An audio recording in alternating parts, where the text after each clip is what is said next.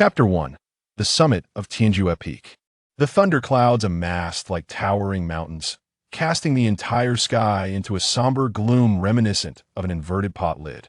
Waves of dragon-like lightning surged forth, crashing against Zhan Wuming, causing him to shudder as if the very wrath of heaven sought to transform him into mere dust. Huh, this is already the seventh wave. You old heavens, what can you do to me? I, Zhan Wuming, am destined to defy fate and cultivate my own life. A mere thunder tribulation shall be shattered by me. Zhan Wuming clasped his arms. The icy blue aura enveloping him intensified as the unparalleled chill atop Tianjue Peak nearly froze the clouds above. In an instant, he unleashed hundreds of punches, each strike obliterating a bolt of lightning. The thunder strikes could not approach him, and the shattered electric energy was devoured by Zhan Wuming as if he were a sponge absorbing water, showcasing the formidable prowess of his cultivation of the thunder-walking celestial technique. This was Zhan Wuming's thunder tribulation, the heavenly calamity that annihilated all who dared to defy fate. Anyone seeking to transcend their destiny would face the retribution of the heavenly way.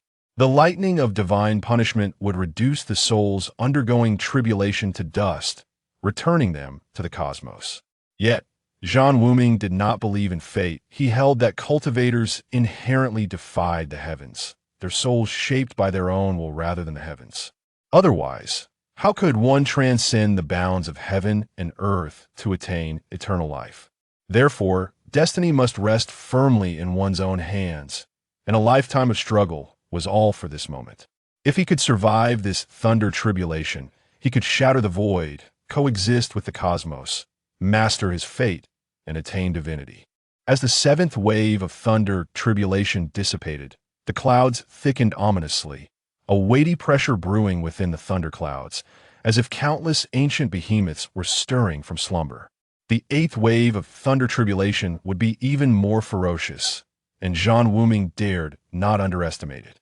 Even with his cultivation of the thunder-walking celestial technique, his body and meridians were frequently struck by lightning. Yet, the more one defied the heavens, the more terrifying the thunder tribulation became.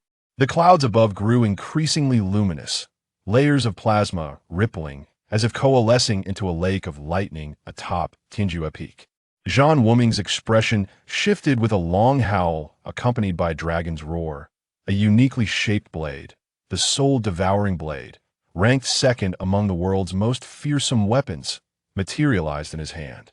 He had finally drawn forth the weapon that had accompanied him through countless battles, and a trace of murderous intent flickered in his fearless gaze. In stark contrast to Tianjue Peak lay Tianqing Peak, prostrating like a subservient minister beneath it. At this moment, upon Tianqing Peak, several blood-soaked figures were protecting dozens of the elderly and weak as they approached Tianjue Peak. Nearly 100 black-clad individuals closed in, leaving a bloody trail in their wake, indifferent to the fact that their targets were frail and defenseless. Space could not confine Zhan Wuming's vision. Fury ignited within him. Though separated by dozens of miles, he could see clearly that the victims of the massacre were his family, his kin, residing within the Thunder Palace. What on earth was happening? Zhan Wuming could hardly believe that someone had attacked the Thunder Palace, breaching the protective array he had meticulously established. Before undergoing tribulation, he had already made arrangements. The people of the Thunder Palace were united, with experts aplenty. Even if he intervened himself, it would be impossible to breach their defenses in such a short time. The Iceheart Thunder Emperor's Thunder Palace had always been a taboo in the martial world, feared by all yet today. As the eighth thunder tribulation descended, torrents of lightning cascaded from the heavens like a rain of waterfalls. Zhan Wuming stood as a celestial dragon drenched in luminescent rain and electric springs. The soul-devouring blade resonated with the fury and murderous intent within him, transforming into a chilling tide, yet his heart trembled at the bloody slaughter occurring at Tianqing Peak. With a roar, a bolt of lightning was drawn from the soul-devouring blade, shooting towards Tianqing Peak. The electric currents erupted among the assailants, but the anguished wails could not halt their massacre of the Thunder Palace's women and children. A wave of desolation surged within Zhan Wuming. The endless fury and murderous intent could not bury the profound sorrow within him. Yet, he did not lose his reason. He understood that this was a grand conspiracy. Those black-clad individuals were death warriors. The Tianjua mountain range lay thousands of miles from the Thunder Palace. If their intent was to annihilate the women and children of the Thunder Palace, they could have done so long ago. The fact that they had driven the vulnerable to this point was a ploy to disrupt his mental state during the tribulation. To boldly sabotage a peak saint's tribulation was a path with no return. Who else could orchestrate such a scheme other than death warriors? The hidden conspirators were exceedingly insidious, having calculated every detail. This moment was the most critical juncture of Zhan Wuming's thunder tribulation, rendering him incapable of intervening. Should he act, the thunder tribulation would obliterate all life within thousands of feet around him. While he could easily eliminate those death warriors, the women and children would perish alongside them. Zhan Wuming would bear the guilt of personally slaying his kin. Yet if he refrained from acting, he would have to watch helplessly as they were slaughtered before his eyes. What use was his invincibility in the world? His state of mind was in turmoil amidst the remaining thunder tribulations. He was destined to succumb to inner demons. Would he murder his own family or stand by as they were killed by others? How had the Thunder Palace been breached? How could such a force exist? Zhan Wuming's despairing howl echoed. If fate must be so ruthless, then how could I not become a demon through tribulation? Old heavens, I refuse to accept this. I do not believe in fate. Zhan Wuming's breath was chaotic, his heart teeming with demonic thoughts. Since death is inevitable, let us all perish together. As he spoke, Zhan Wuming took a step forward amidst the electric brilliance, arriving at Tianqing Peak. Endless lightning and fire enveloped the area around Tianqing Peak within 1,000 feet. The desperate screams extinguished all life save for Zhan Wuming.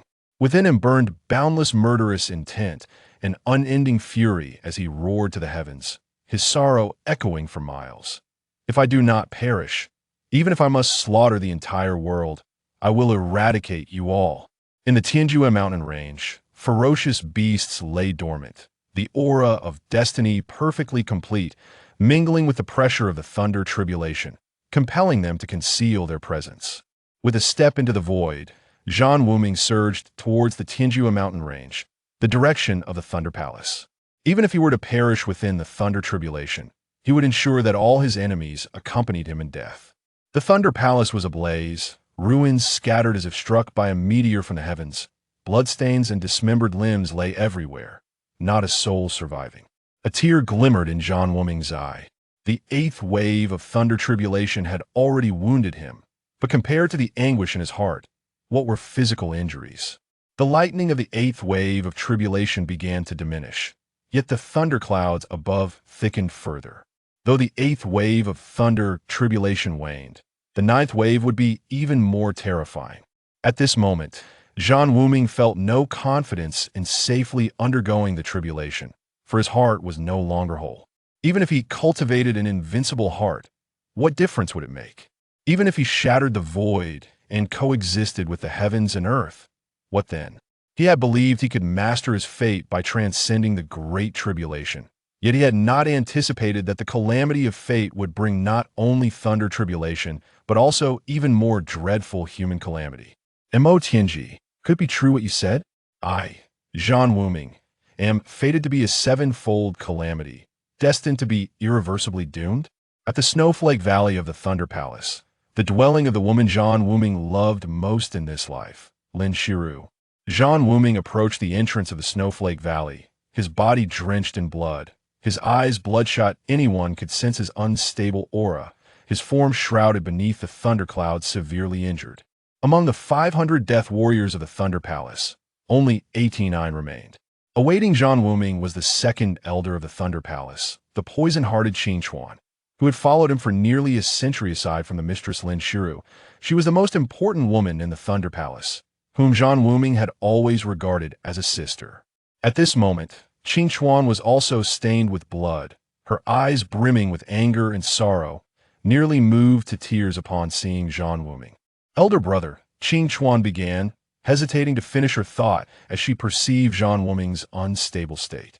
Zhan Wuming forced a smile, reaching out to gently comb through King Chuan's hair as one would a child, taking a deep breath and saying, regardless of who it is, they will surely pay with their blood and lives. What on earth has transpired? It was the second brother King Chuan's face was filled with grief and indignation. Second brother.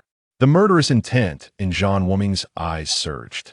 He had sensed during the Tianjue Peak incident that matters were not so simple. Without the guidance of someone within the Thunder Palace, with its strength, it was impossible to breach the protective array in just a day or two. Yet he had never anticipated that the traitor would be the Thunder Palace's Grand Elder, Ji Weiran, the most powerful figure in the Thunder Palace aside from Zhan Wuming himself. Amidst Zhan Wuming's bitter laughter lay deeper sorrow. A brother who had followed him for over 100 years had become the architect of his family's betrayal. Qing Chuan looked up at Zhan Wuming's pale face, anxiously asking, Elder brother, are you all right suppressing your cultivation to evade the thunder tribulation? Can you endure the tribulation? Zhan Wuming shook his head with a wry smile, softly replying, I am fine. I use the soul separation technique to divide my soul. Not only can it suppress my cultivation and conceal the heavenly secrets, but it can also delay the ninth thunder tribulation. Yet now that my state of mind has been shattered, I can no longer safely undergo the tribulation, so my time is short. But do not worry.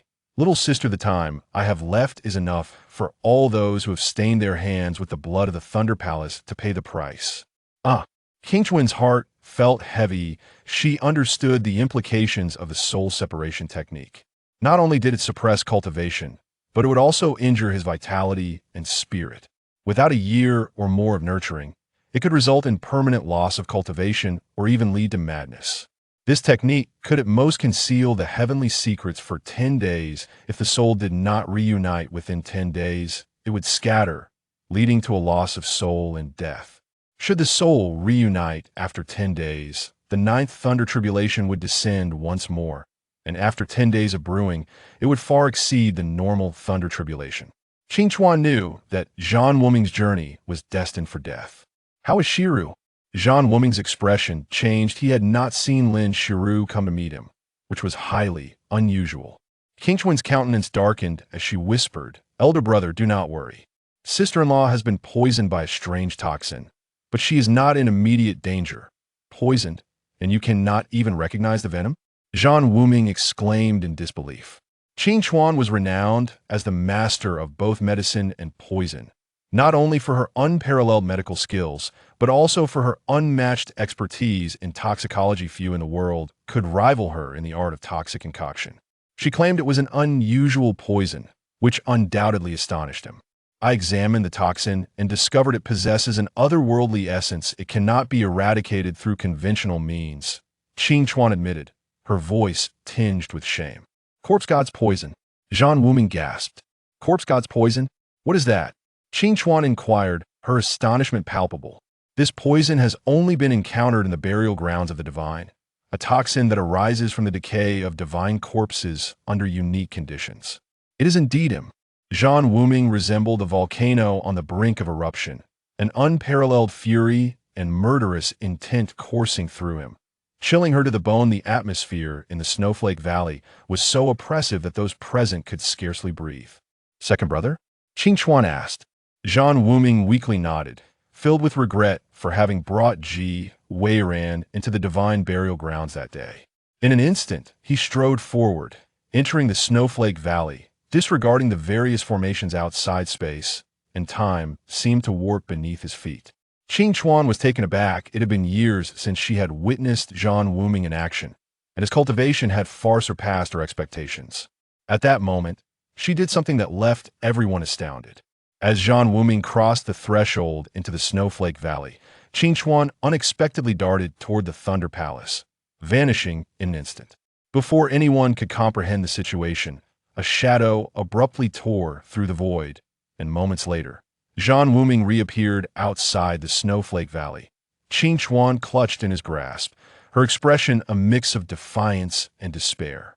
Zhan Wuming's face was devoid of emotion as he stepped into the Snowflake Valley, an overwhelming sense of desolation engulfing him. Before Lin Zhuo's bed, several maidservants appeared. Heartbroken Qing Chuan was cast before Lin Zhuo, and Zhan Wuming raised his hand to extract a droplet of dark brown liquid from his fingertip, which fell onto the cold jade floor, instantly corroding a half-foot deep hole. It seems you are the one who concocted the corpse god's poison. I find it curious, although second brother possesses exceptional talent. He is not adept with toxins. How could he have extracted the corpse god's poison and poisoned Shura, especially since he rarely approaches the Snowflake Valley? Yet I fail to understand what compelled you to act in this manner. Has the eldest brother wronged you in any way? Zhan Wuming gazed sorrowfully at Qing Chuan, struggling to fathom her betrayal. If Ji Weiran was driven by the allure of the Taishu divine nerve, what could be said of Qing Chuan? The corpse god's poison had clearly been brought forth by Ji Weiran from the divine burial grounds. With a hint of shame, Qing Chuan gritted her teeth and replied, "Because second brother requires the Taishu divine nerve. I love second brother. If blame must be assigned, it rests with the eldest brother for his selfishness. The Taishu divine nerve was obtained by you and second brother, yet you did not even allow him a glimpse. You are unworthy to call me eldest brother." Zhan Wuming inhaled deeply, shocked that a mere Taishu divine nerve could provoke betrayal from those he considered his kin. "Where's the antidote?" "I do not possess the antidote, only second brother has it," Qing Chuan retorted indignantly. "Where's the second brother?" Zhan Wuming had already used his divine sense to probe Qing Chuan's Qianquan ring when he captured her, confirming that she was not lying. He had been to the divine burial grounds and had a certain understanding of the corpse god's poison. Otherwise, he would not have sensed Qing Chuan's treachery. Though his cultivation was suppressed, and he had severely depleted his energy using the soul separation technique, he was confident that few could rival him in this world. However, the corpse god's poison was an exceedingly tyrannical toxin. Transcending the powers of this realm, it had developed a form of sentience. While he had managed to expel most of it and suppress the remaining toxins, completely eradicating it would be a daunting challenge. In the Misty Forest, should you wish to rescue Lin Zhuo, you must venture into the depths of the Misty Forest with the Tai Suit divine nerve, in light of our bond as siblings. I grant you a reprieve. Zhan Wuming's heart was heavy with bitterness and rage. When he turned his family into ashes atop Tianqing Peak, he felt hatred. Yet upon realizing that all this destruction was wrought by one he considered as close as kin, he was left with nothing but sorrow and indignation. "The Misty Forest," Zhan Wuming declared, waving a hand, causing Qing Chuan to emit a piercing scream as her body aged rapidly, akin to the desiccated peel of an orange. Zhan Wuming stripped her of all her cultivation, rendering her unable to preserve her youthful visage, and amidst her cries, she transformed into a frail old woman. Zhan Wuming then lifted Lin Zhuo from the bed and vanished into the Snowflake Valley. The Misty Forest lay tens of thousands of miles from the Thunder Palace, a desolate expanse on this continent. The Misty Forest stretched for countless miles, yet Zhan Wuming was acutely aware of Ji Weiran's whereabouts, a secret shared only among the three of them. Zhan Wuming did not head straight for the Misty Forest. He understood that he might not emerge alive from its depths, and even if he did, he would be unable to withstand the 9th layer thunder tribulation 10 days hence. Thus, as he journeyed towards the Misty Forest, Zhan Wuming unleashed a brutal and bloody massacre across Tianqing continent. In the span of 7 days, over 130 sects were reduced to ruins, with nearly 20,000 souls perishing beneath Zhan Wuming's blade, unmatched by any in the realm. At this moment, Zhan Wuming's ferocity instilled regret in many, for they lamented their impulsive decision to attack the Thunder Palace. Naturally, the major sects did not let Zhan Wuming escape unscathed. He endured further injuries and took a full 7 days to reach the Misty Forest. The entire continent knew that Zhan Wuming had gone mad. A madman is not terrifying. A madman who is invincible is truly fearsome. "Wuming, do not squander your vitality on my behalf," Lin Zhuo murmured, drifting in and out of consciousness. Yet she was acutely aware that for these past few days, Zhan Wuming had been suppressing the poison within her with his own vitality. Otherwise, she would have long since perished. Such actions drained his energy to an extreme degree, leaving him increasingly weakened. Upon reaching the Misty Forest, Zhan Wuming was at his last gasp. Ji Weiran made his appearance. Ji Weiran had been vigilantly monitoring Zhan Wuming, keeping everything under his control throughout the years as the second in command of the Thunder Palace. He had never willingly accepted being overshadowed by Zhan Wuming. Consequently, he had spent these years cultivating his own power in secrecy. No one understood the terrors of Zhan Wuming better than he did. Thus, after the incident at the Thunder Palace, he refrained from directing the scene and instead retreated to the misty forest, sending his beloved Qin Chuan into danger to him. There was no one in this world who was beyond betrayal. Whether brother or lover, the foremost priority was to enhance his own strength and seize control of his destiny. He had always believed that he and Zhan Wuming were of the same ilk, albeit Zhan Wuming possessed superior talent, while he was far more ruthless. Only the most ruthless could survive to the end. "Elder brother, your arrival is somewhat tardy," Ji Weiran remarked from a distance. Even though Zhan Wuming was at the brink of collapse, Ji Weiran dared not lower his guard. The journey from the Thunder Palace to the misty forest spanned tens of thousands of miles. Lin Shuo would certainly not perish, for Zhan Wuming would continuously use his vitality to suppress or poison. In doing so, he constantly depleted his own essence. Now, the outcome was even more favorable than he had anticipated. Zhan Wuming had managed to slaughter his way through the realm in just 7 days, further exacerbating his injuries. Is this not precisely the outcome you desired? Zhan Wuming glared coldly at Ji Weiran. "Words are futile. Today shall be the last time I address you as elder brother.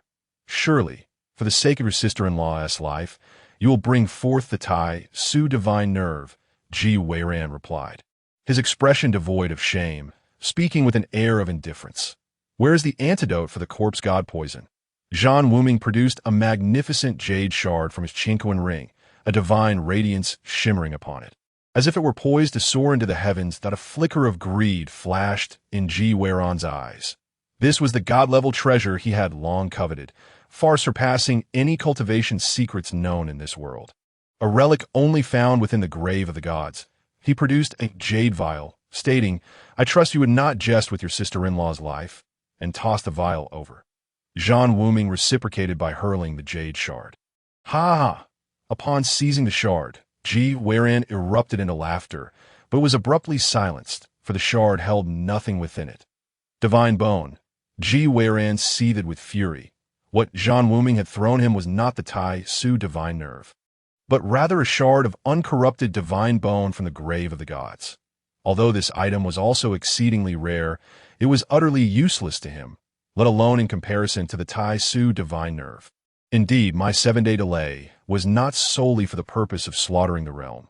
It was also to prepare this for you, Zhan Wuming declared, his voice low as he commanded, "Explode."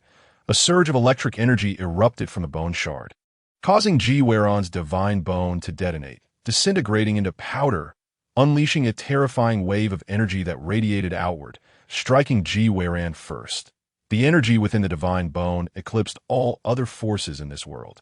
Though it was merely a small fragment, its divine power unleashed fissures in the surrounding void, as if the entire space were being cleaved by countless fine threads that Ji Weiran, caught off guard, was torn into innumerable pieces by the shattered space, some of which were swallowed by the rifts, disappearing without a trace. Clap, clap.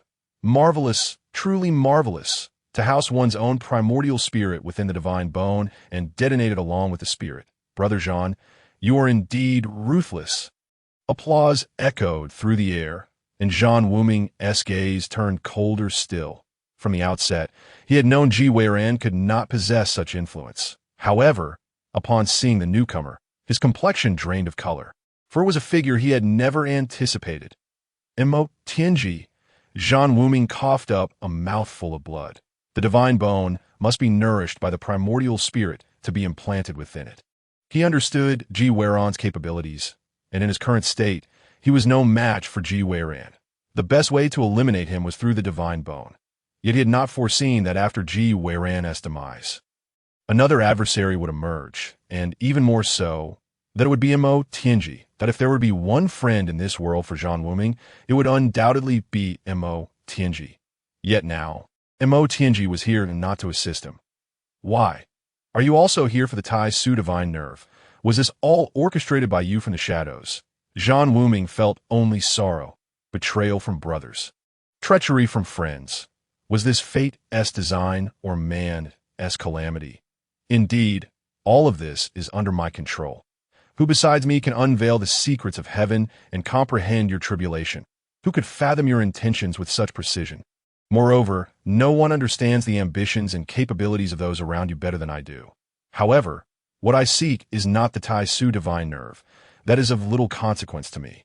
Mo Tianji remained poised, gracefully fanning himself, as if he held the very secrets of destiny within his grasp. Then what is it that you truly desire? Zhan Wuming inquired, surprised that Mo Tianji's intricate schemes were not aimed at the Tai Su divine nerve. Years ago, I proclaimed that you are destined to bear the 7 absolute heavenly calamity. Your life's pursuit is to master your own fate, to carve a path to perfect your destiny, and seize the heaven's mandate to mend your own being. Throughout my life, I have calculated the secrets of heaven. Despite practicing methods to obscure those secrets, I still find myself lacking.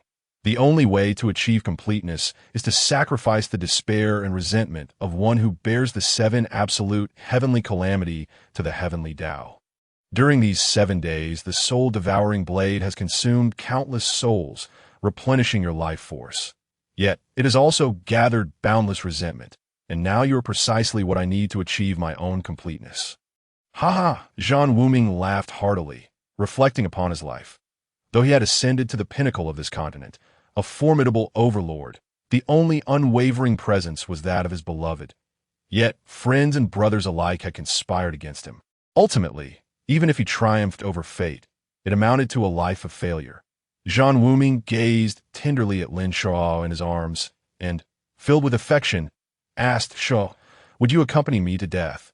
A rare flush of color graced Lin Shao's pale face as she smiled. "With you, I would die without regret." "Good.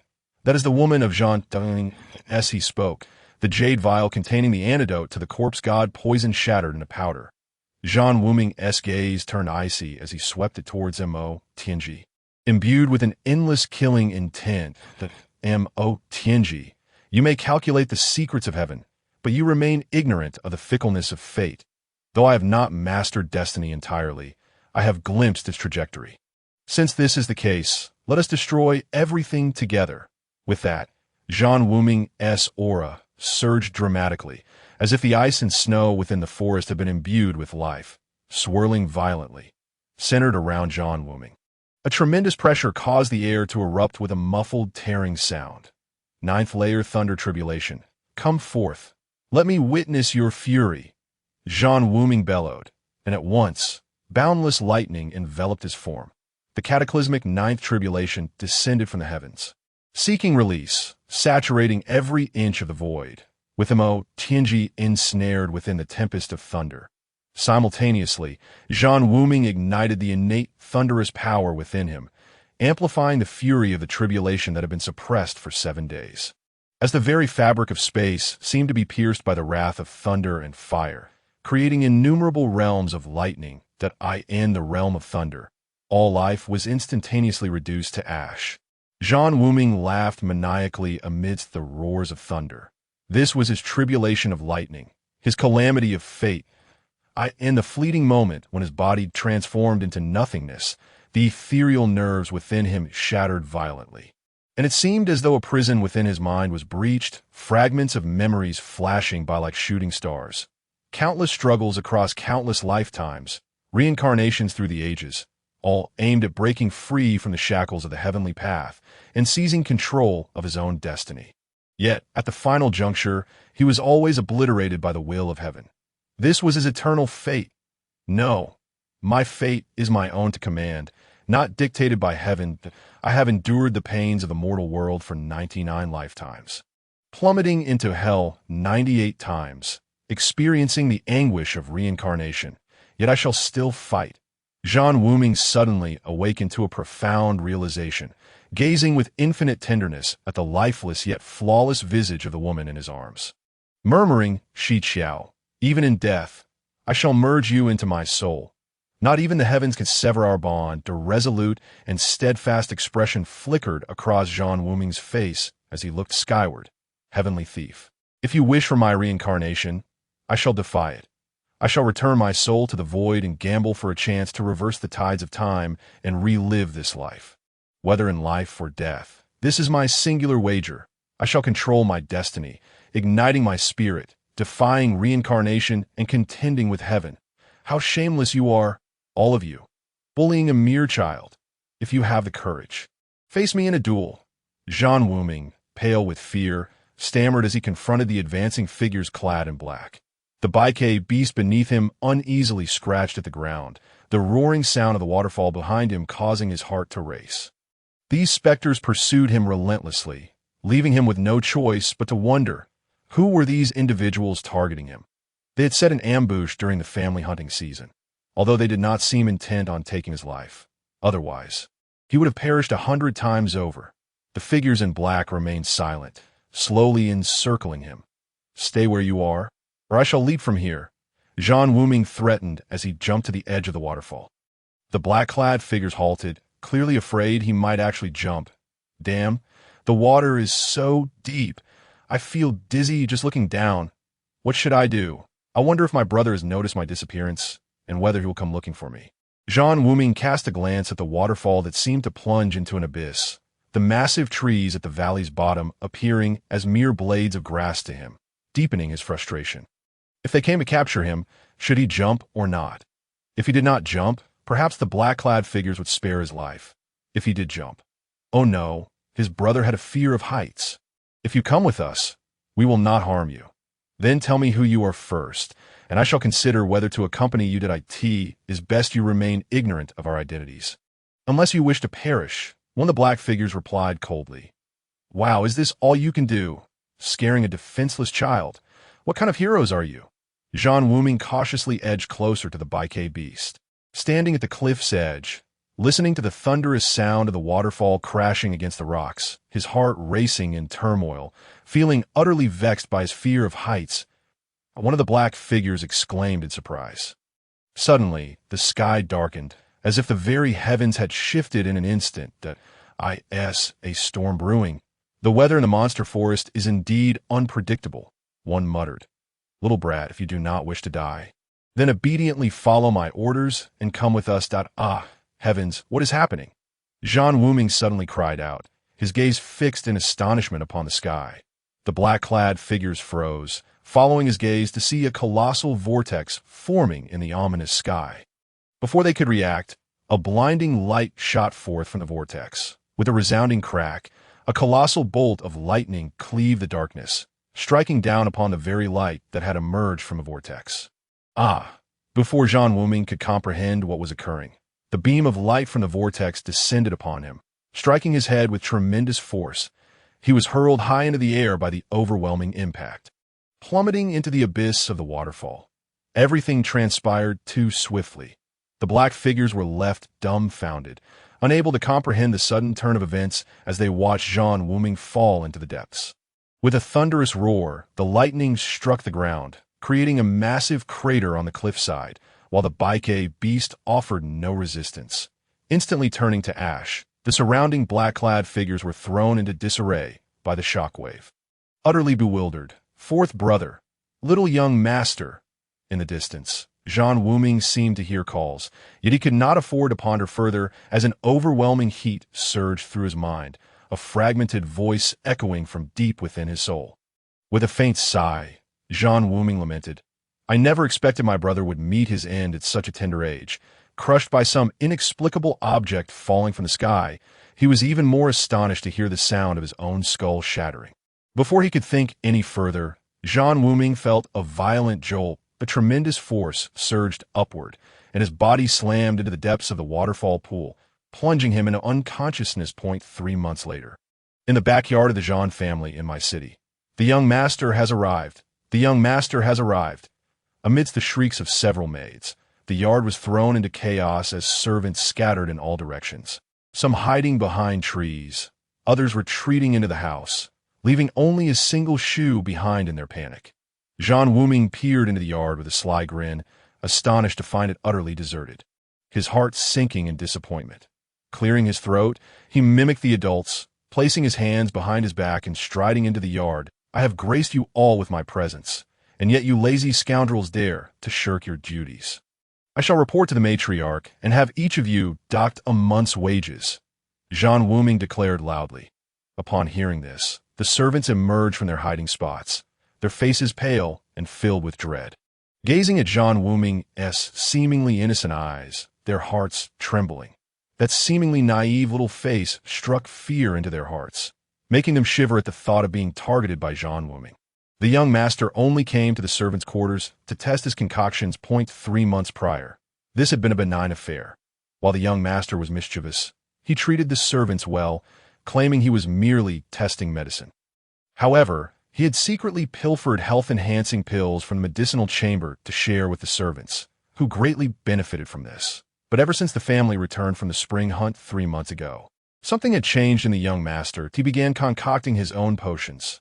How could a boy, constantly muttering to himself and neglecting his training, who possessed no martial energy, possibly control fire to refine pills? Did he even possess the means to create a medicinal flame? Did he understand the concept of herbal synergy? Whispers among the informed suggested that the young master had been frightened in the Monster Mountain range, beset by a group of mysterious individuals, and had become separated from his family. When found, he was discovered unconscious over 300 miles from the hunting grounds, along the banks of the Wild Dog River. A 12-year-old child, tender and delicate, lying unconscious in an area rife with monsters, yet inexplicably unscathed. Truly a miracle. It was said that he lay on the riverbank, surrounded by numerous slain bloodthirsty crocs, creatures that even a 1-star warrior would flee from in terror. No one could fathom how he could have survived, let alone bested such beasts. Since then, the young master had become even more reckless. Just days ago, he had concocted several unappealing herbs, which were tested by his personal bodyguard, the esteemed Duan, a 1-star warrior.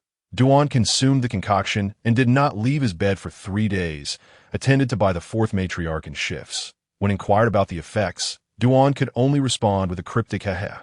Due to the young master's erratic alchemical endeavors and frequent requests for testing, the 4th matriarch could no longer bear it.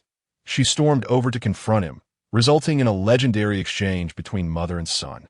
"Do you even know what kind of medicine you are concocting?" she demanded furiously. With a face full of innocence, the young master replied, "I have no idea. I just randomly gathered a few herbs, boiled them in a pot, and in the end, it turned into this goo. I scraped it off and rolled it into pills," while others used alchemical cauldrons and precise flames for their crafts. Zhan Wuming was content to boil everything in a large iron pot, without a proper alchemical flame, relying on firewood instead. "I am in a splendid mood today," Zhan Wuming declared with a bright smile. As soon as the words left his lips, the faces of all the servants turned ashen. Each time Zhan Wuming uttered this phrase, the next one invariably followed. "I have concocted several new medicines. Young master, I am feeling unwell today. I have an upset stomach," one servant stammered, and before he could finish, he let out a loud fart. "And my apologies, young master. My stomach is acting up, and I fear I might taint your eyes. I shall take my leave for the latrine." With that, he fled without waiting for Zhan Wuming's response. "Young master, my cousin is getting married today. I am the groom," another servant blurted out, his nerves getting the better of him as he dashed away. In his household, he was the sole male heir, awaited to carry on the family lineage, and thus could not be allowed to falter in his responsibilities. Moments later, the servants in the courtyard vanished once again. And before Zhan Wuming could reach out to apprehend them, they had all fled, leaving him standing alone in the middle of the courtyard, murmuring, "These useless fellows, is it merely a matter of testing a potion? Must they be so fearful?" As he spoke, his eyes brightened. Beneath the tree at the corner, there stood an older man, appearing quite simple-hearted. "There is one. Excellent. You are quite good. I shall request my father to compensate you." Zhan Wuming was elated that he had searched high and low among those near his mother, those around him, and even those close to his second brother, yet not one was willing to assist him in testing the potion. To seek the aid of spiritual beasts was futile, as they could not articulate their experiences, making it impossible to ascertain the efficacy of the potion. Approaching the servants had yielded no results either, as they all fled in fear. Fortunately, there remained one option, and Zhan Wuming beamed with delight, his grin nearly reaching his ears. "This "Young master, I am Zhan Wuming." The middle-aged man stammered nervously, unsure of what to say. "Do you wish to test the potion for me? Splendid. What could possibly be wrong with that, as long as you are willing?" "No, that is not it. I merely wanted to inquire if the potion that Master Duan consumed last time is still available."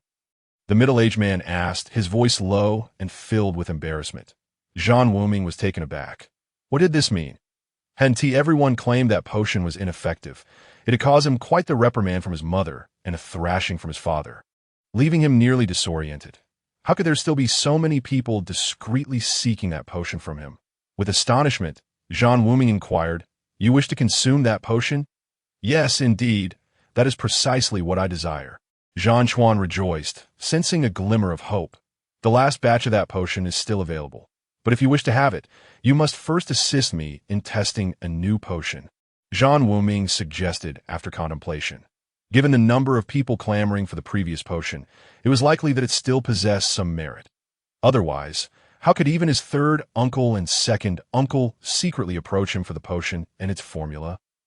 Zhan Chuan hesitated, recalling the harrowing methods of potion brewing employed by the young master, sending shivers down his spine. Yet, contemplating the potential for future happiness and the disdainful gaze of the yellow-faced woman at home, he gritted his teeth and declared, "Very well. As long as the young master provides me with that previous potion, I shall assist you in testing the new one." That Zhan Wuming chuckled. He had finally found a willing test subject. In truth, he did not require a test subject, as he was well aware of the properties of the potions he concocted. However, he needed to demonstrate their value to his family through a testing process. Many in the Zhan family held him in high regard.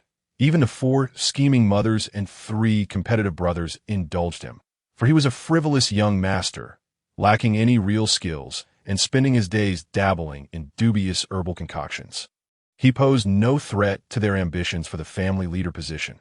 After all, the Zhan family harbored no concerns about a powerless young master jeopardizing their standing. Hence, they continued to indulge him, fearful that he might one day abandon his reckless ways for a more responsible path. However, this status quo was shattered 3 months ago following the spring hunt in the Monster Beast Mountains. A group of mysterious individuals ambushed Zhan Wuming's camp. Despite the valiant efforts of the guards, he fell into a deep waterfall, swept away by the currents. Everyone believed that a child without any combat aura and utterly defenseless could not possibly survive the impact of the towering waterfall. Even if he were to miraculously survive, he would certainly not escape the multitude of monster beasts lurking in the mountains. Little did they know, Zhan Wuming had been studying the Monster Beast Mountain since the age of 8, delving into the behaviors of the beasts, while others only knew of his penchant for pilfering herbs from home to test potions on servants. They were unaware that he was actually comparing the properties of the potions on both humans and beasts. Having already conducted experiments on the monsters, if anyone could claim to know the survival tactics within the Monster Beast Mountains, few could rival Zhan Wuming. Previously, he had only dared to experiment on weaker monsters at the fringes of the mountains, planning to venture deeper during the spring hunt to find more formidable specimens for testing. Yet he had not anticipated such a calamity to befall him until the moment he was struck by some inexplicable object from above and plunged into the waterfall. A surge of immense warmth surged through his mind, and he heard a shattered voice emanating from the depths of his soul, guiding his body and thoughts. In a daze, numerous images flashed through his consciousness like fleeting shadows, images of a man who had struggled against fate through countless lifetimes. Defiant against the endless storms and the betrayals of brothers and friends, never yielding to destiny. In the midst of his growth and struggles, Zhan Wuming felt an uncanny connection to that individual, as if he were the embodiment of countless reincarnations. That a torrent of experiences and insights regarding the heavenly path flooded into his mind in an instant. With a resounding boom, it felt as though his mind had been shattered by the influx of experiences and memories. Some confinement within him shattered under the pressure, and then he lost consciousness. Zhan Wuming did not perish. When he awoke again, he found himself swept into the Wild Dog Valley, a place teeming with monster beasts. Upon awakening, he was horrified to discover a glowing jade fragment radiating divine light in his mind, endowing him with an inexplicable ability to peer into his innermost self. as his consciousness brushed against the jade. An unprecedented feeling of bloodline connection allowed him to clearly hear the whispers within the jade. Thus, he came to understand that this jade was a wondrous scripture, the Tai Su divine scripture. Tai Su birthed chaos. Chaos gave rise to the heavens and the earth. The heavens and the earth divided into yin and yang. Yin and yang transformed into myriad things. All things possess spirits. And through cultivation, one could attain boundless potential. When fate is boundless, the spirit transforms into the void. What is the void? It is vast without boundaries and minuscule without confines. The Tai Su divine scripture appear to be a treatise on the ultimate principles of heaven and earth, enlightening Zhan Wuming that the cultivation of combat auras stem from the external to the internal, absorbing external energies to augment one's own strength, inhaling the new and expelling the old, thereby enhancing the essence of life. Because the external is infinite, it allows for boundless growth. However, the internal nature of all beings is also infinite.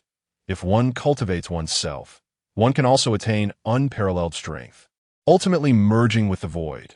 This represented a path of cultivation entirely distinct from that of combat aura, bringing great joy to Zhan Wuming, who had been unable to cultivate combat aura since childhood. The preliminary cultivation of the Tai Su divine scripture required an abundance of herbs, which could only be provided with the approval of the Zhan family's apothecary, despite appearing to be favored due to his status as the young master. The resources available to him were still exceedingly limited. Nevertheless, Zhan Wuming had no time to ponder further, as the presence of approaching monster beasts startled him greatly. In the brief moment of his awakening, over a dozen monster beasts had gathered around him, perceiving him as a delectable morsel. Yet, none of these beasts were willing to allow another to monopolize this tender treat, leading to internal strife. Zhan Wuming quickly checked his belongings, relieved to find that the potions he had prepared for testing in the monster beast mountains had not been lost. He hastily retrieved them and applied them to himself, releasing an exceedingly foul stench that sent the surrounding low-tier monster beasts fleeing as if they had seen a ghost. Zhan Wuming breathed a sigh of relief. His suspicions had proven correct. The scent of high-tier monster beast excrement naturally instilled fear in the low-tier beasts. The monsters primarily discerned each other's ranks through scent and pressure. Although excrement lacked pressure, it bore the scent of higher-tier beasts, leading the low-tier beasts to instinctively believe they were encroaching upon the territory of a higher-tier beast and thus dared not linger. However, Zhan Wuming's crisis was far from over. The influence of the terrestrial beasts on those in the water was markedly weaker, and the bloodthirsty crocodile posed a deadly threat, having been swept hundreds of miles downstream. Zhan Wuming was utterly exhausted and could hardly hope to outrun the bloodthirsty crocodile. Fortunately, after years of diligent research into potions, he had accumulated a modest stock, disregarding what he had in hand. He hurled everything into the Wild Dog River, and the outcome was unexpectedly favorable. The ferocious, bloodthirsty crocodile was poisoned to death. Zhan Wuming, fatigued and overwhelmed, fainted once more. Fortunately, it was not long before the Zhan family found him. After Zhan Wuming's emergence, the Zhan family began to reassess this whimsical young master. Although they publicly declared that the young master had been soundly reprimanded, privately, the patriarch of the Zhan family was quite pleased. No one was a fool. While the potions may not be fit for high society, the profits they brought in were substantial. After much inquiry, it was revealed that Zhan Wuming had turned misfortune into fortune, surviving against the odds in the monster beast forest and unexpectedly acquiring an ancient legacy, along with numerous ancient potion formulas. However, due to the oath of the legacy, Zhan Wuming could not disclose it to anyone. The patriarch was indifferent to this. Whether the legacy resided in Zhan Wuming's hands or the Zhan family's made little difference. He was still his grandson. Zhan Wuming returned to his small courtyard with Zhan Chuan. Uncle Duan, Uncle Qi, thank you for your hard work. Has there been any unusual behavior from my white sparrow beast? Zhan Wuming inquired, beaming like a flower. Since the hunting incident, the Zhan family had assigned several more guards to Zhan Wuming. The white sparrow beast has ceased its rampage.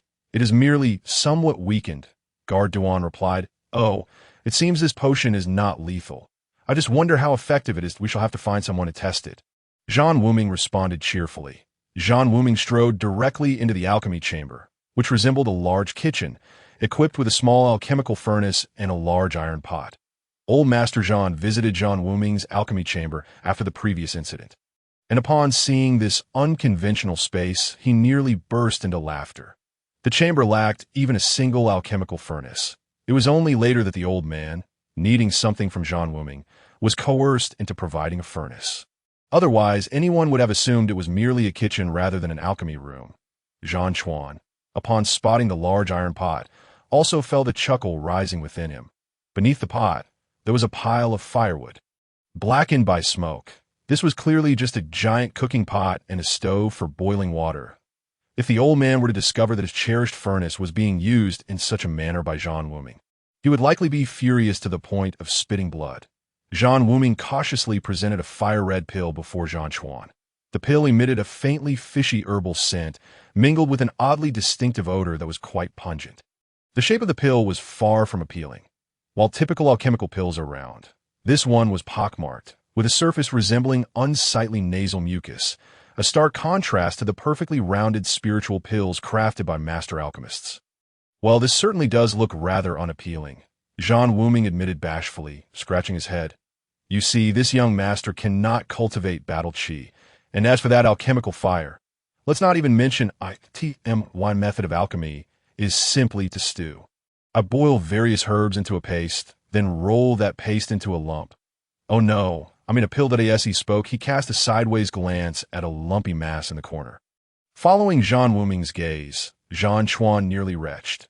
There, in the corner, lay a pile of excrement from the Baike beast, mushy and sticky, with a fiery red hue that unmistakably matched the color of Zhan Wuming's pill. Zhan Chuan began to doubt whether the small red pill in Zhan Wuming's hand had been mistakenly identified. Were it not for the knowledge that the Baike beast lacked intelligence, he might have suspected it had swapped the pills. That, Zhan Wuming quickly clarified, is merely the uncleanly output of the Baike beast. What I said about one lump is quite different from that. He hastily changed the subject. Look, this pill is much smaller. Not a lump. Young master, please stop talking. I will eat it. Zhan Chuan's face turned pale. If Zhan Wuming continued, he would lose the courage to consume the pill. Without waiting for further explanation, he snatched the pill and popped it into his mouth. Ah! Zhan Wuming was taken aback, witnessing Zhan Chuan swallow the pill, seemingly without water. Suddenly, he remembered something and exclaimed, Oh no, that dosage is meant for magical beasts. A human should take half of that amount. Ah! Zhan Chuan's heart sank, feeling as if an immense power surged within him. Young master, will he be all right? Xiao Yun inquired anxiously, drawing closer. This is bad. The dosage is far too much. Xiao Yun, quickly fetch my mother. If we don't suppress it, I fear his blood vessels may burst, Zhan Wuming said, panic rising within him. What is this? I hadn't even finished speaking, and you rush to eat it. This may not be Baike beast excrement, but it's hardly a good thing. Why the rush, at that moment? An extraordinary energy surged through Zhan Chuan's frail body, causing the little muscle he possessed to ripple, his veins swelling grotesquely as if they might burst at any moment. Boom! With a sweep of his hand, the iron medicine rack before him shattered with a loud crash. Wow! What tremendous strength! Xiao Yun gasped. Quick, take note. This medicine can significantly enhance one's strength, temporarily boosting personal power. Zhan Wuming, rather than being alarmed, was instead overjoyed. Zhan Chuan's physique had always hindered his advancement in battle chi, yet now he had shattered an iron rack with a single punch. Even a one-star battle master could not possess such power. The potency of this medicine was indeed astonishing. Oh, no need to take notes. Hurry and find my mother, Zhan Wuming urged, witnessing Zhan Chuan's anguished flailing, the air crackling with explosive sounds. Understood. Xiao Yun snapped back to reality, recognizing the gravity of the situation, and hurriedly discarded the scroll she had been recording on, rushing out. Zhan Chuan was like a rampaging wild horse, filled with an overwhelming force. Although Madame Rue had managed to restrain the chaotic energy coursing through him with battle chi, his mind was muddled by the powerful influence of the medicine. Were it not for a few family guard holding him down, Zhan Wuming's kitchen-like alchemy chamber would likely have been reduced to ruins by now. Child, where on earth did you acquire this formula? Madame Rue, though vexed by Zhan Wuming's reckless experimentation, was nonetheless astonished by the potency of the medicine. immediately reporting the matter to her husband, Zhan Qingpeng. Not only was Zhan Qingpeng startled by this news, but Old Master Zhan Tianqiu and the Grand Elder Zhan Tianqing were also roused. If what Madame Rue said was true, it would be monumental news for the Zhan family. As everyone observed the effects of the medicine manifesting on Zhan Chuan, silence enveloped the room, with only Zhan Wuming appearing somewhat disgruntled and innocent. Zhan Qinglong poured a small portion of the unsightly pill from a bottle, inhaled its aroma, and muttered to himself, "I never would have imagined that my grandson possesses such remarkable talent for concocting medicines. It truly is a boon for our Zhan family." Zhan Qinglong smiled broadly. Turning to Zhan Tianqiu, "Father, though this medicine appears quite poor in quality, it is merely because my grandson cannot utilize battle qi and lacks alchemical fire. However, the efficacy is undeniable. If a true alchemist were to follow the formula, the effects would surely be even greater." "Wow, Uncle, look! There are several more piles of medicinal lumps in the corner," Zhan Wuming suddenly exclaimed, noticing several sizable masses in the corner that bore a striking resemblance to the pill in Zhan Qinglong's hand. Zhan Wuming opened his mouth to object, but before he could speak, Zhan Wuming dashed forward, seizing a lump and presenting it to Zhan Qinglong. "Don't!" Zhan Wuming shouted, but Zhan Qinglong had already received it, sniffing it curiously, his brow furrowed in confusion as he turned to Zhan Wuming and asked, "Wuming, are these failed concoctions?" "Well," Zhan Wuming hesitated, "I suppose so." "What do you mean, I suppose so?" "It's either a yes or a no." "Uncle won't blame you," Zhan Qinglong pressed. In truth, that lump was the excrement of the Baike beast. It was merely processed by the creature, so it couldn't technically be considered waste from the alchemical process. Zhan Wuming conceded helplessly. Zhan Qinglong and Zhan Wuming exclaimed in unison, with Zhan Qinglong hurriedly tossing the excrement aside, waving his hands in a panic as everyone scrambled to dodge. "Wuming, you rascal!" Zhan Wuming fumed. Not only having grabbed a handful of waste himself, but also causing Zhan Qinglong to do the same and even sniff it. Had there not been so many witnesses, Zhan Qinglong might have given him a thrashing. "Wugwa," Old Master Zhan chastised, prompting Zhan Wuming to glare at Zhan Wuming in frustration. He felt utterly powerless against his younger brother.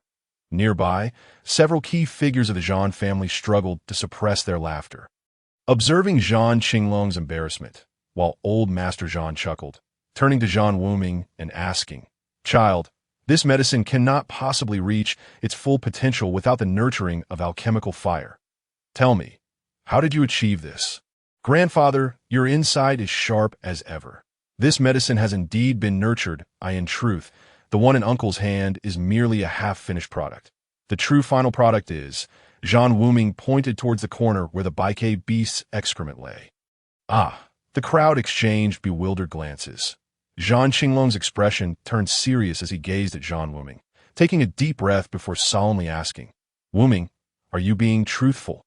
The finished medicine really is the excrement of the Baike beast?" "Indeed, my child cannot cultivate battle qi, nor control alchemical fire. Even if I had alchemical fire, I couldn't manage it. The paste made from boiling herbs lacks purity and potency, filled with impurities. Thus, I devised this method. The Baike beast is a third-tier magical beast, rumored to possess a faint bloodline of the vermilion bird, and its internal beast fire is particularly suitable for nurturing. That I have conducted extensive research on magical beasts and discovered that the Baike beast digestion is unique. It can fully digest hard substances using the vermilion bird's flame, but when it comes to mushy substances, the beast fire merely dehydrates them, leaving them intact while purifying the impurities. That I validated this through repeated experimentation," Zhan Wuming explained with certainty. "The Baike beast, known for its gentle temperament and distant relation to the vermilion bird, possesses a trace of divine blood, making it both noble and beautiful. Many families raise this creature due to its third-tier status, which grants it combat power equivalent to that of a 7-star warrior, along with superior speed and endurance compared to horses, rendering it quite beloved. However, no one had previously studied the Baike beast digestion."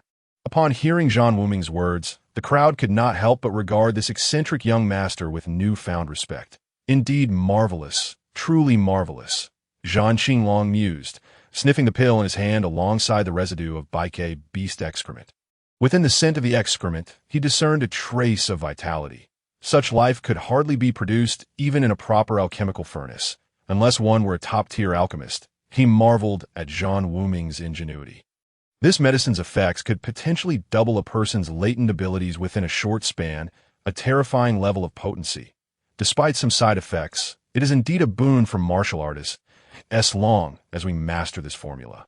The Zhan family will undoubtedly rise rapidly. Ming, you have accomplished a significant feat for our clan. May I ask, what is the name of this medicine? The Grand Elder, Zhan Tianxing, laughed heartily. With such efficacy, let's call it the explosive flame pill.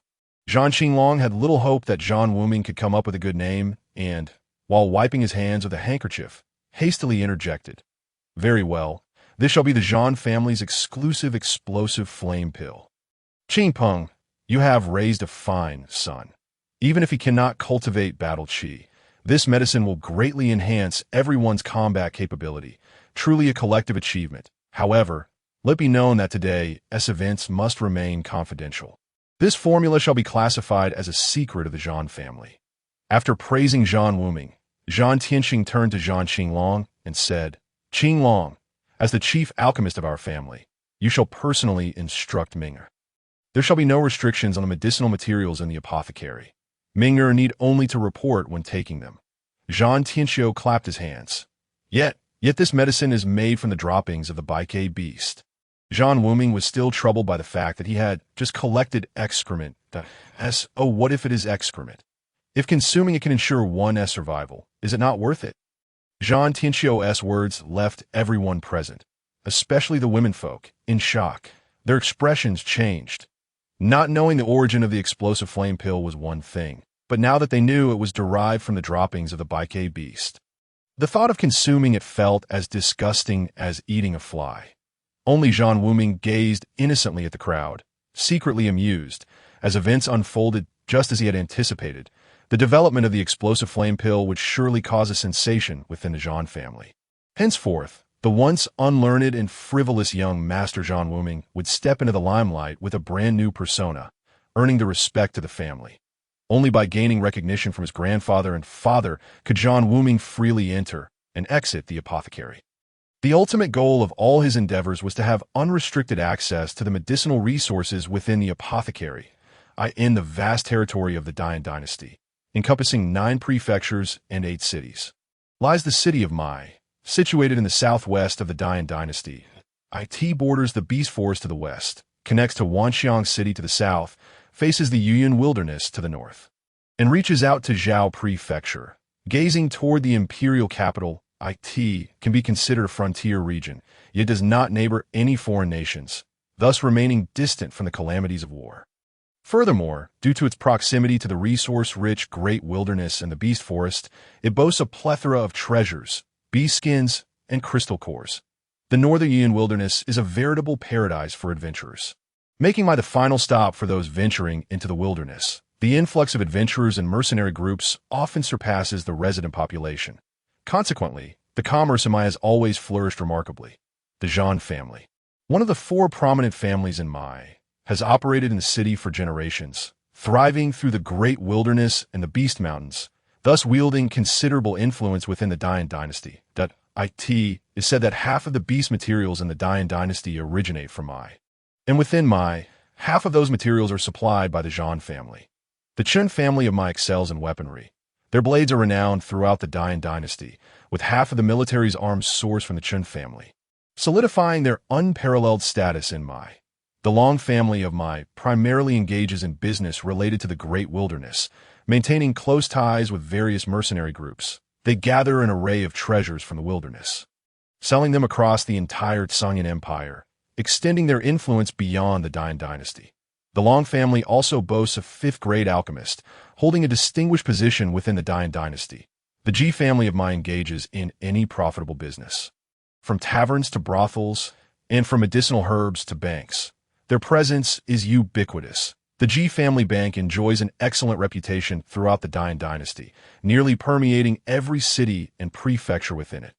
The 4 prominent families of Mai stand in a delicate balance, each possessing its own influence. However, in the grand scheme of the Dian dynasty, These four families are merely second tier, distant from the imperial capital, and their impact on the dynasty is comparatively limited.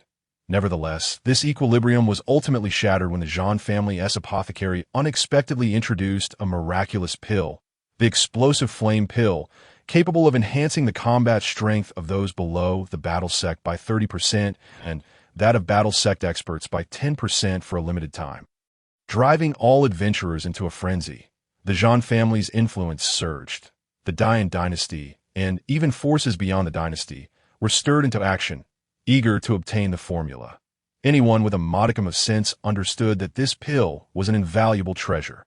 While this medicine might hold little significance for the transcendent powers on the continent, as their cultivation levels surpassed the battle sect, it bore immense implications for the wars between dynasties.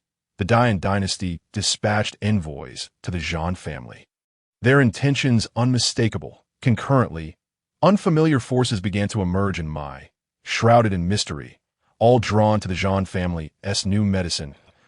In a flash, the Zhan family found itself in the spotlight. Zhan Wuming, however, remained indifferent to these developments. Whether the Zhan family diluted the medicine's efficacy or the envoys of the Dian dynasty arrived in person, such matters were for the family elders to manage. He was solely focused on concocting the seven-star body refining soup. Zhan Qinglong expressed confusion regarding Zhan Wuming's method of alchemy, as well as the formula he was using. The seven-star dragon leaf grass, five-star begonia flower, seven-step snake venom, ironback celestial scorpion claw, and golden-armed celestial ape blood. All these ingredients contained potent toxins. Yet Zhan Wuming brazenly boiled them together. Zhan Qinglong was not only puzzled but also pained. After all, the seven-star dragon leaf grass was a fifth-grade spiritual herb, and the five-star begonia flower was also a precious medicinal plant. To mix them with poison was nothing short of outrageous. Was this truly how the ancient alchemical techniques were passed down? Although Zhan Qinglong could hardly criticize Zhan Wuming for his apparent wastefulness. After all, he had successfully developed the explosive flame pill, generating substantial wealth for the Zhan family, even attracting the attention of the Dian dynasty. He could not help but feel a sense of loss. Thus, he resolved to be more tolerant of this lamentable method of alchemy. Not understanding the process, Zhan Qinglong decided to look away. The smoke filled the room as the fire crackled, standing by the stove. He watched for a while, his face darkened by soot.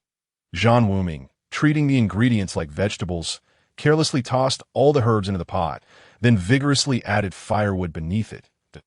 If this could be considered alchemy, it would be an insult to all alchemists in the world. Unable to bear it any longer, Zhan Qinglong earnestly said, "Ming'er, though our family is wealthy, you must also learn to be frugal. The medicinal materials for this pot alone are worth tens of thousands of gold coins. What kind of pill is this? What effects does it have?" "This is not a pill. It's a soup, meant for bathing," Zhan Wuming retorted, somewhat irked that a bathing soup. Zhan Qinglong felt dizzy. To use tens of thousands of gold coins worth of medicinal materials just to brew a pot of bathing soup was the epitome of extravagance. His blood boiled with indignation as he scolded, "Ming'er, how can you be so reckless? It is no easy task for the family to gather these materials. You cannot simply use them for a bathing soup." "Uncle, please calm down. When have I ever squandered the family's resources? The dragon and tiger essence pill I concocted was snatched up frantically, and even the Baike beast's droppings have been sold out." "Shut your mouth. It is the explosive flame pill, not the droppings of the Baike beast." Zhan Qinglong felt he might collapse if he continued conversing with his nephew. How could they share the same bloodline, yet be so different? "Fine, if it's the explosive flame pill, so be it that I shall not call it bathing soup. Let us just refer to it as the seven-star body refining liquid. It can refine the body and strengthen one's blood and bones. Do you know why many magical beasts have defenses stronger than battle attire? It is because their innate bloodlines are formidable, and they have naturally refined their bodies since childhood, rendering them resistant to blades and swords. My seven-star body refining liquid can gradually enhance a person's physique to rival that of magical beasts."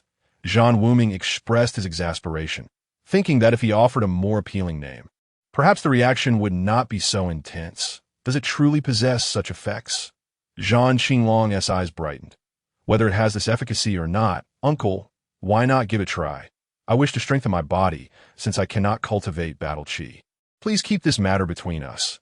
It's best that only you and I are aware of it. After all, the ingredients for this concoction cost tens of thousands of gold coins. If grandfather discovers this, we will have no share left, Zhan Wuming said helplessly. Zhan Qinglong pondered for a moment. Zhan Wuming's words indeed tempted him. The ingredients needed for this pot of soup were quite expensive and rare. If the entire family participated in the brewing, supplies would quickly run low. If it truly proved effective, it would only be shared between him and his little nephew, with the others left out. As for his little nephew, he should indeed strengthen his physique, especially since he could not cultivate battle chi. If his body were also weak, it would be a tremendous waste of such an alchemical talent. Thus, he nodded, saying, "If it is as effective as you claim, then I, your uncle, shall keep this secret for you, but you must give me half of the potion." Zhan Wuming smiled broadly and replied, Certainly, I brewed this large pot specifically to share half with you. During this time, I plan to delve deeply into the study of medicinal properties, and the materials I will need are numerous that I hope Uncle could be understanding. That is no problem, but if you discover any new formulas, you must inform me first. Zhan Qinglong agreed after considering it. The elder has entrusted his young nephew to himself. Possessing an ancient lineage, he is wholeheartedly dedicated to his studies, which is hardly a concern, as he remains under his watchful gaze. From that point onward, the neurotic young master of the Zhan family seldom made an appearance. The great Yin dynasty has experienced rapid expansion over the past 5 years. And with this growth, a second-rate family, once merely a minor player, has begun to strengthen at a visible pace, subtly hinting at its emergence among the ranks of the first-rate families of the great Yin dynasty. This family being the Zhan family, which previously introduced the explosive Yin pill, driving adventurers into a frenzy. In recent years, the great Yin dynasty has engaged in deep collaboration with the Zhan family, making the explosive Yin pill an essential supply for its military, thereby granting the soldiers of the great Yin dynasty a considerable advantage in their conquests among the nations, allowing for territorial expansion of thousands of miles, once comprising 9 prefectures and 8 cities. The great Yin dynasty now boasts 12 prefectures. The rise of the great Yin dynasty has captured the attention of the Song Yin Empire. However, the empire has historically remained indifferent to the conflicts between dynasties. Provided that each dynasty acknowledges the Song Yin Empire's sovereign status and pays tribute annually according to territorial size, the empire does not concern itself with who the strongmen of these dynasties are. And this detachment is one of the reasons for its vitality and strength. During the expansion of the great Yin dynasty, the world became aware of the rapidly ascending Zhan family. Each year, the Zhan family unveils a remarkably extraordinary elixir, all of which are sold through the treasure pavilion, leading the Zhan family to amass wealth at a staggering rate. It is said that the miraculous elixirs developed by the Zhan family have even drawn the attention of the colossal sect, Dan's sect, elevating the reputation of the Zhan family.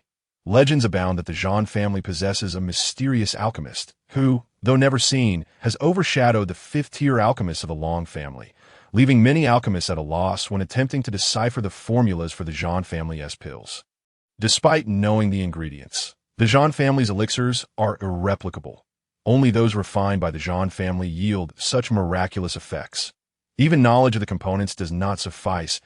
As a result, the identity of the Zhan family's enigmatic alchemist has only grown more legendary, with some speculating that a master from the Dan sect resides within the Zhan family. At a crisp series of bone-crunching sounds echoed within the secret chamber of the Zhan family's medicinal pavilion, as a massive wooden barrel shattered into countless fragments. Emerging from the splattered liquid, Zhan Wuming, clad in nothing but his skin, stood slowly, the rich aroma of herbs permeating every inch of the chamber. He had finally broken through to the bone refinement stage. Zhan Wuming surveyed his perfectly proportioned muscles and elongated physique with satisfaction. Over 5 years, he had consumed countless herbs, progressing from flesh refinement to sinew refinement, and finally to skin refinement, culminating in his breakthrough to the first tier of the life cultivation realm, thus acquiring basic means of survival. According to the tenets of the void, to cultivate life, one must first cherish life. To cherish life, one must first refine the body, honing flesh, sinew, and skin to ensure a robust frame free from calamity, that a substantial body can be refined into bone. Precious bones equate to precious life, while inferior bones equate to inferior life. To cultivate life without understanding bones is to lack the means to govern one's destiny. This stage is known as the knowledge of life stage. Only upon the completion of this stage does one enter the path of life cultivation. True life cultivation involves refining the organs, marrow, and blood. If one can thoroughly refine these elements, their vitality will endure, their blood will not wane, and their lifespan will be limitless. This moment, Zhan Wuming's spiritual energy was insufficient to fully peruse the tenets of the void within his soul, hindering his understanding of the cultivation methods beyond the life mastery realm. However, from what he knew, it was evident that this was a once-in-a-lifetime opportunity to alter his fate. The endless fragments of memories from his past lives made him aware of the arduous journey ahead. Although he had only fused the fragments of memories from his 99th life due to insufficient spiritual energy, he unexpectedly discovered that he was not merely reincarnated. Rather, at the moment of his soul's dispersal during the Thunder Tribulation, he had seized control of his destiny, igniting his soul to battle against fate. Fortunately, aided by the fragments of his soul, the tenets of the void had allowed him to reassemble his soul's essence, reversing time and space, merging once again with the body of his 99th life.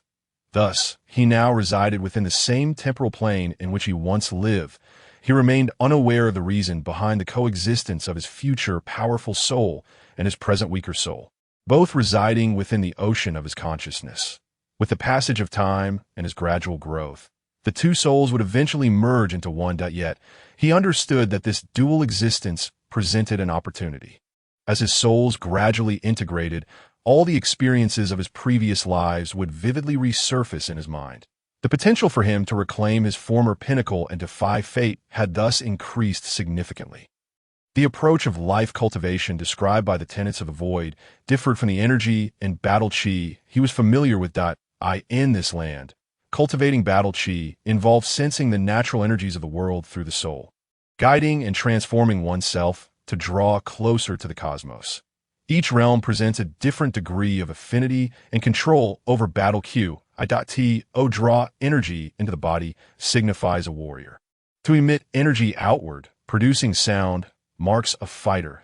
To condense energy in a form allows one to manipulate objects, thus becoming a battle master.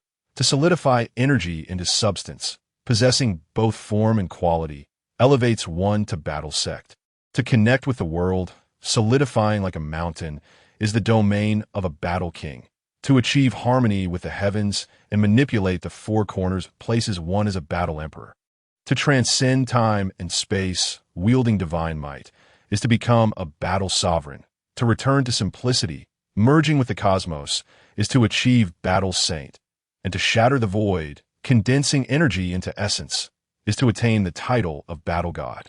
After achieving the status of battle god, further cultivation of essence can only ascend to higher realms.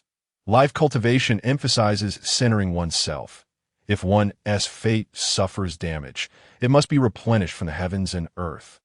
One must draw upon the energies of the world to compensate for their own deficiencies, striving for completeness. Conversely, battle chi embodies the concept of utilizing the world as a furnace, merging oneself with the cosmos, drawing upon its power to attain supreme divinity. Zhan Wuming favored the approach of life cultivation, seeking to transcend the imperfections of the world through self-completion, thus gaining command over his destiny. That if one relies on the cosmos to transcend, how can they truly rise above it? If one seeks to wrestle with fate, they must transcend the world. If one desires to master their fate, they must also control the fate of the heavens and earth.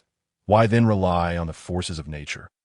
Of course, the battle chi system serves as an excellent auxiliary method of cultivation.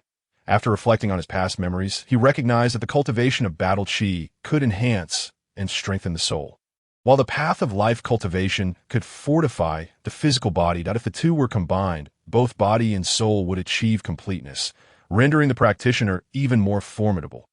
Zhan Wuming removed a garment from the rack and donned it, a smile gracing his face as he exhaled deeply, murmuring to himself, "Life is so beautiful. How could one squander it?"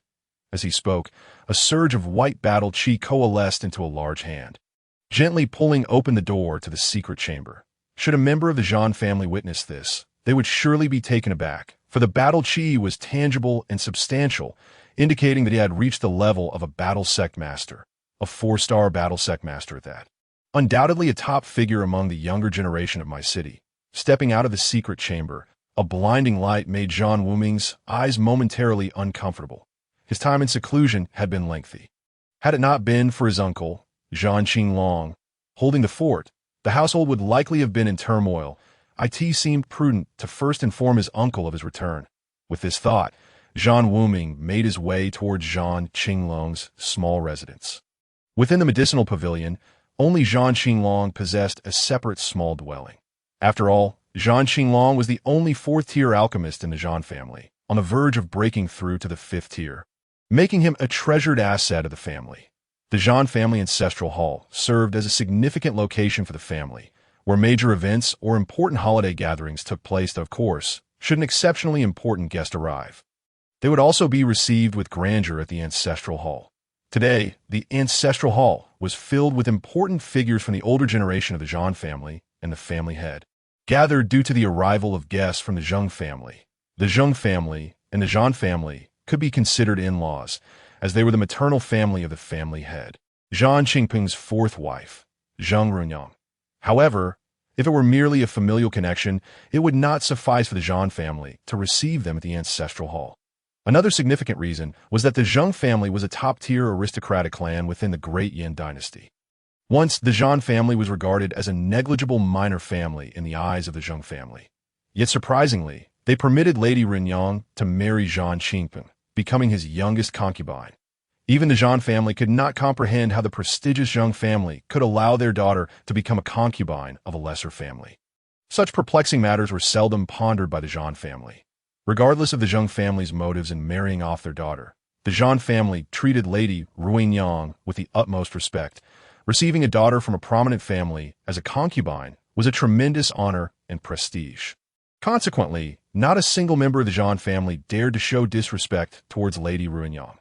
Even as a concubine, she held a higher status than Zhan Qingping's primary wife and secondary consort.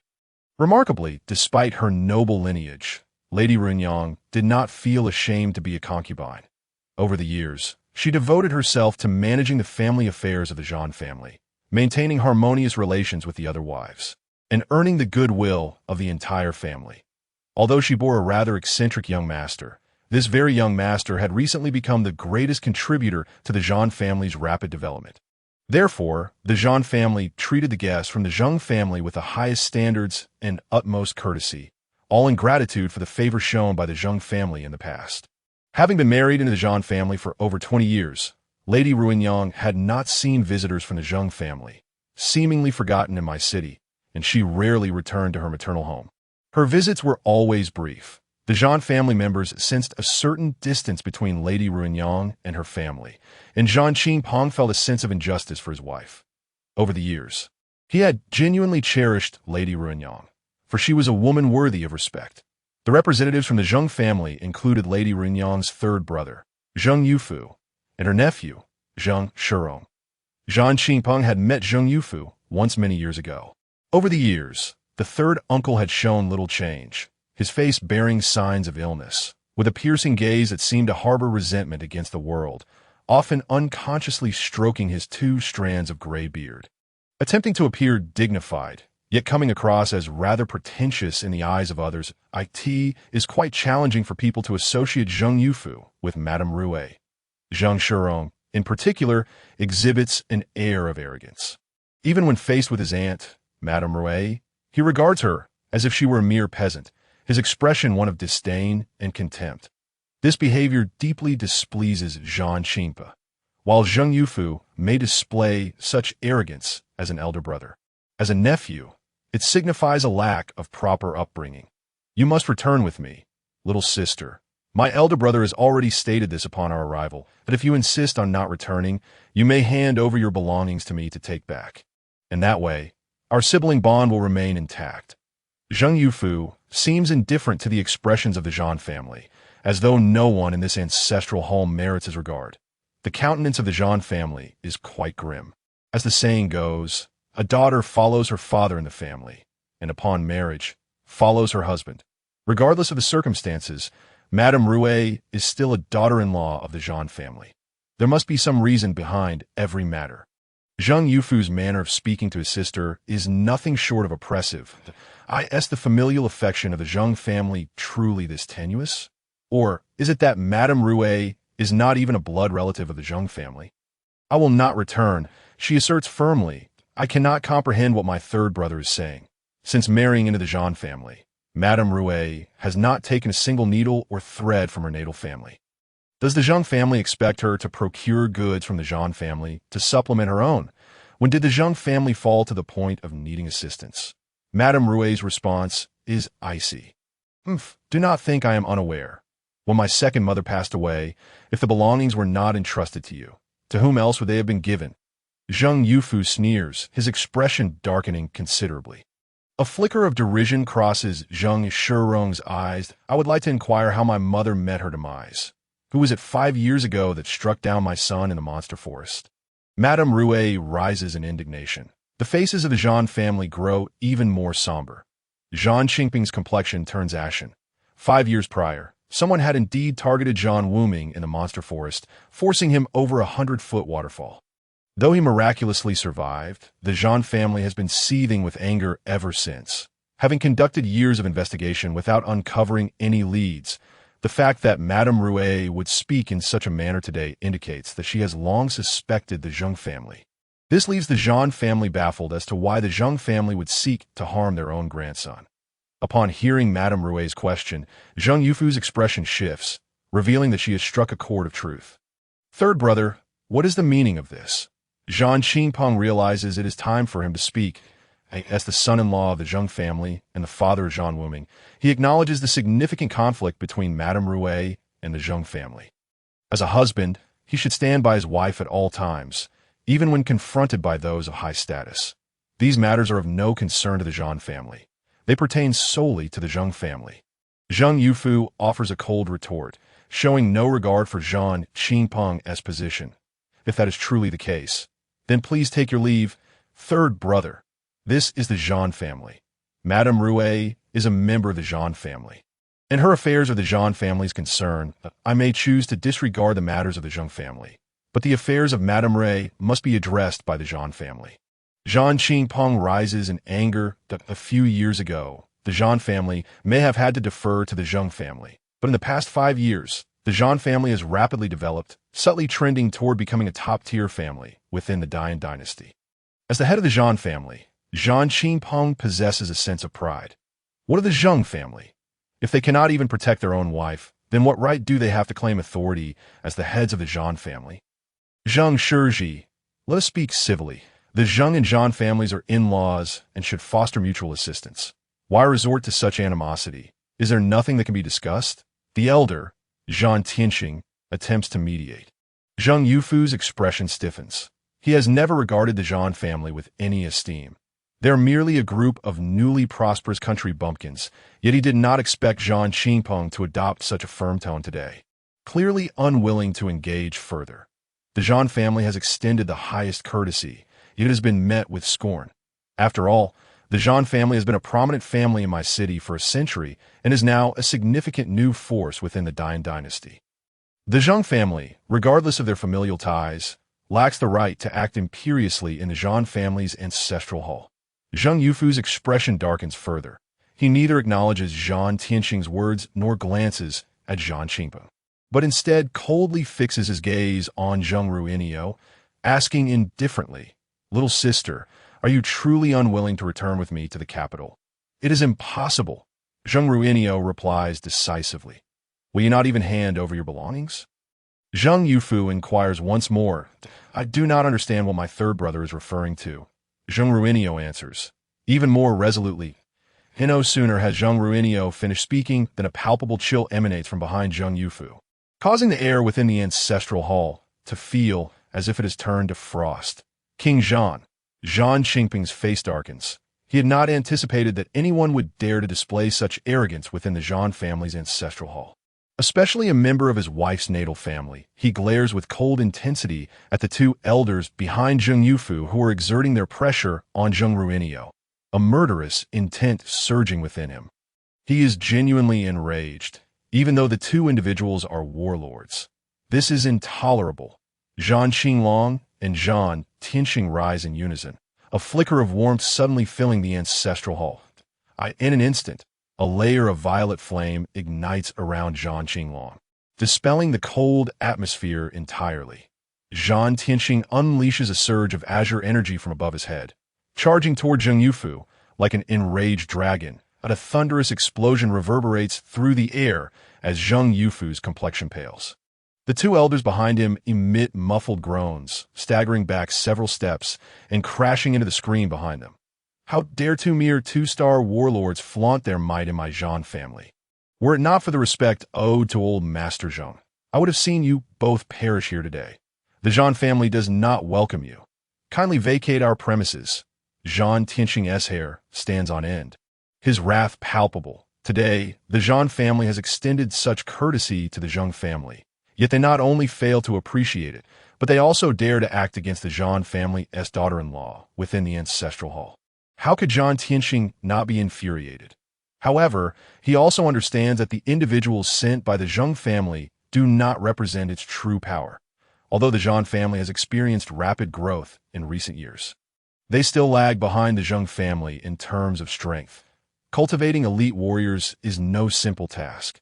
The Zheng family, a prestigious lineage with 1,000 years of heritage, possesses martial skills in depth that the Zhan family cannot compare with.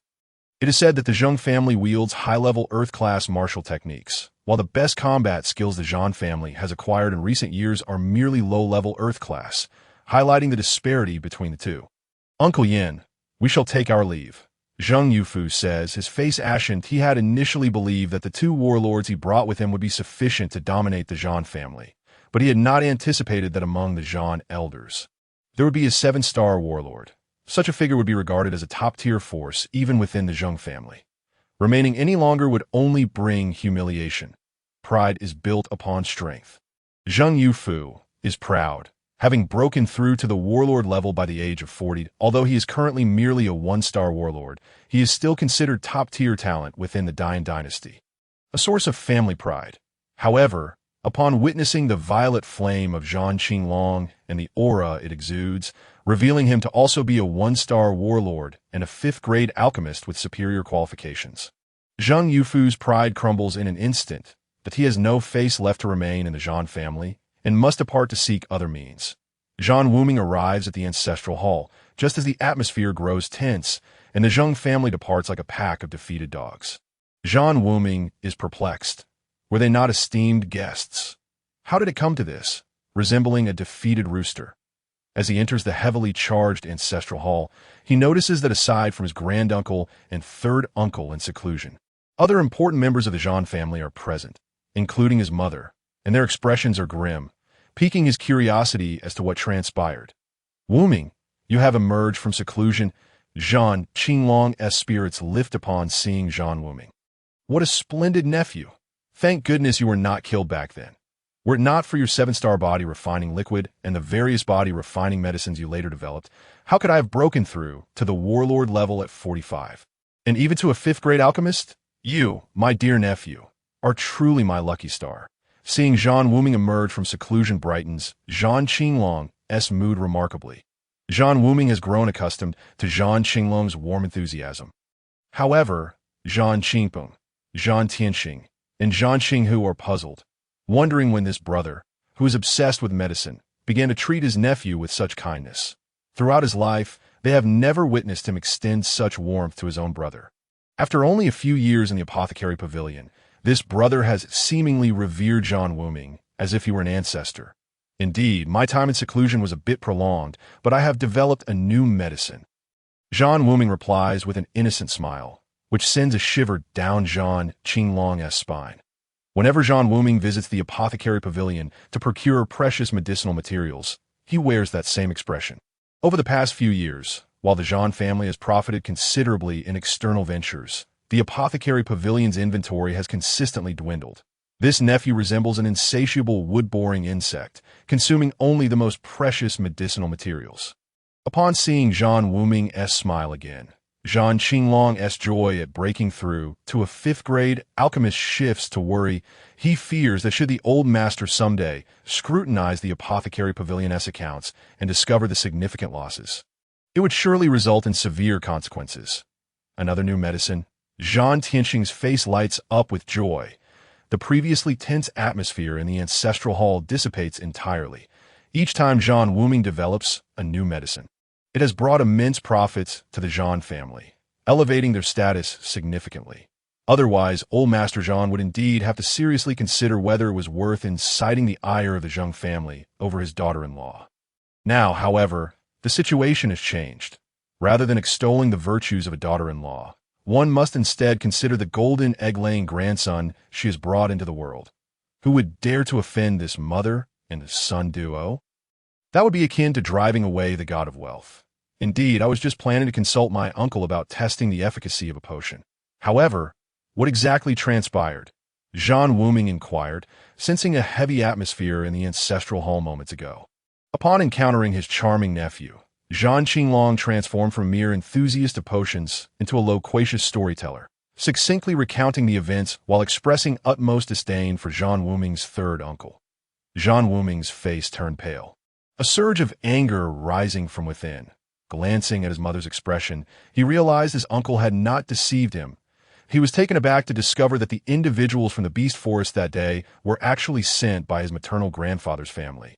A most absurd revelation, considering he had never laid eyes on anyone from that side of the family, not even that so-called third uncle or cousin just moments ago. Qinglong, what nonsense are you? And the child babbling.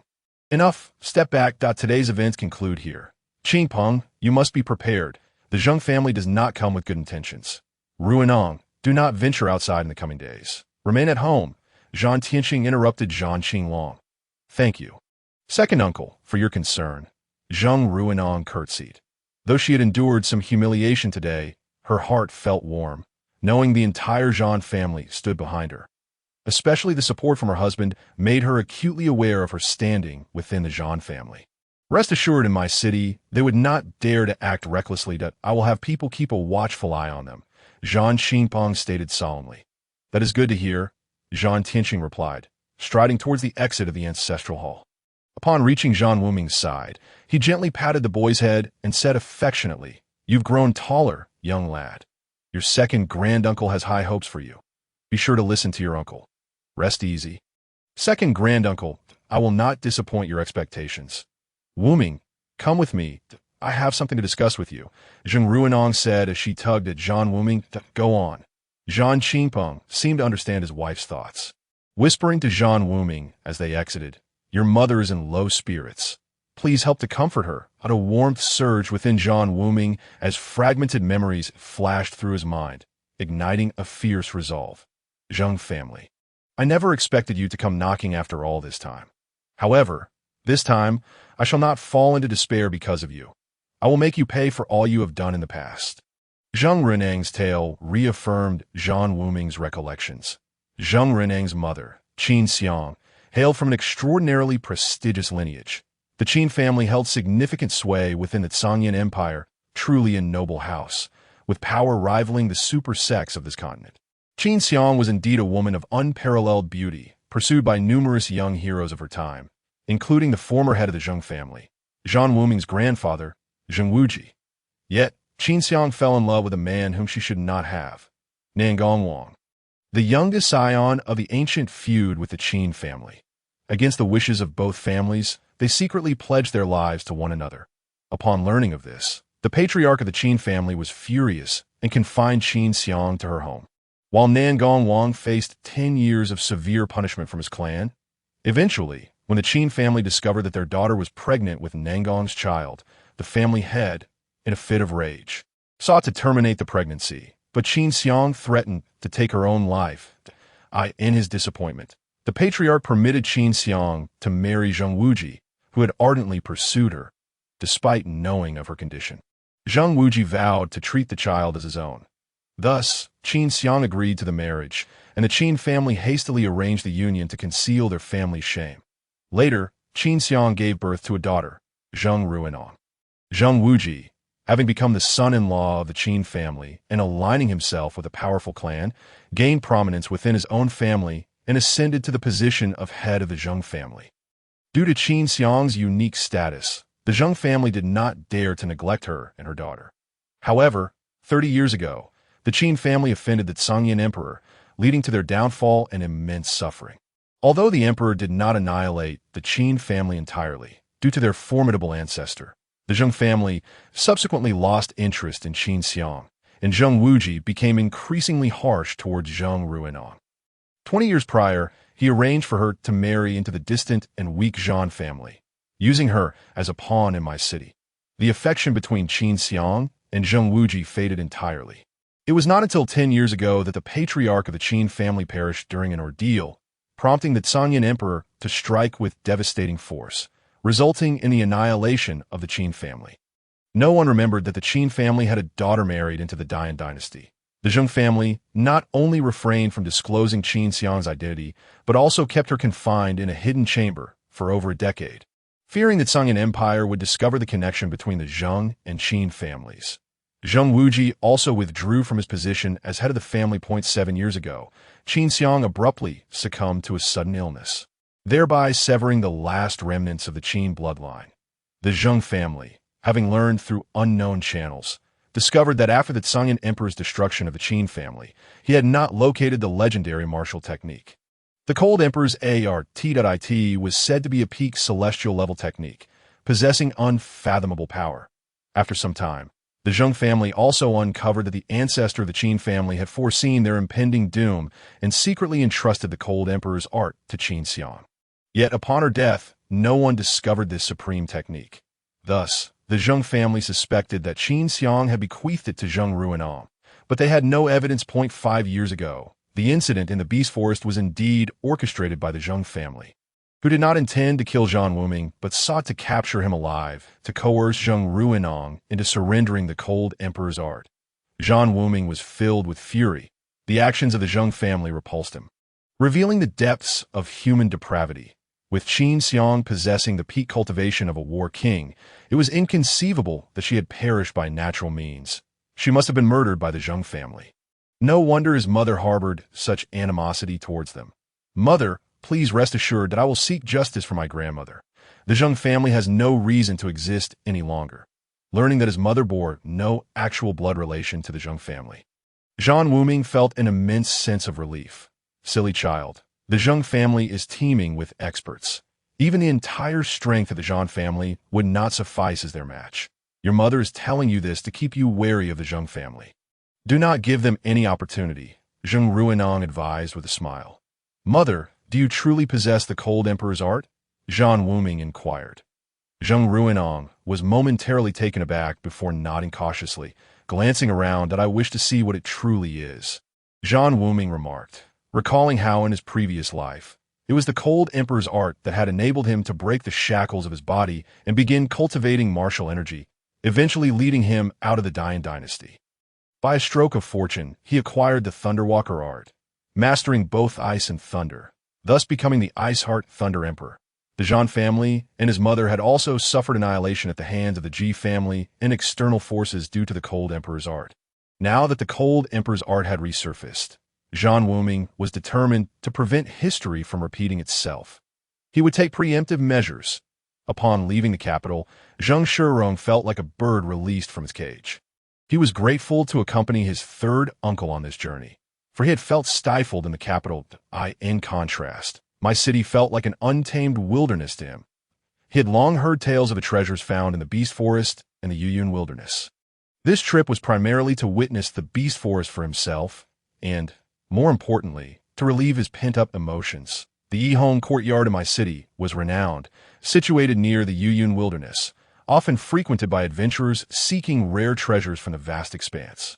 The most famous legend from the wilderness was that of the Yuyun Fox Maidens, a race said to be descended from fox cultivators who attained enlightenment and merged with the human race. Born with an innate charm, the Yuyun Fox Maidens were extraordinarily alluring, each more enchanting than the last, worth their weight in gold.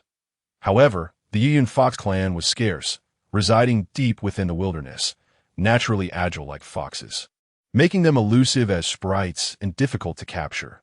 The Yihong courtyard had invested a considerable fortune to acquire even one, treating her as a treasure. It was precisely because of the presence of these fox maidens that the Yihong courtyard gained fame far and wide, known even in the imperial capital. Rumors circulated that the Dian Emperor had privately expressed a desire to add a fox maiden to his harem, prompting the mercenary guild to disseminate information. Yet they had yet to capture one. Zhang Shirong, captivated by the wilderness, had primarily heard of the Yuyun fox maidens through the tales of his idle friends in the capital, and a group of idlers always engaged in frivolous pursuits. Naturally knew little of establishments like the Yihong courtyard. Therefore, after departing from the Zhan family, Zhang Shirong seized the opportunity to part ways with his uncle and made a beeline for the Yihong courtyard. At only 20-something, possessing the cultivation of a 4-star battle sect, he was among the top-tier experts in the small locale of my city, instilling a sense of superiority within him. The matron of the Yihong courtyard possessed sharp eyes. Even from a distance, she recognized Zhang Shirong's demeanor as that of a seasoned patron of the pleasure district, likely a foolish but wealthy man, self-assured and flamboyant. The young ladies of the Yihong courtyard favored such individuals immensely. At first glance, I can tell that this young master hails from afar. We have not encountered anyone as handsome and dashing as you in my city, the matron exclaimed. Zhang Shirong felt that the matron's discernment far surpassed that of the brothel madams in the capital. He was pleased by her candid compliment, and, with a flourish, slipped a gold ingot into the matron's generous bosom, grinning as he said, "Your words are truly sweet. Please bring me the finest maidens you have." In the midst of conversation, I was led through the grand entrance by the beaming matron. "Ladies, we have distinguished guests," she announced, and with that, a flurry of colorful young women emerged, for the true implication of the matron's words was, "A wealthy patron has arrived. Come quickly to share in the bounty."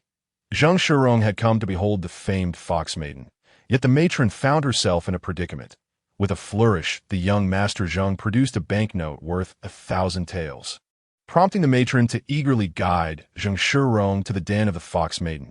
Before the matron could fully revel in her newfound fortune, a burly figure obscured her view, and before she could comprehend the situation, she felt a chill across her chest. Today was indeed a day of fortune.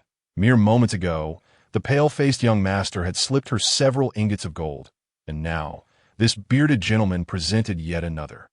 Instantly, the matron found herself charmed by the burly man's bushy visage.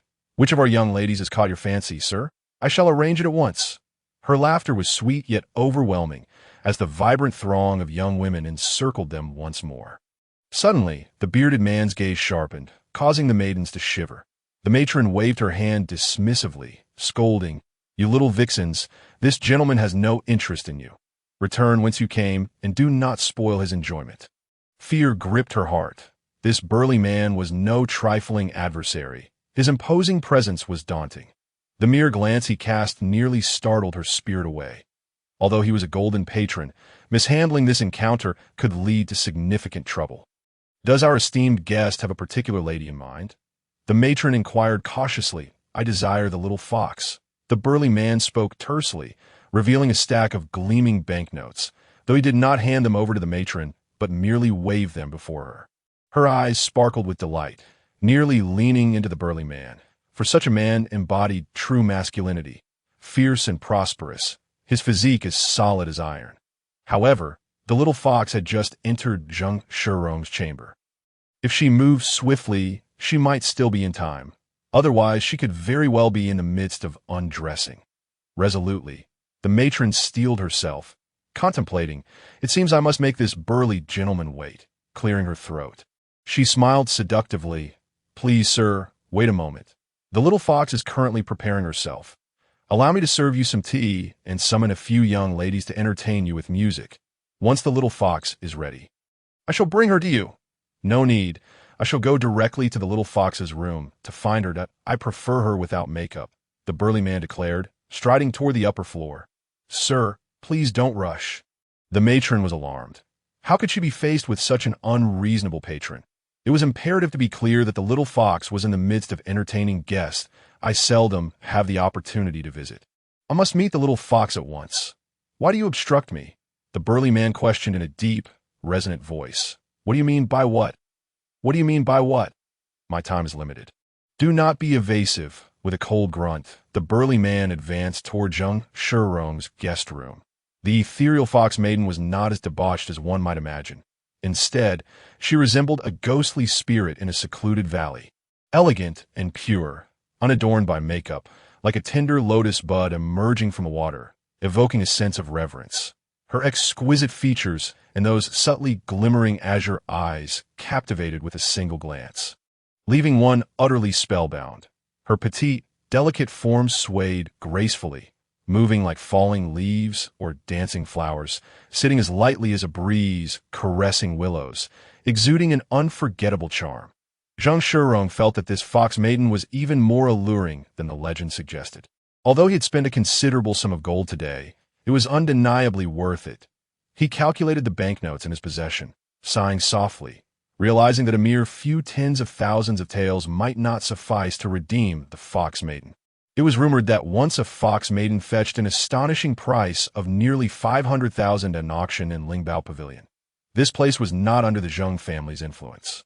Attempting to exert pressure would likely be futile.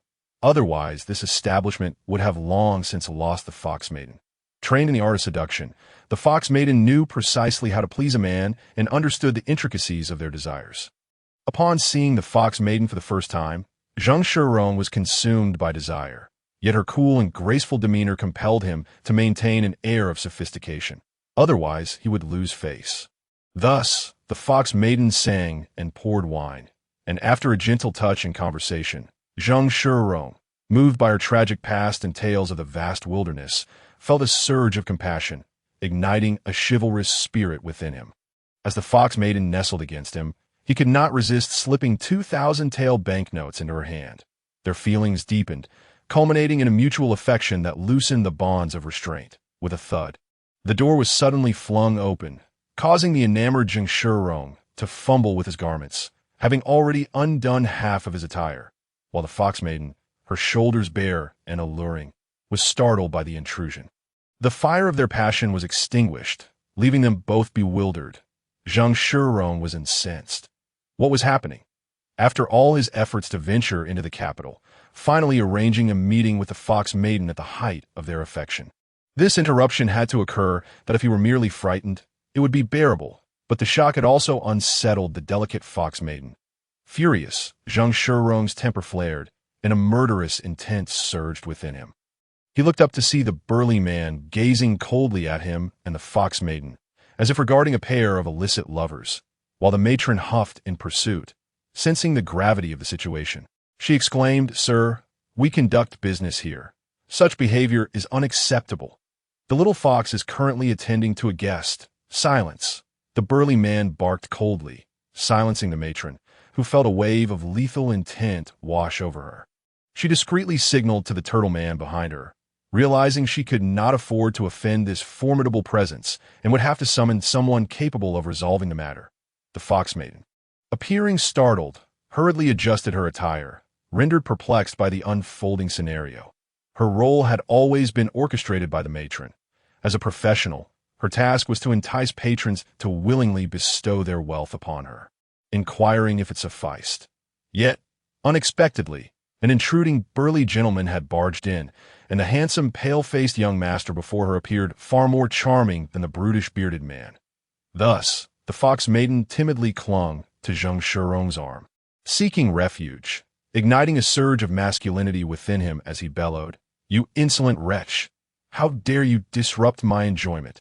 Out of respect for the fox maiden, I shall allow you to leave with your vision intact.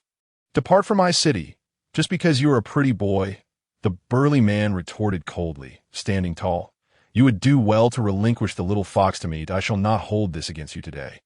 Here is a piece of gold as compensation," he added, producing a small ingot from his robes and tossing it disdainfully. The burly man laughed. "Ah, you dare to confront me." With a swift motion, he shattered the air blade Zhang Shirong had conjured, his body moving with alarming speed as he lunged toward Zhang Shirong, delivering a powerful punch. "Who are you?" Zhang Shirong finally realized the gravity of the situation. This opponent had clearly come prepared. There was no time for further inquiry as the fist loomed closer, expanding in his vision. Zhang Shirong was taken aback, having assumed the man to be an ordinary individual. He had not taken him seriously. Merely unleashing an air blade to dispatch him, he was taken aback to witness the burly man effortlessly shatter a genuine fourth-tier Qi master. Zhang Shirong's air blade was as formidable as a sword forged from the finest steel. Yet this man had nonchalantly destroyed it and was now advancing toward him with astonishing speed. Zhang Shirong let out a furious roar. Heavenly flame technique. A fiery cyclone erupted from Zhang Shirong, manifesting as a yellow wave surging toward the burly man, reducing the room's furnishings to dust. The matron, caught off guard, stumbled outside, the scorching wave transforming her hair into cascading curls, while the overwhelming pressure left her gasping for breath. Boom! The burly man skillfully deflected Zhang Shirong's palm strike, while the sleeve of his left arm was reduced to powder by the force of the heavenly flame technique, revealing a flawlessly smooth arm. Akin to jade, it was difficult to fathom that such a rough, burly figure could possess such delicate limbs. Yet for Zhang Shirong, that arm was perilous. The force of Zhang Shirong's heavenly flame technique did not dissipate. Instead, it was redirected toward the wall, crashing into it with a thunderous roar, sending shockwaves that obliterated the surrounding walls. That moment, the matron caught a glimpse through the collapsing debris of the burly man's hands executing a graceful arc, his fist colliding with Zhang Shirong's head, causing her to retch. Zhang Shirong's handsome visage contorted in anguish, as he could scarcely believe he would meet such an end. He had not sensed any fluctuations of battle energy from his assailant. However, he sensed the terrifying power emanating from the opponent's corporeal form. The adversary resembled a humanoid beast, moving with astonishing swiftness and grace, his footsteps akin to the sinuous gliding of dragons and serpents. With each sweep of his arms, he rendered all of Zhang Shirong's attacks insubstantial. What realm of mastery was this? When the opponent's fist struck Zhang Shirong's head, there was a brief pause before the bearded man muttered indifferently, "Cousin, the Zhang family's martial skills are nothing remarkable." Immediately afterward, Zhang Shirong had no chance to evade. His skull was shattered. Until his last breath, he could not fathom from whence this cousin had come. To dare vie with me for women and to strike first. Truly, he was courting death. The bearded man adjusted the tattered handprint on his chest and, rather undignifiedly, wiped the bloodied hand on the little fox's garment. He then rummaged through Zhang Shirong's corpse, stuffing a handful of silver notes into his own pouch, even taking the ring off his finger. With a flick of his head, he disdainfully glanced at the screaming couple in the adjacent room before slipping out through the wall hole. Everything transpired with astonishing rapidity. From Zhang Shirong's attack to his obliteration and subsequent plundering, mere moments had elapsed that by the time the experts from Yihong Courtyard arrived, the bearded man's silhouette had vanished through the window. It had been a long time since anyone dared to cause a ruckus in Yihong Courtyard. Not only had the bearded man committed murder within its confines, but he had also looted the guests of their wealth, an outright affront to the Ji family. Ji Xiangdong surveyed the disarrayed room. Hastening to Zhang Shirong's lifeless body, he reached down and snatched a piece of fabric from Zhang Shirong's hand, his expression shifting as a glimmer of delight crossed his features. This was a remnant of clothing that Zhang Shirong had torn from the chest of his assailant in his dying moments. The reverse side bore a fragment of sheep hide, and upon catching sight of it, Ji Xiangdong could not contain his elation. With a resounding boom, fireworks erupted, forming a massive character for Ji in the sky.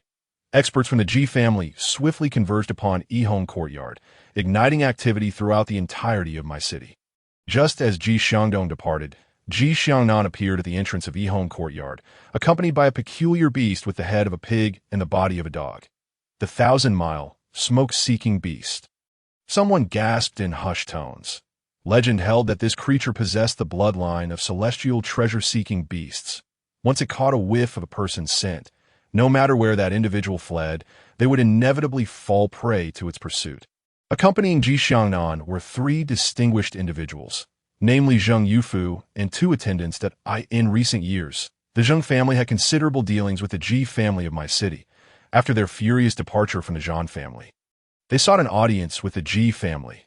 The disputes between families often involved intricate alliances, with the Zhan family exerting substantial pressure on the other three major families in my city.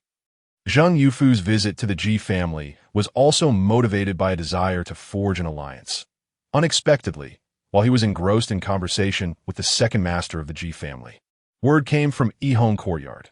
Realizing his nephew Zhang Shiyong was indulging himself there, Zhang Yufu decided to accompany the message, signaling the Zhang family's stance, regardless of what transpired within the Ji family. The Zhang family would stand as allies. Upon arriving at the room where Zhang Shiyong had met his demise, Ji Xiangnan found the 1,000-mile, smoke-seeking beast still circling, but Zhang Yufu's anguished cry of rage startled him. Zhang Yufu had rushed to the headless corpse, lamenting, "Shiyong, who did this?" Ji Xiangnan felt overwhelmed. He had initially thought it was a provocation towards the Ji family, never expecting the deceased to be a scion of the Zhang family. This complicated matters immensely. Ji Xiangnan exchanged glances with his companions, and although the matron was shaken, her wits remained intact. She succinctly recounted the entire sequence of events. Ji Xiangnan furrowed his brow, appearing somewhat envious. The assailants' methods were exceedingly brutal, bearing the hallmarks of a notorious bandit. Such individuals were typically lone adventurers, reckless and lawless. Under normal circumstances, the Ji family preferred to avoid entanglements with them. Upon learning the victim was a Zhang family scion, he began to contemplate. This young man was indeed a genuine fourth-grade battle sect master, utterly powerless against the assailant, who had delivered a single fatal blow. The bearded man's prowess was astonishing, and such a figure was not one to be underestimated by the Ji family. Second Master Ji, I hope the Ji family can assist me in locating the murderer. Whoever it may be, they must pay a tenfold price. Zhang Yufu's murderous intent was palpable. Just half a day after parting from his nephew, this calamity had befallen him. How could he explain it to his second brother? Third Master. The two elders understood Zhang Yufu's sentiments all too well. They would relay the message to the second brother, certain that he would know how to proceed. With Zhang Shiyong's blood still fresh, the murderer could not have gone far. They would also need to enlist the assistance of the second Master Ji's 1,000-mile, smoke-seeking beast. Rest assured, Brother Yufu, the Ji family has already mobilized the entire city in pursuit. The assailant will undoubtedly find it difficult to evade capture. Regardless of who it is, we will ensure that you receive an explanation. After speaking, he released the 1,000-mile, smoke-seeking beast, which darted like the wind towards the window through which the bearded man had escaped. The bearded man slipped out of Yihong courtyard, traversing several narrow alleys before scaling a wall and re-emerging as a slender youth clad in green. Bearing no resemblance to the large, coarse figure he had just been, the green-clad youth glanced at the well in the courtyard and smiled faintly. It seems this disguise technique is quite effective. Too bad my bone refining is yet incomplete. Otherwise, I could alter my physical form at will, and paired with this disguise, I doubt anyone would recognize me. This green-clad youth was none other than Zhan Wuming. Though at this moment, he bore an unfamiliar visage. Despite having swiftly killed Zhang Shiyong, he understood that the Ji family was not ordinary. They would undoubtedly send skilled pursuers after him. And for now, he wished to avoid a full-scale confrontation with them. Ji Xiangdong arrived outside the small courtyard, his brow furrowed.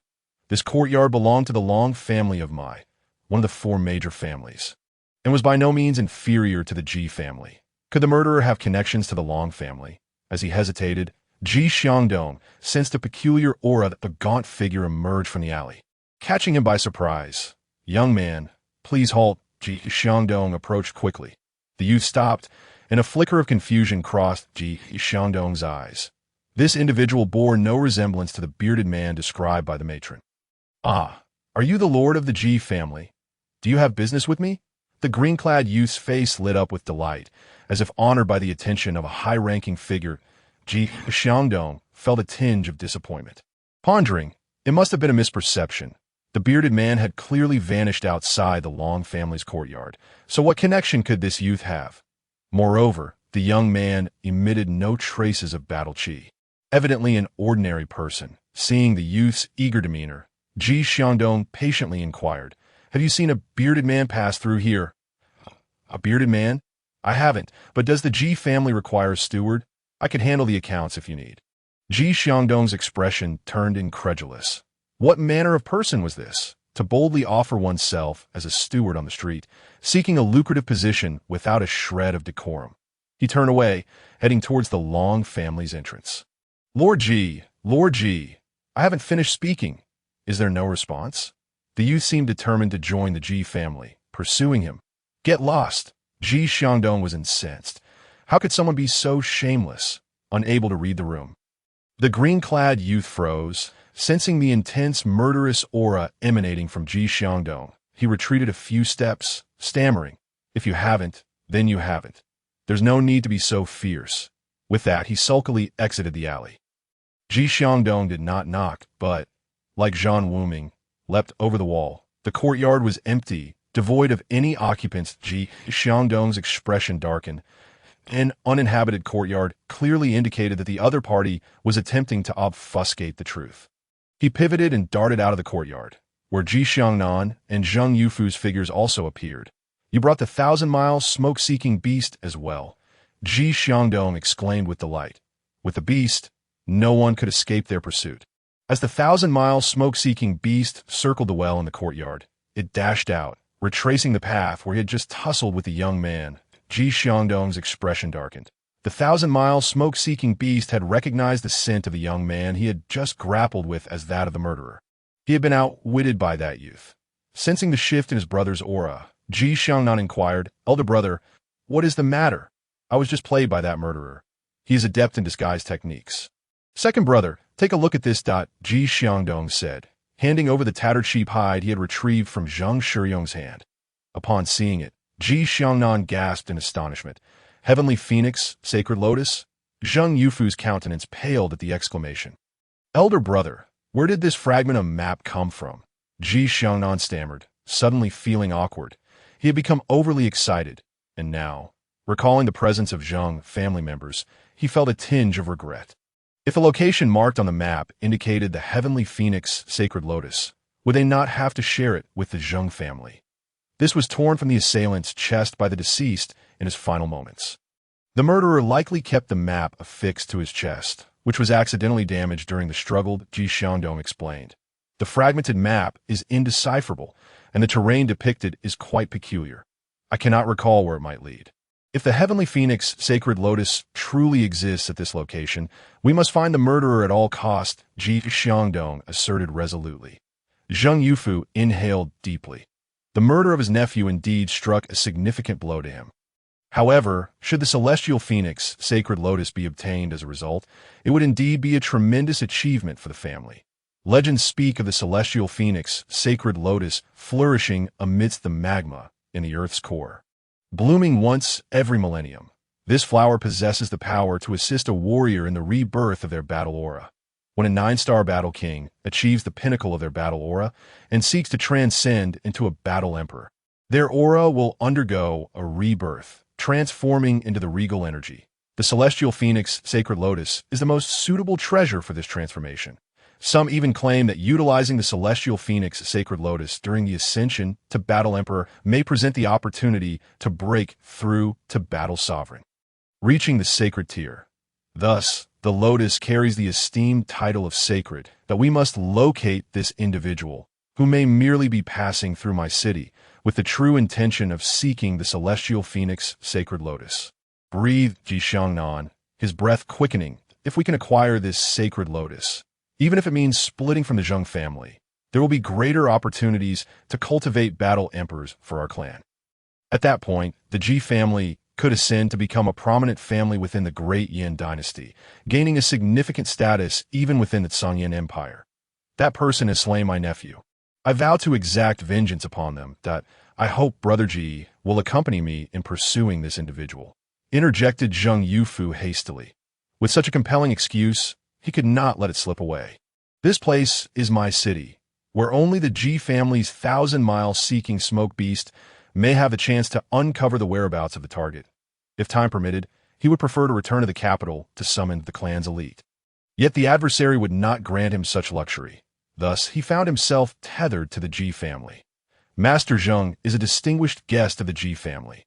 In the future, we shall rely on the Zheng family, Ji Xiangdong remarked with a calm smile. Therefore, I had no intention of concealing anything from you, and I hope you will join us in the search for this treasure. We are willing to share it equally with you and your family. Of course, leaving the matter of avenging my nephew's death entirely to you, in this manner. Yu Fu noted Brother Ji's goodwill. In the future, the Zheng family would undoubtedly advance and retreat alongside the Ji family. Zheng Yufu was overjoyed and added, "A few attendants have accompanied me. Let us bring them along as well. When treasures emerge, they are often guarded by formidable beasts, so it is prudent to be prepared. What you say is indeed wise. Second brother, return and gather reinforcements. I shall take the 1,000-mile seeking smoke beast and Master Zheng with me. First, we will leave markers along the way for you to catch up swiftly." Ji Xiangdong nodded in agreement. Addressing Ji Xiangnan, Zhan Wuming strolled ahead merrily, relishing the jesting of Ji Xiangdong. The moment he laid eyes on Ji Xiangdong, he understood that the Ji family had already unearthed the remnants of that fragmentary map. Regardless of its authenticity, the Ji family would not overlook this opportunity and would undoubtedly pursue it. The remaining matter was how to satisfy those involved. The Ji family's 1,000-mile seeking smoke beast was an exceptional creature. Though he was curious about its flavor, his mouth nearly watering. Recalling the chaos surrounding the emergence of the celestial phoenix, sacred lotus, in his previous life, he felt a surge of caution. Despite possessing memories from his past, he could not afford to be careless, lest he inadvertently ensnare himself. Fortunately, the day of the celestial phoenix, sacred lotus's blooming, had yet to arrive, and the valley was not rife with formidable magical beasts, leaving ample room for maneuver. Before departing, Zhan Wuming had specifically retrieved his mother's Qingquan ring, which could hold a multitude of items. The magical Beast Mountain range spanned thousands of miles. Some say that the area of the entire magical beast forest exceeds that of the Great Yin dynasty. And few dare to venture deep into the magical Beast Mountain range. Even the Zhan family, who have guarded the mountain range for hundreds of years, have only traversed a little over 1,000 miles into its depths. The further one goes, the more advanced the magical beasts become. Legends tell of a 9th-tier, shape-shifting magical beast residing at the heart of the magical Beast Mountain range, whose prowess rivals that of a war god. Beasts of the same tier are often far more formidable than humans, as their physical strength vastly surpasses that of mankind, and some possess potent innate abilities, rivaling the heavenly combat techniques of humans. Zheng Yufu and the elite warriors of the Ji family were led deep into the magical Beast Mountain range by the 1,000-mile seeking smoke beast, progressing several hundred miles without any sign of halting. They encountered numerous magical beasts along the way, engaging in battle as they advanced. Fortunately, they had not ventured too deeply into the forest, and with several battle kings leading the charge, the attacking magical beasts proved no match for them. As they delved deeper into the forest, the magical beasts became increasingly tenacious, and their pursuit slowed. The mysterious assailant ahead seemed to disregard the magical beasts entirely, leaving no traces of conflict along the path they traversed, indicating that they had not engaged the beasts directly. This only heightened the group's excitement. The fact that the individual pressed forward without pause suggested a clear objective, and their unimpeded passage through the magical beasts indicated that they had come well prepared. All signs pointed to the possibility that the rumors of the celestial phoenix, sacred lotus, were indeed true. Thus, if they could track down this individual, they might very well procure the treasure. At this juncture, the group refrained from hastening their pursuit, opting instead to avoid disrupting their guide until they reached their destination. With a sudden whimper, the 1,000-mile seeking smoke beast's low growl sent a wave of tension through the hurried party. After more than a day of tracking, their quarry had finally come to a halt. Ahead lay the valley of the demon apes. Ji Xiangdong furrowed his brow. The valley of the demon apes was considered a perilous area on the outskirts of the magical beast forest. Not merely due to the presence of a 4th-tier ape king, but because ape-like magical beasts were known for their pack behavior. Provoking one would summon a throng. Consequently, many adventurers opted to steer clear of the valley of the demon apes. Yet, the individual ahead seemed intent on entering this very valley. Ji Xiangdong once more extracted the tattered sheepskin map, scrutinizing it closely, and exclaimed with delight, "Indeed, it is here. The celestial phoenix, sacred lotus, resides in the valley of the demon apes." This is splendid news. Ji Xiangnan also expressed great joy. Upon reaching the destination, The group finally exhaled in relief. Remain vigilant. The ape king of the Valley of the Demon Apes is not to be trifled with. Ji Xiangdong cautioned the others. The accompanying elite warriors of the Ji family swiftly prepared themselves.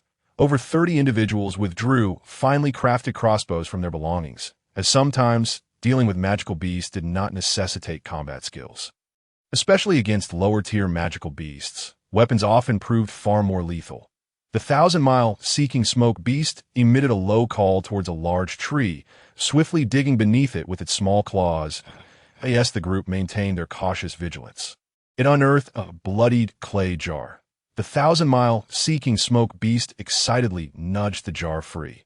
The moment the jar moved, it suddenly erupted with a loud bang, shattering into fragments, releasing a pungent, spicy aroma that enveloped the 1,000-mile seeking smoke beast.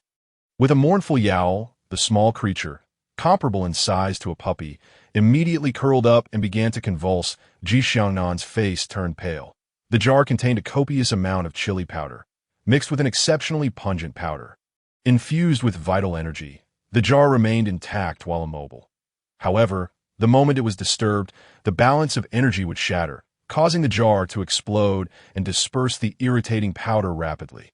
The group erupted into a fit of coughing. The irritating powder posed no toxicity, yet caused considerable discomfort to the nasal passages. For the 1,000-mile seeking smoke beast, with its highly developed sense of smell, the scent felt akin to countless blades piercing its nostrils, prompting it to howl in agony. Ji Xiangdong's expression darkened. Upon reaching their destination, they had fallen into a trap, and a shadow of foreboding crept into his mind. The jar had clearly been left behind intentionally. Designed specifically to target the 1,000-mile seeking smoke beast, did their adversary already know they were following?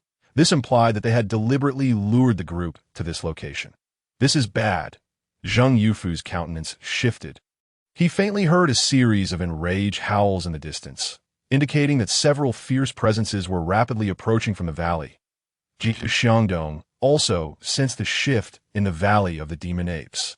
Something had provoked the elder apes. Retreat, Ji Xiangdong commanded in a low voice. Although their group possessed sufficient strength to confront the ape horde, considering the deliberate nature of their luring, it was prudent to adopt a strategy of stillness. After all, their foe was but one individual and could not seize the celestial phoenix sacred lotus from the horde of the Valley of the Demon Apes.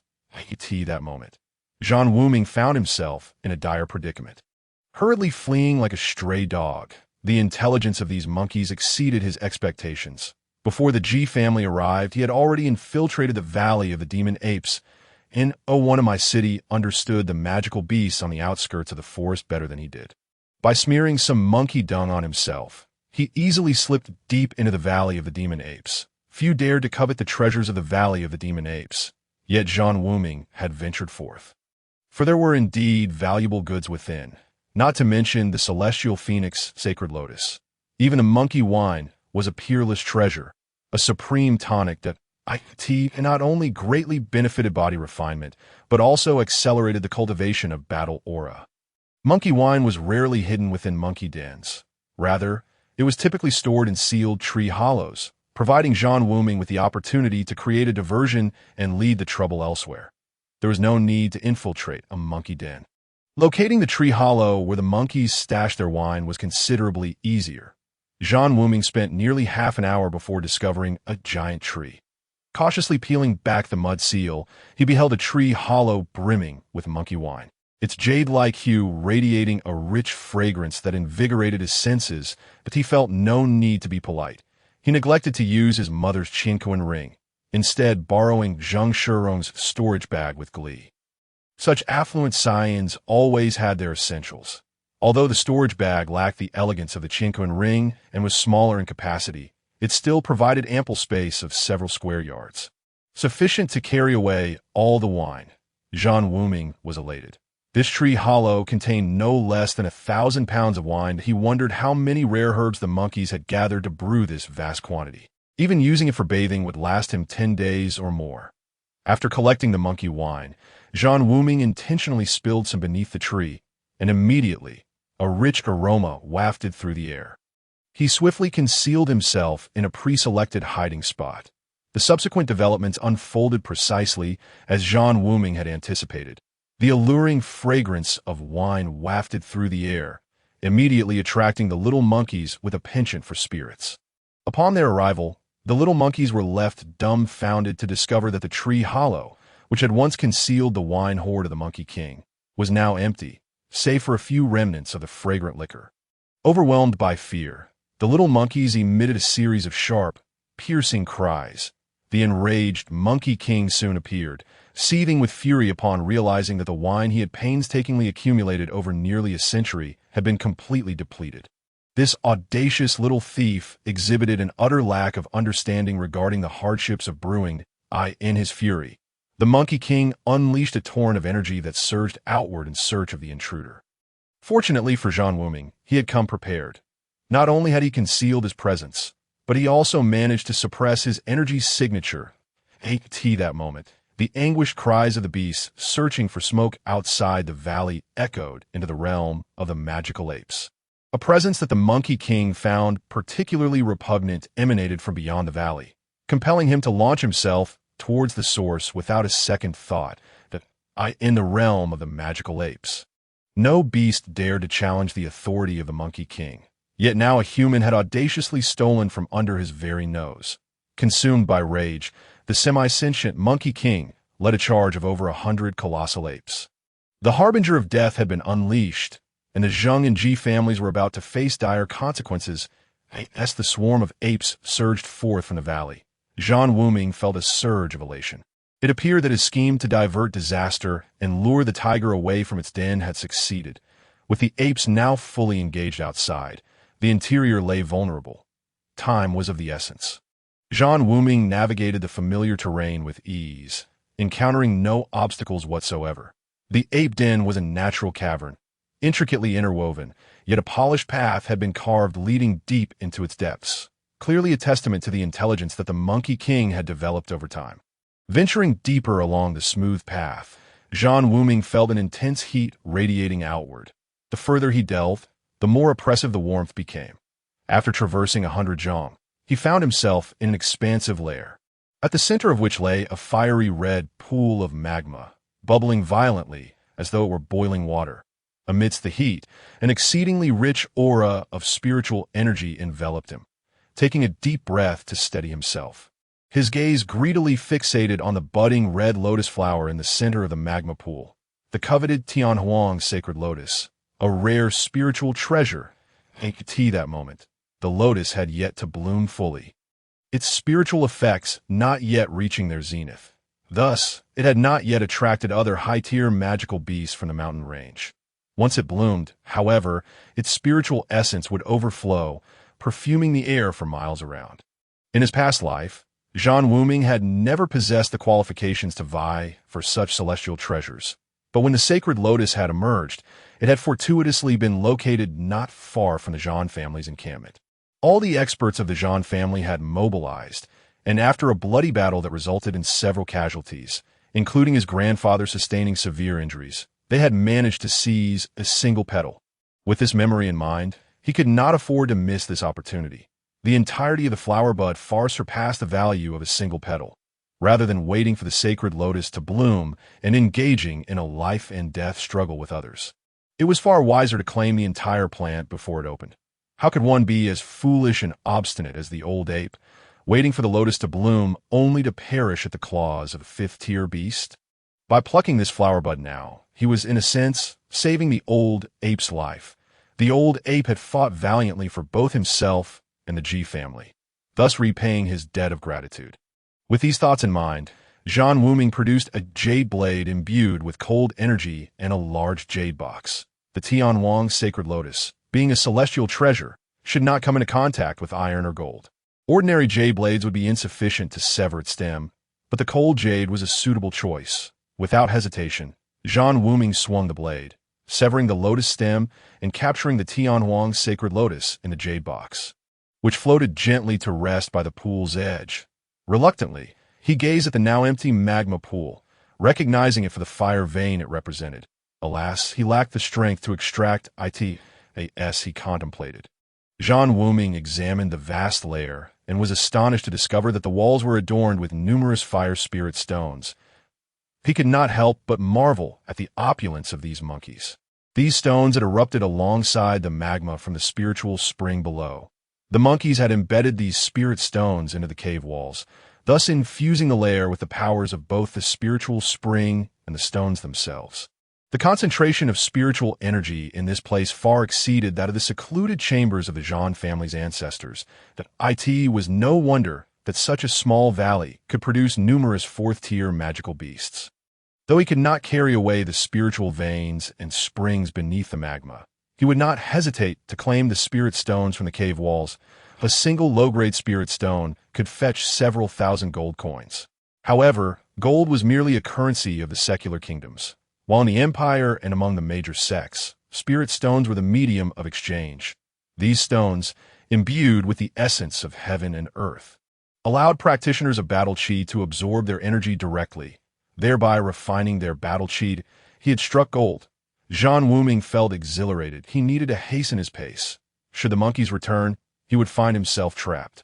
In that instant, as Zhan Wuming severed the Tianwang's sacred lotus, the Monkey King let out a furious roar, descending into a state of wild agitation. Zhan Wuming could easily surmise the unfolding battle outside. The Ji family was not to be trifled with.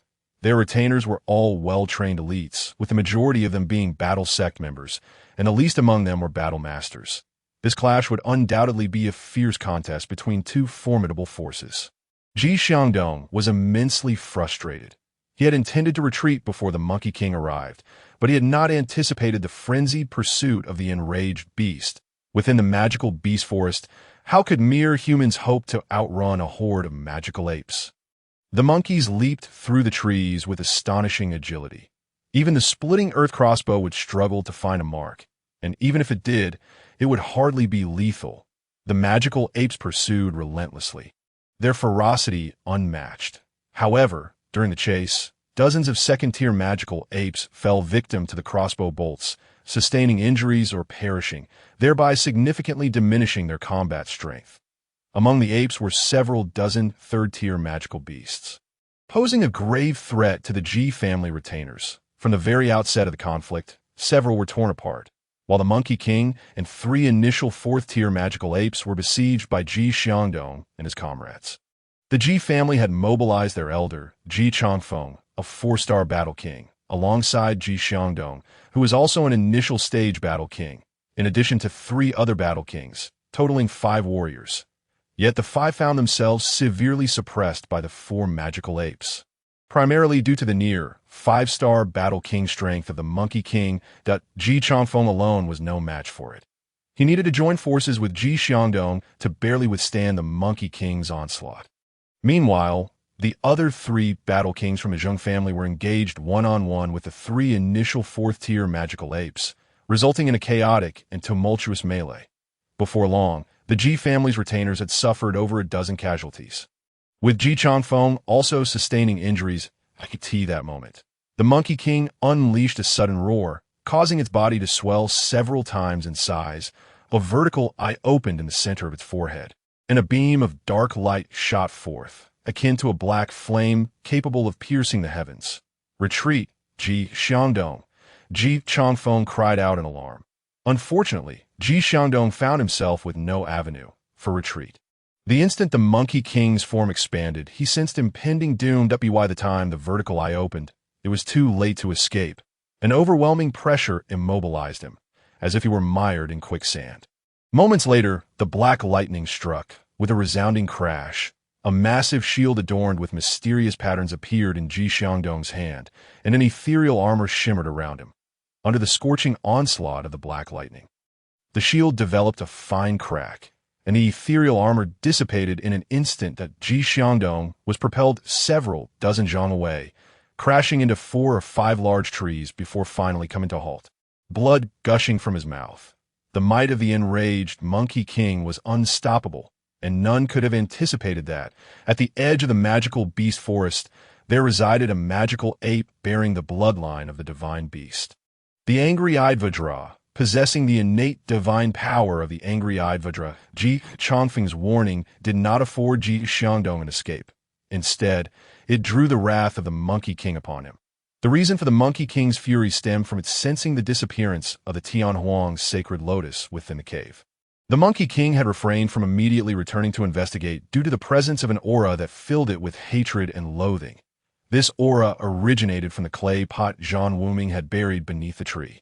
Everyone assumed that the pot was meant to deal with the smoke-seeking beasts, unaware that the chili powder within was laced with a substance that all magical beasts found repugnant. The spicy scent effectively masked the odor of the powder, imperceptible to humans. However, being tainted by this powder was an affront to all magical beasts, leading to their misfortune. With a thunderous crash, Ji Chongfeng was sent flying by the enraged Monkey King's powerful fist. The strength of a magical beast with divine blood was unfathomable.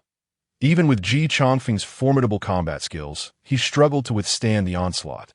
The Monkey King closed in on Ji Xiangdong. Panic-stricken, Ji Xiangdong, now severely injured, realized he stood no chance against the Monkey King, that he immediately attempted to retreat, but in his weakened state, he could not outrun the wrathful beast. Moreover, the disparity in their ranks was insurmountable. The Monkey King swiftly seized Ji Xiangdong's arm. The Monkey King tore off Ji Xiangdong's arm and flung it aside, pounding its chest with its fists while emitting deep, guttural roars. After venting its fury, the Monkey King stomped down onto Ji Xiangdong's massive shield, sending both him and his shield hurtling away. When they landed, Ji Xiangdong was drenched in blood. Unconscious, Ji Chongfeng's heart sank. The Monkey King was too brutal. For the first time, he entertained thoughts of retreat. None among this group stood a chance against the Monkey King. At this moment, the elite retainers he had brought were either in dire straits or had been torn apart by the magical apes. The Ji family's strength had been severely depleted, and even the next heir, Ji Xiangdong, was in a precarious position that if they did not retreat soon, it was likely that none would escape today. Among the 3 battle kings from the Zheng family, a similar sentiment prevailed. Their circumstances were equally dire, and Zheng Yufu, as a key family member, carried a protective spirit artifact with him. Although the 4th-tier old ape is indeed quite ferocious, it does not possess the terrifying gaze of the old ape king. Zheng Yufu found himself in a precarious situation. Although he was in dire straits, he had managed to avoid injury thus far. Unfortunately, the 2 battle kings he had brought along were not as fortunate. One of them, having recently ascended to the rank of battle king, was now at the end of his strength, with a gaping wound on his shoulder and no ability to retaliate against the relentless assaults of the old ape. The adept followers of the Zheng family, aside from the 2 battle kings, had all perished. Compared to the Ji family, the Zheng family suffered even more, as the Ji family was a native clan of my city. Experienced in dealing with ferocious beasts, they could still coordinate their defenses even when at a disadvantage, unlike the Zheng family. The magic apes grew bolder with each passing moment, unperturbed by pain. Even the unawakened monkeys did not know fear. Thus, anguished screams echoed continuously, with someone falling victim to death almost every moment. Zhan Wuming, upon hearing the roar of the magic ape king, realized the gravity of the situation and knew he must flee immediately. He feared that staying any longer might result in him being trapped in the cave. Fortunately, he had already excavated most of the spiritual stones embedded in the cave walls. Zhan Wuming's escape was swift. Just as he emerged from the cave, he spotted several 3rd-tier magic apes accompanied by over a dozen 2nd-tier magic apes rushing toward him. He patted his chest, nearly caught in the cave's confines. Sensing the disappearance of the Tianhuang Holy Lotus's aura and being entangled by 2 detestable humans, the magic ape king ordered his subordinates to return. Earlier, as Ji Xiangdong and the others had retreated over 10 miles. They had unwittingly bought Zhan Wuming some time. By the time the magic apes returned, Zhan Wuming had already vacated the lair. Seeing the old apes return in haste, Zhan Wuming breathed a sigh of relief. Daring not to linger in the magic ape valley any longer, he swiftly evaded the old apes and sprinted in the opposite direction. Throughout his journey, he concealed his aura, fearful of alarming the humans and beasts engaged in fierce combat 10 miles away. Just a few miles into his escape, he heard a furious roar emanating from the magic ape valley. Clearly, the returning old apes had discovered the absence of the Tianhuang holy lotus, and the once smooth cave walls were now riddled with holes. Aside from a few fragmented fire spiritual stones, the rest had been stolen. They searched the magic ape valley thoroughly, but found no trace of the enemy, and thus they roared in indignation to inform the magic ape king.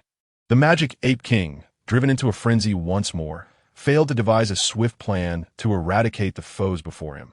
Instead, with a furious roar, he withdrew from the battle, hastily returning to the magic ape valley in search of the thief who had stolen the holy lotus. Ji Changfeng, intending to escape, found no opportunity to do so under the relentless onslaught of the magic ape king, and he was forced to withstand several powerful blows, feeling as though his very bones had been shattered. Just as he resigned himself to his fate, a sudden cry of the apes saved him. The magic ape king inexplicably abandoned the pursuit and retreated, though the magic ape king had retreated. The remaining apes continued their assault. At this point, Ji Changfeng and his companions had lost all fighting spirit. Despite their grave injuries, they resorted to using their escape techniques. Zhang Yufu barely managed to extricate himself from the fray and, disregarding the severely injured family guest, fled in panic. The difference between humans and beasts lies in their wisdom. While the frenzied beasts attacked relentlessly without a leader-esque command, humans instinctively sought to flee upon sensing danger. In such perilous times, who would still extend a hand to save another? Fear of death consumed Ji Xiangnan, leaving him little regard for others, but he maneuvered to escape the clutches of the apes he was battling, allowing two family retainers to take his place as he fled towards the direction where Ji Xiangdong had been sent flying. Ji Xiangdong, having managed to regain consciousness, found the magic ape king's attacks overwhelmingly powerful. Having lost an arm and suffered considerable blood loss, he had just managed to staunch his wounds when he saw Ji Xiangnan rushing towards him. Despite his attempts to call out, "Second brother," his relief was short-lived as he caught sight of the murderous intent in Ji Xiangnan's eyes. Ji Xiangnan paid no heed to Ji Xiangdong's pleading gaze as he passed by his brother. He thrust a spear through Ji Xiangdong's neck. Under normal circumstances, Ji Xiangdong would have looked up to his elder brother, for Ji Xiangdong's innate talent far surpassed his own, even as he struggled to reach the rank of battlemaster. His brother was on the verge of breaking through to battle sect. By the time Ji Xiangnan reached the 8-star battle sect, Ji Xiangdong had effortlessly ascended to battle king. If all went as expected, the position of the next family head would undoubtedly fall into Ji Xiangdong's hands. However, now the Ji family faced a complete reshuffle. Ji Xiangdong's demise in the Magic Ape Valley would raise no doubts. After all, aside from Ji Changfeng and himself, the entire Ji family contingent had perished. Ji Changfeng had fled first and could not possibly know how Ji Xiangdong had met his end. Everything seemed perfectly orchestrated. Although the Ji family had suffered heavy losses and failed to acquire the Tianhuang Holy Lotus, at the very least, Ji Xiangnan had secured his eligibility to inherit the position of family head. Zhan Wuming fled 100 miles without pause, all the while discreetly dispersing the secret medicine he had prepared, masking his aura. The Magic Ape King would find it impossible to track him based on scent alone. The disparity in strength between him and the Magic Ape King was immense. He needed to ensure absolute safety. Zhan Wuming did not return to my city immediately, given the strength of the magic apes. The Ji and Zheng families, now akin to lost dogs, would likely be in disarray. He held no intention of pursuing a retreating enemy. Rather, he relished the prospect of striking at their weaknesses. This was the perfect opportunity to strike down a cornered foe. Zhan Wuming made his way toward the only route leading back to my city. Zheng Yufu had to perish. Only by annihilating the Zheng family could the Zhan family alleviate their crisis. Upon escaping the Magic Ape Valley, Zheng Yufu found himself disoriented, fleeing wildly until he realized that the Magic Ape King would not pursue him any longer. It was then that he noticed he was running in the opposite direction of my city. Moreover, he sensed several powerful auras rapidly closing in on him. Zheng Yufu felt a wave of frustration.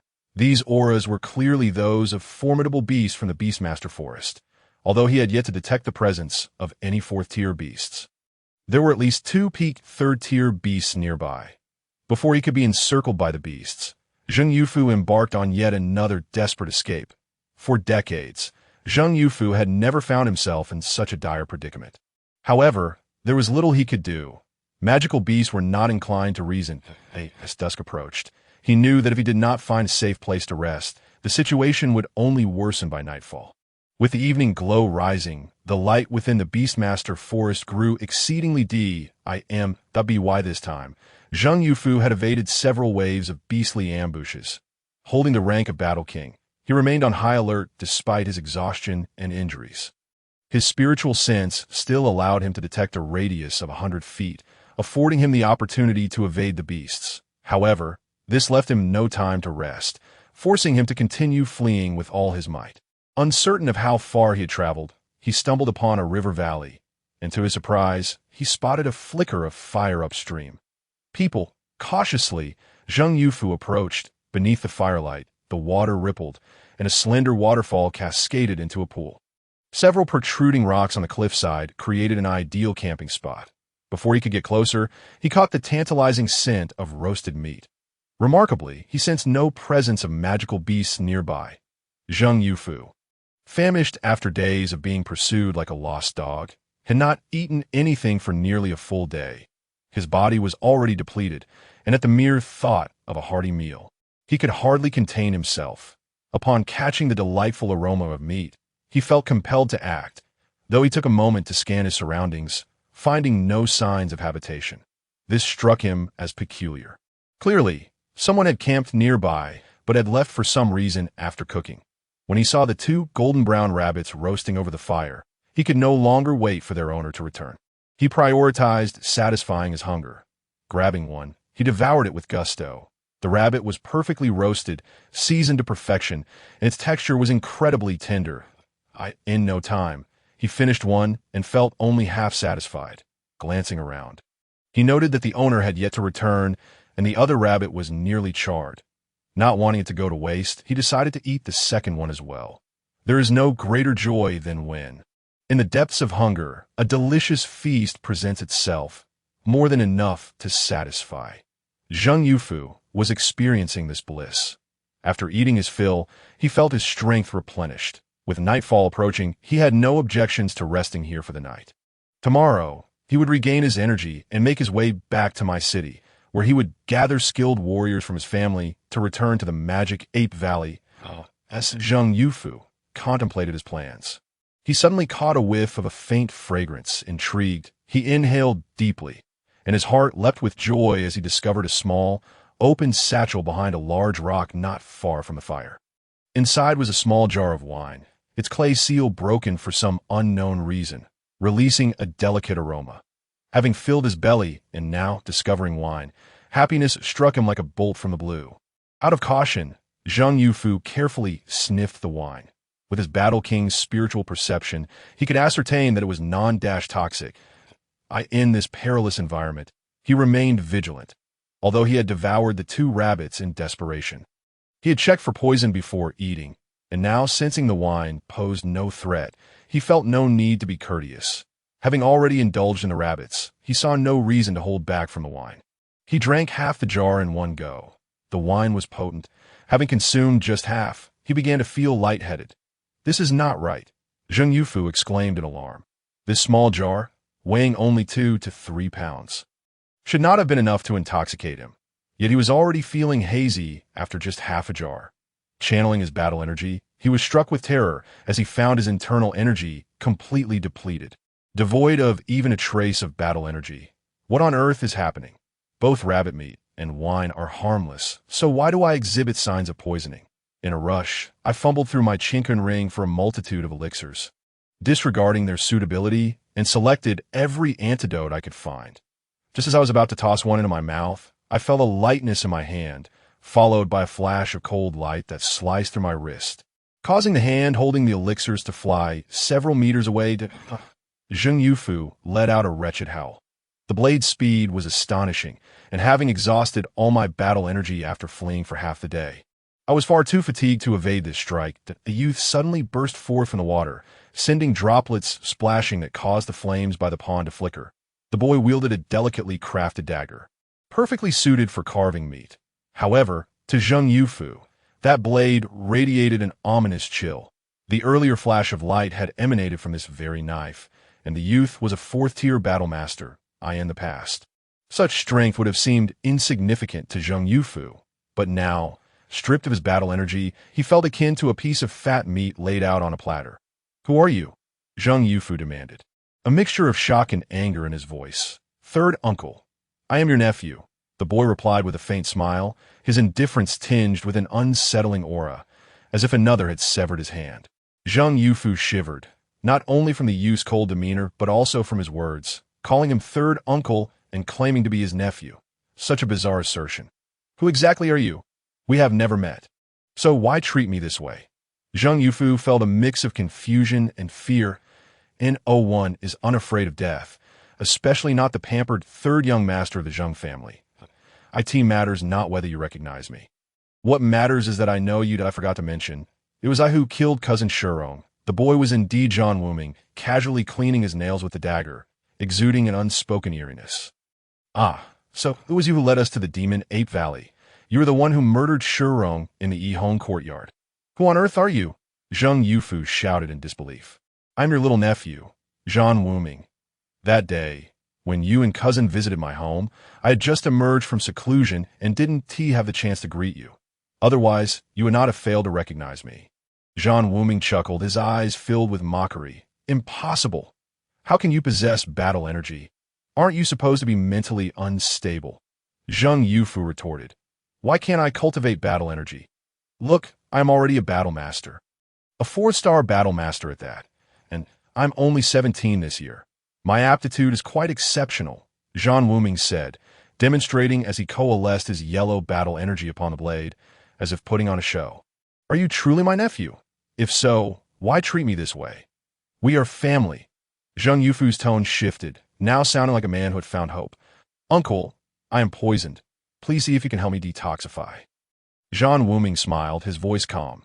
"In fact, I was the one who poisoned you." Zhang Yufu's expression darkened. Zhan Wuming had revealed his true face, setting such a flawless trap for him. It seemed inevitable that he would meet his end today. "Can you tell me how you poisoned me?" The rabbit and the wine were clearly harmless.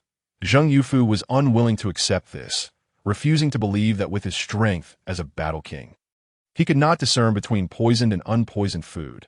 "Uncle, you are indeed cautious. The rabbit is harmless, and so is the wine. However, you are not poisoned here. You were poisoned outside the Demon Ape Valley. The poison lay dormant until you consumed this wine, but now it is too late." "Impossible." Zhang Yufu's expression shifted dramatically. "There is nothing impossible. You know why magical beasts are so drawn to you wherever you go." It is because when I dealt with the 1,000-mile seeking smoke beast, I added a little something to the chili powder. Thus, whenever you traverse that area, the magical beasts are driven into a frenzy. And you kept running, allowing those powders to gradually enter your organs. However, those powders alone do not qualify as poison. They cannot come into contact with this wine. You understand why this wine has such a faint fragrance yet is so potent? You surely cannot guess. This is a fine brew I have concocted called Green Serpent Wine. Zhan Wuming grinned with a sense of pride. The Green Serpent is a low-tier magical beast. Its venom mild and suitable for medicinal use. But its nature is cold and can dilute the potency of strong liquor, making it more refreshing. This wine can stimulate the pollen of the blazing flame flower, inducing a medicinal effect that neutralizes the battle energy within the body in a short time. Unfortunately, I had added a substantial amount of blazing flame flower pollen to the chili powder in my clay pot, and it was this pollen's unique aroma that incited the magical beasts. I followed the scent of the pollen to find you and treated you to good wine and meat. After all, it was our first meeting, so it could not be too shabby." Zhang Yufu gazed at the youth before him, a sense of inexplicable dread blossoming within him. Was this truly a mere 17-year-old boy? Every step he took was meticulously calculated, ensnaring both him and the Ji family in his grasp. That the Tianhuang sacred lotus in the Demon Ape Valley, also a ruse? Zhang Yufu queried. Zhan Wuming chuckled, shaking his head. "That I do not wish to answer, for time is running short." "How dare you?" A furious shout echoed from the cliff top of the valley, belonging to Yin. a guest elder of the Zheng family and a first-star battle king, who had lost track of Zheng Yufu. Yin Lao, save me! Zheng Yufu suddenly rolled towards a pond, fully aware that Zhan Wuming would not grant him any chance. Yet, he did not wish to die. Thus, upon realizing he could not summon his battle energy, he shattered the spirit sense pearl, allowing Yin Lao to sense his location within 100 miles. Thus, he had been stalling for time. But he never anticipated Zhan Wuming's vigilance, allowing him to act first. Swish! Zheng Yufu attempted to roll out of Zhan Wuming's attack range, but with his battle energy depleted, he could not outpace the blade in Zhan Wuming's hand. As soon as he moved, Zhan Wuming's knife had already sliced through his body. Zheng Yufu did not die, but the pain was worse than death, for Zhan Wuming's blade had precisely severed his qi, causing his battle energy to surge forth like a floodgate. And this time, he genuinely lost all battle energy. That the once proud battle king had suddenly become a worthless cripple. Zhan Wuming turned to regard the approaching Yin Lao, leisurely wiping the blood from his knife onto Zheng Yufu's clothing, continuing to groom his nails, entirely indifferent to Zheng Yufu's agonized cries. Yin Lao's eyes widened with rage. Before him, the third master of the Zheng family had been rendered a cripple, while the youth, a four-star battle master, calmly wiped his blade clean without even casting a glance in his direction. How could he not be furious? Foolish boy, do you know what price you will pay for this? Yin Lao's heart surged with murderous intent. This outing had resulted in the third master being crippled, the fourth master dead, and all others perished, leaving only him alive. What did this signify for the Zheng family? How could he face returning home? All of this had been orchestrated by the youth before him. Zhan Wuming chuckled, dismissively stating, "Did you really think I was unaware that he shattered the spirit sense pearl? The reason I did not kill him so quickly was simply that I did not wish to waste time searching for you. That it is dark, and the magical beast forest is not safe. Which is why I had him call for you. You certainly did not disappoint me." Yin Lao's expression shifted. The young man's demeanor was far too composed enough to make him feel like a chicken awaiting slaughter on the chopping block. He could not fathom where this confidence stemmed from, deepening his unease. Suddenly, Yin Lao realized he had acted too hastily. He should not have rushed here. Zheng Yufu, like him, was a battle king, and with Zheng Yufu still possessing protective spirit armor and a deeper foundation, how could he hope to be useful? Wait. Yin Lao suddenly grasped that he had lost confidence before a mere fourth-star battle master. The aura emanating from the youth was akin to that of a sovereign ruling over all. It was an illusion, yet it felt all too real that to voice this to others would surely invite ridicule. How laughable it was for a battle king to be intimidated by the presence of a fourth-star battle master. You, a mere fourth-star battle master, dare to speak so boldly? Allow me to show you the chasm that lies between battle masters and battle kings. As he spoke, a heavy aura emanated from Yin Lao, causing the space by the pond to stagnate, the air thickening as if it had transformed into a quagmire, making even breathing feel laborious for Zhan Wuming Dada. Indeed, you have grasped the preliminary application of the Earth's battle energy. You may be considered among the elite of battle kings. Unfortunately, the unfortunate battle king is less than a chicken. At this moment, you are merely a spent force, hollow and weak, in a state inferior to Zheng Yufu just moments ago. What can you possibly do to me? Frankly speaking, you should not have come here. Zhan Wuming's body trembled, deftly escaping the energy lock of Elder Yin like a fish evading a net, completely unaffected by the aura of the battle king. Boom! Zhan Wuming chose to communicate through the force of his fist. Elder Yin was taken aback by Zhan Wuming's audacity. Utterly unyielding to the pressure of his battle king's might, the power of Zhan Wuming's physical strike exceeded his expectations. Its ferocity comparable to that of a third-tier rhinoceros charging forth. Wah!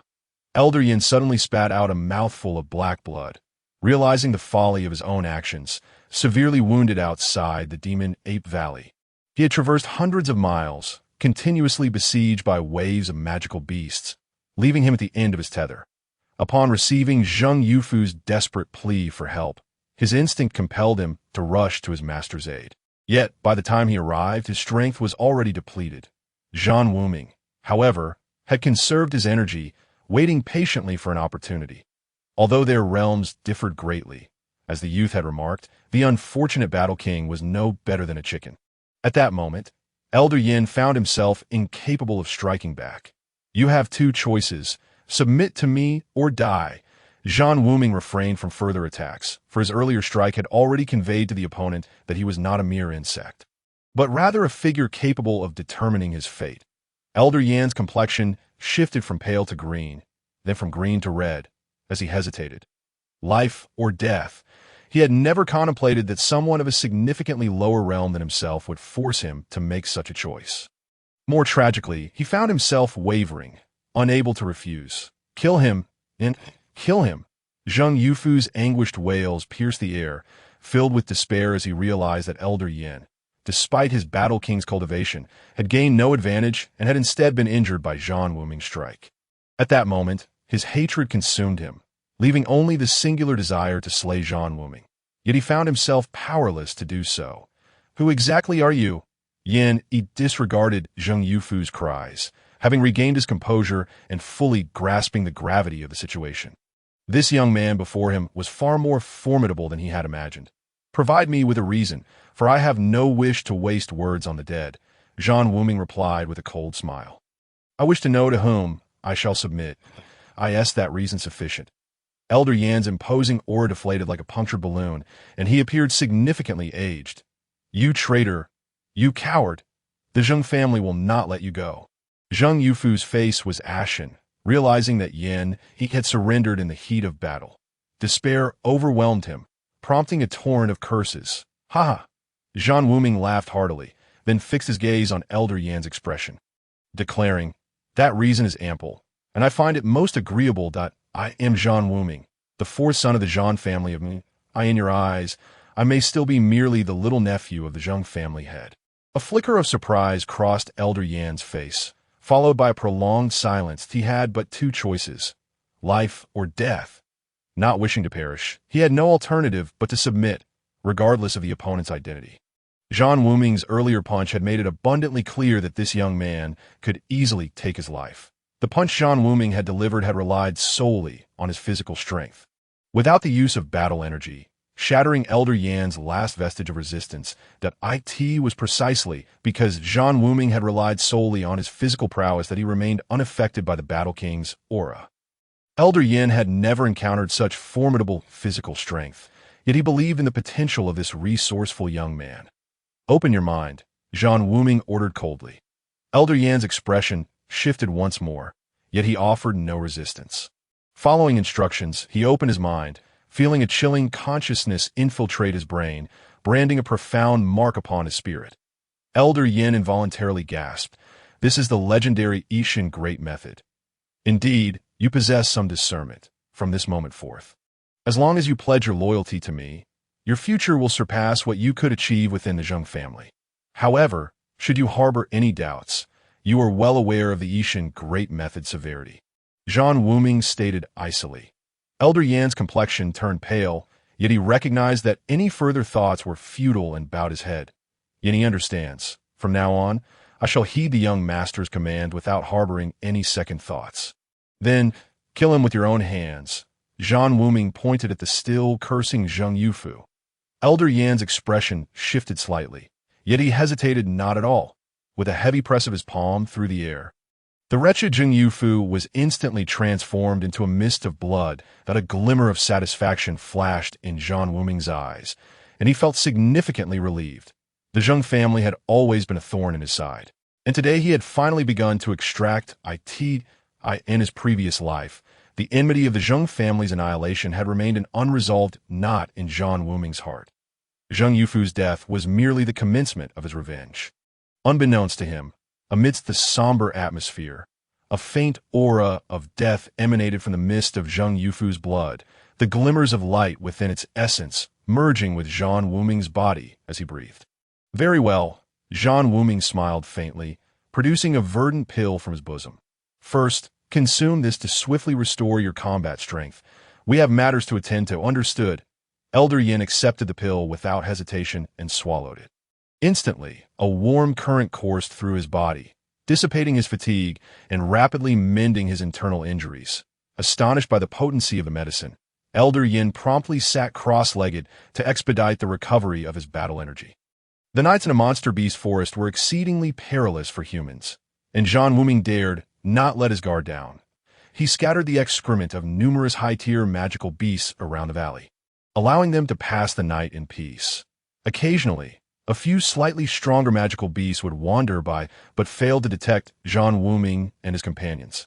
After a night of rest, Zhan Wuming was in excellent condition, and yet he had regained about 50 to 60% of his strength. While they could not contend with fourth-tier magical beasts, they were no longer fearful of third-tier ones. Now, we should set out to find the adorable Qinli Xuanyin beast. That creature is a treasure that cannot be allowed to roam freely in the monster beast forest, Zhan Wuming declared excitedly as dawn broke. Capture the Qinli Xuanyin beast? He was taken aback. Recalling the previous day's harrowing encounter with the horde of monkeys outside the demon ape valley, who still had the heart to pursue that creature. The Qinli Xuanyin beast was inherently intelligent. Upon sensing the ferocity of the monkey horde, it would have fled at the first opportunity. Realizing that Zhan Wuming had mixed fiery flower pollen with the chili powder, he surmised that the search for the Qinli Xuanyin beast would not be overly difficult. Zhan Wuming led Yi swiftly through the monster beast forest, ate tea that moment.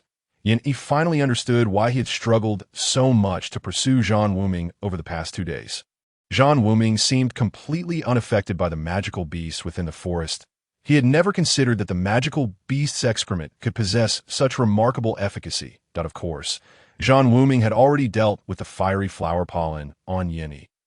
Zhan Wuming quietly arrived outside a valley, taking a leisurely position in a concealed spot, sitting down. He was puzzled. Zhan Wuming had been on the move all this time without any action, as if he already knew the beast's whereabouts.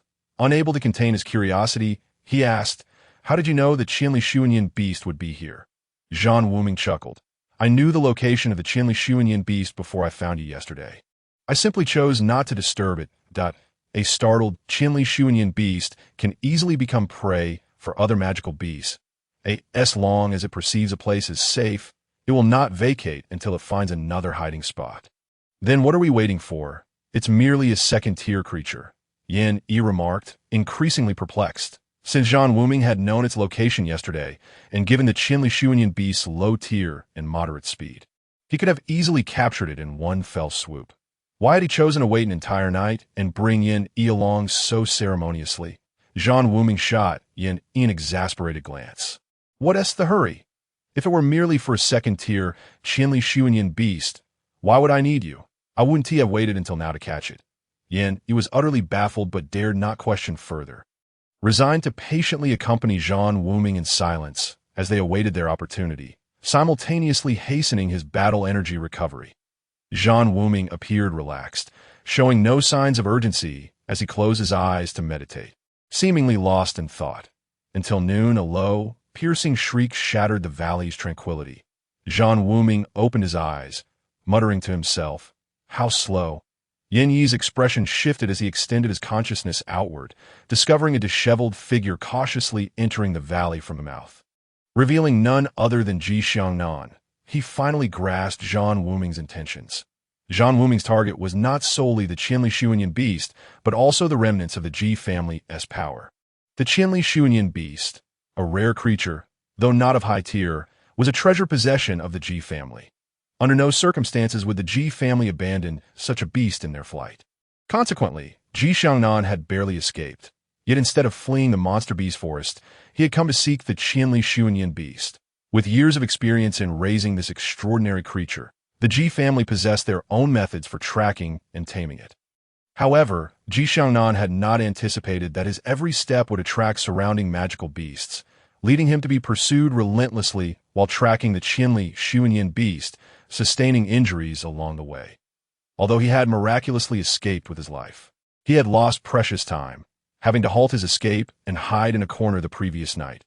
Only now had he reached the hiding place of the Qinli Xuanyin beast, aided by the diminished potency of the fiery flower pollen on him, which had lessened considerably over the day, allowing him to avoid attracting the frenzy of magical beasts as long as he maintained his distance. Little did he expect that the Ji family had been reduced to just himself, indicating significant losses for the clan. "All right, the target is in sight. I want him alive. As for me, I shall confront that little beast." Zhan Wuming chuckled with a hint of schadenfreude, gesturing towards Ji Xiangnan. Rest assured, my lord. Yanni cast a glance at the disheveled Ji Xiangnan, paying him no mind. Though his combat prowess had only recovered to 60%, had Ji Xiangnan been at his peak, he might have had a chance of capturing him alive. Yet now, Ji Xiangnan was in a worse state than before, barely possessing 10% of his strength point. One should not place blind faith in brute force. If one can achieve their aims without exertion, why toil unnecessarily? He still regards you as one of his own. Learn the art of subterfuge, and do not channel all your battle energy into your mind, lest you render it a mushy pulp, which would be of no use at all. Zhan Wuming, seeing Yin Yi brimming with battle energy and preparing to charge out, couldn't help but scold him. Both exasperated and amused, Yin Yi was taken aback, his face flushing with embarrassment. Zhan Wuming's reminder jolted him into realization.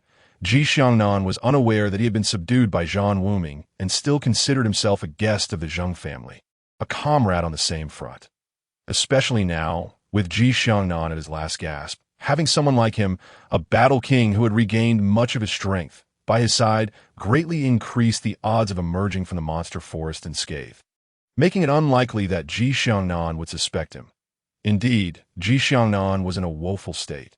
The past day and night had been fraught with unbearable hardship, with several near brushes with death before finally discovering the valley where the Qianli Xuanyin beast was hiding. If he could recuperate in the valley for a few days, he could seize the opportunity to escape the monster forest and could that moment. He unexpectedly spotted Yin Yi, and his heart soared with joy. Although he harbored some concern that Yin Yi might have come with intentions towards the Qianli Xuanyin beast, outwardly, the other party had yet to show hostility, and a facade of cooperation could still be maintained. At worst, he could first deliver the Qianli Xuanyin beast to the Zheng family, and upon returning to Muyu City, the Zheng family would no longer have a say in the matter. However, he did not anticipate that what Yin Yi desired was not the Qianli Xuanyin beast at all, but rather himself. Ji Xiangnan was completely unprepared and found himself rendered incapable of battle and movement by Yin Yi's sealing technique. Yin Lao. What is the meaning of this? Ji Xiangnan exclaimed, a mix of shock and rage flooding his features. What exactly was the Zheng family's intent? Yet he felt utterly powerless. Even at his peak, he would not be a match for them, as they were battle kings. Even a mere 1-star battle king far surpassed his 9-star battle sovereign status. Our young master wishes to meet you. With that, Yin Yi hoisted Ji Xiangnan back to the cave where he had been hiding and unceremoniously tossed him to the ground. Lord Zheng San is here as well. How wonderful! I knew Lord San had great fortune and would surely be safe, Ji Xiangnan hurriedly said. Yin Yi scoffed with a dismissive smile. My young master is not Lord Zheng San. Do not be mistaken. Yin Lao, what do you mean by that? Ji Xiangnan was thoroughly confounded.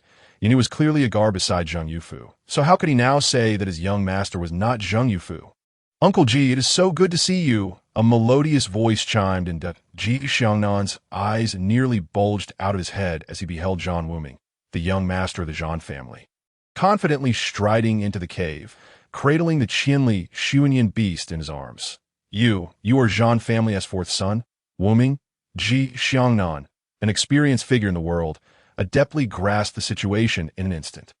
Realizing that regardless of the relationship between Zhan Wuming and Yin Yi, he could not afford to offend either. Indeed, Uncle Ji, what a coincidence. I never expected you to leave Muyu City and venture into these wild mountains as well. Are you here to hunt some game? Zhan Wuming smiled, his expression innocent, sending chills down Yin Yi's spine. He vowed never to underestimate any young person again. This one was truly extraordinary. Ji Xiangnan's face turned as red as raw liver. His current appearance was hardly better than that of a beggar in Muyu City. His clothes were tattered, his body covered in mud, curled up on the ground like a dead fish, unable to move. Only capable of speaking. Hunt game, he thought, as if this were the beast market in the east of the city, when in truth, it was the monster forest. Suddenly, he recalled the relationship between the Zhan and Zheng families. Zhan Wuming was Zheng Yufu's nephew, and he immediately understood, I did not expect you to have recognized your third uncle. Truly, congratulations. May I ask where your third uncle is now? How did you come to this monster forest? Indeed, it is a cause for celebration. Just last night, I escorted my third uncle to the divine realm. If you wish to see him, it is quite simple. Just take a knife and make a cut across your neck." Zhan Wuming teased that Ji Xiangnan was left dumbfounded, studying Yin Yi's expression, noting his lack of reaction. Zhan Wuming still held the Qianli Xuanyan beast, wearing an innocent smile, but a chill coursed through Ji Xiangnan's heart. He suddenly realized that the young master of the Zhan family was a cunning predator disguised as prey. Yin Lao. What in the world is happening? Ji Xiangnan stammered, "He is my young master. From this moment forth, I am but an old servant to my young master, so it would be wise for you to behave yourself. If my young master desires your demise, it would be as effortless as squashing an ant." Yin Yi coldly replied, "Rest assured, Uncle Ji, a deceased Ji heir would hold no value compared to a living Ji heir. However, if the living Ji heir cannot create value for me, I would rather have a deceased Ji heir." Zhan Wuming remarked with a chilling smile that Ji Xiangnan sensed the murderous intent behind Zhan Wuming's words. Although the four prominent families of Muyu City engaged in covert rivalries, they maintained formal interactions. That was why Zhan Wuming referred to him as Uncle Ji, but the Ji family had long harbored intentions to suppress or even annex the Zhan family. The Ji family had studied each member of the Zhan family, and the only one deemed harmless was the fourth son, who now towered over him, dictating his life and death. You think, Uncle Ji, that you are capable of creating value for me?" Zhan Wuming elegantly poised a delicate knife, nonchalantly grooming his nails. "Your words are humorous. The Ji and Zhan families are both prominent clans in Muyu City, and the Ji family has always maintained a favorable relationship with the Zhan family. Whatever it is you request, as long as it is within my capabilities, I shall certainly strive to fulfill it," Ji Xiangnan replied. "Enough with the pleasantries. I am well aware of the Ji family's ambitions. The Zheng family's arrival in Muyu City is to ally with the Ji family against the Zhan family, is it not? Alas, my poor third uncle met his demise before achieving any success, causing your plans to dissolve into thin air and leaving the Ji family greatly weakened. Yet even a rotten ship has a few nails left. I hope you, Uncle Ji, can take charge of the Ji family and henceforth align with the Zhan family, moving forward together, ensuring that all voices adverse to the Zhan family vanish from the Ji family. Can you accomplish this, Uncle Ji?" Zhan Wuming asked directly, a flicker of ruthlessness flashing in his eyes. Ji Xiangnan's complexion darkened considerably. Zhan Wuming harbored such ambition. Even Zhan Qingpeng, the head of the Zhan family, would not dare entertain such thoughts. This youth, long overlooked by the Ji family, was indeed the most formidable figure of the Zhan family. A good choice, the choice between compliance and defiance, equates to a choice between life and death, Zhan Wuming stated, unwilling to engage in further banter. "The Ji family is still under my uncle's authority. I am but a minor player. I fear," Ji Xiangnan began, but before he could finish, he felt a sharp pain in his palm as a finger flew off. A streak of blood appeared on the blade in Zhan Wuming's hand. Yet his expression remained unchanged, still adorned with an innocent smile. The excruciating pain made Ji Xiangnan realize that it was not an illusion. Zhan Wuming had indeed severed one of his fingers. "Will you comply or not?" Zhan Wuming's tone remained calm and gentle, but Ji Xiangnan's heart turned to ice. The young man's ruthlessness far exceeded his expectations. In truth, monsters prefer the flesh of living beings. If a fully immobilized yet pain-sensitive person were to be tossed outside the valley, how delighted would the monstrous wolves and fierce leopards be? Yin Yi's complexion drained of color, and Ji Xiangnan's face turned ashen, his body trembling slightly, as if surrounded by howling wolves. "I can do it. As long as I become the head of the Ji family will surely align with the Zhan family, loyally serving the Zhan family without any ulterior motives." The Ji Xiangnan, unwilling to perish or become fodder for beasts, found the thought of being devoured by a pack of monsters utterly terrifying, leading him to lose all sense of resistance. It is not merely about your ability to become the head of the family. You must undoubtedly become the head of the Ji family. You comprehend? Zhan Wuming sneered. Cold sweat dripped from Ji Xiangnan's brow as he hurriedly suppressed his thoughts. "Yes, I will certainly become the head of the Ji family, and the Ji family will align with the Zhan family, loyally serving the Zhan family without any ulterior motives." "Good, that is correct, Ji family head." Zhan Wuming smiled, then added, Open your mind. Ji Xiangnan dared not harbor even a flicker of rebellion. At this moment, it was too late for words. Since he had fallen into Zhan Wuming's hands, he could only yield, especially with a battle king standing by. Any attempt at resistance would be futile. Zhan Wuming effortlessly imprinted a strand of his essence into Ji Xiangnan's mind. In an instant, all of Ji Xiangnan's thoughts lay bare before Zhan Wuming. Without a single detail overlooked, the astonishment of Zhan Wuming. Ji Xiangnan had actually taken it upon himself to kill his own elder brother, Ji Xiangdong, all in the pursuit of seizing the position of the Ji family patriarch. Excellent. I indeed did not misjudge you. Zhan Wuming chuckled, beginning to develop a fondness for the second Uncle Ji, that a person who would go to any lengths to achieve their goals would undoubtedly serve as a formidable weapon against adversaries. Capable of plunging deeply into the hearts of foes, Ji Xiangnan's face was one of horror. He realized that all his secrets were laid bare before Zhan Wuming, with but a slight shift in Zhan Wuming's attention. Ji felt a piercing pain in his very essence, as if it could shatter at any moment. This meant that his life and death lay entirely within Zhan Wuming's control, who could extinguish him at will. As long as you serve me well, you shall remain yourself, Zhan Wuming said, producing a fiery red spirit stone from his robe and tossing it to Ji Xiangnan. Once you break through to the Battle King level, you will qualify to become the family head.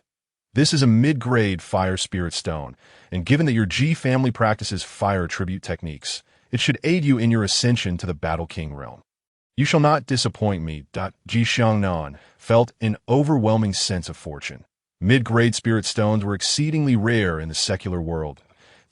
Possess a stone that perfectly aligned with his martial cultivation was indeed a stroke of luck. He had lingered at the 9-star battle sect for quite some time. A breakthrough was merely a matter of time. With the assistance of the mid-grade fire spirit stone, he anticipated that ascending from the battle sect to the Battle King rank was imminent. Ji Xiangnan had not expected Zhan Wuming to be so generous, and following him might indeed prove to be a wise choice. Upon Zhan Wuming's discreet return to the Zhan family, he overheard discussions throughout my city regarding the significant losses suffered by the Ji family. There were numerous versions of the tale.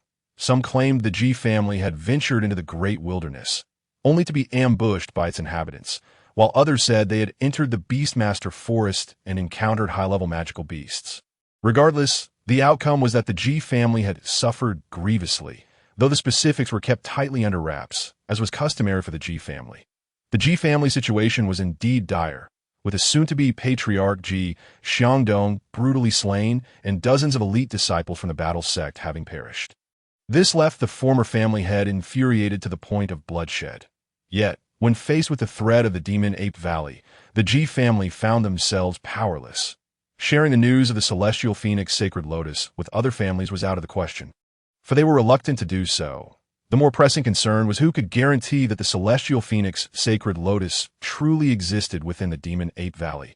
The Ji family could not swallow this humiliation. At this moment, Ji Xiangnan returned, albeit in a state of severe injury, slightly alleviating the atmosphere within the Ji family. Upon his return, Ji Xiangnan immediately proposed a plan to the family head, asserting that even if the Ji family could gain no advantage, they could not allow this grievance to go unavenged. Although the individual who led the Ji family into the Demon Ape Valley could not be found, the ape horde remained, and it was imperative to raise the Demon Ape Valley to the ground to quell the Ji family's rage. With no one in my city willing to stand up for the Ji family, they would have to align themselves with the Zheng family. Furthermore, with Zheng Yufu's demise in the Demon Ape Valley, the Zheng family had even more reason to stand in solidarity with the Ji family. Of course, if the Celestial Phoenix Sacred Lotus truly existed, the Zheng family would prosper, and the Ji family would at least be able to cling to their coattails. Ji Xiangnan's proposal was immediately endorsed by the Ji family head and the elders. Unfortunately, the loss of the 1,000-mile smoke-seeking beast proved to be an even greater blow to the Ji family. Ji Changfeng, as the eldest elder and one of the most powerful members of the Ji family, testified that Ji Xiangnan's return was indeed a stroke of luck. Hence, no one blamed Ji Xiangnan for failing to rescue his brother Ji Xiangdong. After all, he had encountered a magical ape king equivalent to a 5-star battle king and several 4-tiered magical beasts comparable to initial stage battle kings.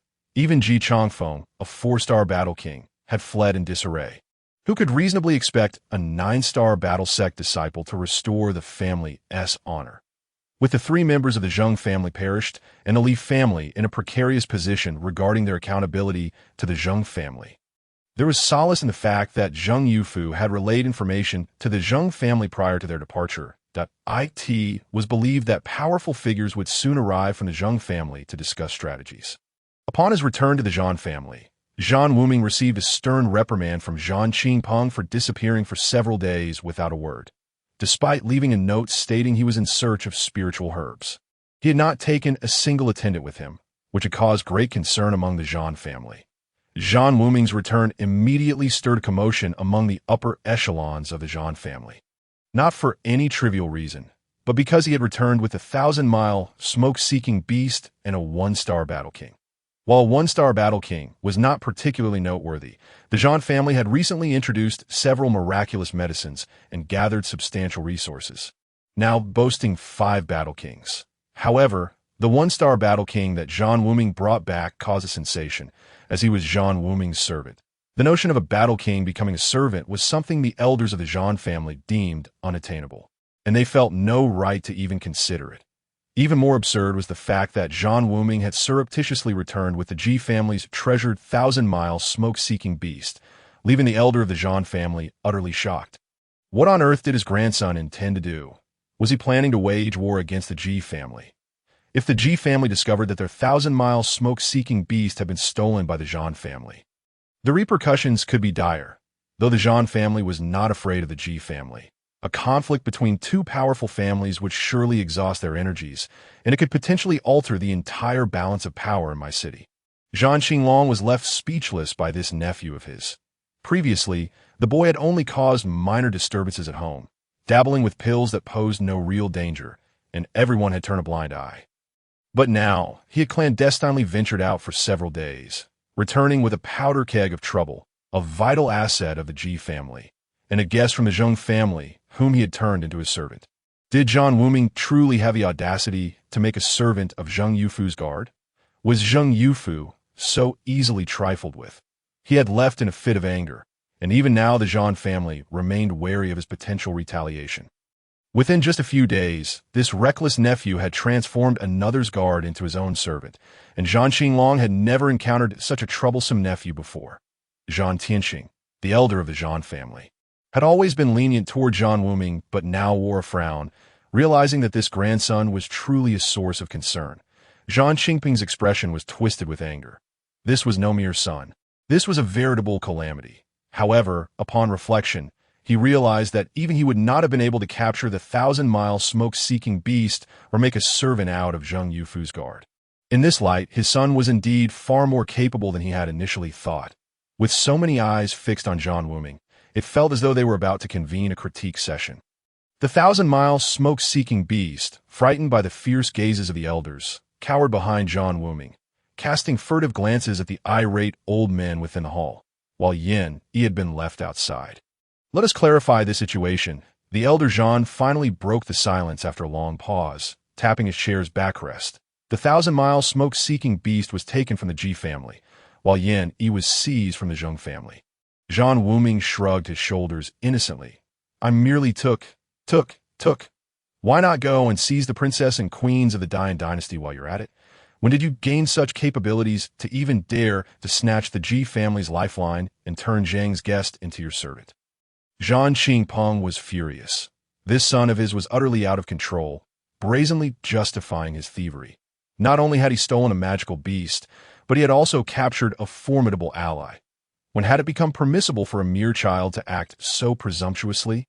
Even the elder of the Zhan family had never dared to act with such audacity. Explain how you managed to take them, Zhan Tianxing exclaimed, slapping his forehead. This grandson was a disaster waiting to happen. He had only been out for a few days, yet he behaved like a bandit. Turning to Zhan Qingpeng, he chided, why the hostility? We must have patience with children, that if you possess the skill, why not go seize them yourself? The Ji family's lifeline has been taken, yet they have not come to cause a ruckus. And as for the Zhang family, they have not demanded the return of their people. You, as the family head, should not be flustered. You lack any dignity. Zhan Qingpeng felt deflated. When faced with an unreasonable elder, he had to tread carefully even in reprimanding his son. This was the burden of being the family head. Zhan Wuming could hardly contain his amusement as he produced the Qianquan ring and Qianquan bag. Before anyone could express their astonishment, he upended them, spilling an array of items that covered much of the great hall. Magical beast hides, magical cores, materials, gold ingots, bricks, gemstones, and even a few low-tier spiritual artifacts alongside a heap of spiritual herbs, plants, and ores, all dazzling the onlookers.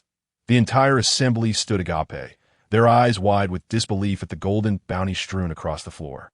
Then turned to gaze at the seemingly innocent Zhan Wuming, each one clutching their heads in sheer astonishment, as if they had suddenly developed a fever. The once lavish hall shrank in grandeur. And Zhan Qinglong muttered, "Good heavens, how many people did he rob?" Zhan Qingpong realized he had severely underestimated his son and suddenly regretted questioning him about why he did not seize the princesses and consorts of the Dian dynasty. For he now understood that his son truly possessed the audacity to do so.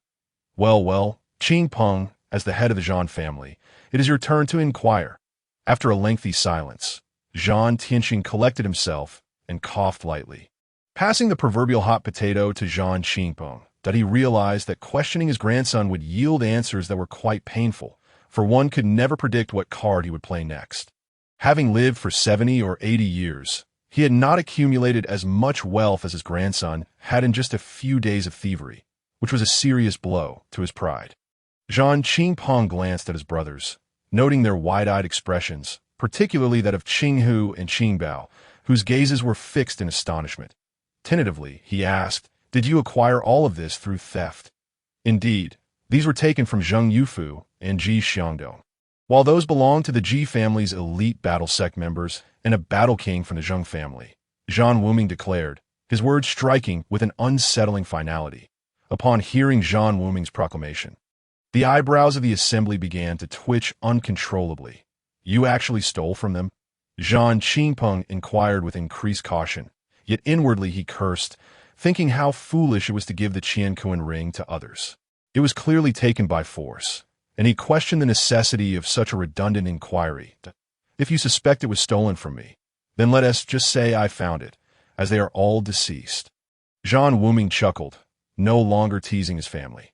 However, he found it rather amusing to see them, who usually appeared fierce and intimidating, now tense and anxious.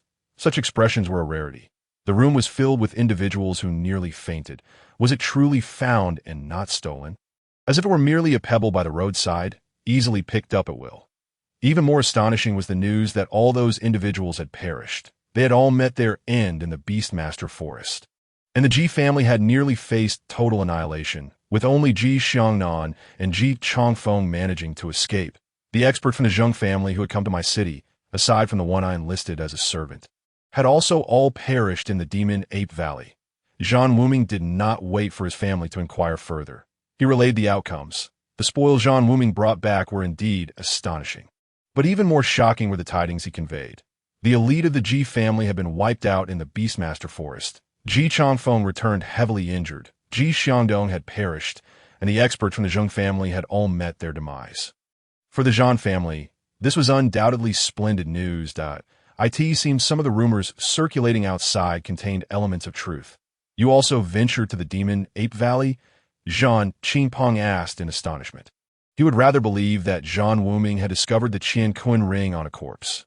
"Indeed, my child has been studying the habits of magical beasts for years and inadvertently rescued the Demon Ape King." Coincidentally, there was a medicinal herb in the Demon Ape Valley, Zhan Wuming reflected, choosing to conceal his own cultivation abilities, as he vaguely recalled that in his past life, the Zhan family was destroyed due to the betrayal of its own kin. The more secrets he held, the more advantageous it would be for the Zhan family. The crowd was taken aback. How could such a thing be possible? Although they were aware that high-level magical beasts possessed intelligence, and that seventh-tier beasts could assume human form and attain saintly status, their lifespans far exceeded that of humans. Yet he spared him because I interceded on his behalf with the Demon Ape King. Zheng Sanyi and Zheng Shurong are both dead, and his companions have perished as well. He alone survives. Should he return to the Zheng family, it would mean certain death, thus under the coercion of the demon ape king. He has acknowledged me as his master and become my servant, Zhan Wuming explained. But what about the Qianli Sunyan beast from the Ji family? Zhan Qingbao could not help but inquire. Initially, I did not realize it was a Qianli Sunyan beast. I merely found this little creature peculiar and captured it. Later, Yin mentioned they were pursuing someone and had tracked them to the vicinity of the Demon Ape Valley, prompting the Ji family to deploy this little creature, which is said to possess remarkable abilities. Subsequently, amidst a fierce battle outside the Demon Ape Valley, no one paid attention to this little creature, and I seized the opportunity to capture it. That if you believe this creature to be of great importance to the Ji family, I could return it to them. Zhan Wuming feigned ignorance. Baozi, you really speak too freely. Since it was found in the Beastmaster Forest, who says it must belong to the Ji family? The Beastmaster Forest is filled with wonders. It is entirely normal for there to be a few Qianli Sunyan beasts. Must it only be the Ji family that possesses them?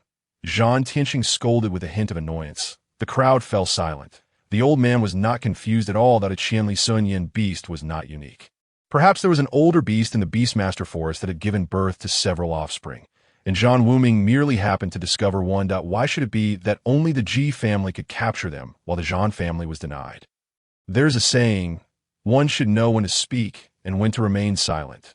Zhan Wuming changed his tone. But it matters not, Zhan Tianqing declared. The Zhan family have been established in my city for centuries. Stable yet lacking in ambition, in recent years, the family business had flourished, yet they had failed to seize the opportunity for expansion, merely engaging in minor skirmishes within my city. Even as the foremost among the four great families of Mai, they were merely local tycoons. When compared to the Songyan Empire, even a small Zhang family dared to treat them as inconsequential.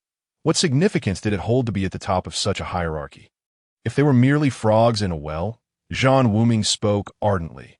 Zhan Qingping's expression changed. As the head of the Zhan family, he felt humiliated by his son's critique of their operational direction. He was about to speak when he caught Zhan Tianqing's glare and swallowed his words. What does my child believe the family should do? Zhan Tianqing inquired calmly. The members of the ancestral hall exchanged glances. At this moment, Zhan Wuming's demeanor resembled that of a dominating sovereign. Though his words were somewhat sharp, they were refreshing to hear. Why child believes that the family's development should focus on both external and internal matters. With the internal referring to my city. There are no eternal allies, only everlasting interests. If one wishes to gaze upon the world, how can one do so without allies? A single family may be short-lived, but many families endure. Given the current resources of the Zhan family, we would be welcomed anywhere. Why then have we been persistently suppressed by the other three families of my city, making development arduous? I wonder if the elders have considered this. I believe what we need is not to break through external pressures with ostentatious displays, but to cultivate alliances. While a blade may split the seams, it cannot pave the plains. In business is not about planting a single tree, but rather cultivating a forest. Pausing briefly, Zhan Wuming continued, I possess 100 medicinal pills, each capable of yielding 10 gold coins. However, due to the oppression we face in the capital, we can only sell 10 of them. Despite our efforts, we might manage to sell 20. In other words, even though we possess valuable items, we can only earn 200 gold coins. The remaining pills would simply languish in the warehouse. Though valuable, they would fail to generate profit. If we were to adopt a different approach, keeping 20 pills for ourselves and distributing 20 each to the three great families, we would only earn 5 gold coins per pill. This way, we would have profited an additional 300 gold coins from the pills that would otherwise have been wasted. This 300 gold could then be reinvested to create 150 additional pills. Not only would we earn more, but we would also bind the three great families to our side, advancing together. Meanwhile, the capital would no longer be able to obstruct the Zhan family's medicinal pills. A round of applause erupted as the doors of the ancestral hall swung open, revealing 2 elderly men accompanied by several middle-aged individuals. Oldest brother, third brother, the newcomers were Zhan Tianxiu, Zhan Tianhe, and a few cousins. Who claims my grandson is an idle, unlearned wastrel? There are many who cannot cultivate battle qi, yet who possesses the insight of my child. Zhan Tianxiu laughed heartily. He then turned to Zhan Qingping, saying, Qing Peng, as the head of the family, you should guide its development. This ought to have been your insight, and you must reflect upon it earnestly. Father's admonition is duly noted. Zhan Qingpeng replied respectfully. That was splendidly articulated. Please continue, my child. Since the elders of the family are present, it is an opportune moment to deliberate the future direction of the Zhan family, Zhan Tianxiu stated solemnly. Thank you for your praise. Grandfather, perhaps due to my inability to cultivate battle qi, I have always felt that the world lacks not warriors, but rather individuals of intellect. I may not be able to best even a first-star warrior. Yet I can compel a battle king to become my servant. It is curious how people think that once they possess martial strength, they must solve problems with force, forgetting that sometimes it is better to let others do the fighting for them. My philosophy is to allow others to engage in the struggle while we sit back with a drink, cheering them on. Perhaps the one fighting for us may even thank us for the opportunity to do so. Zhan Wuming remarked nonchalantly, surveying the room filled with astonished faces, and shrugged. The ancestral hall of the Zhan family fell into a profound silence, as Zhan Wuming's words struck them like a thunderclap. Never before had anyone spoken so candidly. Each person began to question themselves. Indeed, why must they engage directly in battle when they could let others fight to the death for them? How exhausting! Before they could fully process this revelation, Zhan Wuming continued. A true master of war does not seek glory for themselves. They direct others to fight. The Zhan family must also revise its mindset. By distributing our best resources, we gain gratitude from others while also accumulating significant wealth, and we create opportunities for recuperation. When others have helped us amass wealth, they may find their own strength diminished in the process. While the Zhan family, having reaped substantial profits, grows ever stronger. Honestly, I did not wish to voice these thoughts, but considering that the Zheng family has audaciously bullied us, while we squander our energy guarding against the Ji family, Long family, and Chun family, yielding little profit and allowing the Zheng family to seize the opportunity to ally with the Ji, Long, and Chun families, viewing us as a plump target to stab. If this continues, the Zhan family may not be far from ruin. Zhan Wuming's words caused a dramatic shift in the expressions of those present, especially Zhan Qingpeng, whose face turned pale as the family head.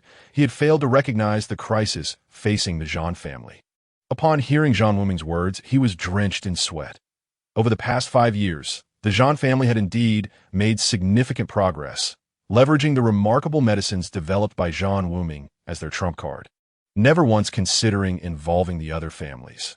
Over the past few years, although the Zhan family has experienced commendable growth, it has simultaneously incited considerable wariness and dissatisfaction among the other 3 families, who frequently conspire against them in private. Today, Zhan Wuming's words suddenly enlighten them. Whether it be the Long family, the Chun family, or the Ji family, each operates within distinct realms of business. Yet, as long as there is a perception of profitability, they would certainly not shun the prospect of wealth, thus enabling the intertwining of interests among the prominent families. How could the likes of the Zheng family possibly sway the 3 major families to turn against the Zhan family? Zhan Qingpeng felt an overwhelming sense of shame, deeply aware of his failure to meet the family's lofty expectations, and humbly requested his uncles to appoint a more capable successor. A cold sweat trickled down Zhan Qingpeng's brow. Initially, he believed Zhan Wuming's remarks had undermined his dignity, stirring his resentment. However, upon hearing Zhan Wuming's complete address, he realized that his son possessed a far broader vision and clearer insight than he did. He could not deny that his son was more suited to lead the Zhan family, and under Zhan Wuming's guidance, the family was bound to soar to greater heights. Zhan Qingpeng's decision astonished the members of the Zhan family, prompting a collective introspection and a profound sense of shame. Those present had lived for decades, yet could be overshadowed by a mere 17-year-old youth. Why did the father speak thus? The son did not intend to shift blame onto anyone, but merely wished to inspire a change in perspective. Furthermore, the family's development is not solely the responsibility of the head. If accountability is to be assigned, each of those present shares in it, and thus the father need not be so harsh on himself. However, it is indeed imperative to contemplate the path ahead. As the Zhan family, must not limit its vision to the confines of Mayu City, in the face of the formidable families of the Dian dynasty. What strategies should we adopt? And how shall we confront the major families of the Sangyan Empire? The future trajectory of the Zhan family requires the consideration of all the esteemed elders present. Now, I must attend to my little beast, that be by the way. The spoils belonging to Zheng San and Jith Day should be handled by the family. I am but a mere child, and for any matters, do not seek me out. Just a little pocket money will suffice. With that, Zhan Wuming irresponsibly turned and departed by the time the Zhan family members regained their composure from Zhan Wuming's speech. He had already vanished, leaving behind a trove of treasures in the ancestral hall, worth half a year's earnings of the entire Zhan family. Zhan Wuming hastily exited because he sensed an opportunity for a breakthrough. Although he had recently advanced to a 4-star battle master, during this expedition into the Beast Forest, his internal battle aura seemed to have been stimulated. Displaying signs of impending advancement, he hurried back to the secret chamber, instructing Xiao Yun to prepare a medicinal bath. This time, Zhan Wuming did not enter the medicinal barrel. Instead, he poured the concoction into a massive cauldron taller than a person, activating the mechanism beneath it, which instantly enveloped the cauldron in an intense blaze. Zhan Wuming cautiously plucked 2 petals from the celestial phoenix, sacred lotus, and tossed them in, followed by several herbs he had procured from the rings of Zheng Yufu and Ji Xiangdou. After a while, a faint and fragrant aroma wafted from the cauldron, prompting Zhan Wuming to leap into the cauldron fully unclothed, sealing it with a resounding bang, disregarding the scorching temperature as he immersed himself within. The overwhelmingly potent medicinal energy surged into Zhan Wuming's body like a fire dragon, cleansing every meridian, refining every muscle and bone, making him feel as though he was ablaze in his mind. The cultivation method of the cold emperor technique flickered, and he instinctively sensed the power of extreme cold, urging the elixir within him to gradually shift and refine his body in alignment with the incoming heat. Zhan Wuming let out a pained groan as the dual torment of ice and fire revitalized every cell within him. The path of cultivation is fraught with agony, demanding an unwavering will and resilience that surpasses the ordinary. Enduring the torment of both body and spirit, Zhan Wuming was not merely refining his bones and muscles. He was integrating the resurrection divine power of the celestial phoenix sacred lotus with the cultivation methods of the Taishu divine nerve and the cold emperor technique. After a considerable time, the forces of cold and fire finally converged in his energy sea. With a tremendous boom, the collision of ice and fire unleashed a destructive force akin to a volcanic eruption, shattering Zhan Wuming's energy sea and leaving him unable to maintain control over his mind. Thoughts in disarray, in a frantic motion, he retrieved the prepared 10 or so fire spirit stones, and soon thereafter, he lost consciousness. The powers of cold and heat did not dissipate. The secret chamber within the Zhan family's medicine pavilion, originally a pill room, was now filled with the flames of the cauldron, which, although not comparable to the inferno of the Earth's core, still constituted terrestrial fire. Zhan Wuming tossed in the fire spirit stones, combined with the inherently fiery nature of the celestial phoenix sacred lotus. The fire spirit energy in the surrounding atmosphere rapidly coalesced. After regaining the memories of his past life, Zhan Wuming embarked on the cultivation of the cold emperor technique. The dominant aspect of the heavenly technique lies in its ability to effortlessly mobilize the energies of heaven and earth. And it also allows for a profound utilization of elemental powers. Those who cultivate the heavenly technique are naturally attuned to the elements of nature, and with Zhan Wuming's prior experiences, he had already perfected his mastery of the cold emperor technique. Thus, when he initially activated the cold emperor technique, the ice-cold energy he summoned was extraordinarily formidable. As the forces of cold and heat collided, the resulting energy surged forth, erupting from the energy sea and dissipating into the cauldron, unable to escape due to the confines of the massive cauldron. The ground fire beneath the cauldron, akin to alchemical processes, refined the escaping energies of cold and heat, reintegrating them into Zhan Wuming's body. That moment, Zhan Wuming resembled a golden elixir embryo, as the terrifying medicinal energy, combined with the icy cold energy and the dominant fire spirit energy, nourished every inch of his skin and bones. Simultaneously, a force reminiscent of the laws of nature emerged within him, gradually mending the damage within his body. Zhan Wuming had not anticipated this. Upon acquiring the celestial phoenix, sacred lotus, he recalled a bold notion from his past life, utilizing the resurrection power of the sacred lotus to concoct the celestial human elixir. In his previous life, no one had ever attempted the refining of such an elixir due to its excessively stringent requirements. The celestial phoenix, sacred lotus, is exceedingly rare, and whoever obtains it regards it as a treasure. A single petal can forge a battle emperor. Who would dare to use 5 petals of the celestial phoenix, sacred lotus, to allow a battle master to attempt something that had never succeeded before? Moreover, it necessitates the use of vast quantities of spirit stones and exotic herbs. Zhan Wuming, possessing the Taishu divine, nerve's method of cultivation and an understanding of the path to sanctification through the physical body, along with the experience of achieving the title of battle god in his past life, was in possession of the complete celestial phoenix, sacred lotus. Yet he had not anticipated that the process of concocting the celestial human elixir would be so overwhelming that even his ironclad will could scarcely endure it. Zhan Wuming let out a low growl, and within his mind there was a resounding boom, akin to a wall being toppled, as an indescribable emotion awakened from the depths of his soul. Fragmented memories gradually began to crystallize. As he regained consciousness, Zhan Wuming found himself unable to shake off the remnants of those memories. He was unsure how long he had been unconscious, but upon awakening, he discovered that the ferocious power within the cauldron had diminished significantly, its impact on his body now feeling feeble. Yet, the previous scene remained strikingly vivid, as if it had transpired to him personally. Could it truly have been himself, on that day in the beast forest? Had he indeed been struck by some inexplicable force, a remnant of his soul from the future, reversing time to impart revelation? Zhan Wuming took a deep breath, steadied his mind, and murmured to himself, regardless of whether this memory is authentic, in this life, I shall not tread the same path again. That if those individuals truly manifest in the future, then let them come.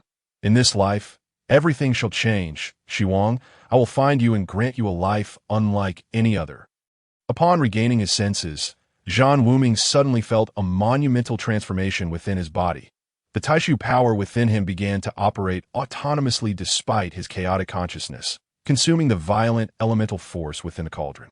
This tumultuous energy was not absorbed into his energy sea, but instead dispersed into his meridians, bones, and muscles. Zhan Wuming was taken aback. Upon examining his internal state, he was horrified to find his energy sea had become a chaotic vortex. The elemental energy flowing through the energy sea was expelled by the vortex, reintegrating into his meridians and body, rendering the energy sea incapable of storing the elemental energies. Panic-stricken, Zhan Wuming realized he had become akin to a cripple. With a surge of determination, he activated the techniques of the Cold Emperor, unleashing an extreme cold force that suddenly erupted from his meridians, causing the temperature within the cauldron to plummet. Remarkably, Zhan Wuming's battle aura had ascended 2 tiers, achieving the realm of a 6-star battle master. Stunned, Zhan Wuming pondered the bizarre turn of events. Ordinarily, the elemental energies of the world reside within the energy sea. Instead, he had transformed himself into a celestial human elixir through this process. Yet in doing so, he had destroyed his energy sea. Nevertheless, the elemental energies within his body had not vanished. Rather, they had converted his meridians into vessels capable of containing the elemental energies of heaven and earth, with a capacity far exceeding that of the energy sea. Each meridian within his body now held an amount of elemental energy equivalent to that of the former energy sea, resulting in a richness of elemental energy within him that was a 12 times greater than before. This transformation left Zhan Wuming astounded, surpassing his understanding of the situation, leaving him uncertain whether it was a blessing or a curse. Frantically, he scrutinized his body once more, only to discover that all of his meridians had been unblocked. Each muscle now possessed unparalleled explosive power, and a third of his bones had become translucent, as smooth as jade, having reached the minor completion stage of the Mingming realm. Earlier, while continuously absorbing the fire element from the earth fire and fire spirit stones within the medicinal cauldron, The ethereal nerves of my consciousness unexpectedly stimulated my body to operate autonomously at that moment. A peculiar form of true energy surged within me. Taisu true chi. If the solidity of this true energy could be likened to metal or stone, then the combat energy present in this realm would be akin to cotton, showcasing a qualitative disparity between the two. The art of the celestial essence pill is indeed extraordinary. Zhan Wuming felt immense satisfaction with his transformation. Although he had expended numerous rare materials and 5 petals of the celestial phoenix sacred lotus, it had significantly elevated his potential compared to his past life, that if he were to reach the level of the War Emperor, the elemental force within him would be magnitudes greater than in his previous existence. Who could possibly rival him? Even the formidable 9th heavenly tribulation would pose no challenge, although he remained uncertain whether the changes in his energy sea were beneficial or detrimental. He could faintly sense a connection with the cosmos, and an instinctual feeling told him that perhaps one day his energy sea would reunite once more. Furthermore, his destiny cultivation had already reached a level of minor achievement, enabling him to contend against lower-tier war kings. He distinctly perceived that the elevation brought about by cultivating the ethereal nerves was fundamentally different from other martial arts and techniques. In this world, there was no hierarchy capable of measuring the might of Tai Su True Q, I.T.O. outsiders. He appeared merely as a minor war zone. Yet the disparity between Tai Su True Chi and combat energy rendered him fearless. Even in the face of a war emperor, Zhan Wuming distinctly felt that his life essence was imbued with dense fire elements, continuously nurturing his life soul, forging an incredibly tight bond between his spirit and body, making his entire essence remarkably transparent, as if he had shed his mortal coil and attained a spiritual form after a rebirth. This was all thanks to the celestial phoenix sacred lotus, a spirit of fire elements, possessing an inherently pure fire spiritual power born of heaven and earth, capable of purifying all impurities. This was the reason for its regenerative efficacy. Over the past few days, he had completely absorbed the fire elemental power from the celestial phoenix sacred lotus and a considerable amount of fire spirit stones, with Taisu True Chi, not only reshaping his physical form, but also refining his life essence. Life essence is the foundation of existence. Cultivating life equates to nurturing essence, while seizing life equates to claiming fortune. The elemental forces of the cosmos are the very building blocks of life essence. Thus, unbeknownst to Zhan Wuming, he had seamlessly integrated fire elements into his life essence at this moment. With every breath, he felt an intrinsic blending with the cosmos, as the sparse fire elements in the surrounding environment were replenished within his life essence through the operation of Taisu power. He believed that if one day the fire elements within his life essence were to reach perfection, he would undoubtedly ascend to the pinnacle once more. As Zhan Wuming immersed himself wholly in this experience of cosmic fusion, he was astonished to discover that everything around him had taken on color. Even the massive cauldron atop the earth fire radiated a profound yellow HUIT was the essence of thick earth spirit. Zhan Wuming's consciousness merged with the surrounding cosmos, allowing him to perceive the essence of all things. Suddenly, he recalled the teachings of the ethereal nerves. If one can comprehend their fate on the path of life cultivation, they can discern what is lacking in their destiny. Understanding the path of fate, understanding the principles of fate, understanding the ties of destiny.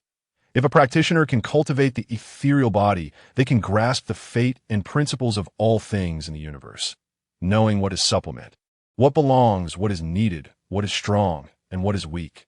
Zhan Wuming was overwhelmed with joy, realizing that he had purified the postnatal impurities through the celestial essence pill, attaining a primordial body. Moreover, due to the autonomous operation of Taisu True Chi, he communicated with the ethereal, transforming his primordial body toward the ethereal form. What he sensed now was clearly the teachings of the ethereal nerves, comprehending the fate and principles of all things in the cosmos. Zhan Wuming retrieved a medicinal herb and, with focused intent, sensed a radiant emerald aura emanating from it, interspersed with streaks of red and yellow. The emerald signified the spirit essence of plants, while the mingled red and yellow hues represented the essence that could replenish life essence. Upon this realization, he seemed to awaken to a profound understanding. All things in the universe possess spirit, and human fate, initially flawed, is never complete. The path to completeness lies in complementing strengths and weaknesses. Defying the heavens to cultivate life is akin to seizing fate from the cosmos. When one's fate is complete, the heavens can no longer impose upon them, allowing them to transcend the confines of existence. In that instant, Zhan Wuming grasped the truth he had struggled to comprehend in his past life. True transcendence necessitates the perfection of oneself before attempting to ascend through tribulation. When fate is flawed, heavenly tribulations dare to approach. When fate is without flaw, what can the cosmos do to him? Zhan Wuming smiled. His spirits had never soared as they did at this moment, for he knew he had made a significant stride forward on the path of life cultivation. Although he remained distant from mastering his fate, having reached the understanding of it, he now knew how to seize fate from the cosmos, and future cultivation would be devoid of obstacles. When Zhan Wuming emerged from the secret chamber after absorbing the medicinal and elemental powers from the cauldron, it was already the 10th day of his retreat. A wave of apprehension washed over him as he realized he had been unconscious in the cauldron for an entire 7 days. Had he not been unafraid of waste and utilized 5 petals of the celestial phoenix sacred lotus, the power of rebirth might not have fully restored him, but a slight misstep could have rendered him utterly powerless. A thought that sent shivers down his spine. Zhan Wuming had many matters to attend to, and at the moment he integrated the fire elements into his life essence, a fissure seemed to open in the depths of his mind, allowing many of his past life memories to become vividly clear. Previously, his memories had been sealed by some force due to the presence of dual souls. Those indelible experiences were unforgettable, yet many crucial details remained shrouded in obscurity. Now, he finally understood that this sealing force could only be unraveled layer by layer with the key of elemental power from the cosmos. As his memories awakened, he realized what he needed to do. Otherwise, fate would continue to lead him down an irreversible path. Within 10 days, significant changes had transpired in my city. The Zhan family had convened a meeting of the 4 prominent families in my city a few days prior. During this gathering, the Zhan family proposed to share the profits from their medicinal pills with the other families, granting 3 of the families partial rights to sell the pills, albeit only outside my city. The Zhan family offered the pills at cost price, splitting the profits 50-50. The Zhan family's generosity immediately shifted the attitudes of the other 3 families. As Zhan Wuming had stated, there are no eternal enemies, only everlasting interests. Although it was still difficult to ascertain whether the Zhan family was truly offering the pills at cost price, the price was undoubtedly significantly lower, comparable to the material costs required by the alchemists of the other families to replicate the pills. Hence, it was certain that this price was exceedingly close to the cost price. Regarding the 50-50 profit split, it could be seen as a consignment, akin to making easy profits. The efficacy of the Zhan family's medicinal pills was remarkably extraordinary, particularly for ordinary low-tier cultivators, and the vast market was well understood by the other families. The 3 families voluntarily expressed goodwill, offering the Zhan family lower discounts when selling items to them. The Zhan family announced that, as allies, any new pill formulas developed by them will be supplied to the 4 prominent families of my city first, hoping that these families could unify the pricing within my city and coordinate their sales outside. These proposals aligned perfectly with the interests of the other families, garnering unanimous agreement from the 3 families. Following the gathering of the 4 families, a series of good news soon spread throughout my city. The second young master of the Zhan family, Zhan Wuming, became engaged to the eldest young lady of the Long family, Long Yingying, while the 5th young lady of the Zhan family, Zhan Yunyuan, married into the Chen family. The prominent families of my city thus became interconnected through marriage, and with the Zhan family's deliberate efforts to improve relations, an unprecedented unity emerged in my city. Under the influence of Ji Xiangnan, the Ji family also reconciled with the Zhan family, deepening their cooperation. Upon learning all of this, Zhan Wuming couldn't help but smile, realizing that the stubborn elders in his family had indeed been swayed by his words. The changes were swift, and everything was progressing in a positive direction. Now, with careful maneuvering, the fate of the Zhan family would be completely transformed. Soon, Zhan Wuming received news from Ji Xiangnan that the Zheng family had dispatched several experts. Ji Xiangnan vividly recounted the events concerning the Demon Ape Valley. Although they had not encountered the celestial phoenix sacred lotus, they sensed a significant fluctuation in the elemental energies of the cosmos. Ji Xiangnan deliberately omitted the details of pursuing the mysterious figure, framing the venture to the Demon Ape Valley as a quest undertaken by Zhang Sanyi to obtain a mysterious treasure map, hoping that the Ji family could lend their allied strength to assist him. However, the outcome of the expedition resulted in a substantial loss for the Ji family, considering the allied relationship between the Zheng and Ji families. They ultimately handed over the map to the newly appointed head of the Zheng family, Zheng Yongfu. Zheng Yongfu was a representative figure of the younger generation within the Zheng family, the foremost expert aside from the family head, who had now attained the rank of War King and reached the 3rd star level.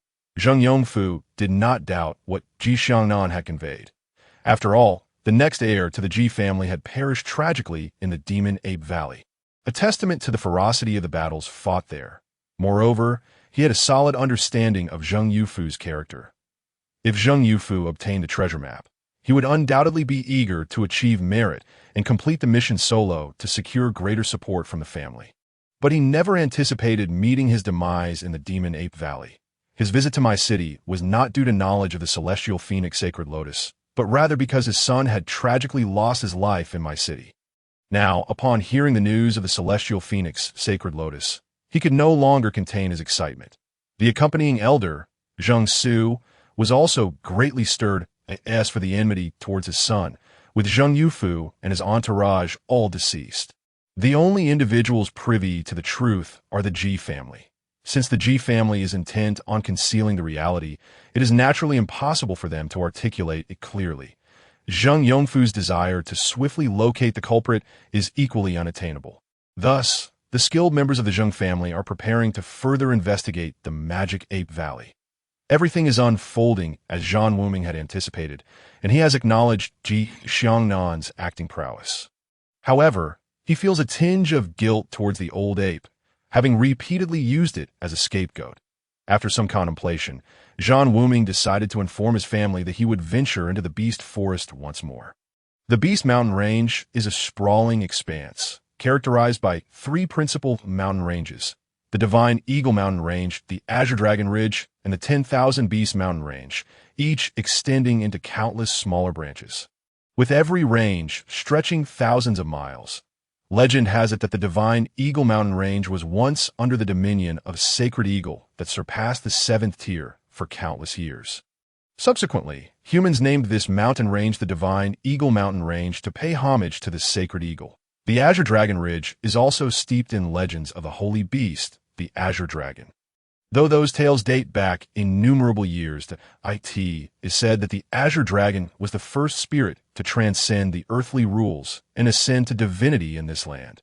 Consequently, all magical beasts regard the Azure Dragon as their progenitor, and the Beast Mountain Range reveres Azure Dragon Ridge as a sacred site where myriad beasts pay their respects. Azure Dragon Ridge is a territory almost entirely off-limits to humans within the entire Beast Mountain Range. The Beast Mountain Range is traversed by 4 major rivers, segmenting the Beast Forest into several sections, with these rivers flowing directly to the Sea of Doom. Powerful beings observing from the heavens claim that the entire Beast Forest appears as if it has been pressed down by a colossal hand, with the Sea of Doom residing in the palm, and the 4 mighty rivers forming the imprints of fingers, which, when combined with the Yuyun Great Wilderness, create the mark of a 5-fingered handprint. In his previous life, Zhan Wuming attempted to view the entire expanse due to this legend, but was unable to surpass the limitations imposed by the heavens, rendering it difficult to break through the firmament. Nevertheless, he beheld the extraordinary grandeur of the entire Beast Mountain, subtly sensing that the legend was not without merit. The land indeed seemed as though it had been struck by a massive hand, though he had not ascended high enough to perceive the full picture. Yet, how could such a gigantic hand exist? Haimu Cliff, situated on the outskirts of the Beast Mountain Range, is an exceedingly perilous location that entices all adventurers. Should one manage to infiltrate Haimu Cliff, there exists the possibility of acquiring the egg of the spirit bird, the lightning eagle. If fortune favors them and they secure one, it could hatch into a potential 5th-tier magical beast. A spirit rider. Generally, adult lightning eagles are 3rd-tier magical beasts, while those with a slightly stronger bloodline can evolve into 4th-tier lightning eagle kings, if aided by spiritual entities to awaken the dormant bloodline of the golden-winged roc within the lightning eagle. It could ascend to become a 5th-tier lightning eagle emperor. Thus, the theft of a lightning eagle egg has consistently been the most sought-after bounty in my city, with a reward reaching a staggering 1 million gold coins. High rewards naturally entail high risks. The lightning eagle can be regarded as the sovereign of the skies at the forest periphery, possessing a strong territorial instinct. Should any human or other magical beast trespass into their domain, they will face merciless attacks. Given the offensive capabilities of the lightning eagle, those below the rank of Battle King face certain death, with no chance for escape. N01 speed can outpace that of the lightning eagle. Once targeted, the outcome is invariably dire. I can see this moment. Beneath Haimu Cliff, several figures are fleeing in disarray, with the lightning eagles pursuing them like phantoms from the sky. Among the panicked group, only 2 possess the cultivation of Battle Kings, while the others are all Battle Zone. Despite their frantic flight, they remain vigilant in protecting a young girl at their center. If one were to describe them as a band of adventurers, this team would indeed be formidable. A party with a Battle King can be considered the pinnacle of adventurers in my city. Old Ching, wasn't it said that this potion could mask our aura and evade the lightning eagle's detection? Why have we encountered so many lightning eagles before even reaching Haimu Cliff? The girl, encircled by the group, expressed her frustration, and I cannot fathom how this has happened. This potion was procured at great expense by the second young master from a disciple of the alchemy sect. It cannot possibly be a counterfeit. Moreover, lightning eagles typically have their own nests, with at most a pair cohabiting in one, but how have we attracted 5 at once? Third brother, take the others and escort the young lady away from Haimu Cliff. I will divert these lightning eagles, one elder spoke to another. Wanbo, you mustn't. Among these eagles, 3 are 4th tier, and the other 2 are at the peak of the 3rd tier. Although we are in a dire situation together, we are not in immediate peril. We can barely contend against 1 or 2 if we act separately. Neither you nor we can outrun the lightning eagles, and we would surely meet our end. The girl firmly objected. Miss, you do not understand. While there are currently only 5 lightning eagles, we are at Haimu Cliff, and soon more will be summoned, 8T that time. We will likely face dire straits. If that is the case, then it is fate. Perhaps we are not as unfortunate as we seem. Could it be that others have pilfered their eggs? The girl furrowed her brows in deep thought. The lightning eagles would not be so irrationally aggressive without cause, attacking humans with a vengeance akin to a grudge against thieves.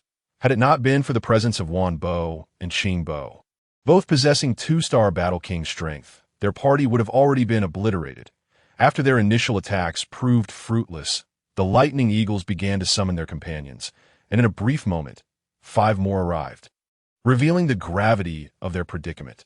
Even more troubling was the fact that the lightning eagles not only possessed incredible speed, but were also born with the ability to manipulate lightning, occasionally unleashing electric orbs. Although no one had perished under the collective effort, aside from the 2 Battle Kings and the girl at the center, the other 5 high-ranking Battle Zone members were left charred and battered, their once handsome appearances marred, with wisps of smoke escaping their mouths. Fortunately, they had previously concealed their mounts, the Baikai beasts, beneath the cliff, and swiftly made their way to their hiding place, before the lightning eagles could launch another assault. They urged their mounts to flee. In the ensuing chase, the number of lightning eagles had swelled to 7. Although the Baikai beast is a 3rd-tier magical beast, it is merely at the initial stage, capable only of running on the ground. After a short while, its once pristine white fur became mottled with patches of black, resembling a spotted pig, losing all semblance of elegance. When the lightning eagles increased to 8, despair enveloped the girl. At that moment, for a 4th-tier lightning eagle kings, if another lightning eagle king were to appear, they would be faced with certain death, and ahead lay a wide river, leaving them with no escape route. Second brother, you must protect the young lady and escape quickly. I will deal with these feathered beasts. The group had already fled beyond the borders of Haimu Cliff, yet the lightning eagles relentlessly pursued them. their numbers only increasing. What had transpired to incite such hatred from these creatures? The girl wore a sorrowful expression. They had already lost 3 guards, and several Baikai beasts were severely injured. Boom! Just as despair washed over the girl, a sudden explosion erupted from the forest, and a thick cloud of smoke billowed upward, rising over 10 zhang high, expanding outward as if inflated. Anyone who does not wish to die. Enter the smoke. A cold voice resonated from within the fog. The girl and her companions paused momentarily, yet they had no other options. Failing to enter the smoke would expose them to the lightning eagle's gaze. No matter how they attempted to evade, they could not escape the lightning eagle's assault. Entering the smoke might provide some cover against the lightning eagle's line of sight, perhaps offering a glimmer of hope. Whoosh, whoosh, the 5 riders swiftly plunged into the smoke. The lightning eagles overhead emitted agitated cries, clearly distressed, their vision obscured by the fog, causing them to lose sight of their targets. Now, listen to me. Quickly dismount the Baikai beasts. The group, unable to see, relied solely on their instincts. Yet the dense black smoke disrupted even their senses, devoid of any acrid odor. Who are you? The girl inquired anxiously. The sudden appearance of this mysterious stranger left her uncertain of his intentions, though he did not seem inclined to harm them. Otherwise, he would have simply watched them perish at the claws of the lightning eagles. Enough chatter. Time is of the essence. Watch your step once you dismount. Drive the Baikai beasts away and follow my voice. Jump over. No matter what occurs, do not make a sound. The voice grew increasingly urgent, yet carried an undeniable authority. In that moment, the group had no time to ponder their circumstances. They did not wish to perish at the talons of the lightning eagles, and thus had no choice but to take a gamble. Crack! The sound of a branch snapping echoed, and without further hesitation, the 5 leaped towards the source of the noise. However, they found themselves suspended in mid-air for a moment before colliding into one another, tumbling into a deep pit far below the ground. Caught off guard, they nearly gasped in shock. Shua's soft voice whispered in the girl's ear, startling her to the core, yet she quickly quieted down. Afterward, she heard several muffled sounds, akin to heavy objects plunging into water. Emanating from the riverbank, a piercing shriek from a lightning eagle echoed through the sky, intertwined with the sounds of falling debris, creating a cacophony of chaos. For a long while, the group dared not even take a deep breath. After some time had passed, they could no longer sense the presence of the lightning eagle. However, no one dared to lower their guard, for who could ascertain whether the beast still lingered above them? The wait felt interminable. The girl, feeling exceedingly uncomfortable for being jostled, shifted slightly and realized with shock that she was inadvertently sitting atop someone. She gasped and instinctively withdrew her hand as a sharp sound shattered the silence. "What are you doing?" A startled voice emerged from the darkness, belonging to a man. "You lecherous fiend! You mad woman! If it weren't for me, you would have perished long ago. You're so heavy. Falling from above nearly broke my back. And yet you dare accuse me of impropriety while you sit on me." "Miss," someone gasped. A flicker of light illuminated the darkness, revealing that they were in a deep pit, its entrance concealed by foliage. If one did not scrutinize closely, the hiding spot would remain undetectable. To everyone's astonishment, the girl was in an undignified position atop a young man. Silence enveloped the pit as they stared in disbelief. The girl, too, was frozen in shock at her own predicament. Moments later, she let out a heart-wrenching scream and sprang out of the pit. "Ah!" The young man beneath her cried out in agony, exclaiming, "You rogue!" The remaining 4 inside the pit stared blankly at the unfolding scene, their gazes shifting to the disheveled footprints on the young man's body.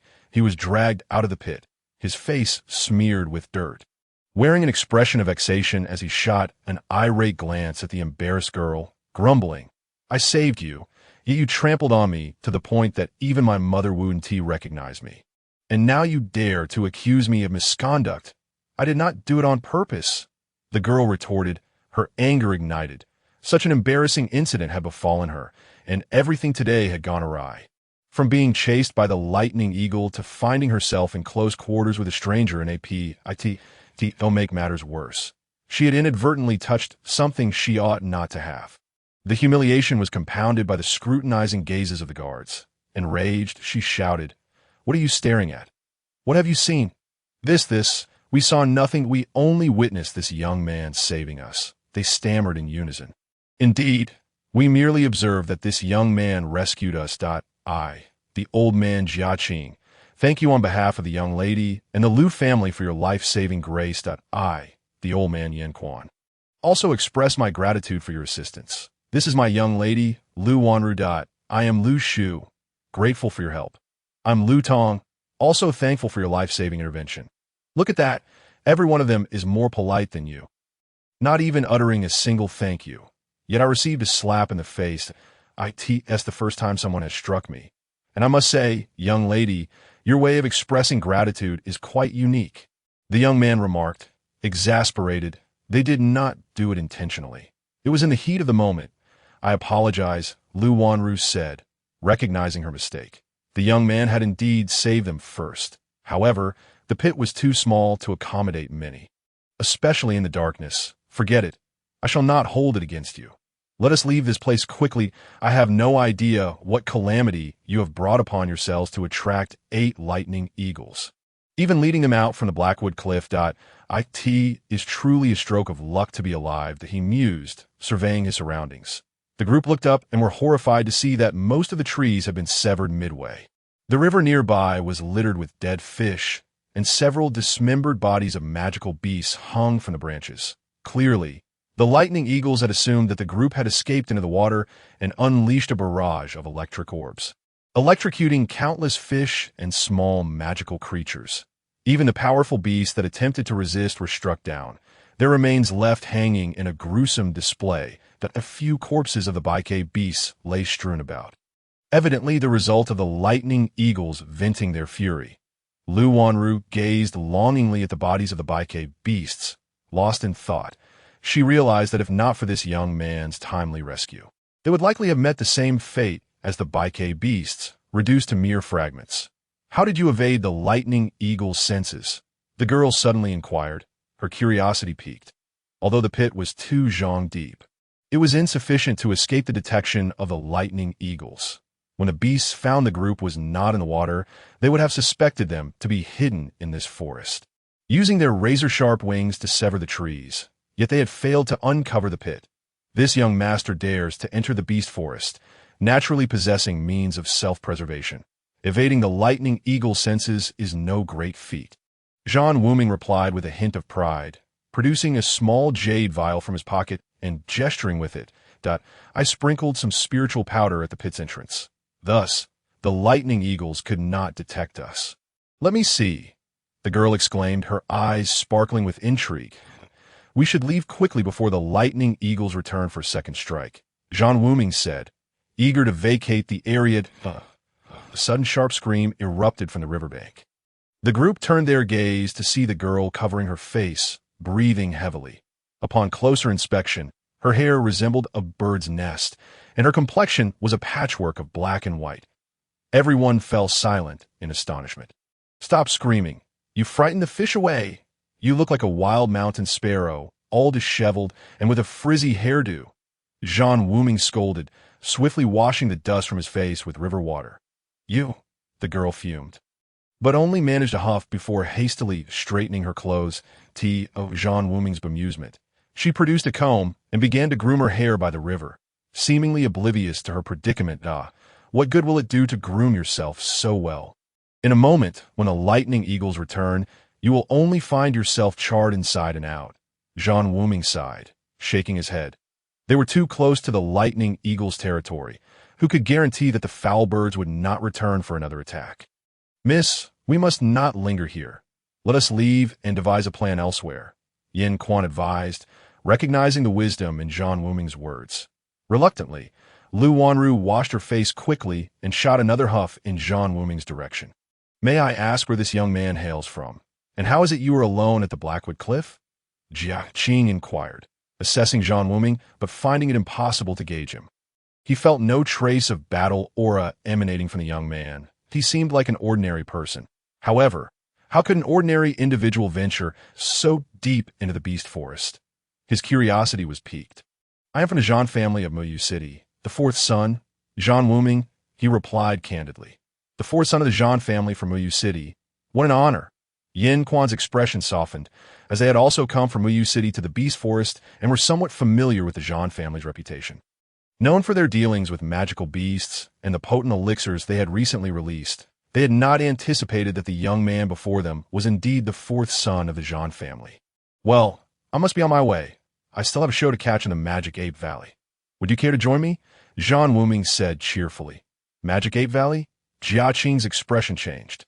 Although he had never traversed the Beast Forest, he had done his homework on its perilous areas before entering and was aware that Magic Ape Valley was indeed a treacherous locale. What sort of spectacle is there? Do share, Lu Wanru exclaimed. Her interest piqued at the mention of excitement. I heard that the Zheng family from Chengdu has allied with the Ji family from Muyu City to explore treasures in Magic Ape Valley. It is not a place for the faint-hearted. I plan to see if I can salvage a few remains of the magic apes. Zhan Wuming shrugged with a grin.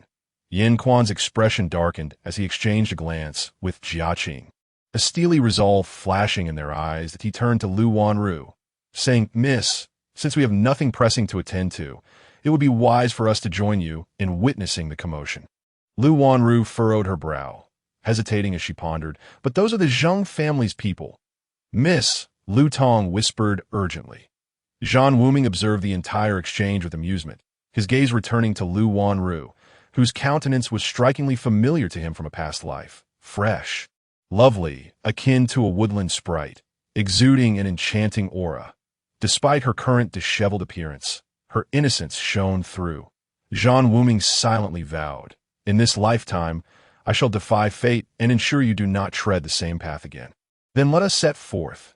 Zhan Wuming feigned ignorance and smiled, turning to venture deeper into the forest. Outside the Magic Ape Valley, remnants of shattered trees and broken branches lay scattered, the aftermath of a recent fierce battle still lingering in the air. The entire valley was alive with the restlessness of the surrounding apes.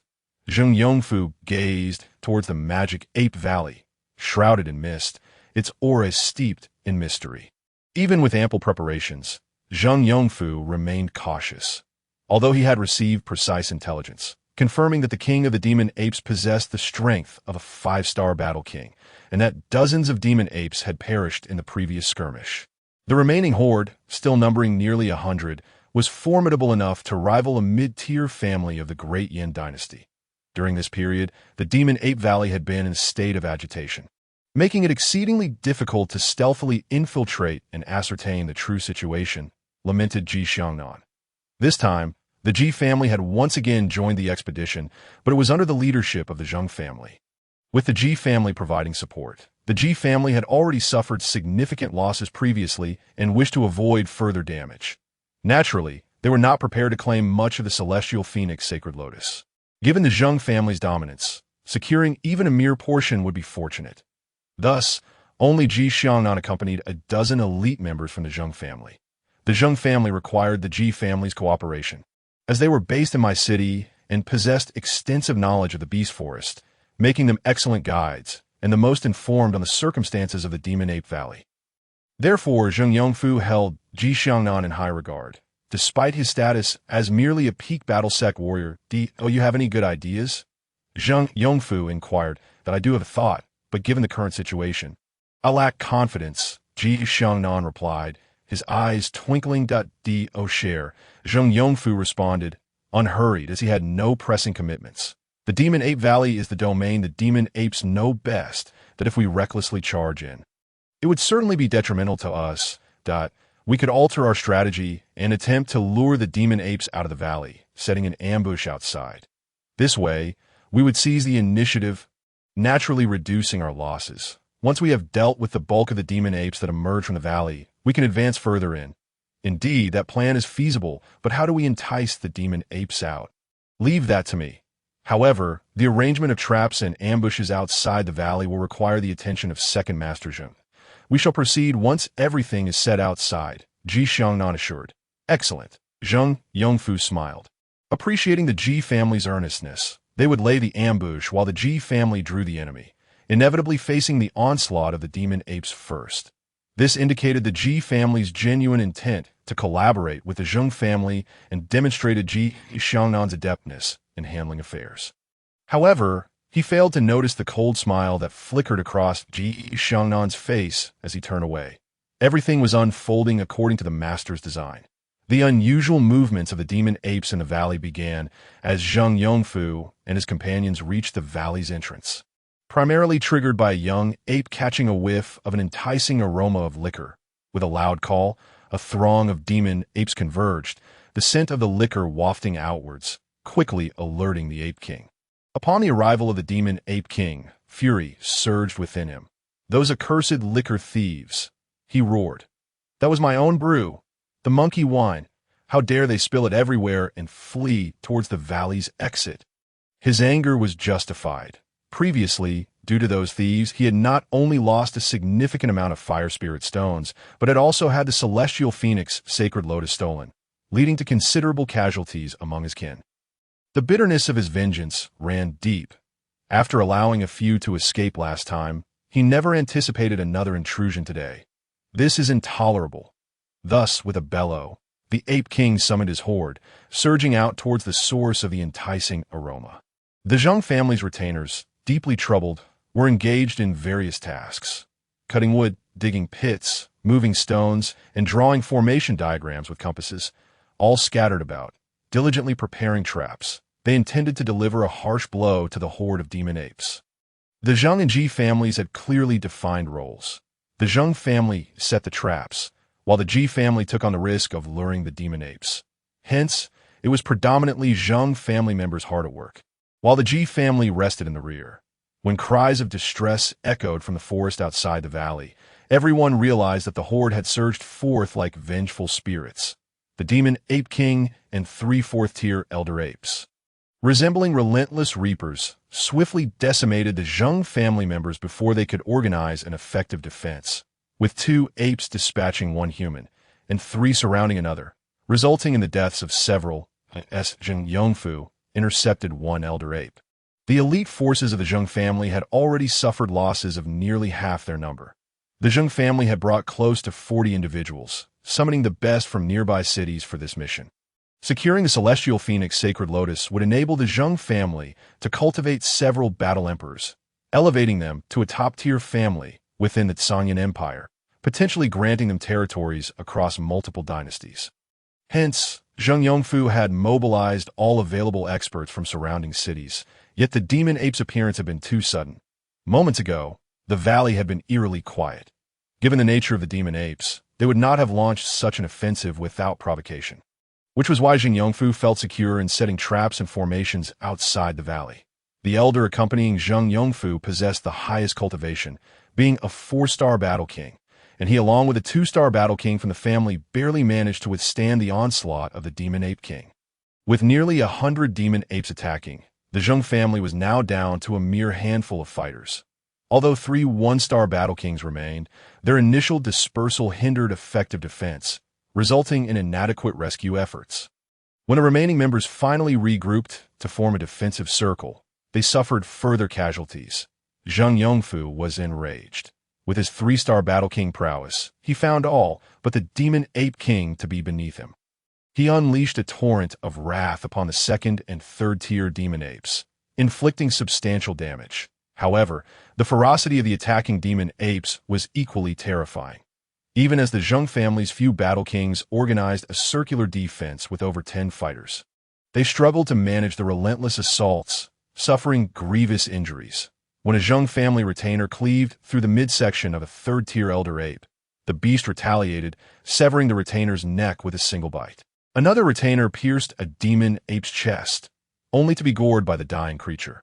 The battle devolved into a brutal exchange of bloodshed, a savage contest of life and death, overwhelming the Zhang family's warriors, who were accustomed to clan rivalries. Sensing the demise of his subordinates, the demon ape king, consumed by rage, unleashed his innate divine ability, sending the Zhang family's 2 battle kings into disarray, drenched in blood. As they finally grasped the sheer might of the demon ape king's assaults, it was no wonder that the Ji family's heir had perished last time, with the elder sustaining severe injuries in the escape. As Zhang Yongfu ruthlessly felled 3 initial 4th-tier elder apes, the demon ape king retaliated by snapping the neck of a 2-star battle king from the Zhang family, and swatting the 4-star Battle King away with a single strike. The Demon Ape King's furious, diamond-like gaze transformed into a burst of black lightning, exploding within the Zhang family's defensive formation, instantly obliterating a 1-star Battle King's defenses and reducing him to ash.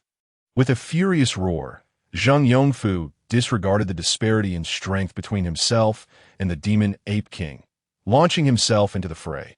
Luckily, the severely injured 4-star Battle King retained some combat capability, and together they managed to withstand the rampaging Demon Ape King once more. By the time Ji Xiangnan arrived, the battlefield was a scene of utter devastation, with dismembered corpses strewn about, and the bodies of the demon apes lay scattered as well.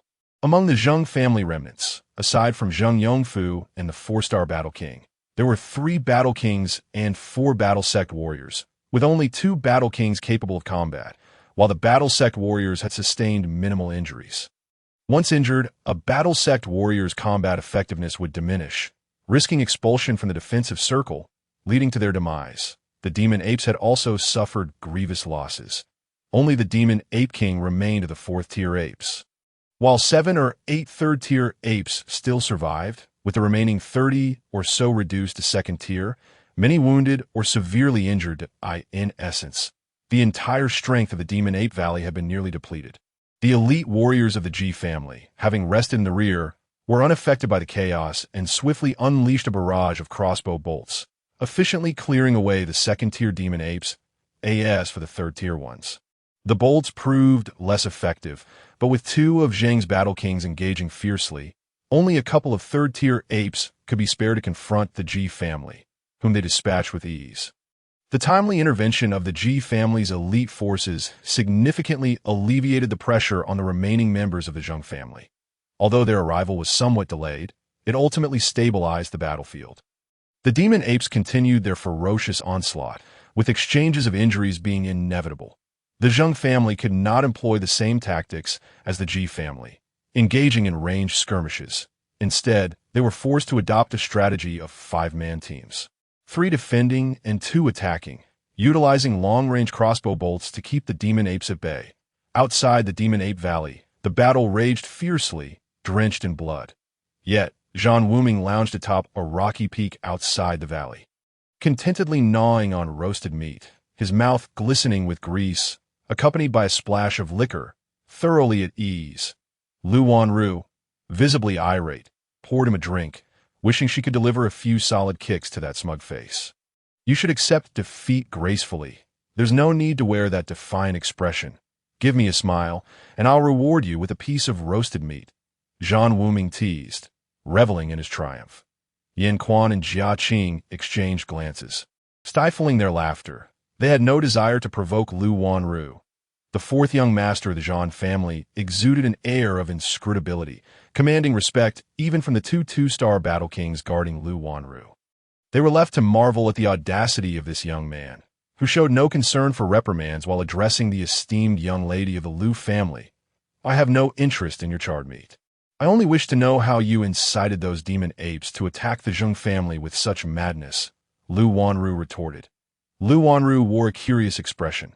Previously, she had wagered with Zhan Wuming, doubting his ability to incite a clash between the monkeys of the Demon Ape Valley and the Zhang family.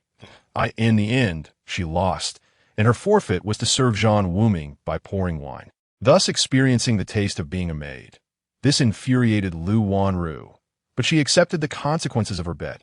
However, she could not fathom how Zhan Wuming had merely strolled through the Demon Ape Valley, and yet the monkeys had engaged in a life-and-death struggle with the Zhang family.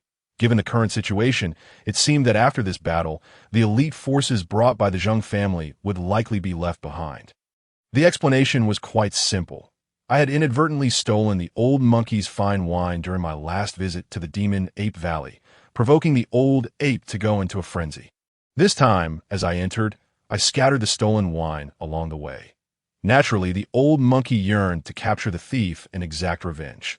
Consequently, they encountered the Zhang family members, who were dressed similarly to those who had attacked the Demon Ape Valley last time. How could a conflict not ensue once more? Zhan Wuming chuckled, "Ah, you thief of wine." Upon hearing this, Lu Wanru could not help but laugh. The situation was indeed that simple. The old monkey had no appreciation for fine wine. Leaving such exquisite beverages for them was a waste, which is why I took it. I am curious as to why you wish to confront the Zhang family. Yin Quan inquired. This young man, who seemed to navigate the beast forest with ease, had always been a lone wolf. Ha! The Zhang family is simply too arrogant. Why can't they stay quietly in Chengdu?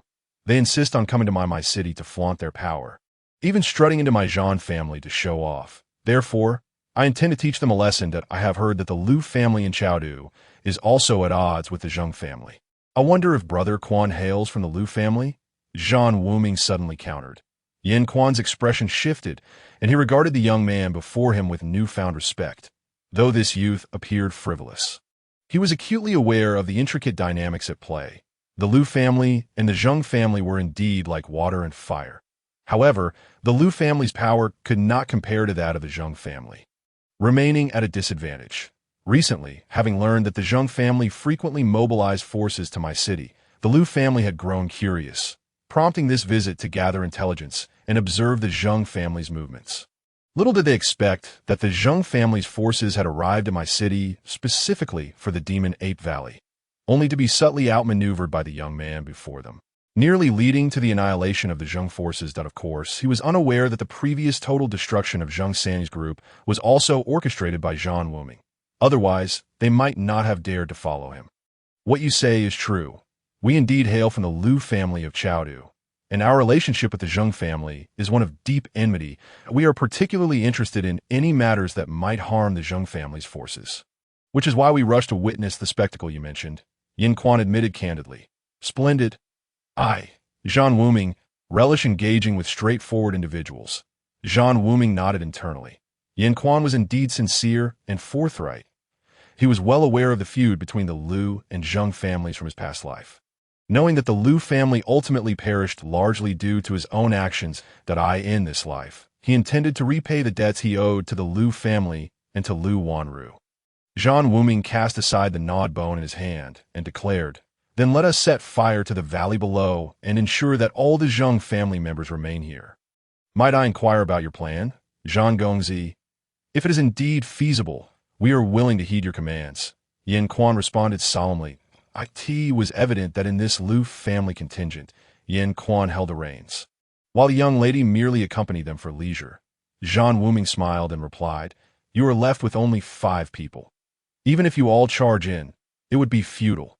Did you not see that their 4-star and 3-star battle kings still possess combat capability? Even if we combine our efforts, we would not be a match for just 2 of them. Not to mention there are still 2 1-star battle kings. Yin Quan forced a smile. Zhan Wuming's words held merit. Although he was in peak condition, even if the Zhang family's 4-star and 3-star battle kings had sustained considerable losses, their ranks alone were formidable. Engaging in direct confrontation would yield no advantage. Please do instruct us. Yin Quan softened his tone, no longer in a hurry to express his opinion, preferring instead to hear Zhan Wuming's strategy. As for killing, I have never been fond of getting my hands dirty. Such a cruel endeavor is beyond a whimsical youth like myself that I usually prefer to sip fine wine and enjoy exquisite delicacies while observing others engage in conflict. Thus, after the spectacle, I have arranged another show, one that will surely be a delight for you all. Zhan Wuming grinned with self-satisfaction. Zhan Wuming's figure once again vanished from Lu Wanru's sight, only to reappear moments later, seemingly unchanged. Lu Wanru, puzzled, inquired, Is this sufficient? What else could be done? Zhan Wuming replied, then added mischievously, Are you planning to wager with me again? You scoundrel! The mere thought of a wager infuriated Lu Wanru, as a young lady from a prestigious family. Having played the role of someone else's maid, serving others by cutting meat and pouring wine was a profound humiliation. Yet, she could do nothing against this rascal at present. Enough of this performance. Let us not linger here. We should raid the old monkey's lair while it is preoccupied with carnage. The Zhang family has made several attempts to gather here, so there must be valuable treasures inside. I, for one, delight in plundering. Zhan Wuming rubbed his hands together, eyes gleaming with anticipation, then turned to Lu Wanru and the others. But be cautious. If we provoke the old monkey, and it returns in a rage, we would be no match for its wrath. Upon hearing this, Excitement surged among the group. The Zhang family had traveled great distances to the Demon Ape Valley. Surely, there must be a reason behind it. Now that the valley was deserted and the Demon Ape King was rampaging outside, it was the perfect time to investigate further. Zhan Wuming had been in and out hastily during his last visit, failing to thoroughly scour the monkey's den. This time, he could not afford to miss out. After all, if he didn't take the treasures, someone else would. Zhan Wuming led the Liu family members stealthily into the Demon Ape Valley. This thief of wine was well acquainted with the terrain, skillfully guiding them through winding paths, ultimately bypassing the entrance and heading straight into the valley. Lu Wanru had to concede that one must possess a certain knack for thievery. And Zhan Wuming undoubtedly possessed that talent. This moment, Lu Wanru was increasingly curious about what Zhan Wuming had been up to earlier. Given his sneaky demeanor, it was clear he had not been engaged in anything virtuous. However, as an opponent of the Zhang family, she could only relish the thought of seeing them suffer misfortune. Despite her initial reservations, Lu Wanru felt a flicker of intrigue toward this roguish youth. There was an ineffable quality about him that set him apart from the men she had encountered before. A seemingly powerless individual could create chaos without lifting a finger, confidently proclaiming that he relied on his wits rather than brute strength. Look, he would say, those who depend solely on their physical prowess are akin to magical beasts.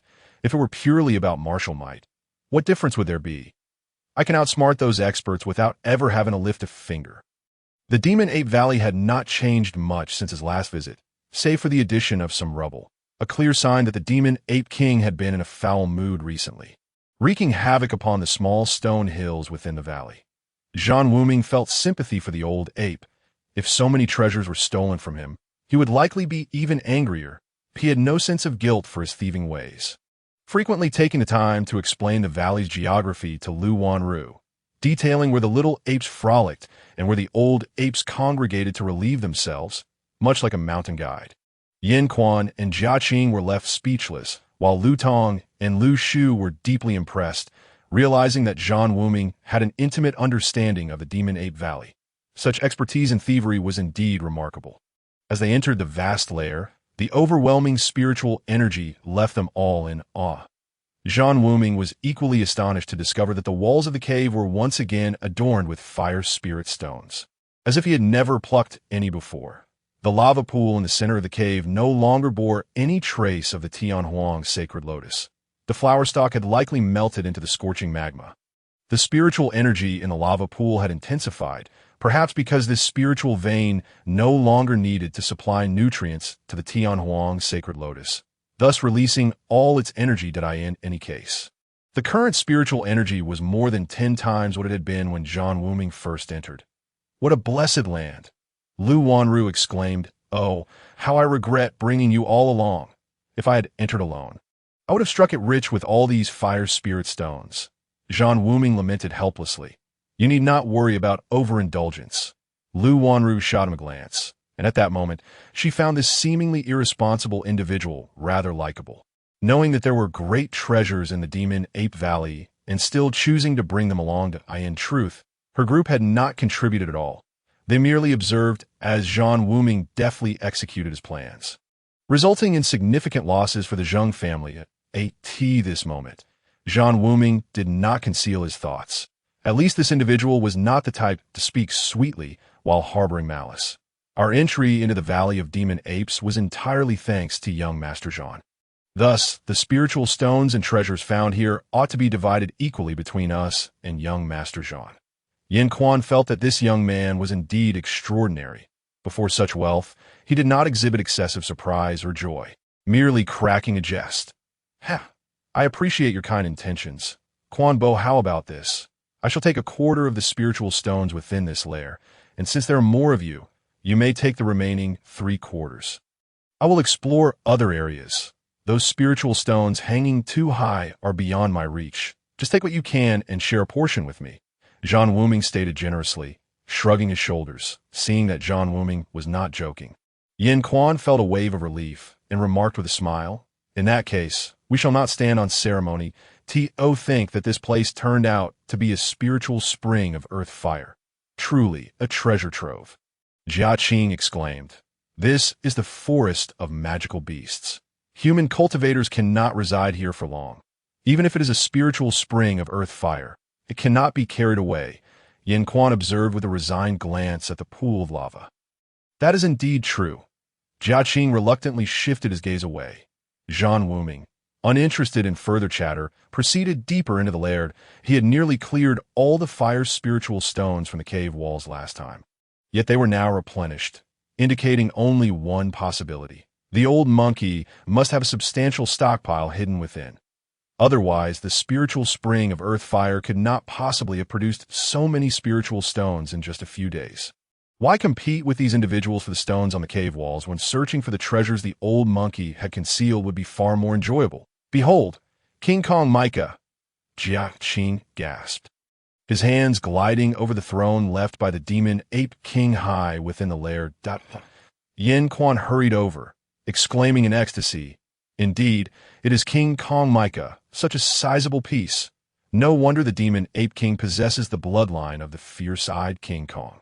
The sheer size of this King Kong Micah left Yin Quan utterly flabbergasted that a piece of King Kong Micah the size of a throne could forge countless divine weapons if the Liu family were to acquire such a treasure.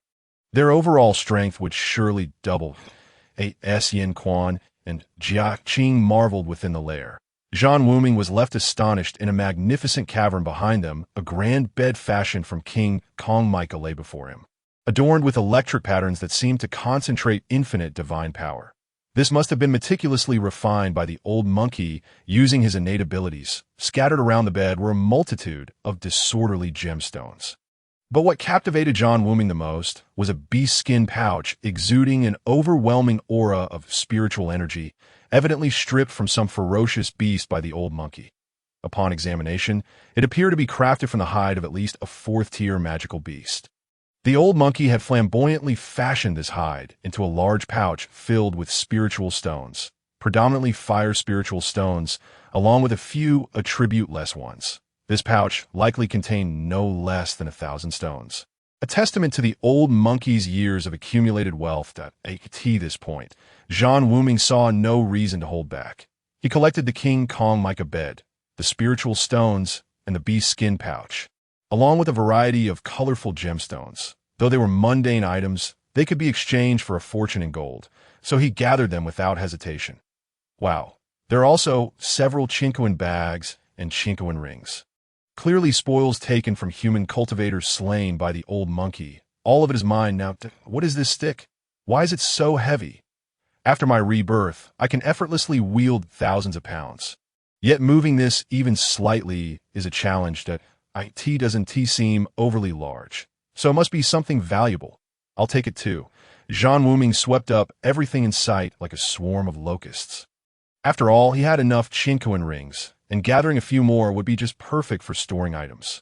Wow.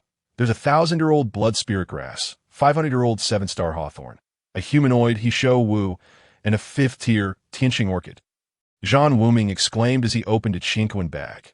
Chinquan bags differ from rings. They do not bear the imprint of 1S spirit. Therefore, Zhan Wuming could access it without unraveling the old monkey's mental imprint.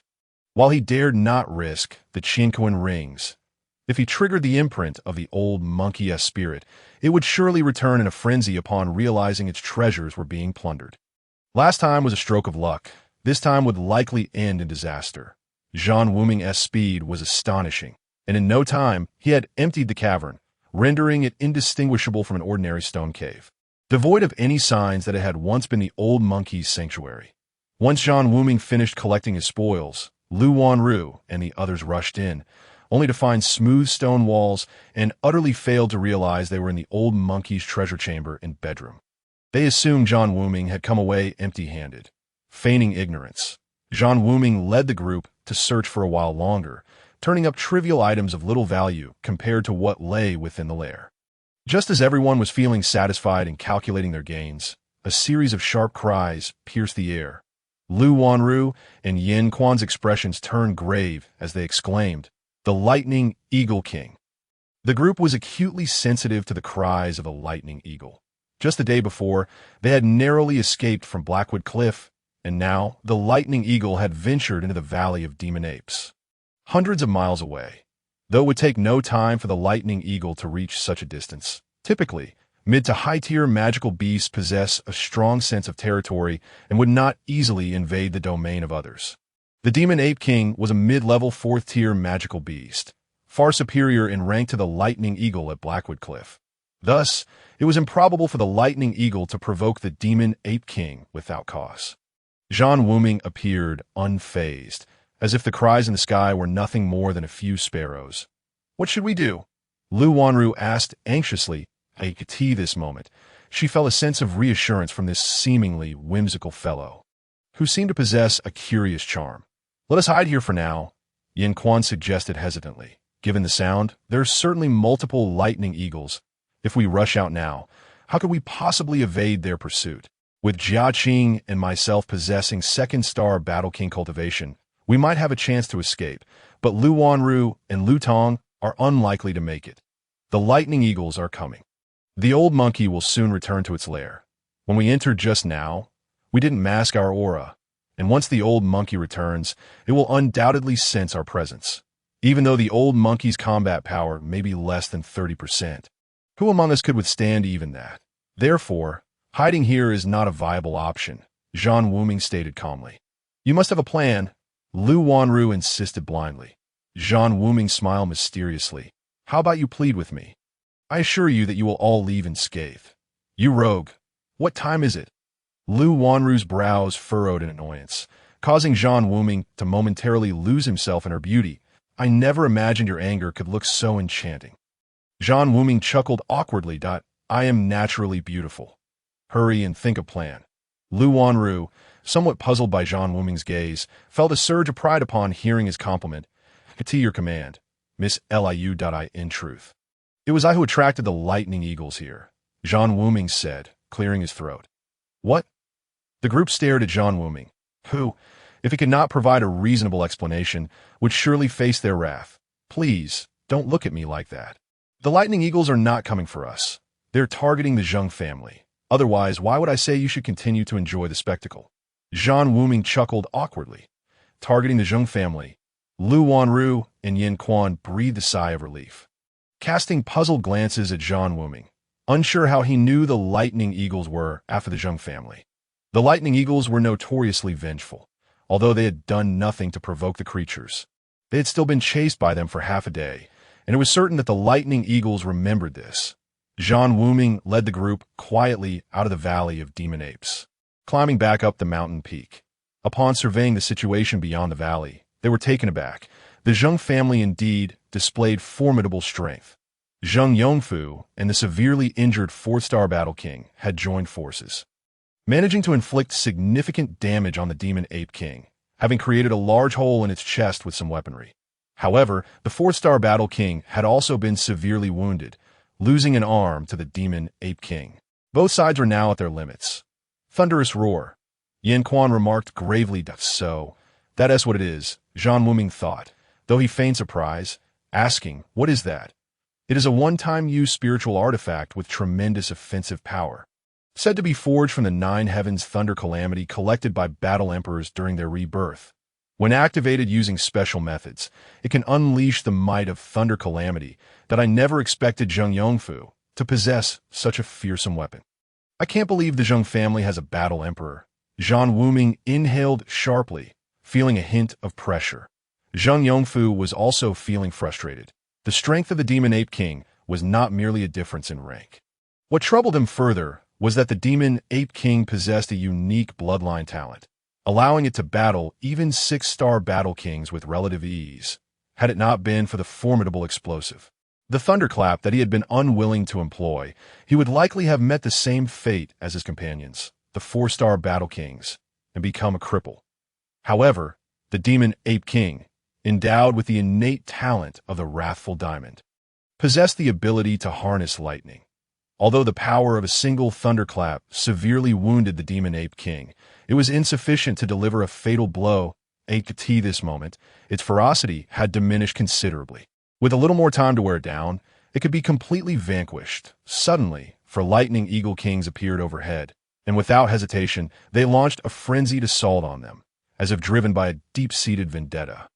In a single swoop, one of the remaining 3 members of the Zhang family's battle sect fell victim to the Lightning Eagle's attack.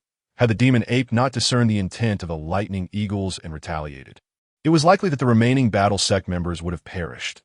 What is happening with the Lightning Eagle Kings? Ji Xiangnan exclaimed in astonishment. He managed to lead the Ji family members to take refuge among the towering trees, evading the onslaught of the Lightning Eagles.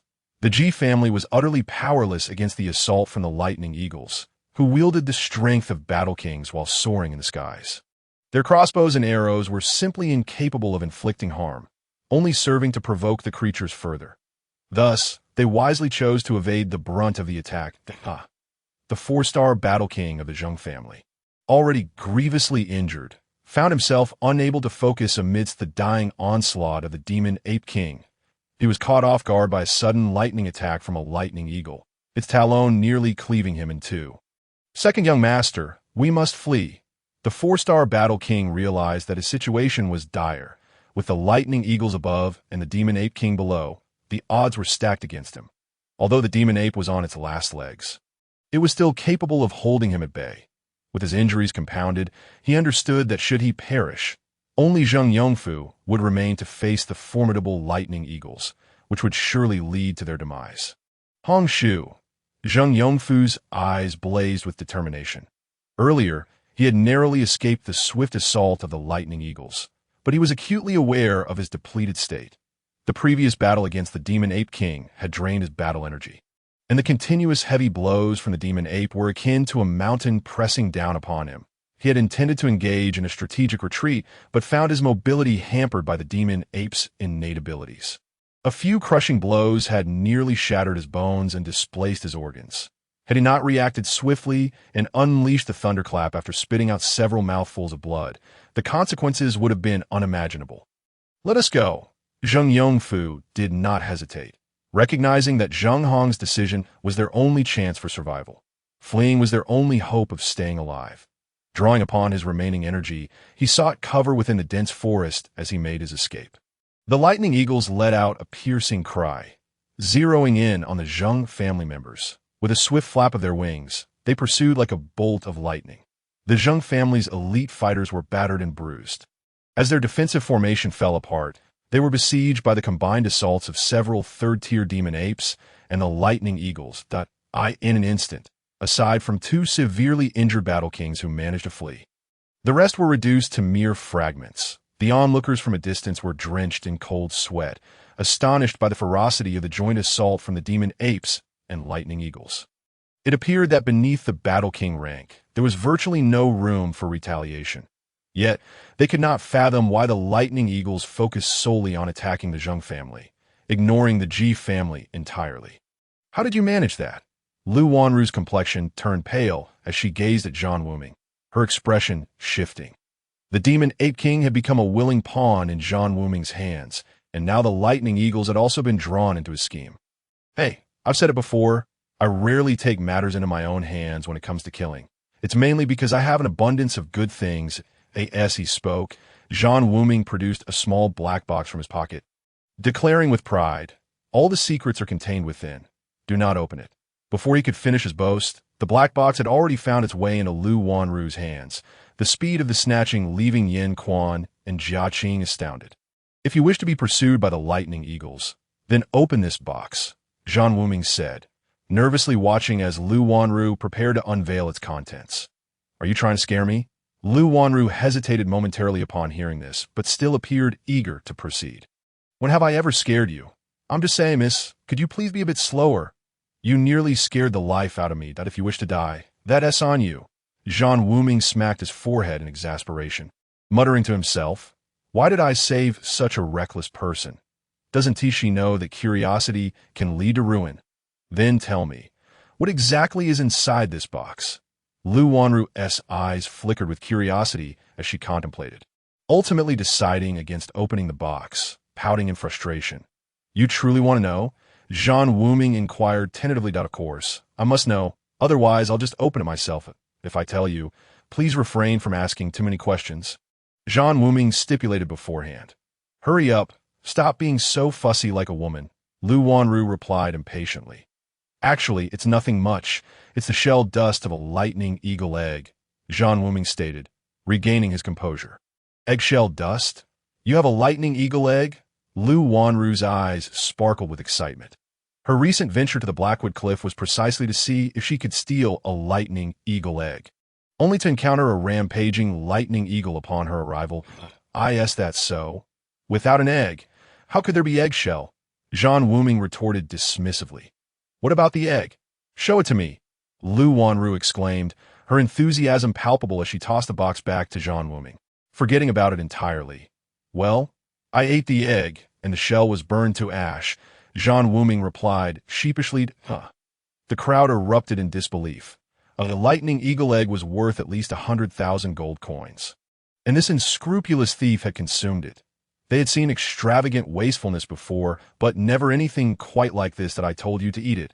I told you to eat it, you insufferable glutton.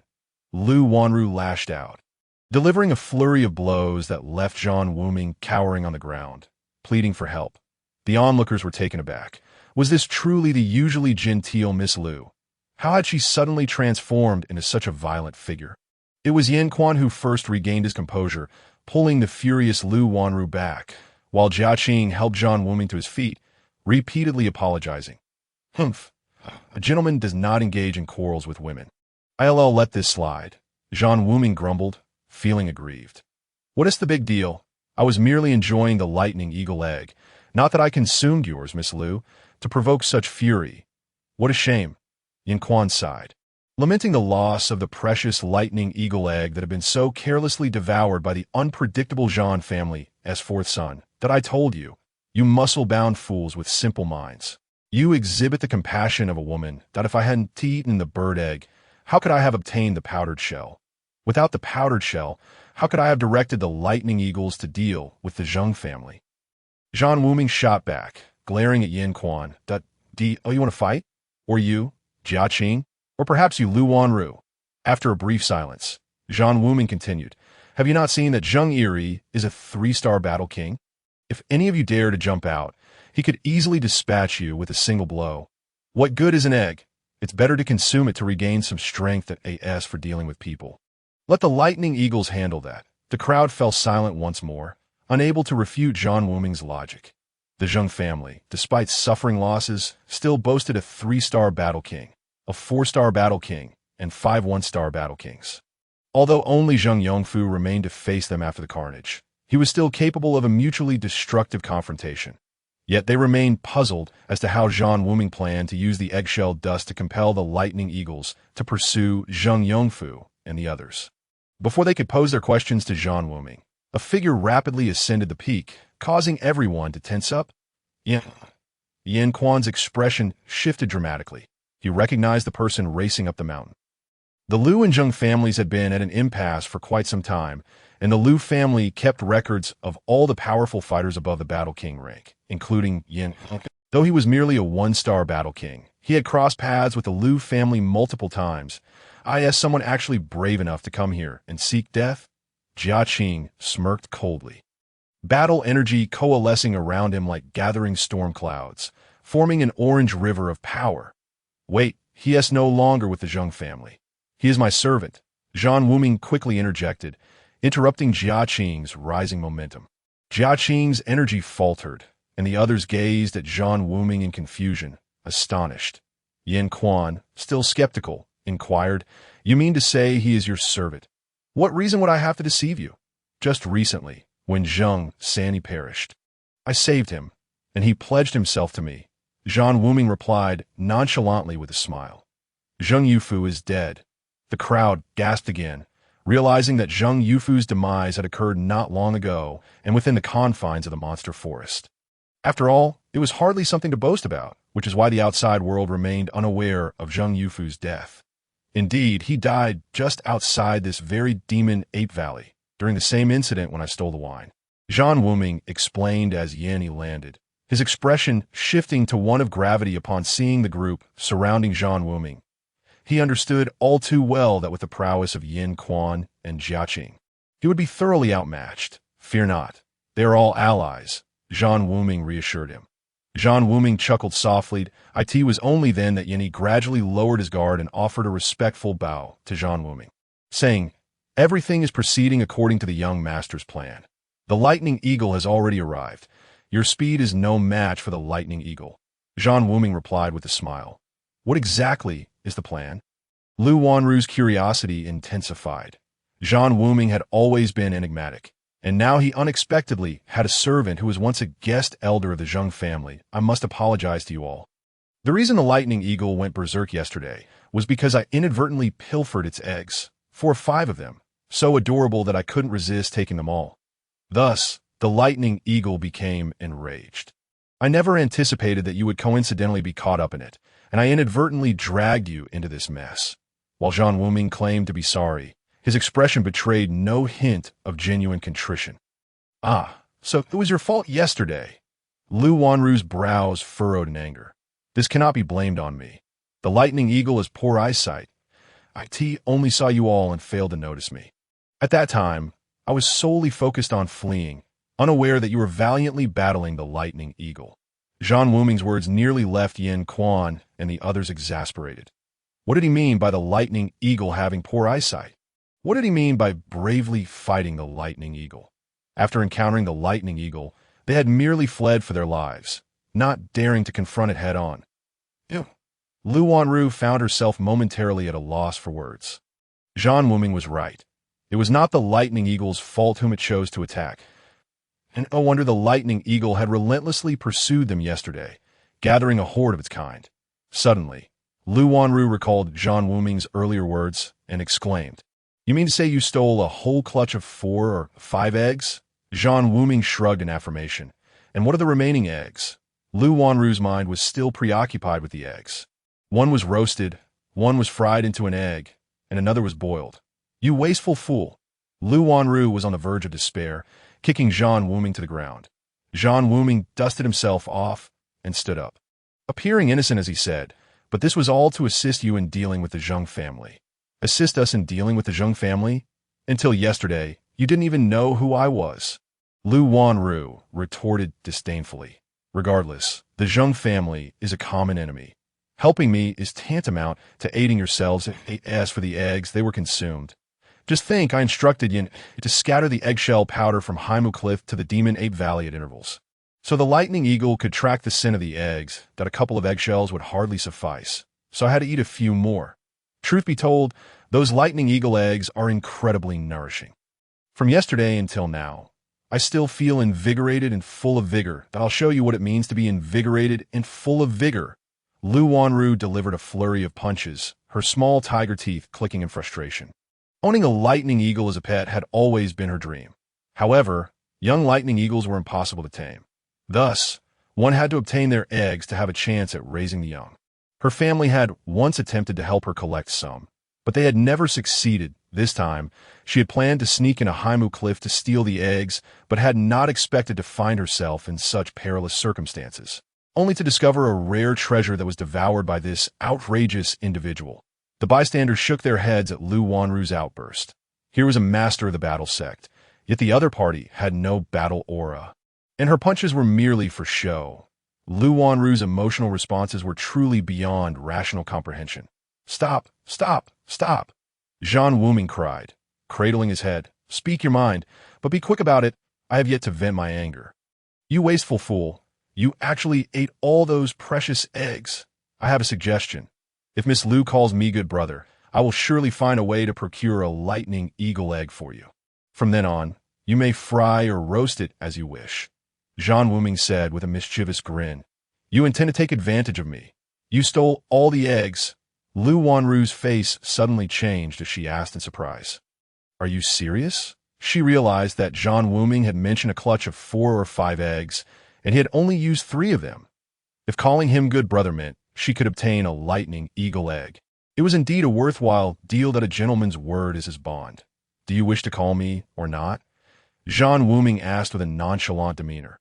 "Good brother," Lu Wanru said, her face flushing as she uttered the words with great reluctance. Yet, facing this outrageous individual, her heart inexplicably stirred with a hint of warmth. "Did not catch that," Zhan Wuming teased, suddenly producing a large, azure egg that shimmered with faint lightning patterns, resembling a giant olive. Ah! Lu Wanru shrieked, recognizing it as a lightning eagle EGG. At IT was said that the lightning eagle could not only communicate with lightning elements, but could also effortlessly master wind elements. Thus, the egg's azure color indicated its remarkable speed. "Call me brother. Don't snatch," Zhan Wuming exclaimed, swiftly concealing the egg behind him. "Good brother." Lu Wanru, disregarding her image, lunged forward to seize the egg. "Quick, hide it. Don't let the lightning eagle catch a whiff of it," Zhan Wuming reminded her. Upon hearing this, Lu Wanru instantly became alert and hurriedly tucked the egg away, genuinely fearing that her newly acquired treasure would slip from her grasp. "All right, we should now go deal with our fallen foes. The lightning eagle likely cannot handle Zhang Sanyi, and we must take matters into our own hands." Zhan Wuming glanced at the few demon apes cleaning up the battlefield in the distance. The Ape King had been severely wounded and retreated to its lair after defeating Zheng Hong. Most of the demon apes in Demon Ape Valley had perished or been injured, rendering the area significantly weakened. Zhan Wuming was determined not to miss out on Zheng Hong's Qinkuan ring. As a dignified 4-star battle king, it certainly contained valuable items that should not be squandered by those demon apes. "Yin Yi, go help me retrieve the ring. We must not waste the spoils." Zhan Wuming issued the command, and Yin Yi immediately understood, swiftly making his way to the recently concluded battlefield. Yin Quan was left speechless. When had those rings become his? This windfall was indeed taken without the slightest sense of propriety. After a moment of contemplation, Yin Quan decided to follow suit. The Ji family and Zheng family's members had all vanished, and the few demon apes were too battered to pose any threat. "Let us stay atop the mountain for a while. Those are matters for the battle kings. We can assist them with the tally later." Zhan Wuming stretched lazily, gazing into the distance, preparing to cast his net. He wondered how the Zheng family would react upon discovering that their second son had perished here. Regardless of the outcome, it was imperative that not a single member of the Zheng family return to my city alive. After this incident, the war against the Zheng family would extend beyond my city, with the Liu family serving as an excellent point of incursion. Yin Yi soon returned, yet had not found Zheng Hong's ring, and neither had Yin Quan and the others. The Battle King's Qinkuan ring had vanished. Zhan Wuming chuckled, certain that it was Ji Xiangnan's doing. The ring in Ji Xiangnan's possession was no different from being in his own hands. "Let us depart. If we delay any longer, they will escape." Zhan Wuming ambled down the mountain, and while everyone was concerned about his speed, Yin Yi brought forth a white sparrow beast for him. "You are all skilled, so there is no need for transportation. I shall enjoy this ride alone. However, if my dear younger sister wishes to ride along, we may share them out," Zhan Wuming said with a roguish grin. "Who is your dear younger sister?" Lu Wanru's face flushed crimson. She had just called him good brother, and everyone had heard it. Now, to deny it seemed too rapid a shift. Zhan Wuming pressed on. "That doesn't count. You scoundrel." Lu Wanru blushed, turning and sprinting forward. Behind her, Zhan Wuming's raucous laughter echoed. In the western mountains of the imperial capital of the Great Yin dynasty lay the estate of the Zheng family. The Zheng family, a venerable lineage that had aided the Great Yin dynasty in its territorial expansion, was also the maternal family of the current empress and queen mother.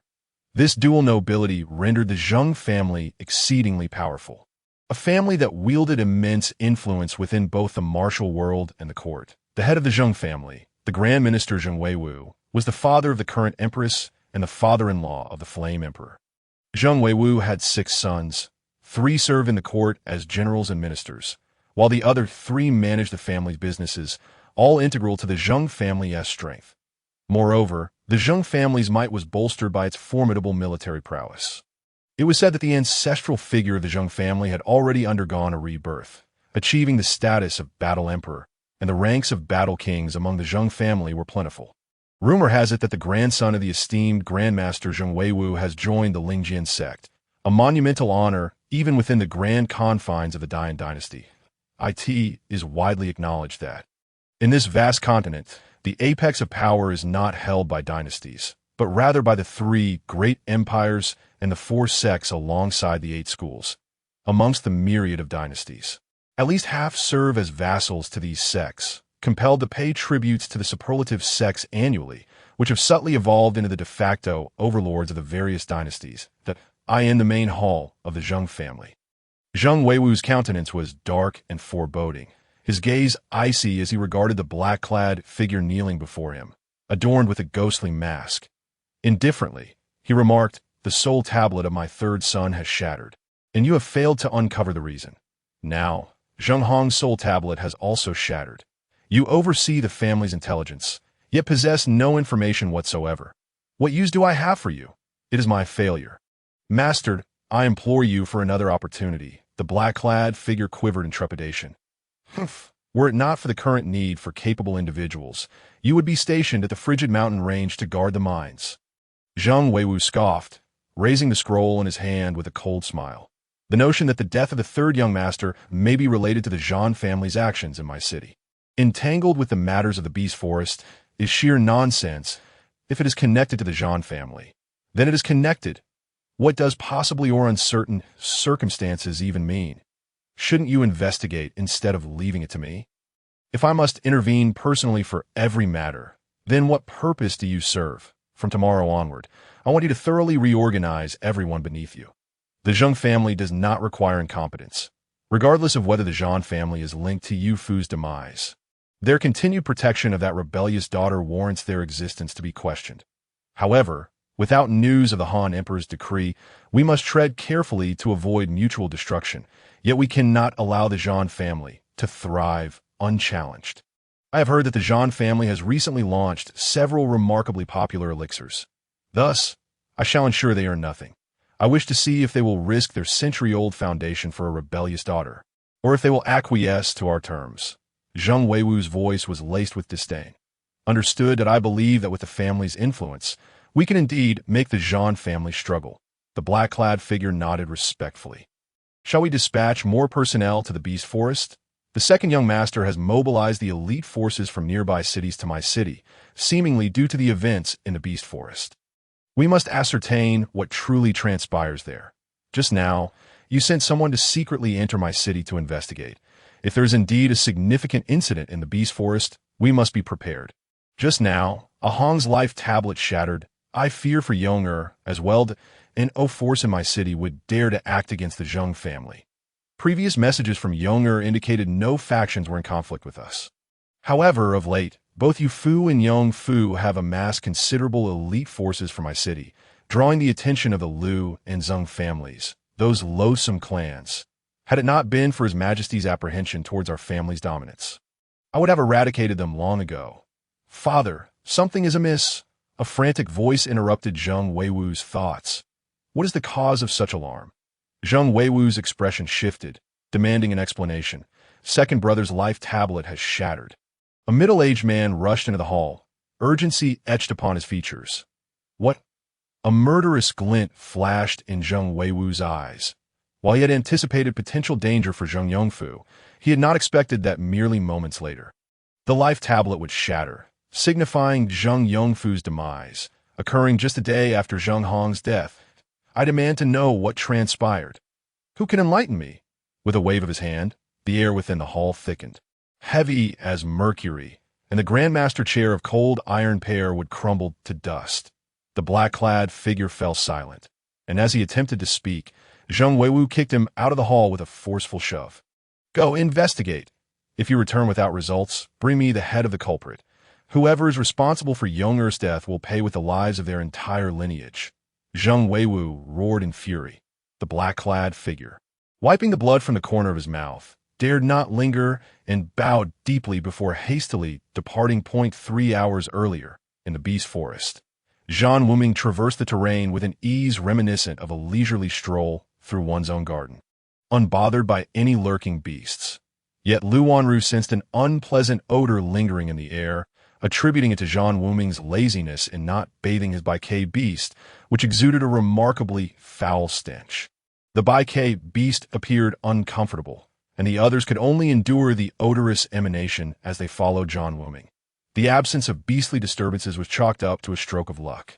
Zhan Wuming proceeded in a nearly straight line, neglecting to scout the area, raising suspicions among the group that he was merely toying with them, as if he were fully aware of their destination. As he walked, Zhan Wuming, adopting the guise of fortune-teller, theatrically declared, "Sister Wanru, I observe your exquisite physique, radiating nobility, and your elongated brows resemble a crescent moon, indicative of virtue and fortune. However, your short middle court suggests youthful tribulations. You must associate with individuals of high standing like myself to transform calamities into blessings and attain longevity."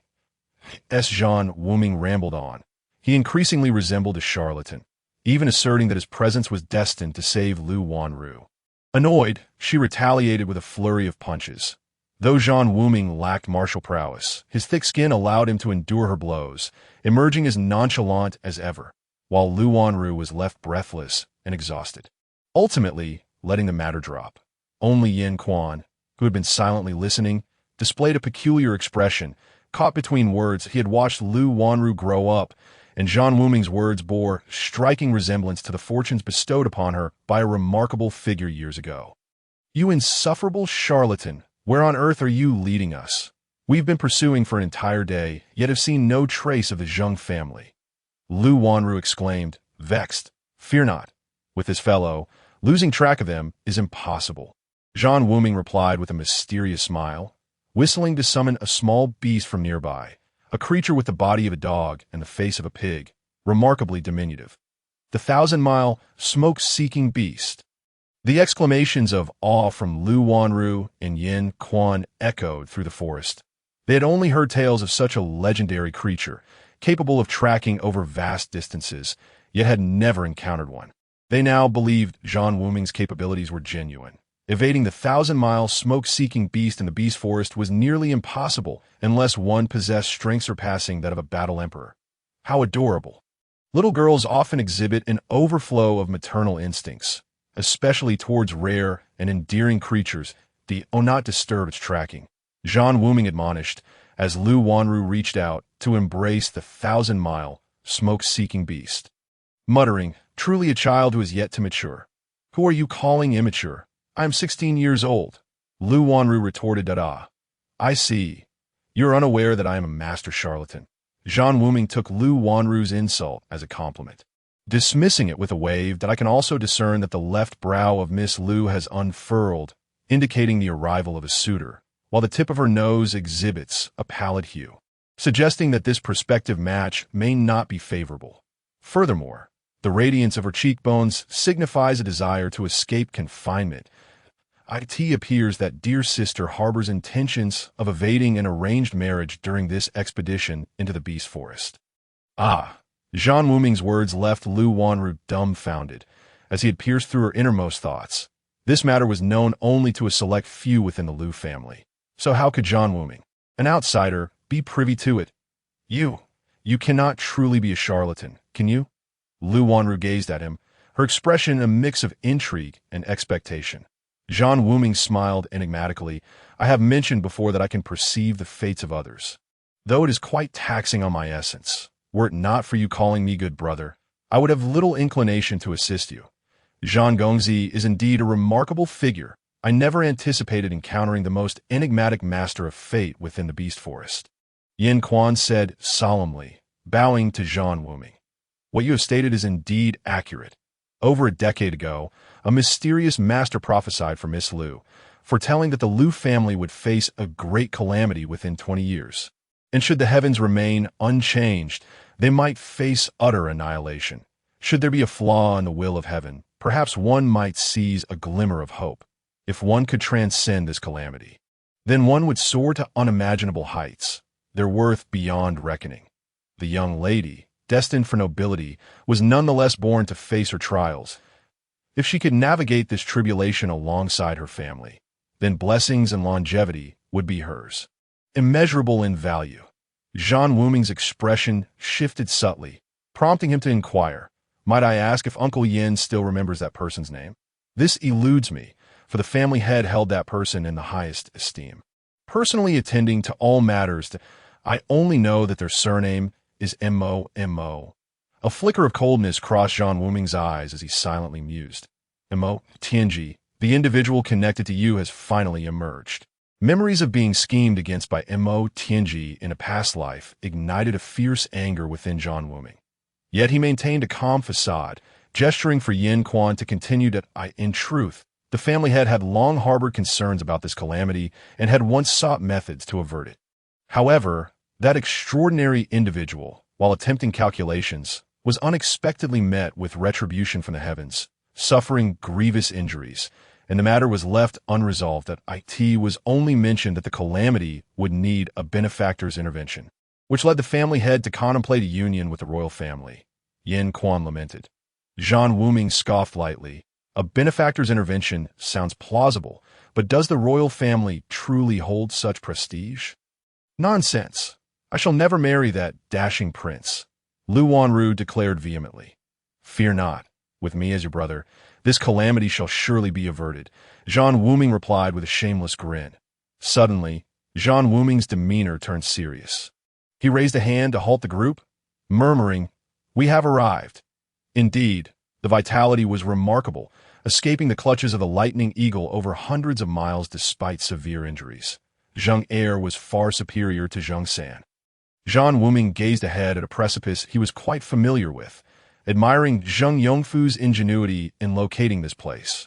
Within the monster beast mountain range, there was no better refuge from the lightning eagle's pursuit than here. Below the precipice lay a valley strewn with jagged rocks, the walls of which bore the marks of eons of erosion, forming numerous fissures that intertwined into a labyrinthine passage. These passages not only obstructed the lightning eagle's line of sight, but also provided shelter from its strikes. As long as Zheng Yongfu could slip into any of these crevices, he could evade the relentless pursuit of the lightning eagle. The creature could not remain stationed here indefinitely, while Zheng Yongfu could recuperate and regain his strength.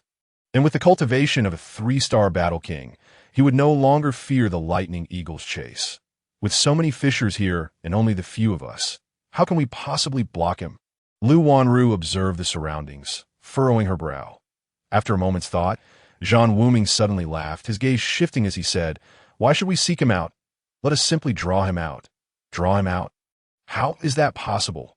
We have no idea which fissure he is hiding in. The group responded, perplexed. I shall create a flood to lure him from his hiding place. Zhan Wuming chuckled, rubbing his hands together. The others followed his gaze and were startled to discover that upstream of the valley lay a mountaintop lake, with a waterfall cascading down from the cliffside, forming a small river that flowed into the valley. How long would it take to breach that cliff? Lu Wanru exclaimed. The cliff was several dozen zhang wide, and although it bore many small fissures in its middle, it was not easily cleaved.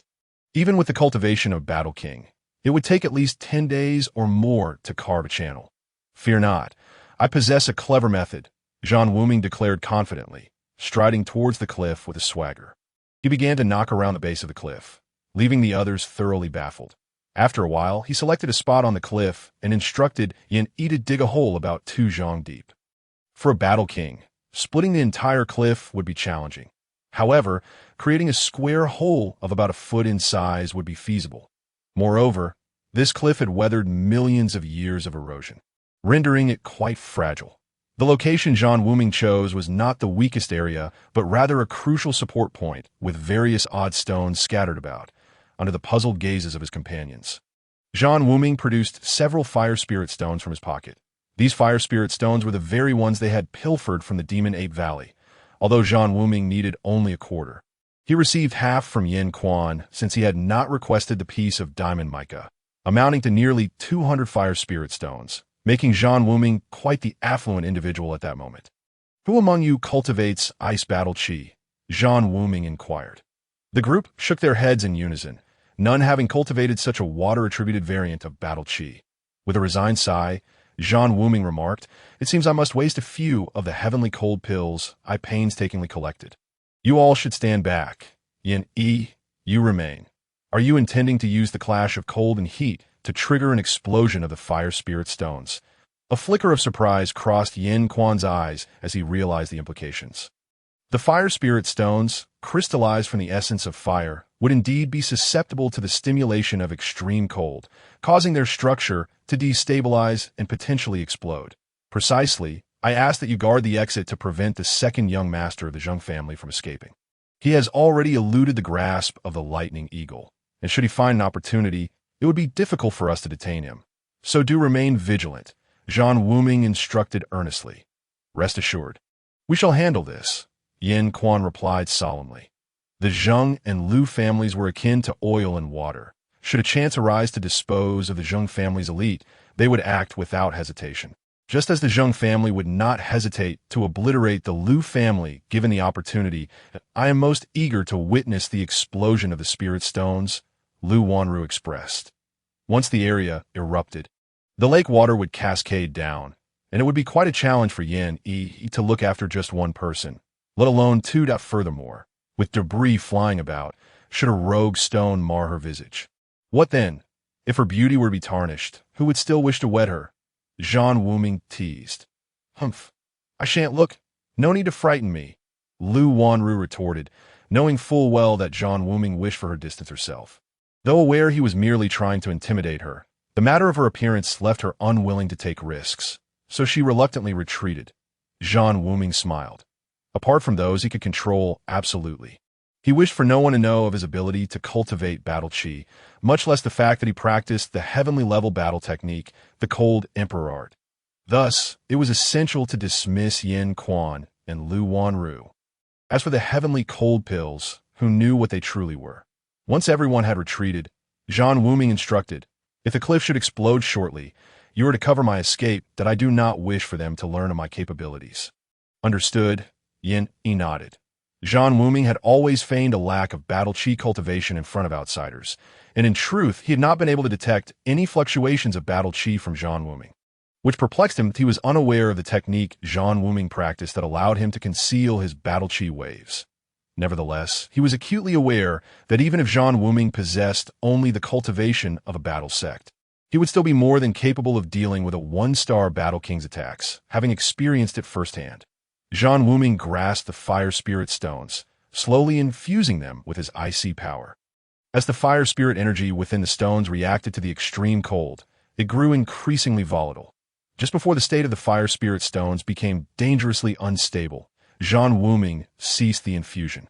Repeating this process with 5 stones, each placed into their respective holes before he retreated a few zhang. The icy force erupted suddenly, surging toward the cliff face. The extreme cold penetrated the stone wall, making contact with the fire spirit stones within the holes. With 5 thunderous explosions resonating almost simultaneously, the unleashed spirit energy erupted wildly from within the cliff. In that moment, the sheer destructive power caused the entire valley to tremble. Run, Zhan Wuming commanded, and Yin Yi, coming to his senses amidst the shock, felt an overwhelming chill emanating from Zhan Wuming just as the icy force erupted. Being closest to him, Yin felt as though his very soul was freezing. What kind of cold power is this? His complexion paled. If this was Zhan Wuming's strength, even with only the cultivation of a battle sect, he could easily kill him. A chill from the depths of his being washed over him, leading him to speculate that Zhan Wuming's battle technique was at least of heavenly rank. Zhan Wuming and Yin each darted through the air like birds, soaring towards the side of the cliff. Meanwhile, the cliff, ravaged by the unleashed spirit energy, crumbled from the bottom up. With a resounding boom, debris flew as a lake of azure waves surged forth from the collapsing rubble into the valley. In the distance, the members of the Lu family stood agape, awestruck by the sheer force of nature. Any object attempting to impede the oncoming tide was swept away, the crumbling cliff transformed into monstrous waves that roared through the valley, obliterating all in their path. The entire precipice trembled as they heard a furious roar from below. A disheveled figure burst forth from the crevice. It was Zheng Yongfu in the face of such cataclysmic force. Zheng Yongfu appeared exceedingly diminutive. The severe injuries from the demon ape king, the assault by the lightning eagle, combined with the exhausting escape, meant that even a one-star warrior could take his life at this moment. Had it not been for the unique terrain of the cliff, he would undoubtedly have fallen prey to the lightning eagle's talons. As Zhan Wuming and the others approached the cliff, he had already sensed something amiss. Yet the complexity of the cliff's terrain led him to believe that the others were wary of his lingering power. Even when entering the investigation, it remains exceedingly difficult to discern the self hidden within. Yet he never anticipated that Zhan Wuming would play by such unconventional rules, resorting to a desperate plan that would inundate the valley. The towering waves, laden with stones, surged forth in an instant, crashing upon Zheng Yongfu's refuge. In a fit of rage, Zheng Yongfu howled as he desperately clawed his way upwards. At this moment, his battle energy was nearly depleted, rendering a once formidable 3-star battle king as vulnerable as an ordinary person. Scrambling for his life, Yin Quan and the others stood in stunned silence, unable to reconcile this with the spirited Zheng Er Gong they once knew. Was this truly the same Zheng Er Yi who could dispatch foes with a mere wave of his hand? Was this the invincible 3-star battle king they had revered? To their astonishment, they could detect a note of weeping amidst Zheng Yongfu's cries for help. Quan Bo, he is calling for rescue, Lu Wanru remarked, a flicker of pity glimmering in her eyes. Yin Quan shook his head. The enmity between the Zheng and Lu families had solidified into an irreversible deadlock. While he could save Zheng Yongfu, would they allow him to live? Would Zhan Wuming consent to such an act? Zhan Wuming coldly fixated on the struggling Zheng Yongfu, exhaling deeply. In his previous life, it was Zheng Yongfu who had caused Lu Wanru's demise in his arms. In this life, however, he would permit Zheng Yongfu to perish before Lu Wanru's very eyes. Since it was Zheng Yongfu who had slain Lu Wanru in his past existence, their fates were undoubtedly intertwined. And with this reversal of destiny, perhaps Lu Wanru's fate might be altered, compensating for the void in her life. Thus, Zhan Wuming did not abandon Zheng Yongfu to the waves, as Zheng Yongfu was struck down from the cliff by a massive stone. Yin Yi appeared beside him, pulling him to safety atop the precipice. Zheng Yongfu had narrowly escaped death, yet felt no joy, for he discovered that standing before him was none other than a member of the Lu family. He suddenly loathed the fact that he had cried for help moments earlier. When Yin Yi appeared, he had foolishly harbored hopes for a reprieve, but now he understood. Yin Yi was no longer the ally of the Zheng family he once knew. In the gravest moments of life, the fragility exhibited by individuals is universally the same. Surviving thus far, he had never felt so acutely that death loomed so closely, and in that instant, he found a strange calm. Zhan Wuming smiled innocently, his demeanor deceptively harmless, gazing at Zheng Yongfu with an expression of utmost navet, exclaiming, "Greetings, second uncle. Who are you?" A flicker of confusion crossed Zheng Yongfu's eyes as he recalled indeed having a nephew. The fourth young master of the Zhan family, Zhan Wuming. This nephew's fate had been predetermined at birth, dictated by the Zheng family. Yet he wondered why this youth was deep within the Beastmaster forest. In the company of the Lu family, I forgot that second uncle has never seen me. I am the fourth of the Zhan family. Zhan Wuming's smile was sincere, but it sent a shiver down the spines of Yin Quan and the others. This individual had meticulously orchestrated Zheng Yongfu's every misstep, leading him into a trap from which there was no escape. Zhan Wuming had deliberately pilfered a nest of lightning eagle's eggs, lured the Beastmasters into an ambush, and ensured that the Zheng family was caught unawares. He had even devised a scheme to cover the Zheng family in the scent of the lightning eagle's eggshells, leading them from the Blackwood Cliff into a frenzied chase by the Beastmasters. In such dire circumstances, Zhan Wuming continued to pursue Zheng Yongfu relentlessly, bombarding the cliff to redirect the lake's waters, leaving no room for respite. As Zhan Wuming himself stated, one need not be directly involved to kill. Even with an elite force led by 4-star and 3-star battle kings, he had orchestrated their downfall. A chill enveloped Yin Quan's heart. This seemingly innocuous youth possessed a mind so astute and a scheme so profound that one would scarcely believe it without witnessing it firsthand. At this moment, it was likely that Zheng Yongfu remained oblivious to the fact that it was Zhan Wuming who calculated his demise. He would assume that all was mere coincidence, which was the most terrifying aspect of it all. Did you know? Third uncle also perished in the Beastmaster forest. Ironically, he encountered me at the end as well, just as you are now. Zhan Wuming smiled again, adding, in truth, from the moment you entered the Beastmaster forest, I have been the one orchestrating events. Whether it be the Beastmasters or the Lightning Eagles, your fate parallels that of my third uncle, only to discover in the end that I, your seemingly inept nephew, who cannot cultivate battle energy, require no such abilities to eliminate every last one of the Zhang family.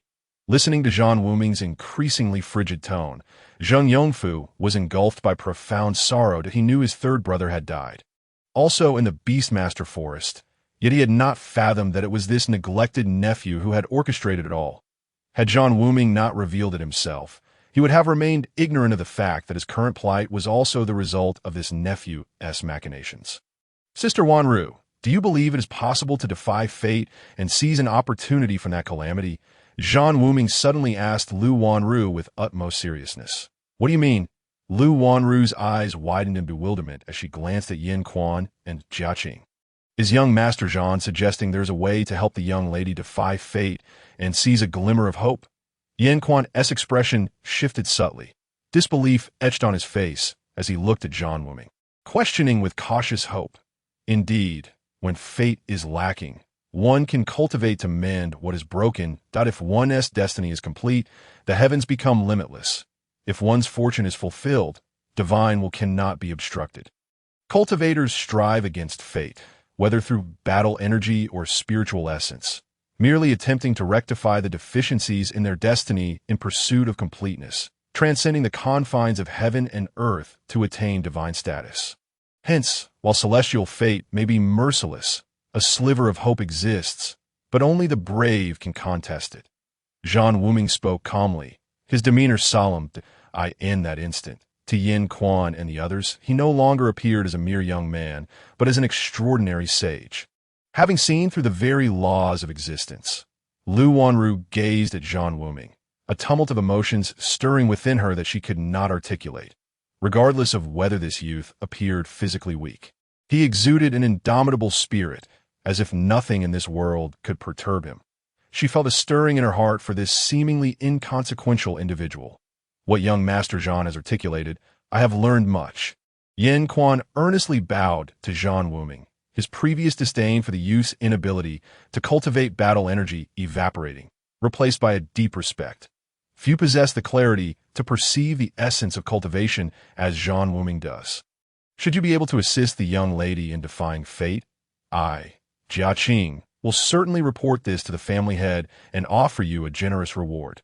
Jia Qing added hastily. This youth was not to be trifled with. Having such an ally was indeed a boon for the family. Conversely, if he became an enemy, the current predicament of the Zhang family served as a prime example. Sister Wanru, tell me, do you believe in fate? Zhan Wuming asked gravely. Lu Wanru, as if suddenly awakening from a dream, nodded. At that moment, she felt an unwavering belief in everything Zhan Wuming had said. She ought to trust him unconditionally. She realized she had genuinely developed feelings for this whimsical fellow. Very well, I want you to kill him with your own hands. Zhan Wuming's expression abruptly shifted as he pointed decisively at Zhang Yongfu. Lu Wanru gasped in shock. Although she was now a battle sect member, she had always been the cherished little princess of her family. How could it be her role to take up arms against an enemy? Until now, she had never taken a life. The command for her to personally slay Zhang Yongfu left her momentarily at a loss for how to proceed. Yin Quan and the others were equally taken aback. How did defying fate correlate with killing Zhang Yongfu? They were perplexed but recognized that Zhan Wuming must have his reasons. Nonetheless, witnessing Lu Wanru's expression, they inquired young Master Zhan, must it be done this way? Absolutely. Zhan Wuming affirmed, if you're to kill, then do so. There is no need for theatrics. Zhang Yongfu snorted in disdain, fully aware that he faced certain death today. Having brushed against mortality moments prior, he had come to regard life and death with indifference.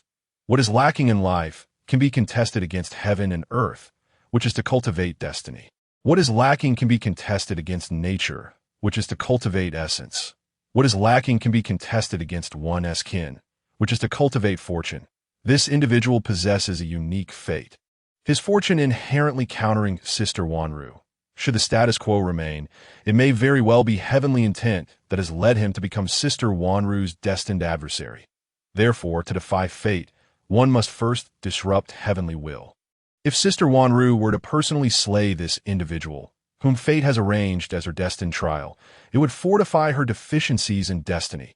Should such trials arise in the future, she would have already seized heavenly fortune. thus gaining a chance of survival, significantly enhancing her odds of overcoming this calamity. Zhan Wuming articulated earnestly. Yin Quan and the others listened, grasping only fragments of his meaning.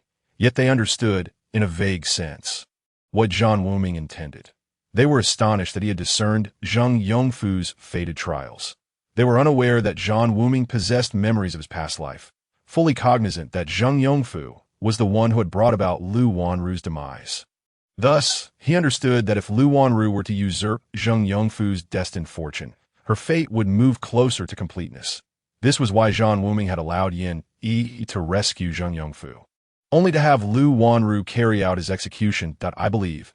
As Lu Wanru drew her long sword with a sharp zhang, trembling yet earnest, she responded gravely to Zhan Wuming.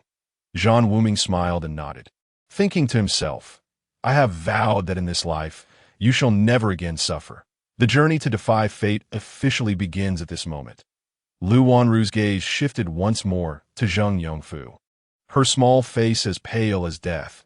She had never envisioned that her first act of killing would transpire under such circumstances, confronting a powerless third-rank battle king. Each individual must traverse this path. Cultivators are those who defy the heavens for their lives. With the resources of the world being finite, anyone who wishes to emerge victorious must wield the knife with ruthless resolve. Otherwise, they shall never achieve greatness. Zhan Wuming spoke coldly. His calm words suggested that the person before them was not a mere youth, but a ruthless hero stained with the blood of countless lives. Lu Wanru squeezed her eyes shut, and with a fierce swing of her sword, she felt a hot liquid splatter all over her, prompting an involuntary gasp as she stumbled backward, dropping her sword to the ground. Zhan Wuming, as if foreseeing this, stood directly behind the retreating Lu Wanru. He traced several arcs in the air, summoning a mist that entered the body of the woman before him. Supporting the shaken Lu Wanru, he gently patted her and said, It's all right. Envision him as a demon. Be why killing him. You save many innocent lives. This perspective will ease your burden. Lu Wanru was momentarily taken aback, then suddenly turned and buried her face in Zhan Wuming's embrace, weeping uncontrollably, leaving him at a loss for how to respond. The others observed Zhan Wuming gesturing toward the void for some time, yet saw nothing. However, Yin Quan, Jia Qing, and Yin Yi's expressions turned gravely serious. As battle kings, they were acutely sensitive to the energies of the world. At the instant of Zhang Yongfu's demise, they faintly sensed a sudden chill emanating from the surroundings. Yet, after Zhan Wuming traced several arcs in the air, that chilling aura vanished, drawn into Lu Wanru's body, and the void once again brimmed with vitality. Unbeknownst to them, the flickering light that entered Lu Wanru was the strongest and most brilliant essence of Zhang Yongfu's life, now serving to embellish another's fate. What manner of technique is this? The three were taken aback, fully convinced of Zhan Wuming's ethereal understanding of destiny. Yin Yi, he is my third uncle. Please ensure he is given a proper burial. And don't forget to collect his ring. Zhan Wuming suddenly turned to Yin Yi with a smile. Would the young master care to accompany me to Chengdu? Yin Quan pondered for a moment, recalling that a certain extraordinary individual once mentioned that the Lu family would face a calamity. With Zhan Wuming's abilities, there might be a way to navigate this trial. Fate may sometimes be inevitable, and when the time is right, I shall go. However, regarding today's events, I hope you will keep it to yourselves. Let this be the end of ITAS for Wanru. Her calamity has not been entirely averted. Her fate predicts a short lifespan. Only by finding someone who possesses the cycle of life and death can one seize their life essence to fulfill Wanru's destiny and truly avert her disaster. Since you have fled from a marriage, why not accompany me? It would spare you the worries of returning to Chengdu. Absolutely not. Yin Quan's expression changed instantly as he hurriedly objected. Although Lu Wanru had escaped from a betrothal, as a lady, how could she travel with Zhan Wuming, a solitary man? Should the head of the Lu family learn of this, he would surely be enraged. Regardless, I do not wish to return, Lu Wanru declared. Then smiled as she asked Zhan Wuming, You wouldn't deceive me, would you? Do I appear to be a deceiver? Zhan Wuming replied with a grin, I see you more as a charlatan than a deceiver. If I were to follow you, you could never shake me off, Lu Wanru mused, a mischievous smile settling on her face. Miss Jia and Yin Quan grew anxious. If she stubbornly insisted on leaving, they would be unable to explain themselves to the family head upon their return. Why would I want to cast you aside?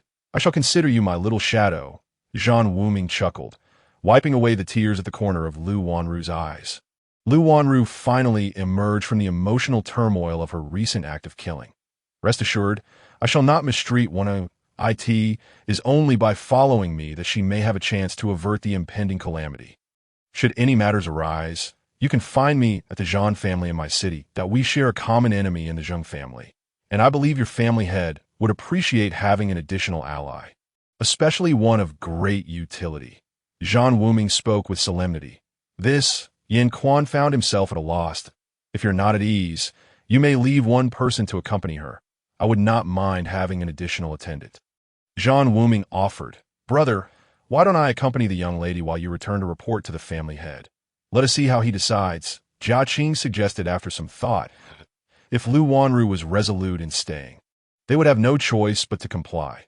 Moreover, they recognized that although Zhan Wuming could not cultivate battle qi, he possessed remarkable wisdom if he were truly to become the son-in-law of the Lu family. It would indeed be a significant advantage. In fact, they were quite dissatisfied with the fickle prince. It seems there is no other way. However, we have other matters to attend to in the demon beast forest. If young Master Zhan returns to my city, we shall have her second brother directly seek you out at the Zhan family once we finish our tasks. Yin Quan contemplated before reluctantly agreeing. Not a problem.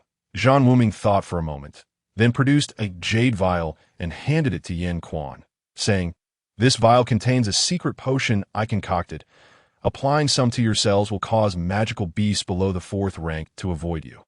Even if you encounter a mid-level 4th rank beast, as long as you do not provoke them, they will not trouble you. I believe it will aid you in traversing the demon beast forest. Yin Quan hurriedly accepted the jade vial, recalling how they had pursued Zheng Yongfu alongside Zhan Wuming. Encountering not a single magical beast along the way, he immediately understood that the potion must have played a role.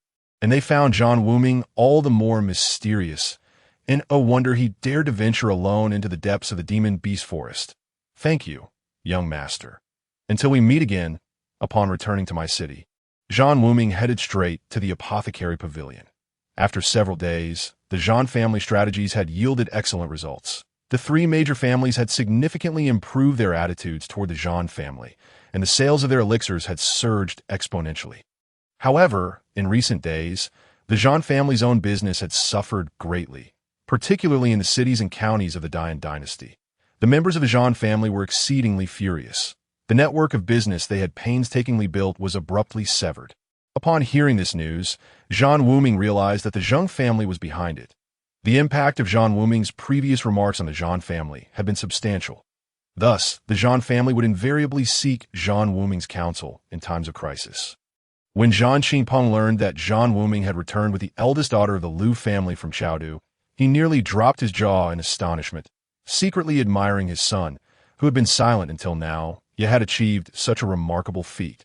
When the Zhan family had sought alliances with the Long and Qin families, they had dismissed his son, who could not even cultivate battle qi. Yet now, his son had brought home the daughter of a top-tier family in the Dian dynasty. That was indeed impressive. After hearing of the Zheng family's tactics, Zhan Wuming chuckled dismissively. If this had occurred in the past, such suppression might have been detrimental to our Zhan family. However, now, even if we sell not a single pill, we shall still thrive. Though the Zheng family wields considerable influence in the Dian dynasty, they cannot dominate everything. Since the gloves are off, why not give them a taste of their own medicine? We could supply our medicines to the Lu family and the Zheng family, allowing them to sell. After all these years, the Zheng family has not managed to deal with the Lu and Zheng families. Zhan Qingpeng was impressed. His son had quietly forged a connection with the Lu family, and it seemed he had grown quite close to the Lu family's eldest daughter. What is the nature of your relationship with Wanru? He inquired. Zhan Wuming smiled and replied, Consider her your future daughter-in-law. I will not let her escape as for the Lu family. There will be visitors in a few days that we can discuss matters with them then. I am confident they will be more than pleased to give the Zheng family a dose of their own medicine. After a moment's thought, Zhan Wuming added, Not long ago, I heard a tale about a distant family on another continent. a family so obscure that few knew of its existence. Yet this family influenced every individual on that continent, be they commoners or cultivators. They never engaged in trade themselves, but many items on that continent bore their mark. For they had many agents, and their mission was to create the finest products, things that others could not replicate. Consequently, every individual who sold their goods amassed considerable wealth. They never confined their products to a single seller, but chose several to compete. Should one attempt to employ underhanded tactics, they would find themselves cut off from that family and unable to acquire any of their offerings henceforth. In essence, any agency attempting deceitful maneuvers would lose their right to represent that family. Being replaced by others, Zhan Wuming inhaled deeply, exclaiming, on that continent, it is said that the most mysterious power is embodied by that family. Due to their perpetual existence in the shadows, they wield control and influence over the entirety of commerce on that continent. Even extending to sections, they have devoted many years to establishing a sophisticated system, wherein each family member corresponds to only a few agents, with each member knowing only their superior, creating a layered hierarchy. Even within the family, the subordinates remain oblivious to the identity of the family head. Even in the face of severe setbacks, the losses are confined to a handful of family members and their agents. While the higher echelons remain elusive, their business continues to thrive like wild grass. The true vitality of this family does not reside above ground, but beneath the soil, and one can never predict where green shoots will emerge or how many allies they possess. Yet, their presence can be felt everywhere. A glimmer flashed in Zhan Qingping's eyes as Zhan Wuming recounted this tale, which also conveyed a profound truth. The Zhan family has embarked on its first step, realizing that their assets are not directly traded by themselves, but rather through agents from other families, allowing every participant to reap substantial profits and aligning these families with the Zhan family in safeguarding their interests. This is a stroke of genius. However, if they were to take it a step further, having one individual connect with the major families of Mayu City while others liaise with agents from different cities, would it not embody the legendary model? For a family seeking development, there exist countless individuals who do not wish to see you surpass them. Thus, many will emerge to obstruct your path. Currently, it is the Zheng family. Should we one day annihilate them and take their place, greater powers will inevitably perceive us as a threat and strike against us, whether it be a certain dynasty or a particular sect. If this world had never known this family, no one would pay attention, let alone impede your growth and suppress your aspirations. Therefore, I believe that the only truly powerful families are those that remain unfound by enemies. Zhan Wuming spoke with an inscrutable depth. Minger speaks truly. If that day ever comes, then this family shall be invincible. Zhan Qingping inhaled deeply, arriving at a resolution. Strength originates from within. The invincibility of martial prowess is one form of strength, while the invincibility of restraint is another. One is unbreakable, while the other is impervious. The current Zhan family cannot claim to be unbreakable, even with boundless wealth. Even if we enlist the protection of a Zhan emperor, it ultimately does not stem from our own power that we must prepare in advance. When we truly possess unyielding strength, we shall reveal to the world what a genuine family looks like. Zhan Wuming's voice was low, imbued with an undeniable authority. With such a child, it is indeed a blessing for the Zhan family. After 10 years, the position of family head shall be passed to you. Father, you overstate the matter. The reason I speak thus today is not for the position of family head, but to bid farewell to you. Why pharmacological studies have reached a bottleneck, and discussions with my uncle no longer yield progress. Therefore, I plan to travel, seeking renowned masters in hopes of further breakthroughs. If the Zhan family is to secure its future, I must provide more prescriptions. Thus, if I cannot advance, the family's growth will merely be empty words. Hence, I implore you, Father, to manage the family well, leaving me with no concerns. Zhan Wuming shook his head. Zhan Qingping paused, his expression filled with worry. You possess no martial energy. How can I rest easy with you traveling? Father, do not forget, I have a Zhan king as my servant. Moreover, I assure you I will be adequately prepared for my journey. Zhan Wuming replied. Do you have a target in mind? Zhan Qingping still harbored doubts. I'm not yet certain where I shall go.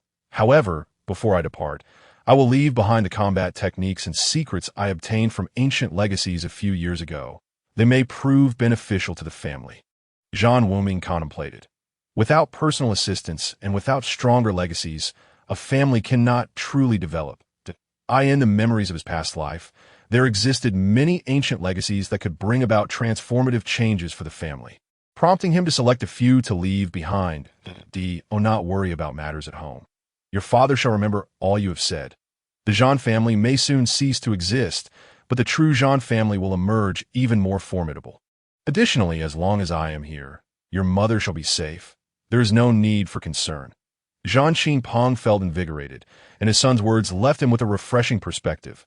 Now, the focus shifted to how to implement plans with the rest of the family.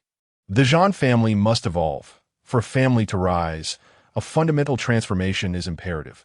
Throughout the vast territories of the Yan dynasty, aside from Muyu City, the Zhan family's business faced exclusion, yet surprisingly, they refrained from resistance and instead withdrew their enterprises from various cities, consolidating them solely in Muyu City. Engage in business with the Zhan family. One must come to Muyu City in person. Conversely, the Zhan family vigorously expanded their business beyond the Yan dynasty, with their elixirs highly favored by low-tier practitioners and men on this continent. Low-tier practitioners constitute over 90% of the population, with men accounting for half. Therefore, wherever there are people, the Zhan family need not worry about a lack of business. Whenever the Zhan family arrives in a new locale, they collaborate with the most influential local families and factions, no longer selling medicines directly, but supplying agents instead. This strategy not only shielded their enterprise from local factions' exclusion, but also garnered enthusiastic support from various influential groups, all eager to become partners with the Zhan family. In the face of profit, everything else becomes inconsequential.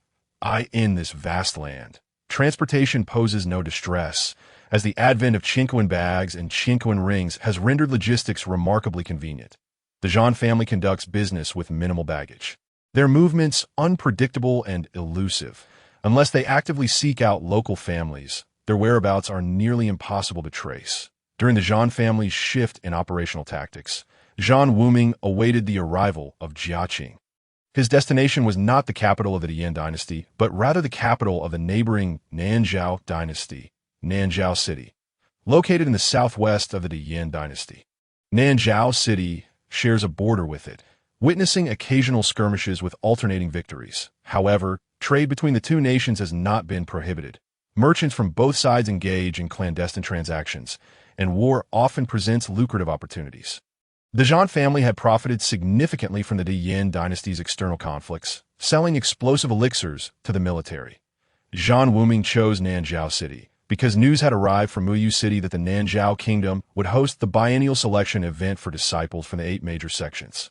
This event incited fervor among all talented youths across the realm. The 8 major sects include the 4 top-tier sects: Xianling sect, Tianling sect, Luoxia sect, and Mingmo sect. Those selected by these 4 sects are invariably exceptional talents. The remaining sects, Ling Jian sect, Yishou sect, Agae Min, and Wu Du Jiao, though not on par with the top 4, are nonetheless colossal forces on the continent, rivaling the 3 great empires, regardless of which sect one joins. The path of cultivation ahead will be smooth. Even as an outer disciple, becoming a Zhan king in the future is quite common. Zhan Wuming, who had yet to cultivate any martial energy, surprisingly wished to witness the spectacle, which raised some eyebrows. He offered no further explanation, instead embarking on a leisurely journey. Accompanied by a white sparrow beast cart, a Zhan king coachman, and a Zhan king guard, their presence was sufficient to deter any ill-intentioned ruffians along the way. One could only imagine the caliber of individuals capable of having a Zhan king as a coachman. Of course, they encountered many signs of prominent families along the journey, each exuding an impressive demeanor, perhaps outshining Zhan Wuming, rendering his group less conspicuous. The 8 major sect selection was held in all 3 great empires, with the Songyan Empire hosting only in the Nanzhao Kingdom. Thus, all eligible young talent from the Songyan Empire flocked to the Nanzhao Kingdom. The hotels and inns in Nanzhao City were filled to capacity, and conversations among the populace revolved solely around the sect selection event. Zhan Wuming was fortunate, as the Zhan family possessed a secret enterprise in the Nanzhao kingdom. Merchants, ever driven by profit, found it reasonable for the Nanzhao kingdom to secretly order explosive elixirs from the Zhan family in preparation for potential military confrontations with the Dian dynasty. Nanzhao City is so lively, Lu Wanru exclaimed, her excitement palpable as she felt like a liberated bird, finally distancing herself from the capital and experiencing such a vibrant event. You need not stay too close. Let us relish the presence of various young talents, Zhan Wuming instructed, turning to Yin, Yi, and Jiaqing. Yin Yi responded calmly, yet Jiaqing remained somewhat apprehensive, not fully aware of Zhan Wuming's capabilities. However, seeing Lu Wanru's joy, he refrained from dampening their spirits. Gazing at the bustling Nanzhao city, Zhan Wuming couldn't help but reflect. It was still the same Nanzhao city, yet everything felt different. In the past, he had been merely a spectator at the sect event, a destitute onlooker, lacking even the qualifications to register. Today, Zhan Wuming aimed to transform his fate from a brilliant starting point. The path of destiny, the cultivation of fate energy, life essence, and destiny. Only when everything is complete can one claim to possess a fulfilled destiny. The path of fate lies in seizing the fortunes of heaven and earth, which often bestow their blessings upon extraordinary talents. Thus, when one crushes all talents with an unstoppable force, the fortunes of heaven and earth will shift from others to oneself. This is the method of seizing fortune. The upcoming gathering of geniuses presents the perfect opportunity to wrest fortune from the heavens. Thus, Zhan Wuming has no intention of remaining low-key. Nanzhao City is abuzz with excitement, and the Nanzhao king holds this grand event in high regard. For any dynasty, such an occasion is indeed an honor. Within the city, disputes are not restricted, as mandated by the 8 great sects. Those who cannot even handle street brawls are unworthy of becoming disciples of the 8 great sects. However, to ensure fairness, practitioners above the rank of Battle King are forbidden from intervening. Violators face immediate execution. This is why Zhan Wuming feels it unnecessary for Yin, Yi, and the others to accompany him. No matter the situation, they would be of little assistance. Make way, a loud voice boomed, and Zhan Wuming turned to see a chariot drawn by a black-hoofed beast racing towards him, heedless of the pedestrians in the street. He couldn't help but frown, but still pulled Lu Wanru aside. What an arrogant Prince Tian! This is not your Tian kingdom. A cold voice rang out as a burly man, like a towering iron tower, stood in the street, wielding a massive iron rod with a heavy thud. Boom! The street erupted with a shower of shattered stones, flying directly towards the oncoming black-hoofed beast. "Bag, I never expected a ruffian like you would dare to join the fray here." An angry voice came from within the beast chariot as a dark aura suddenly enveloped the vehicle, deflecting the flying debris. The 4 black-hoofed beasts, overwhelmed by the imposing presence of the burly man, reared up on their hind legs, bringing the chariot to a halt in the middle of the street. A spiritual artifact. Zhan Wuming swallowed hard. In his past life, spiritual artifacts might not have seemed remarkable. Yet at this moment, he couldn't help but feel envious. This black-hoofed beast chariot was, indeed, a spiritual artifact capable of generating a protective shield to fend off external attacks. Can Prince Tian represent the Tuyen kingdom? If he could, he would have long since brought disgrace upon it. Look at these innocent citizens on the street. Do you not fear harming them with your reckless rampage in this chariot? The burly man scornfully berated, and oh wonder the people of Tian kingdom suffer. It's the result of your noble class preying upon the common folk, indulging in debauchery. Clap, clap, clap. A round of applause broke the tense atmosphere of the street. Well said, Brother Baji. After this, I shall treat you to a drink. Your words resonate splendidly. Zhan Wuming laughed, surprised to encounter such a passionate hero in the streets. You seek death. The voice from within the chariot was chillingly indifferent. A wave of murderous intent locking onto Zhan Wuming and Ba Ji from afar. Come at me, Ba Ji, if you have the guts. Attacking an ordinary person devoid of battle aura is nothing but cowardice. Ba Ji swung his iron rod, releasing a fierce aura that enveloped the entire black-hoofed beast chariot, countering the killing intent emanating from within it. In that case, I shall first take your head, Then deal with this jumping ant. Boom! The chariot's door burst open, and a dark flash darted out, the occupant moving with astonishing speed, startling Zhan Wuming. Clang! A sound like metal clashing resonated, as if the air itself were being torn apart. Baji staggered back a few steps, while the dark flash dodged and swiftly returned to the chariot. Zhan Wuming was taken aback to discover that the person inside was a dwarf, appearing no older than 8 or 9, yet with a voice that belied his age and limbs that were disproportionately robust. How embarrassing! Is this the bloodline of the Tuyin royal family? After over a decade, they still look like uncivilized monkeys that Bag, though seeming simple-minded, spoke with biting malice. With those words, the dwarf's fury ignited once more, the dark aura flaring as he lunged forward again, having gained no advantage from his previous attack. Although he had enhanced his striking power with his incredible speed, Baji's formidable defense remained unyielding.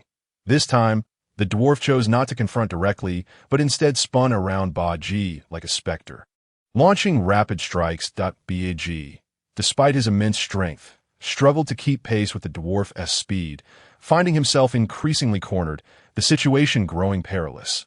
Brother Ming, this dwarf's agility counters that of the giant. I wish to assist him. Lu Wanru expressed her admiration for Baji while harboring disdain for the dwarf's maliciousness. Moreover, should Baji falter, the dwarf might direct his ire toward Zhan Wuming. It would be wise for her to intervene now. His speed is too swift. Although you are nimble, your lack of combat experience renders you no match for him. Zhan Wuming quietly cautioned, grasping Lu Wanru's arm. How do you know I am inferior? You lack battle aura. Lu Wanru was taken aback, noting Zhan Wuming's earnest demeanor, yet puzzled how he could discern such disparities without possessing battle aura himself. Zhan Wuming chuckled. Lacking battle aura does not equate to lacking vision. One can observe with one's eyes. Besides, what if you were to get injured? Wouldn't it be my heart that aches? Furthermore, the weapon in that dwarf's hands is laced with potent poison. It is extremely treacherous. Should you be injured, the outcome would be dire. I cannot allow you to take such risks. Regrettably, the city forbids battle kings from intervening. Otherwise, I would have Uncle E deal with him directly. Lu Wanru replied, vexation evident on her face. Oh, you think the prince is merely a figurehead? Look over there. Zhan Wuming pointed towards several oddly dressed individuals behind the beast chariot. 4 Battle King guards. Lu Wanru gasped, realizing that the prince was indeed not to be underestimated. Were it not for the city's prohibition against battle kings taking action, those 4 would likely have rushed forth to eliminate Baji. Yet, aware of the restrictions, Baji boldly provoked the dwarf prince, one of the leaders of the rebellion against the Tuyin kingdom. Baji sought this opportunity to rid himself of the erratic prince. Yet he had underestimated the dwarf's prowess. If this continued, Baji might face severe consequences. Lu Wanru worried for him. The dwarf's speed and combat skills were exceedingly strange, making it challenging for ordinary experts to defend against. Although both possessed the strength of the 7th stage of Battle Sect, the dwarf completely evaded direct confrontation, skillfully countering Baji's might. Zhan Wuming contemplated, we cannot engage directly.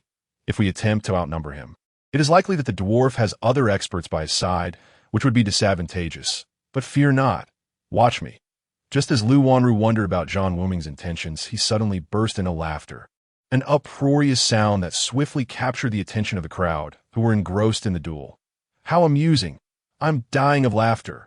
Look at that dwarf, jumping around like a large monkey, circling the giant endlessly. Tell me, has his rear turned red? If so, he truly has become a monkey. Zhan Wuming laughed heartily, pointing at Tuyin Qi. The crowd was taken aback, realizing that this young man was laughing for such a reason. However, upon closer inspection, they found it indeed resembled a monkey circling a tree stump. The collective laughter spread, filling the street, and as the crowd erupted in mirth, Tuyin Qi's anger boiled over. How could his pinnacle Earth-grade combat technique be mocked as the antics of a jumping monkey? Having already felt somewhat twisted inside, being publicly ridiculed by Zhan Wuming and laughed at by the crowd sent his blood boiling, his face turning crimson, on the verge of spitting blood and rage, wishing to flay Zhan Wuming alive. Look, the dwarf's face has turned red. I thought his rear would turn red, but it seems it's his face that's blushing. Ha ha ha. Now I understand. No wonder he has clumsy hands and feet, yet a tender face. It's a rear-end face. This monkey. Oh no, this prince is truly a monkey. Zhan Wuming jeered shamelessly, laughing with unrestrained abandon. The crowd roared with laughter. Many realizing that Zhan Wuming's intent was not merely to mock, but to disrupt the dwarf's focus. The elites gathered in Nanjiao City were no fools. However, the humor in his words resonated with them, and they laughed heartily.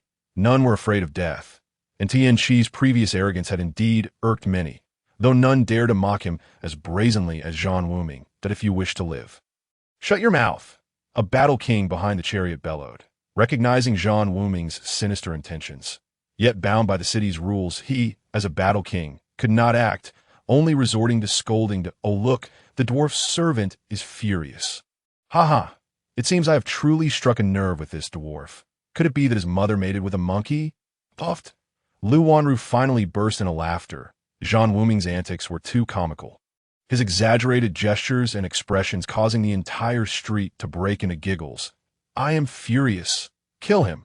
Tianqi seethed, a surge of blood rushing to his head, his mind instantly thrown into chaos.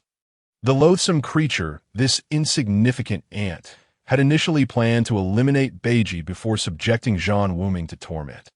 However, the venomous words spewing from this wretched being were utterly infuriating, as he insulted Beiji mercilessly, cursing his lineage with a disdain that provoked a desire in everyone present to trample him underfoot. With a thunderous crash, Tianqi found his focus disrupted, allowing Beiji to seize the opportunity to strike, forcefully interrupting Tianqi's onslaught with a blow fueled by his utmost strength, sending Tianqi crashing into a nearby building. Unable to restrain himself any longer, Tianqi spewed forth a torrent of blood, staining the air around him. In a sudden frenzy, Tianqi's war sect followers lunged ferociously at Zhan Wuming, but Lu Wanru stepped forward, shielding him with unwavering resolve. Although Tianqi had brought with him 4 war kings and 4 war sect servants, the latter were primarily tasked with his daily needs, and thus their cultivation levels were all below 4 stars. How could they possibly breach the defenses of Lu Wanru, a 5-star war sect master? However, due to her lack of combat experience, she refrained from delivering a lethal blow. While Lu Wanru held back, Beiji was far from courteous.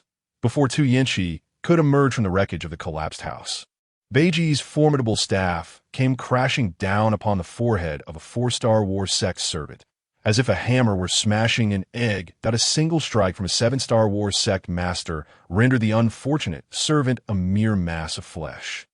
Beiji swung his staff again, sending another follower reeling from a grievous injury. Against Tianqi, Beiji's powerful strikes proved ineffective, yet against these subordinates, whose levels were 3 or 4 ranks beneath him and whose speed was lacking, his assaults were akin to an unstoppable force meeting an immovable object. Zhan Wuming wore a calm smile, his eyes betraying no flicker of concern, while Lu Wanru deftly severed the arm of yet another war sect master. It was only then that Tianqi, enraged, burst forth from the ruins, bellowing, "Die!" His speed remained astonishing, but he directed his fury not at Beiji, but rather at Zhan Wuming, the one he loathed most. If it were not for Zhan Wuming's cruel taunts, he would not have been so thrown off balance, nor would he have allowed Beiji to injure him. Without Zhan Wuming's provocation, it was likely that Beiji would now be the one heavily wounded. "Unforgivable!" Beiji exclaimed, incensed at Tianqi's choice to forsake him in favor of attacking Zhan Wuming, a mere mortal devoid of any martial energy. Yet, their speeds were not comparable, and Beiji could not intervene in time. Lu Wanru's shout was drowned out by another war sect master, who desperately sought to entangle her. Leaving her momentarily incapacitated, a glimmer of mockery flashed in Zhan Wuming's eyes as the dark aura before him expanded, revealing the brutal glint in Tianqi's gaze. He truly despised Zhan Wuming to the core. Observers could only sigh inwardly. A commoner devoid of martial energy faced the onslaught of a 7-star war sect master, and the outcome was all too predictable. While they admired Zhan Wuming's previous ingenuity and bravery, none were willing to risk enmity with the entirety of the Tuyen kingdom over a mere commoner. "Die!" Tianqi's eyes glinted with a perverse amusement, relishing the despair he saw reflected in his opponent's eyes. Yet when their gazes locked, he was taken aback to discover that Zhan Wuming's eyes held only disdain and mockery. A sudden dread gripped his heart as a vice-like hand seized his wrist, paralyzing his ability to fight back. He had believed himself to be swift, but in that moment, he realized that the youth he had deemed insignificant was equally swift. Having anticipated his attack and seized his wrist with unerring precision. More alarmingly, he found himself utterly incapable of moving even a finger. It was as if his hand no longer belonged to him. Then he beheld a foot, rising with an elegance that was both simple and unadorned, devoid of any martial energy. In an instant, it struck his chin with a force that left him no room for resistance. Tu Yinshi barely had time to emit a sound of pain before his teeth scattered like seeds, as if he had been rammed by a rampaging beast. The force of the impact threatened to shatter his neck. And he distinctly heard the sound of bones cracking. He was flung through the air, and by the time 4 war kings rushed to catch him, he had already lost consciousness. Zhan Wuming, with an air of elegance, retrieved a jade vial, collecting some of the blood Tu Yinshi had expelled, and carefully stored it within his spatial ring. After completing this task, he dusted off his clothing as if nothing had transpired. The street fell into an eerie silence, a deathly hush enveloping the scene. The war sect master who had been entangled with Lu Wanru stood in a daze, oblivious to the fact that her sword had pierced his heart, while Beiji stared blankly at Zhan Wuming. With a single, effortless strike, Tu Yinshi, once so imposing, lay unconscious. This decisive action left everyone in shock. They had felt no fluctuation of martial energy, and the raw physical prowess displayed in dismantling a 7-star war sect master was akin to swatting an insect. Many speculated whether Zhan Wuming was a transformed beast, as his physical explosiveness defied all expectations that in this world. Some cultivated martial energy, others mastered poison, some honed their spiritual essence, and still others practiced curses. Yet, none had heard of anyone achieving such terrifying prowess in physical cultivation. Lu Wanru gazed at Zhan Wuming in astonishment. She had presumed he would perish, which was why she had killed the war sect master who had accosted her. Yet, the outcome was entirely the opposite. Zhan Wuming remained alive and demonstrated combat abilities beyond her wildest imaginings. The sudden surge of strength he exhibited made her acutely aware that she was no match for him. At that moment, a sense of relief washed over her. Regardless of the circumstances, as a scion of the Lu family, her kin would never permit her to wed a defenseless commoner. Even if he possessed unparalleled wisdom, true respect would elude him. Thus, she had harbored concerns over Zhan Wuming's acceptance by her family. However, the martial prowess he displayed now equaled his intellect, and he was still so very young.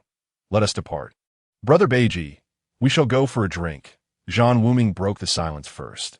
Beiji burst into hearty laughter, scrutinizing Zhan Wuming before exclaiming, "Delightful! Truly, I must thank you, my brother, to injure the prince of the Tu Yin kingdom and simply walk away?" A war king beside Tu Yinshi suddenly interjected, you wish to make a move?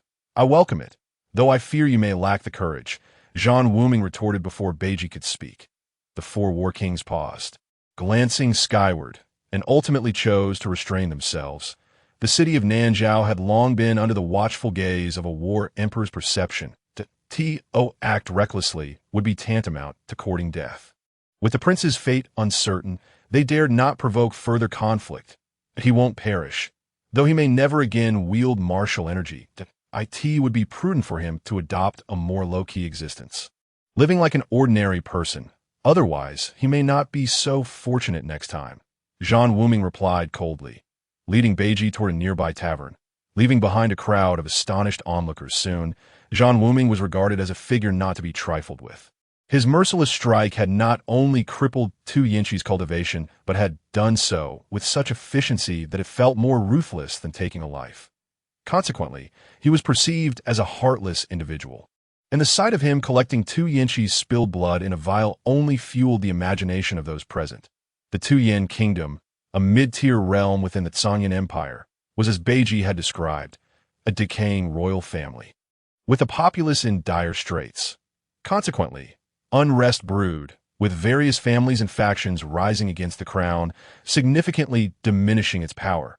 Were it not for the multitude of skilled warriors within the royal family, they might have already succumbed to the rebellion. Tu Yinshi, the youngest son of the Tu-Yin royal family, was born deformed, which shaped his twisted and dark disposition. Influenced by the decadent customs of the royal court, he became increasingly extravagant and bloodthirsty. He had intended to test his luck by attempting to join one of the 8 great sects. Yet upon entering Nanzhao City, he was unexpectedly rendered powerless. Bound by the rules set forth by the 8 great sects, his 4 war king escorts proved to be ineffective, and they returned in disgrace, unsure how to report their failure to the king. Those familiar with Tu Yinshi knew him to be a troublesome adversary beneath the war king rank. Despite his physical deformity, his agility was notoriously elusive, with many 7-star war sect masters reportedly falling victim to him. Achieving the rank of 7-star war sect master at the tender age of 17 marked him as a prodigy within the Tu-Yin family. Thus, he had not been disdained by King Tu-Yin due to his physical shortcomings. Rumors circulated that Tu Yinshi's elder brother was also a remarkable talent, having attained the rank of war king by his 20s and was now recruiting disciples in Nanzhao City on behalf of the Lingjian sect. This connection was one of the reasons Tu Yinshi felt emboldened to roam the streets with such arrogance. While Zhan Wuming's actions were met with widespread approval, some viewed them as unwise.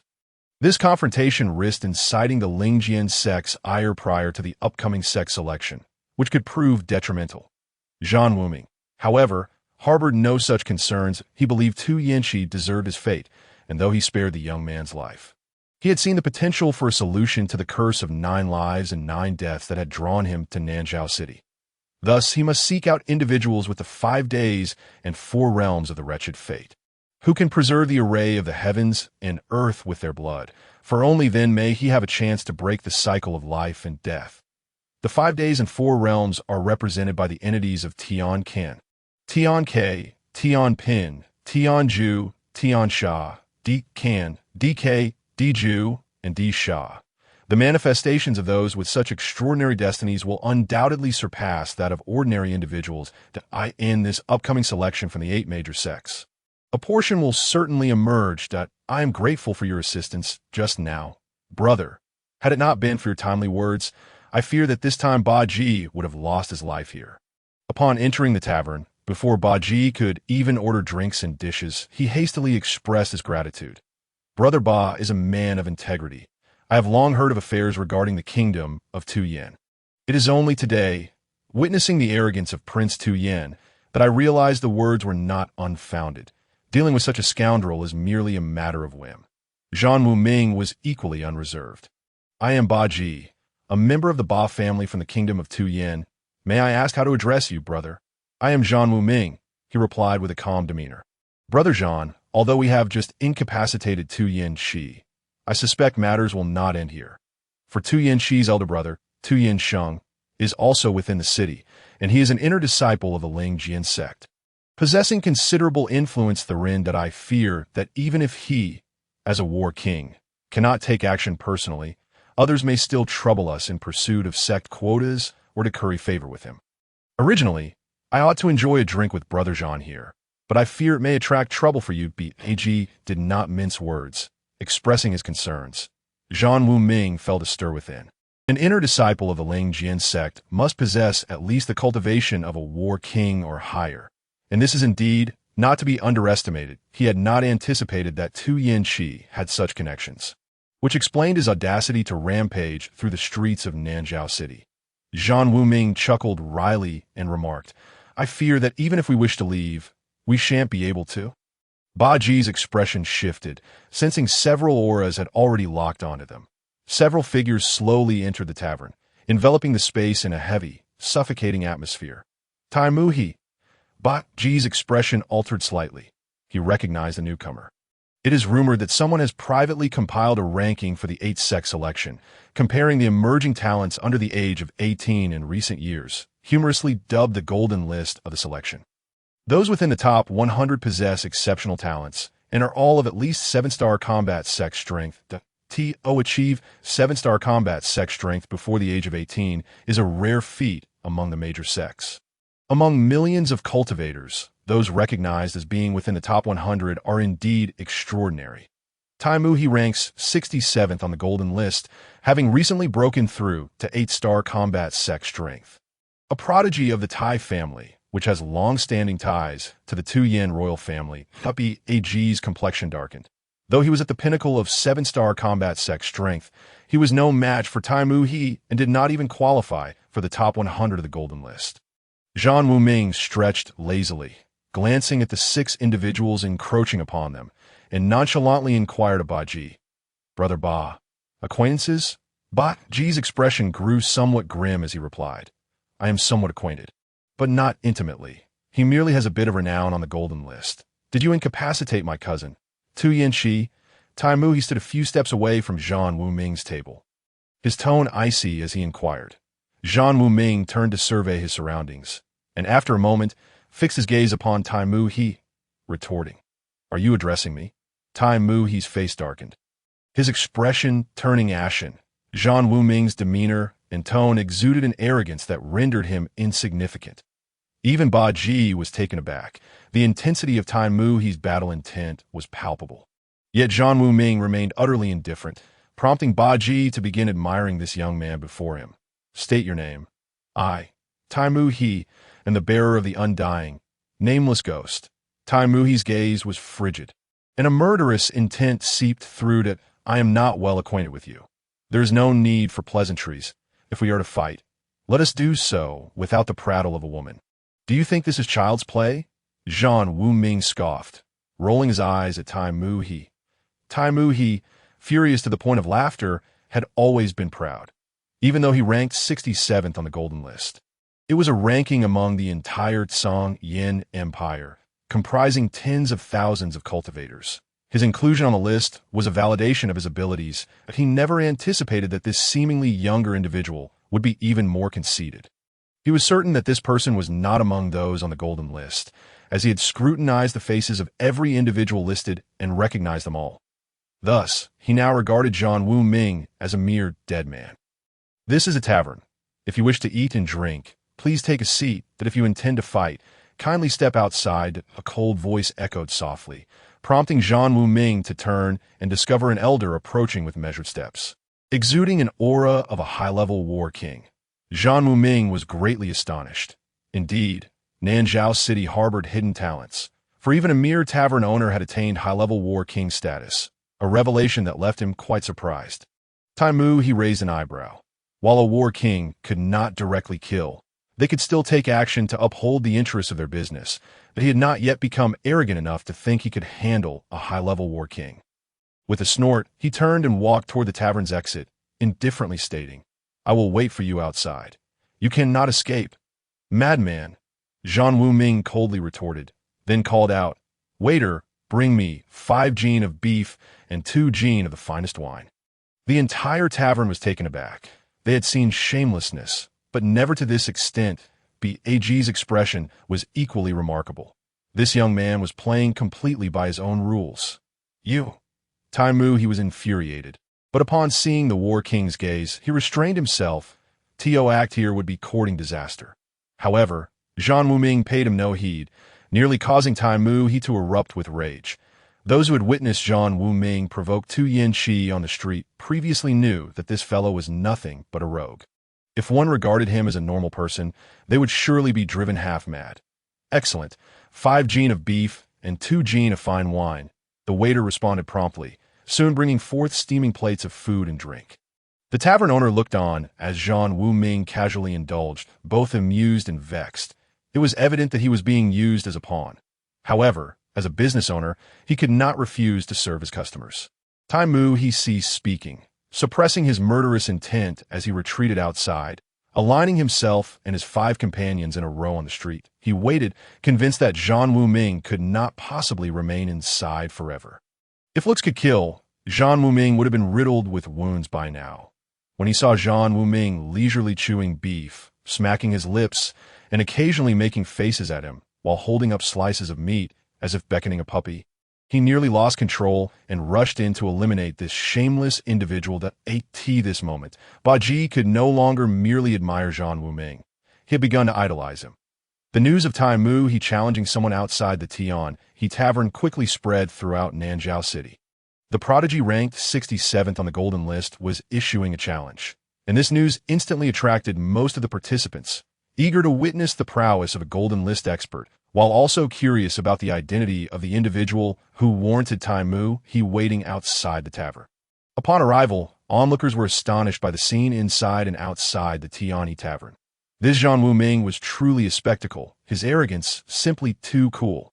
Tai Mu he stood on the street, ready for a duel, while the challenger inside the tavern devoured meat and drank heartily, occasionally giving Tai Mu he the middle finger and making faces, or playfully wiggling the meat slice as if beckoning a dog. The fact that Tai Mu he remained unfazed by such antics left everyone utterly astounded. This was not a duel. It resembled a public humiliation of Tai Mu he at the hands of the one inside. Many speculated about this young man's origins, wondering how he could be so audacious as to disregard a golden list expert, treating him with such disdain. Discussions arose, and side bets were made amidst the crowd. The clamoring voices of wagers filled the air, nearly causing Tai Mu he to suffer from a reverse surge of blood. The depth of his hatred was beyond description. He also realized how foolish it was to wait outside. As if he were a spectacle for all to critique and scorn, he had never encountered an opponent as shameless as Zhan Wuming. Had it not been for the high-level War King's presence, he would have lunged at Zhan Wuming and torn him to shreds 100 times over. Lu Wanru also held immense admiration for Zhan Wuming. While a powerful figure inspires awe, it is another matter entirely for someone of lesser caliber to flaunt themselves like Zhan Wuming did. This was truly unparalleled. He was simply too outrageous. Yet she found it incredibly satisfying, immensely gratifying, and incredibly impressive. Thus, Lu Wanru sat beside Zhan Wuming, holding her head high like a proud little peacock, thinking, what does a golden list prodigy matter? After all, he is merely waiting outside while I enjoy my meal and drink, preparing to give him a slight lesson once I am satisfied. And so, Nanzhao City was abuzz. Zhan Wuming savored his meal for the better part of an hour, his leisurely demeanor causing even the spectators to feel a sense of shame. For Tai Mu he, that hour was the most excruciating time of his life. He could have chosen to rest with his eyes closed and ignored all. However, Zhan Wuming occasionally interjected with a remark. That fellow, surnamed Tai. Why not have a bite first? Otherwise, you'll end up as a soft-shelled shrimp, all because of that hunger. Tai Mu, your appearance is rather unappealing. Perhaps you should consider a change. Zhan Wuming resembled a foul-mouthed jester, dining while mocking, utterly devoid of the demeanor befitting a master. Meanwhile, Tai Mu found himself subjected to the scrutiny of the crowd in the streets. To return to the tavern at this moment would be tantamount to displaying weakness, thus robbing him of his imposing presence. He could not relent. Instead, he feigned meditative stillness, though fury simmered within him, nearly consuming his reason at this juncture. Zhan Wuming elegantly rose, striding toward the street with an exaggerated gait, not forgetting to toss a hefty gold ingot onto the table, proclaiming with grandiosity, "No need for change, my young lad." The tavern owner, relieved to see this pompous patron finally departing, sighed in relief, fearing he might lose his composure and toss the shameless rogue into the street. After all, he was a customer, one purchasing food and drink. Even the War King had no justification to act against him. Did he? This unfortunate soul had been thoroughly exploited by this cunning trickster, receiving not a hint of gratitude in return, merely a gold ingot that secured a high-tier War King's protection for an hour. As Zhan Wuming reached the tavern's entrance, he ostentatiously waved to the throng of onlookers filling the street. Those with wealth, support with riches. Those without, support with presents. Today, this brother Tai Mu is rather strapped for cash, unable to partake in meat and wine. Hence, he challenges me, hoping you all will generously donate to aid this brother in returning home for the new year. Puffed, Tai Mu could no longer contain the blood that surged forth from his mouth. What blasphemy was this scoundrel uttering? Did he not fear humiliation? I, Tai Mu, am a peerless genius, a master of the golden list, and yet I am subjected to such ridicule. The indignation from earlier was one thing, but now this upstart dares to sully my esteemed reputation. Alas, my brother Tai is indeed suffering internally. Look, he has coughed up blood. It is merely due to a lack of funds for treatment. After witnessing our performance today, I implore you, do contribute generously. What a pitiable child.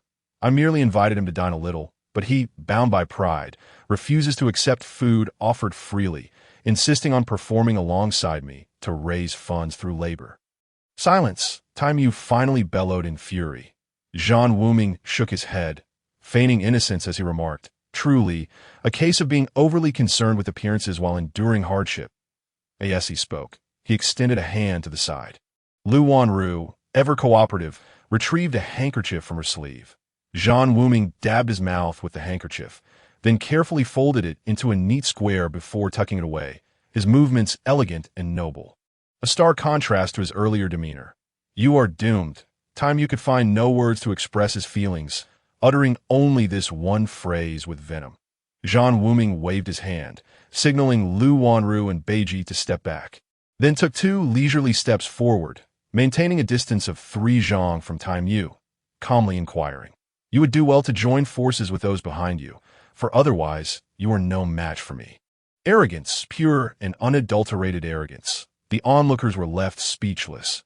They had witnessed arrogance before, but never such grotesque and shameless audacity.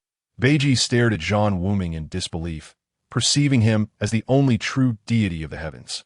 Utterly shameless, he understood Time Yu well enough to know that he could never unite with others to confront Zhan Wuming. Moreover, Zhan Wuming had previously dismissed Beiji and Lu Wanru, making it even less likely for Time Yu to collaborate with anyone against Zhan Wuming alone. Yet Zhan Wuming, fully aware of this, still uttered such words. How utterly shameless! Time Yu felt a warmth rising in his nose, reaching up to touch it, only to find blood flowing. His anger had reached a boiling point, all ignited by that utterly shameless fellow across from him, that he realized that his emotions had been manipulated from the moment he faced this individual. Laughing in rage, he recognized that his pride was viewed by the other as nothing more than refuse. Thus, he no longer needed to confront the other with any semblance of dignity. The long street fell silent, Zhan Wuming's voice overwhelming all others. Recently, the passers-by to Nanzhao City had been nothing short of the elite. Yet the masters of the Golden List could only gaze up in admiration. This nameless upstart had brazenly trampled upon the prestigious Golden List with a single audacious statement. Even the top contender, Nangong Tianyu, would likely not dare to be so brazen. On the long street, the atmosphere shifted dramatically. Time Yu's fury ignited, infusing the space with a palpable sense of dread. In this charged atmosphere, every individual felt an icy chill, a suffocating stillness, and a brutal ruthlessness emanating from Time Yu, akin to dark storm clouds looming overhead, stifling every inch of space. This was the genius master of the Golden List, and even before taking action, he exuded an aura that instilled fear. Consequently, the crowd dispersed once more. Many could not withstand the oppressive force of Time Yu's presence, while others sought to distance themselves from the impending confrontation. "I alone am sufficient to vanquish you." Time Yu's voice rang out, crisp yet chilling, akin to ice being stirred in a barrel. Zhan Wuming shrugged, seemingly unfazed by Time Yu's oppressive aura, his expression suggesting, "It matters not. I have said all that needed to be said, and if you choose not to heed my words, do not blame me when you face defeat." Time Yu could endure no longer and thus initiated the attack. With a single stroke, Time Yu unleashed a blade of light, slicing through the fabric of space and time. When he reappeared, he stood before Zhan Wuming, without preamble or flourish, just that singular, simple strike, swift to the point of being unassailable. That a flicker of surprise crossed Zhan Wuming's eyes. Indeed, the Tai family's combat techniques possessed a unique quality. This strike was more fearsome than any ambush.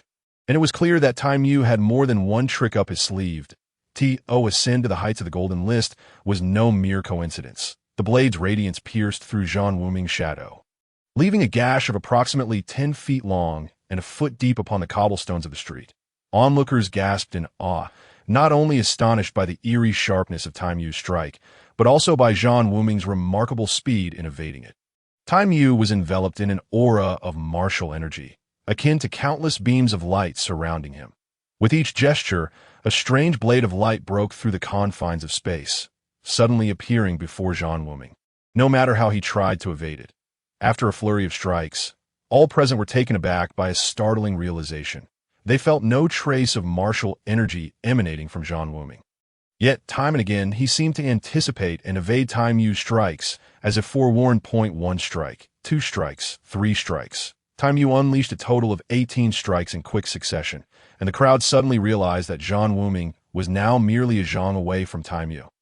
Incredibly swift blades, fiercely relentless assaults, yet they could not hinder Zhan Wuming's advance. With each evasion, he closed the distance by a foot, though it was not a substantial gain after more than 10 strikes. Time Yu could no longer unleash his eerie blades of light, as the distance between them no longer permitted it, but a flicker of disbelief crossed Time Yu's eyes. The Tai family's fragmenting void blade approached the realm of heavenly techniques, and he rarely employed such a formidable move in battle that in lower tiers. No one warranted the drawing of his blade. He had intended to reserve this ultimate technique for the grand selection to astonish all. Yet this shameless fellow before him made him reluctant to spare even a glance. Thus, he unleashed his killing blow with the intent to end the confrontation decisively. He had not anticipated that his lethal attack would pose no threat to the other, who glided through the blades of light like a dancer, inching ever closer. Upon catching sight of the mockery in Zhan Wuming's gaze, Time Yu's fury escalated. Fragmenting void, Time Yu roared, and in that instant, the myriad blades surrounding him exploded like a storm of locusts, sealing every inch of space before Zhan Wuming, forming an enormous cage of blade light. The crowd gasped and retreated, although the blade rain did not target anyone in particular. It bore an aura that seemed to cleave souls, compelling everyone present to recoil in fear. Beiji and Lu Wanru cried out, for at this moment, Zhan Wuming stood merely a zhang away from Time Yu. In the heart of this blade-light cage, perhaps a single blade could be dodged, but with every inch of space now filled with blades, how could one escape? Everyone believed Zhan Wuming would be unable to evade the impending doom of being pierced by 1,000 blades. This was Time Yu's ultimate strike. With such a technique, no one doubted Time Yu's rightful place among the Golden List contenders. What a splendid move, fragmenting void. Zhan Wuming could not help but admire. An 8-Star Wars sect master could scarcely unleash the ultimate power of this technique. Had it been his former self, a single strike would have fragmented space into countless pieces, showcasing the might of fragmenting void. Clearly, this martial art had indeed reached the heavenly tier. The one capable of crafting such a technique must surely be a figure of monumental significance. Thus, he recalled someone and let out a soft sigh before launching his fist. Zhan Wuming's strike was simple and direct, devoid of any superfluous movements. Yet, as his arm propelled his fist, it resembled a mighty dragon soaring through the heavens. One punch, appearing excruciatingly slow, yet possessing astonishing speed.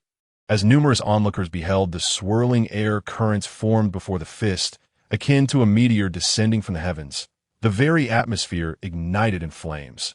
Zhan Wuming's fist was that celestial body, enveloped by a layer of air ignited by its incredible speed. The long street fell into a profound silence.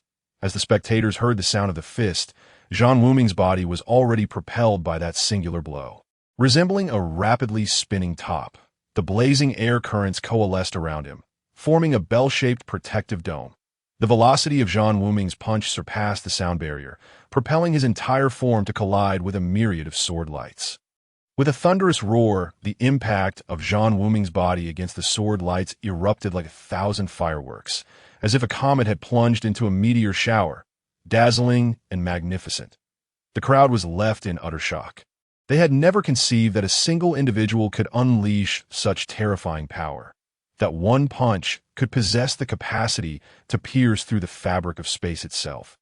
They had believed that battle energy was the most potent means of harnessing the power of heaven and earth. Yet today, they suddenly recognized that Zhan Wuming's path of cultivation was entirely divergent from theirs. His physical prowess could transcend the forces of heaven and earth. Even the seemingly indomitable blade of the broken void was utterly shattered beneath that singular punch. Iron Mu was unable to unleash another strike. Zhan Wuming's fist had already struck his chest. Although it was merely the residual force from breaking through the sword lights, it still caused Iron Mu to spew blood and be propelled backward. He had never considered the possibility of failure with his attack. Given his strength, it would be exceedingly difficult to execute another such maneuver.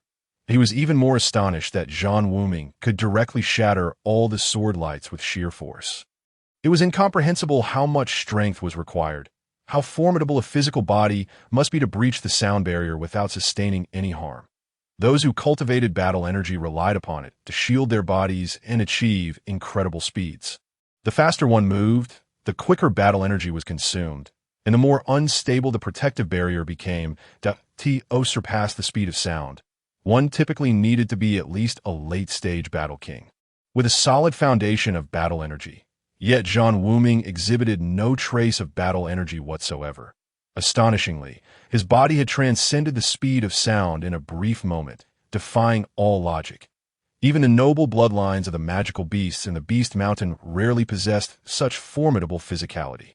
As Iron Mew was sent flying and had yet to touch the ground, he suddenly perceived a massive foot expanding before him, transforming into a colossal shadow that crashed down upon his still suspended body. Zhan Wuming's speed was so extraordinary that Iron Mew had no time to react. His body crashed heavily to the ground, the impact akin to being struck by a meteor, causing him to cough up blood once more. Collapsing onto the earth, Zhan Wuming placed one foot upon his chest, a mere whim away from taking his life. "If any of you dare to intervene, he shall perish," Zhan Wuming coldly admonished the 5 individuals who sought to rush to Iron Mew's aid. Upon witnessing Iron Mew's grievous state, they hesitated, deterred by Zhan Wuming's fierce words. The long street was enveloped in a deathly silence. Iron Mew had been vanquished, defeated by a nameless youth. What was most astonishing was that this youth bore not a shred of battle energy, but was instead a pure physical cultivator. In that moment, Zhan Wuming exuded an overwhelming aura, reminiscent of an ancient beast, one foot resting upon Iron Mew's body, surveying all with a gaze of disdainful authority. As he surveyed the crowd, he suddenly turned to Iron Mew, whose face was twisted with indignation, and flashed a cunning, shameless smile. This transformation was instantaneous, leaving all in disbelief. Only moments ago, he had embodied the spirit of a hero, and now he wore the guise of a scoundrel, his smile dripping with mockery. "Now, my dear Iron Mew, we have fought and spoken. Surely, you do not expect me to perform for you without compensation. Therefore, I have decided that your Chinkoan ring shall serve as my entrance." As he spoke, Zhan Wuming pressed down on Iron Mew, nonchalantly plucking the ring from his finger, his brutish demeanor shattering the hearts of several young women who secretly admired him. Having secured the ring, Zhan Wuming was not yet finished. He rummaged through Iron Mew's garments and extracted several hefty gold bars, unhesitatingly stowing them in his own pouch as if it were his right. To add insult to injury, he noticed a pair of distinctive earrings adorning Iron Mew's ears, which he swiftly yanked off, wiping them clean before holding them up to the sunlight, disdainfully remarking on Iron Mew's poverty and the lackluster nature of his adornments. Before adding them to his collection, the onlookers were left utterly speechless, caught in a state of shock. Never had they witnessed such brazen audacity. Soon they realized they had grossly underestimated Zhan Wuming's shamelessness. He then produced a small gold ingot from his pocket, contemplating aloud, "I suppose I should leave you a little something for your journey home." Just as he was about to stuff the ingot into Iron Mew's hands, he paused, reconsidering. This is still too much. He withdrew the ingot and instead procured a single gold coin, blowing on it and muttering to himself, "Alas, I've lost out on another coin." Baji, standing nearby, heard the sounds of individuals fainting and others whispering in disdain for Zhan Wuming, leaving him bewildered. What manner of person could be so cruel? Earning a living in these times is no easy feat. Zhan Wuming sighed, releasing his foot and squatting beside Iron Mew, offering a faint smile. "I know you must feel wronged, disheartened, and furious. There's no need for such emotions in this world. The strength of one's fist is the ultimate truth." He recounted a story he had once heard. A young man, in his impetuousness, was forced to crawl beneath another's legs, enduring immense humiliation, that he carried that shame with him. Vowing never to allow such indignity again in time, he rose to become a sovereign, respected by all. When he finally confronted the individual who had once humiliated him, he did not seek revenge, but instead offered profound respect, acknowledging that without that initial shame, he could never have truly relinquished his pride and arrogance, nor would he have persevered to achieve his present stature. Thus, he sincerely thanked that person, For that moment had been the turning point of his life. Zhan Wuming paused, placing the gold coin into Iron Mu's hand, gently stating, "I trust you will not squander it, for with it, you shall always remember. The so-called pride and arrogance are utterly meaningless if one cannot endure humiliation and strive for greatness. Then today, it is I who humiliates you.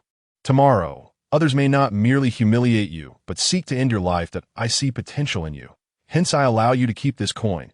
Zhan Wuming's words were soft, yet the onlookers were no ordinary folk. Upon hearing his declaration, some fell into silence, while others regarded him with even greater contempt, their expressions dripping with disdain. A spark of realization ignited in Iron Mu's eyes as he gazed into Zhan Wuming's, clearing his throat to ask, "Tell me your name." Zhan Wuming smiled, standing tall and turning to walk toward Lu Wanru, casually replying, "Our lives are a constant struggle against fate. I am Zhan Wuming." Zhan Wuming. Iron Mu clutched the gold coin tightly, murmuring the name as it echoed in his mind alongside Zhan Wuming's tale. He could not fathom why Zhan Wuming had shared such words with him. Yet he clearly understood that had their positions been reversed, he would have acted without hesitation to kill Zhan Wuming. Yet Zhan Wuming merely defeated him, trampling him underfoot like a rogue, and then shared a story that left him bewildered. Iron Mu felt no animosity toward Zhan Wuming. In a moment of clarity, it was as if a veil had shattered within his heart, allowing a long stagnant mindset to erupt like a volcano. The battle energy within him surged as if fueled by a stimulant, visibly healing his wounds at an astonishing rate. Iron Mu sat cross-legged, a tempestuous aura bursting forth, swiftly coalescing around him in countless sword lights that enveloped him like a massive cocoon. Astonishingly, amidst his defeat, Iron Mu had broken through, achieving the rank of 9-star battle sovereign on the streets of Nanjiao City. It was rumored that he had only recently attained the 8-star battle sovereign. And now he had once more ascended, and in such extreme circumstances, where others might have faltered, Iron Mu thrived, not only recovering his vitality in short span, but also achieving a breakthrough. Baji and Lu Wanru were left astounded, glancing at Zhan Wuming, who maintained a serene smile, sensing something profound. Iron Mu's guards surrounded him protectively, elated by the unexpected fortune that had befallen their young master, who had broken through on the street. While Iron Mu was merely a rank 8-star battle sovereign, his newfound status would surely propel him into the top 30 of the upcoming selection. If he could perfect the broken void, he could surely redeem the disgrace of their recent encounter. Thus, they anxiously watched Zhan Wuming, fearful that he might interrupt Iron Mu's breakthrough. Zhan Wuming did not even glance back, striding toward the other end of the long street, with Baji and Lu Wanru flanking him as the crowd parted to create a path. Boom! The blade's radiance upon Tai Mu shattered completely, transforming into a sharp aura that was absorbed into his body, allowing him to successfully advance to the rank of 9-star battle sect. As he rose, he found no sign of Zhan Wuming. "Young master, he has just departed, and he surely has not gone far. Now that you have become a 9-star battle sect, you can certainly slay him," an attendant hurriedly remarked. "Silence," Tai Mu rebuked angrily, then gazed towards the direction where Zhan Wuming had vanished, gripping the gold coin in his hand tightly. "He is not my enemy. He is my benefactor. Remember, the Tai family shall never oppose him. Those who do shall face execution." Tai Mu's entourage exchanged glances, seemingly understanding yet bewildered. "That I will not disappoint you. We shall meet again," Tai Mu murmured to himself, reverently placing the coin into his bosom. News of Tai Mu's defeat and his subsequent breakthrough to 9-star battle sect spread swiftly throughout Nanjiao City. In no time, both the previously obscure Zhan Wuming and the renowned genius Tai Mu became the subjects of much admiration. Tai Mu had fallen, yet no one deemed it disgraceful, for they recognized his true strength. More importantly, despite his defeat, his composure remained intact. His rapid advancement from 8-star to 9-star in just a few months showcased his exceptional aptitude and talent. The might of a 9-star battle sect significantly amplifies one's battle aura. How much higher would Tai Mu's rank rise on the golden list? Speculation arose regarding who was truly stronger after Tai Mu's breakthrough, himself or the enigmatic Zhan Wuming. Others voiced doubts, questioning how Zhan Wuming could defeat an 8-star battle sect without a trace of battle aura. Relying solely on physical prowess, how should his strength be measured? As 9-star? Or perhaps as a battle king? He was an unprecedented anomaly, utterly shameless, exceedingly lewd, and miserly, yet possessing an air of defiance that it was precisely this individual whose story propelled Time Mu towards his breakthrough. In an instant, the name Zhan Wuming became the most talked-about topic in Nanzhao City. Zhan Wuming was unfazed by the discussion surrounding him. Everything unfolded as he had anticipated. Upon learning that his opponent was Time Mu, ranked 67th on the golden list, he had already devised a plan. He deliberately delayed engaging Time Mu in battle for over an hour, knowing that with Time Mu's prominence on the list, sufficient time would attract many spectators. Zhan Wuming intended to secure an undisputed victory that would ensure his recognition throughout Nanzhao City. Thus, even without participating in the 8-sec selection, he would already be on their radar. Who would find him first depended on the attentiveness of the various sections. Zhan Wuming refrained from killing Time Mu because the latter's swordsmanship reminded him of a revered swordsman from his past life, one worthy of respect. Therefore, he chose to assist Time Mu in defying fate. Destiny can be reversed. It can also be aligned with heavenly will. Aligning with the heavens is a form of natural guidance. Time Mu's fate was already remarkably noble, and Zhan Wuming's enlightenment would elevate him further, rendering his potential limitless. Zhan Wuming sought to defy the heavens and claim destiny, requiring not only to seize the heavenly decree, but also to utilize others' fates as support. Only through the synergy of striving and assisting could true transcendence be achieved. He believed that one day, Time Mu would become a significant ally in his quest for destiny. His arrival in Nanzhao City proved fortuitous. Not far from where Zhan Wuming walked with Lu Wanru, they halted, as their path was obstructed. The long street was quite expansive, yet Zhan Wuming felt as though a vast chasm severed it completely. A sensation stemming from the young man in white ahead. Baji exclaimed in surprise, Tu Yansheng. Zhan Wuming was momentarily stunned. He had not anticipated such developments. Nanzhao City was not large, and upon Tu Yanxu's defeat, Tu Yansheng would have quickly received the news. However, as a battle king, Tu Yansheng could not act personally, which allowed Time Mu to step in. Zhan Wuming had not anticipated that Time Mu would also be defeated. Though he was not particularly fond of his younger brother, being a prince of the Tu Yin kingdom, it was a matter of national pride. Thus he came in person. Zhan Wuming smiled at the young man in white. What was destined to occur would inevitably unfold. Yet he felt no trepidation. This was Nanzhao City, during the 8-sec selection. Even Tu Yansheng would not dare to act publicly, so while the pressure from his presence was palpable, it posed no real threat to him, but he was eager to see what Tu Yansheng would do. I underestimated you, Tu Yansheng declared, his expression darkening. However, anyone who dishonors the Tu Yin kingdom will pay a heavy price. And you shall not be the exception. He stood with arms crossed, emanating a chilling aura, as if he were a ferocious beast surveying Zhan Wuming and Baji from above. If you had the courage, you would have acted long ago. Why leave it to Time Mu? In this Nanzhao City, what can you do to me? Can you find a more suitable battle sect to intervene than Time Mu? Do not blame me for not warning you. Should you provoke me again, you will find that you cannot rely on Time Mu's fortune. Zhan Wuming retorted arrogantly, dismissing the battle king before him. Even one from the Lang Jian sect. Bold words. Tu Yansheng's expression shifted. He realized that in a war of words, he was no match for Zhan Wuming. His appearance was merely intended to apply pressure. But he had not expected Zhan Wuming to be even more defiant than he imagined. I spared your brother's life. Do not say, I did not give your Tu Yin family face. But should you seek trouble, feel free to come find me. Even without the restrictions of Nanzhao City, a mere 2-star battle king is hardly worth my concern. Zhan Wuming raised an eyebrow. Unconcerned. Very well. You will learn that the Tu Yin family is not to be trifled with. Tu Yansheng said no more, turning to leave, swiftly disappearing into the crowd. Brother Zhan, you must be cautious in the coming days. Although it is explicitly stated that battle kings are not permitted to intervene, such rules may not hold in exceptional circumstances that if sect members interfere, they may still act covertly. Baji warned. Zhan Wuming's mind stirred. As if a thought occurred to him, that he smiled faintly and said, Brother Ba, let us part ways here. Should fate allow, we shall meet again.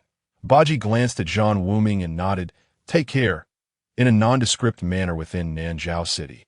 Tu Yinsheng gazed grimly at the pale-faced Tu Yinshi lying on the as the guards of the seventh prince.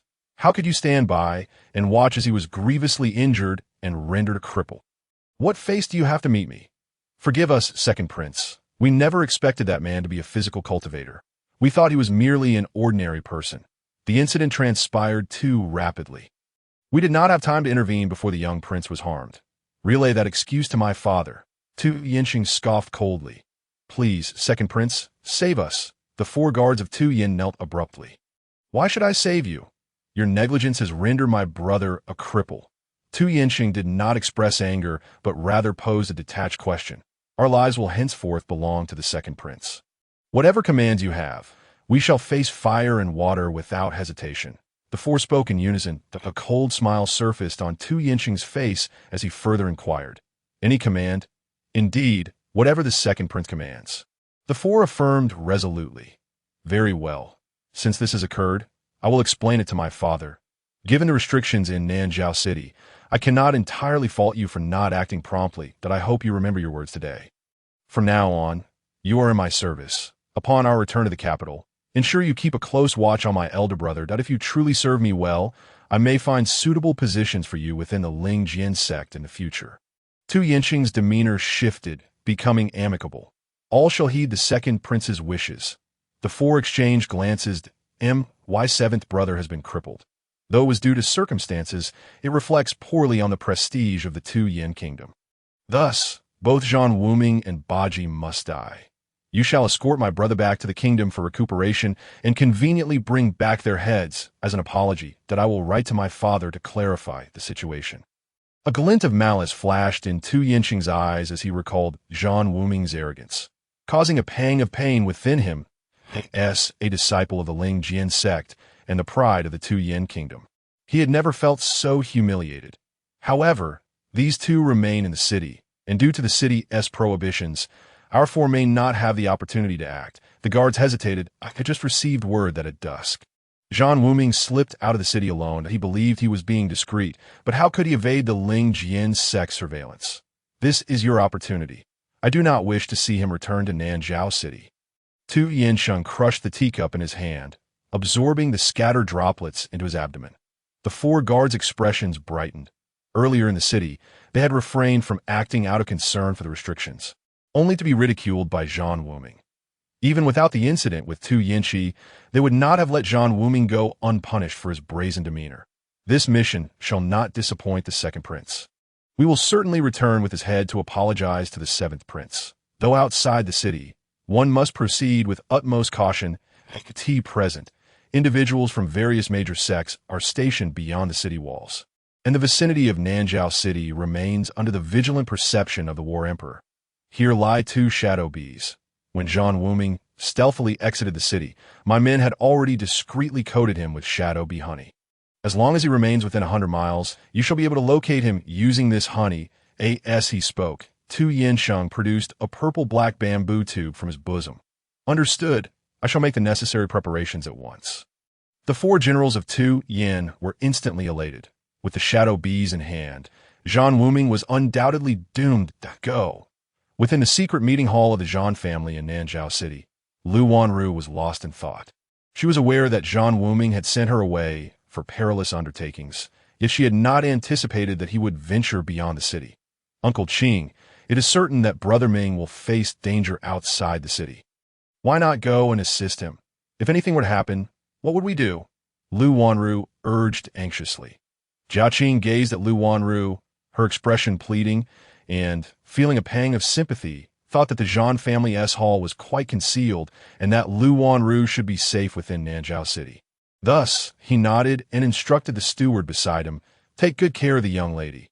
Rest assured, Master Jia, that I hope you can bring the young master back safely, the old steward responded solemnly. The steward, possessing only the cultivation of the Zhan sect, might fare well within Nanjiao City, but would be of little assistance to Zhan Wuming outside its confines. Better to remain within the city to safeguard it. In Nanjiao City, Zhan Wuming was the only one with superior cultivation. It was merely for business connections. Little did they expect that the young master would stir such a tempest upon entering the city. And now the Zhan family had retreated into the shadows. Regardless, this secret meeting hall must not be exposed. Beyond Nanzhao City lay a vast expanse of hills. Within a 10-mile radius, the land was barren and desolate. While beyond that, dense forests thrived, with a wide official road winding through them. Zhan Wuming leaned against a boulder, gazing at the sky. A full moon rendered the night even more serene and profound. The forest alive with the sounds of insects and distant wolves. Monotonous yet tranquil, Tu Yansheng was surely aware of his exit from the city and would not miss such an opportunity. He had no desire to leave behind troublesome individuals, hence granting Tu Yansheng this chance that he did not expect Tu Yansheng to act personally. Despite Tu Yansheng's confidence and his status as a two-star war king, he would not strike until he fully grasped Zhan Wuming's capabilities. The ones to act would most likely be the 4 war king guards of Tu Yansheng, perhaps accompanied by 1 or 2 others. But what of it? This was an expansive forest. When Zhan Wuming found himself amidst the trees, it was akin to a fish returning to the SEAS for whether these war kings could pinpoint his location. He harbored no concern. Although the individual who applied the honey did so discreetly, this was all part of his design. How could he not be aware of their machinations? Upon catching the fragrant scent of the honey, he chuckled. He was a master of pursuit and beasts. Since they had set a trap, he merely needed to layer additional snares upon theirs.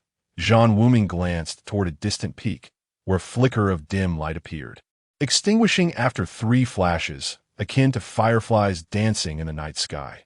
Zhan Wuming smiled. Yan Yi was ready. Let the festivities of slaughter commence. The 4 generals of Tu Yan were elite warriors cultivated by the Tu Yan dynasty. Their lives did not belong to themselves, nor could they oppose their rulers. All their families resided in the capital. Should they perish in battle, their families would be well provided for, while betrayal would lead to the annihilation of their entire lineage. Thus, these individuals were the most loyal to the royal family. The fall of Tu Yanxi was a grave error on the part of the 4 generals. As guards, they had failed in their duty to protect their master, leading to either death or the demise of their families, an outcome they wished to avoid. Their sole hope rested upon Tu Yansheng, for the Tu Yan royal family was rife with discord. The Tu Yan king was fortunate, having sired 7 exceptional sons, except for the 7th son, Tu Yanxi, who was born deformed and thus lacked the qualifications to vie for the throne. The rivalry amongst the other 6 sons was relentless. Notably, the first prince, Tu Yance, and the second prince, Tu Yansheng, were locked in fierce competition. The first prince was the provisional heir apparent, yet until an official decree was made, variables remained. Moreover, the second prince would not easily relinquish his ambitions. As an inner disciple of the Spirit Sword sect, with the sect's backing, his influence within the Tu Yan kingdom was substantial. The Spirit Sword sect sought to leverage their disciples to infiltrate secular power, continuously amassing strength, harboring grand ambitions. Thus, they were eager to see Tu Yansheng ascend as king, which was one of the reasons for their vigorous cultivation of him. Upon exiting the city, the 4 generals swiftly discerned Zhan Wuming's route of departure. Strange, why are the shadow bees hesitating here? General Tu Nanshou observed as the shadow bee flitted between the left and right paths, momentarily perplexed. Shall we release the other one as well? Second General Tu Maching furrowed his brow. Tu Nanshou released the other shadow bee, yet they appeared identical, vacillating indecisively, seemingly able to scent nectar from both sides. Brother, it is possible both paths harbor the scent of honey. Perhaps we should split our forces. You and the 4th brother head towards Yanshan, while the 3rd brother and I investigate the direction of the Nanzhao army. Second General Tu Maching proposed. Your analysis is sound. Brother Damir Zhan's sect warrior poses little threat. If anything seems amiss, we can regroup. Tu Nanshou agreed with a nod. Thus, the 2 groups divided their paths. In the night, they failed to notice a flicker of light flashing thrice amidst the forest. Tu Nanshou and his companion moved swiftly, the shadow bees growing increasingly excited, finally alighting upon a grand tree. Tu Nanshou was taken aback, unable to comprehend why the shadow bees had halted. Upon closer inspection, he found them perched upon a soft, resinous substance, exuding an unusual fragrance. When he touched it, he confirmed it was indeed a fragrant resin. He felt a surge of annoyance. The shadow bees had been lured by the scent of this resin. Brother, do you hear that sound? Fourth General Tu Haha's expression suddenly changed. The swarm. Tu Nansho dismissed it lightly, having also heard the sound of countless wings fluttering. Brother, flee! It's the devouring spirit bees. Tu Haha. Undeterred by Tu Nansho's nonchalance, grew increasingly anxious. Devouring spirit bees. Tu Nansho was taken aback, instantly retracting to shadow bees and turning to flee. While devouring spirit bees were not particularly fearsome, merely being low-tier magical beasts, a swarm of them was exceedingly terrifying. This was because battle energy was not only ineffective against devouring spirit bees, but served as their sustenance, unless one had reached the peak of the War King rank and formed their own domain. Their battle energy shield would be riddled with holes under the onslaught of the bees, forcing them into close-quarters combat. If only a handful of devouring spirit bees were present, one could easily swat them away without utilizing battle energy. But in the case of a swarm, one would be overwhelmed before they could eliminate a few, becoming inundated by the relentless stings of bees the size of a thumb, an utterly terrifying scenario. Moreover, the toxin of the devouring spirit bees could halt the flow of battle energy within the human body. While one bee might be manageable, thousands injecting their toxins could incapacitate even a seasoned warrior. Thus, upon hearing the name, Tu Nansho dared not linger. Brother, there are too many. Tu Haha's face paled as the devouring spirit bees swarmed from all directions, targeting the grand tree before them. Tu Nansho could not afford to hesitate. He swiftly activated his battle energy shield and charged outward, for only by escaping the encirclement before the bees could breach his defenses would he have a chance to survive. He had not anticipated the sudden appearance of a horde of bothersome devouring spirit bees in the dead of night. As Tu Nansho and Tu Haha broke free from the encirclement, the battle energy shield was nearly breached. Had he delayed even a moment longer, he would have been forced to engage the swarm in hand-to-hand combat. To Tu Nansho's astonishment, the swarm did not relent, pursuing him relentlessly, while Tu Haha seemed entirely unharmed. How could this be? Tu Haha was baffled. He had accompanied Tu Nansho, yet the swarm chose to pursue him while neglecting Tu Haha. Leaving him utterly perplexed, he glanced at Tu Nansho, then at the tree now engulfed by the swarm, and suddenly recalled the resin-like substance, exclaiming, Huanshin Ning Xiang Lu. Tu Nansho inwardly groaned. What kind of predicament was this? How could such a substance manifest in such a place at this time? That substance possessed an irresistible allure for all insects and bees alike. Both the shadow bees and the devouring spirit bees were drawn to it. What troubled him most was that when he had touched the fragrant resin earlier, he had inadvertently coated himself in its enticing aroma, rendering him an object of the bees' desire, thus explaining their relentless pursuit. Legend had it that Huan Shinning Xiang Lu was a rare resin produced by a special pine tree under extraordinarily unique conditions, typically appearing on a full moon night. It was a prized spice. Highly coveted by nobles across various empires, Tu Nansho could not help but curse. Damn this moon. How could it be so full? Brother, quickly seek a water source. Soaking for a moment will dissipate the fragrance. Tu Haha urged urgently. Where is there a water source? Tu Nansho lamented, feeling vexed. He was unfamiliar with these deep mountains and dense forests. The path ahead was certainly obstructed, leaving no choice but to venture into the Yinshan marsh. You wait here for me. I shall return shortly. Tu Nansho instructed. He felt an overwhelming sense of frustration. Daring not to linger, he feared being surrounded by the wraith bees once more. Although such an encounter would not prove fatal. The torment was unbearable. Tu Haha shared his helplessness, pondering how he could have found himself in such a predicament. It was no wonder the wraith bees had lost their senses. In truth, the Yinshan marsh was a vast expanse of wetlands, a depression nestled among the mountains. After running for a mere 10 miles, Tu Nansho spotted a small stream.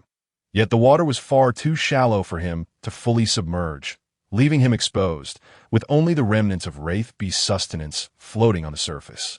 Reluctantly, he followed the current upstream, grateful to discover a pool of collected water several hundred meters ahead. Under the moonlight, it appeared dark and still, with only the gentle shimmer of rippling waves indicating its modest size.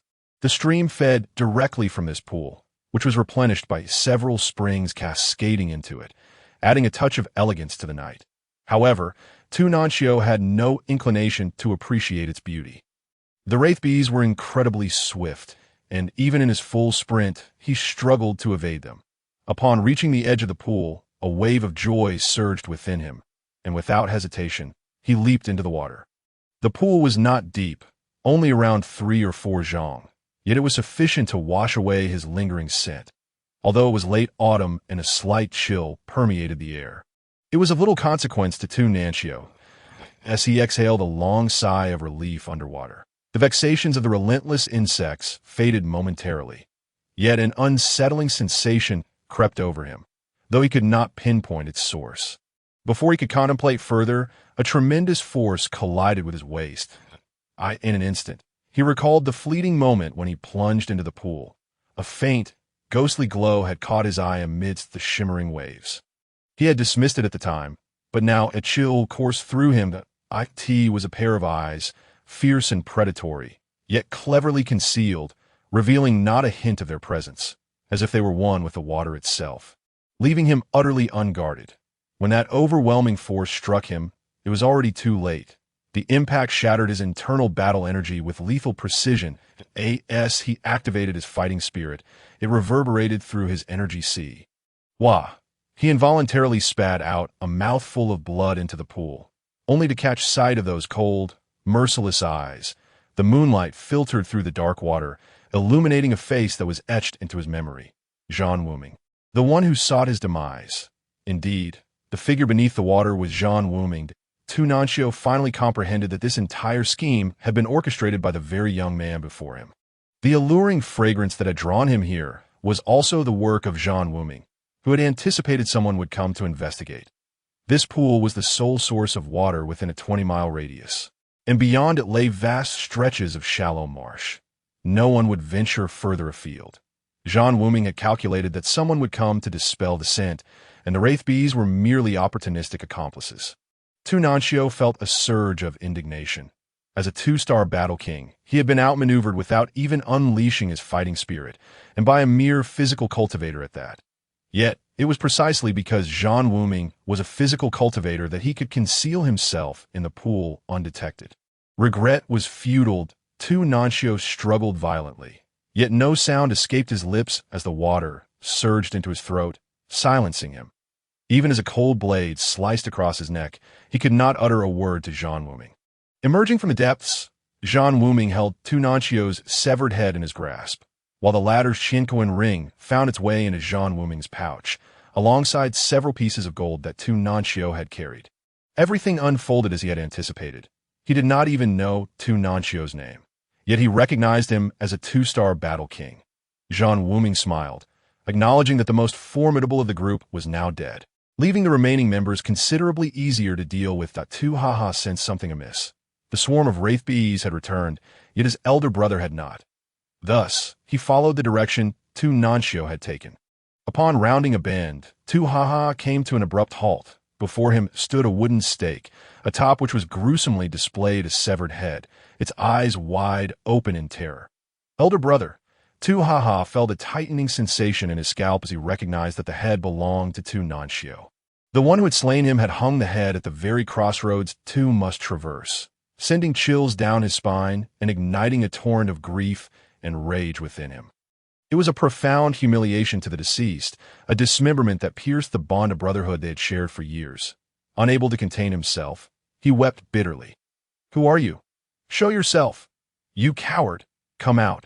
Tu roared, but only the echoing silence of the mountains responded, the night insects silenced by his fierce wrath. Time passed, and the night remained still, the wooden stake standing alone, Tu Nanxio's eyes still wide open in death.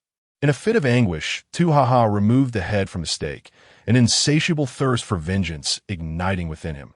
Gently, he closed Tu Nanxio's eyes.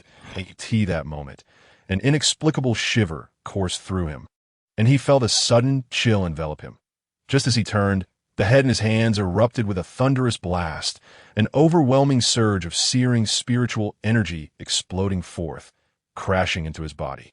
Although he instinctively activated his battle energy shield, the explosive force was too swift and too close for his defenses to fully mitigate. Tu was taken aback, someone had utilized Tu Nanchio's head to set a trap. This adversary was more cunning and vile than he had ever imagined. Any underestimation of an enemy would exact a toll. He could not suppress the torrent of blood that erupted from his mouth, mingled with fragments of his own innards. This foe was not only malicious, but extravagantly so, having embedded over 10 fire attribute spirit stones within Tu Nanchio's head. The simultaneous detonation of these stones unleashed a torrent of spiritual energy. Even had he been prepared, he would have sustained grave injuries.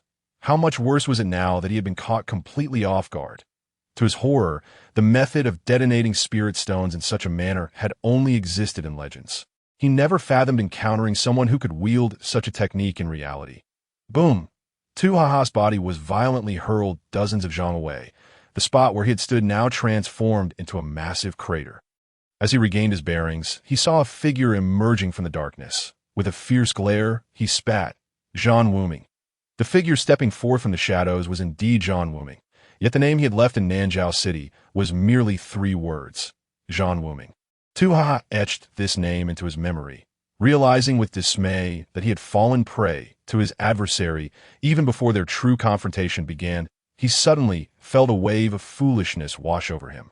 He and his brothers had deemed this individual nothing more than a mere ant, albeit a somewhat robust one, never considering the implications of such an ant's sudden departure from the city or the fortuitous encounter with the Spirit Sword sect, nor the machinations that had led to this moment at last. Tu Haha understood that everything had been orchestrated by this seemingly insignificant ant, whose true intention was to eliminate any potential threats. Regrettably, the ones who had come were not Tu Yansheng, but himself and his 3 brothers. You should have known better than to be reckless. I merely incapacitated him, yet spared his life that I warned Tu Yansheng that anyone seeking revenge would meet me. Be they you or even Tu Yansheng himself.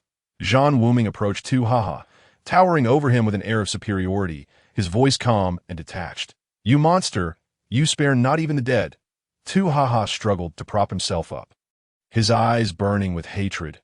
Everything that can be utilized possesses its own value, even the deceased. This truth is one I grasped only after paying the ultimate price, Zhan Wuming reflected, his expression devoid of emotion as he recalled his past life. Do you understand? Tonight marks my first time taking a life with my own hands. Truthfully, I did not wish for it to come to this. Yet you forced my hand. You and your brothers are the first to perish at my hands. Consider yourselves fortunate. Tu Haha was incredulous as he sensed the ruthless determination emanating from Zhan Wuming.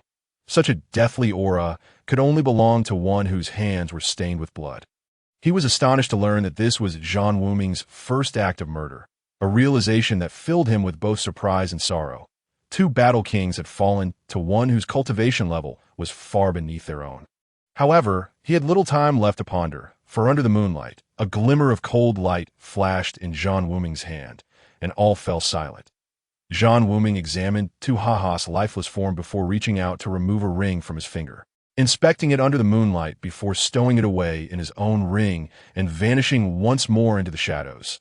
The Nanjiao military camp was not manned by the city guards, but comprised soldiers specially dispatched from other cities to assist with the 8 sects grand selection. Tu Mo Chang gazed quizzically at the Nanjiao military camp, noting the Wraith bee that had inexplicably flown into the camp, which filled him with dismay. The detestable Zhan Wuming was indeed among them. It was no wonder he had strayed from the city. It made sense. Having incapacitated the heir, was there a safer haven in all of Nanjiao? He pondered the nature of Zhan Wuming's relationship with the Nanjiao army. If there were indeed a connection, matters would become complicated, though he possessed the cultivation of a battle king. What could he accomplish against an army of millions? Yet, he was unwilling to concede defeat. After some contemplation, he resolved to infiltrate the military camp for further investigation. Although the War King cannot contend with armies, infiltrating a military camp primarily composed of warriors is surprisingly effortless, as long as he does not encounter someone of general rank. The War King can come and go with relative ease within this camp. 3rd brother, go seek out elder brother and 4th brother. It seems that Zhan Wuming is within the camp, that we cannot act directly. So we must devise an alternative strategy that I will first investigate the situation, then we can plan meticulously, proposed Tu Mo Cheng.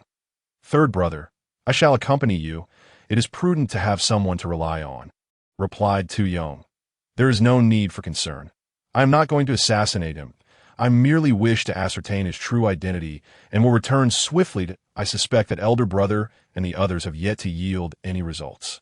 If the target is indeed within the camp, we will have to employ certain tactics, that we must retrieve them first to discuss our next course of action, that we must complete our mission before dawn. We cannot afford to waste too much time, Tu Mo Chung stated. Very well, but do exercise caution. Tu Yong concurred after a moment's thought that a mere military camp. I'm not attacking it. What can they do to me? Tu Mo Chung scoffed. Tu Yong, considering this, chose not to say more and turned back toward the path they had come from. The shadow bee flew at an incredible speed, its sound barely perceptible, ensuring the guards remained undisturbed. Like a specter, Tu Mo Chung slipped into the military camp alongside the shadow bee. The guards were indeed extremely vigilant. While they may not have stationed sentinels every 3 steps or every 5 steps, numerous small squads patrolled in an interwoven manner, leaving virtually no blind spots. However, the warriors within the camp were of relatively low cultivation, with the patrol leader being merely at the battlemaster level. Thus, they were utterly incapable of detecting the presence and movements of a war king. The shadow bee darted swiftly through one tent after another, delving deeper into the camp, until it abruptly halted outside a massive tent. Tu Mo Chung was taken aback. This enormous tent was actually the military's granary. He couldn't help but feel puzzled. Why would Zhan Wuming venture to the granary in the dead of night? Could it be that Zhan Wuming is a spy for the enemy, intending to set the granary ablaze under the cover of darkness? If that were the case, it would be splendid, with a single strike from behind. He could ensure Zhan Wuming's demise within the camp, a scenario most despised in military circles, being ambushed at the granary. With this thought, Tu Mo Chung urged the shadow bee forward, which promptly zipped into the granary. Just as he had anticipated, Zhan Wuming was indeed inside. Tu Mo Chung cautiously sliced a small hole in the tent, peering inside, but the darkness obscured his view. Just as he was about to adjust his vision, a sudden high-pitched squeak echoed from within the granary, followed by a loud whoosh as a large rat burst forth from the granary. The shadow bee clung tightly to the rat, and as it zipped past Tu Mo Chung, he caught a whiff of the sweet fragrance of shadow flower nectar. That a wave of confusion washed over Tu Mo Chung. What on earth was happening? The shadow flower nectar had somehow been smeared on the rat, which had now scurried into the Nan Zhao army's granary. Before he could fully grasp the situation, a booming voice rang out. Who goes there? The tranquility of the night was shattered by the sound of a horn, and the entire military camp sprang to life. Soldiers poured out of their tents like ants, and flames instantly illuminated the entire camp. Tu Mo Chung was thoroughly impressed by the efficiency of the Southern Zhao Army's general in training his troops. Their rapid response was indeed remarkable. Yet he couldn't help but chuckle bitterly, for this general's prowess posed a considerable disadvantage to him. Without a second thought, he fled towards the camp's perimeter. He had never intended to ambush the granary. The soldiers had spotted him while he was distracted by the rat, and now he had become the perceived thief attempting to raid the granary. What was meant to be a trap for Zhan Wuming had unexpectedly ensnared him instead. Don't let him escape, someone shouted. In the chaos of firelight, Tu Mo Cheng's figure became conspicuous, and while several arrows posed little threat to him, a steady stream of soldiers rushed to block his path. Although these warriors were little more than ants in terms of cultivation, they bravely obstructed his escape. Panic surged within him. He could not linger, for there was no way to explain his presence near the granary at this hour. No one would believe it was merely a case of somnambulism or a misstep while Moon Dash gazing, and one could impede Tu Mo Cheng's speed. An attack from a war king could easily send those of battlemaster and battle warrior rank flying, shattering their bones. Thus, initially, Tu Mo Chung moved through the camp as if it were unguarded, swiftly reaching the border. Since a friend has arrived, why rush to leave? A cold voice suddenly resonated, causing Tu Mo Chung to feel a tightening in the air, as if a powerful force had woven a massive net to block his escape. A towering figure clad in golden armor stood wielding a halberd, barring his way. With a clash, Tu Mo Cheng's energy collided with the figures, causing the net to shatter. He turned to evade the golden-armored man and dashed in another direction. sensing that although this warrior was merely a one-star war king, an overwhelming aura of killing intent surrounded him, betraying his extensive battle experience. Such a person, despite being a one-star war king, was often more fearsome than a typical two-star war king, for they feared not death, and their aura could subtly influence their opponents. While Tuimo Chung was unafraid of his adversary, he did not wish to become ensnared that if he were caught and the troops converged to launch a coordinated attack, escape would be impossible. Trying to flee? The golden-armored warrior's expression hardened. He had not anticipated that Tuimo Chung would easily breach his defenses, which indicated the latter's superior cultivation. However, this was his territory. Even a peak war king would not intimidate him here. He positioned himself to block Tuimo Chung once more, prepare to fall. Just as Tuimo Chung shifted aside, a razor-sharp flash of light appeared in the air, cleaving the void beneath the moonlight. With no means to evade, Tuimo Chung had exhausted his strength and could only brace himself to counter the strike with his sword. The clash of blades resonated as Tuimo Chung's sword skillfully deflected the attack, sending a fierce surge of sword energy toward the red-faced warrior wielding the green dragon crescent blade. Impressive! The warrior stumbled, parrying the sword energy with his massive blade, successfully maintaining his position. Although Tuimo Chung had gained the upper hand with his initial strike, he found himself once again encircled. The surrounding troops coiled around the area like a giant serpent, forming a tight encirclement, with each side commanded by a peak battle grandmaster. They swiftly transitioned into a peculiar triangular formation, with the peak battle grandmaster at the apex. And, as the formation solidified, the collective momentum of all participants converged into a singular point, amplifying the battle grandmaster's aura, which surged to surpass that of a one-star war king. Battle formation. A chill coursed through Tuimo Chung as he realized the rapid adaptability of this army was likely unmatched throughout the entire southern Zhao kingdom. His greatest concern was not the golden-armored war king or the red-faced war king wielding the green dragon crescent blade, but rather the battle formation itself, which was not only versatile but could unleash varying degrees of power, depending on the commander's cultivation. You, a two-star war king, dare to stealthily attack our military provisions in the dead of night. Such behavior is unbecoming of your rank, that I wonder for whom you are acting. A cold voice emanated from the central command tent. The battle formation parted, revealing a middle-aged man clad in blue, who strode forward, each step seemingly causing the air to tremble. Under Tuimo Chung's scrutiny, the figure appeared to blend seamlessly with the void that a peak war king. Despair surged within Tuimo Chung as he realized that a master of such caliber lurked within the camp. With such an individual commanding the central forces, this army must be the most formidable and enigmatic of the southern Zhao. Known as the Heavenly King's Army, that Tuimo Chung had not anticipated stumbling upon such a force. Even if the army remained stationary, a single Heavenly King could obliterate him, that he sensed that he had fallen into a trap orchestrated undoubtedly by Zhan Wuming. Yet he could not fathom at which juncture he had erred. Uncertain of the situation with elder brother and fourth brother, he could only hope they would not approach. Even if they did, they would be no match for the Heavenly King. Reveal your origins.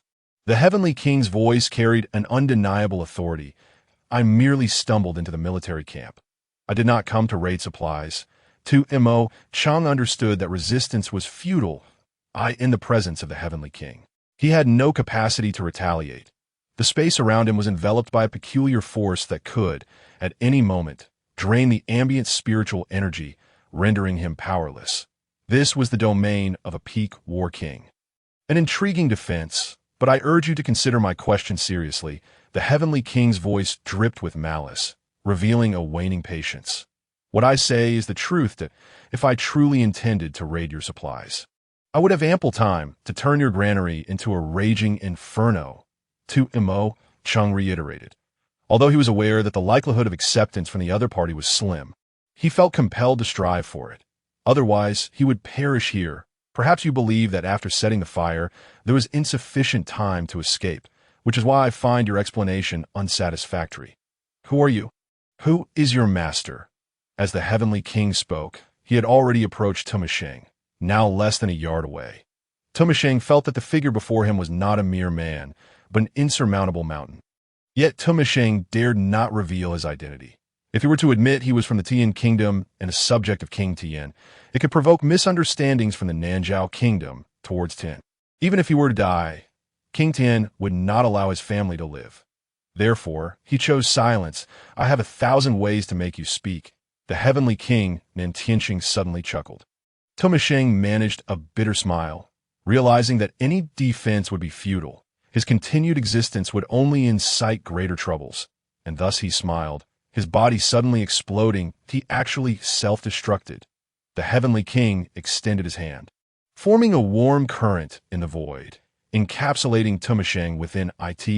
It was as if an invisible hand were gathering him into a heap, a worthy and respected martyr, since he had not caused any losses to the military camp. Let him be buried with the honor due a soldier. The heavenly king, Nan Tianxing, sighed, uttering these words before turning back towards the central military tent. The camp returned to a state of tranquility. Tianxing had not ventured far. Upon walking just over 10 miles, he heard the sound of horns from the military camp, realizing that perhaps his second brother Tumasheng had encountered trouble, prompting him to return. Upon his return, he saw Tumasheng had perished in self-detonation, a dagger of grief piercing his heart. At that moment, he still could not comprehend what had transpired. Heavenly King Nan Tianxing. Tianxing silently muttered this name, yet dared not make a move, only able to observe from afar. For he understood that even if he were to confront the situation, it would lead to his demise. This also explained why Tumasheng had not given the opponent a chance to act. Choosing instead to end his own life, a war king seeking death could only be thwarted by a war emperor. Why did this happen? Could it be that fellow is a subordinate of Heavenly King Nan Tianxing? Tianxing felt perplexed, yet he did not glimpse Zhan Wuming's presence in the military camp. The matter was suspicious. Tianxing pondered deeply, sensing that something was amiss. Until now, he had not even seen the shadow of his opponent. Having followed the shadow be all along, he was uncertain about the situation with his elder brother, Tunin Xiao, and resolved to locate him first to discuss how to proceed. This was truly maddening. Tianxing cursed inwardly. Clenching his fist, he was acutely aware that in regards to Heavenly King Nan Tianxing, he would have no opportunity for vengeance. The only course available to him was to swiftly deal with Zhan Wuming. When he returned to that fork in the path, he was left dumbfounded. Under the moonlight, a tall figure blended seamlessly with the surrounding shade of trees, appearing as an otherworldly specter. Zhan Wuming, Tianxing exclaimed in a hushed tone. He had conceived numerous strategies to confront Zhan Wuming, even contemplating how to torment him to the point of despair. However, he had never anticipated encountering Zhan Wuming in such a manner. Were you not always searching for me? Zhan Wuming's voice was calm, as if two old friends were reminiscing. Yet to Tianxing's ears, it was exceedingly grating. Cautiously, Tianxing surveyed his surroundings, sensing no other presence beside Zhan Wuming, which suggested a lack of ambush. This was unexpected. He could not fathom why Zhan Wuming would appear voluntarily in this forest. Had his opponent wished to hide, it would be akin to finding a needle in a haystack without the shadow bee. Yet Zhan Wuming had chosen to confront him, almost as if issuing a challenge. You seek to take my life? Zhan Wuming asked with a tone of provocation. You deserve to die. The thought of his second brother's tragic death due to the pursuit of this wretched individual crossed Tianxing's mind. He could not comprehend why this rascal was absent from the military camp, instead appearing here. If you are here, then who is in the camp? In the camp? Do I require assistance to deal with you? That little bee is a mere jest. You are unaware, are you? It has a penchant for mice, so it surely led your companions to the grain store. Zhan Wuming mused with a grin. Tianxing's expression changed dramatically as he recalled how his second brother had ventured deep into the camp, only to meet a tragic end surrounded by troops. He also remembered the shadow bee's hesitation at the fork, and suddenly, it dawned on him that from the very beginning, the four of them had been ensnared in the enemy's scheme. If the opponent had indeed smeared the shadow bee's honey on a mouse, then that very bee must have guided his second brother to the granary, resulting in the army's misunderstanding this moment. Worry for his elder brother arose. After such a long time, there had been no sign from him. All conspiracies pale in the face of absolute power. Now, your adversary is me. Tianxing inhaled deeply, striving to regain his composure. Zhan Wuming chuckled. observing Tianqing as clenched jaw. With such demeanor, rest assured, I am not here to chat or drink with you. I am merely lazy and dislike getting my hands dirty. You people always think I am toying with you. But in truth, I simply do not wish to act lightly. You could not withstand my blow. Tianqing's expression froze, but he paid no heed to Zhan Wuming's words. The chasm between a war king and a war sect was immense. His gaze frequently shifted towards the direction of Yanshan, contemplating, "It seems I must resolve this matter alone, and need to await your comrades, for they are all dead. You are the last one left. After dealing with you, I am eager to return to the city and sleep." Zhan Wuming beckoned Tianqing with a casual gesture, his demeanor lacking enthusiasm. Tianqing was enraged, while Zhan Wuming merely laughed, as Tianqing's battle aura surged like a tidal wave, nearly solidifying the air around them. Zhan Wuming casually gestured, seemingly unfazed by Tianqing's overwhelming presence.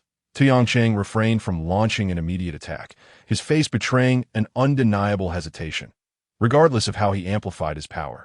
Even as the surrounding flora succumbed to the pressure, Zhan Wuming remained steadfast like an unyielding reef amid a stormy sea, his entire presence coalescing with the heavens and earth, or perhaps transcending this space and time. Eluding grasp, when Tianqing's concentrated battle aura collided with Zhan Wuming, it merely slid off without resistance, instilling a sense of impotence within him. This was indeed an extraordinary opponent. The power of a cultivator stemmed from the spiritual energy of the world.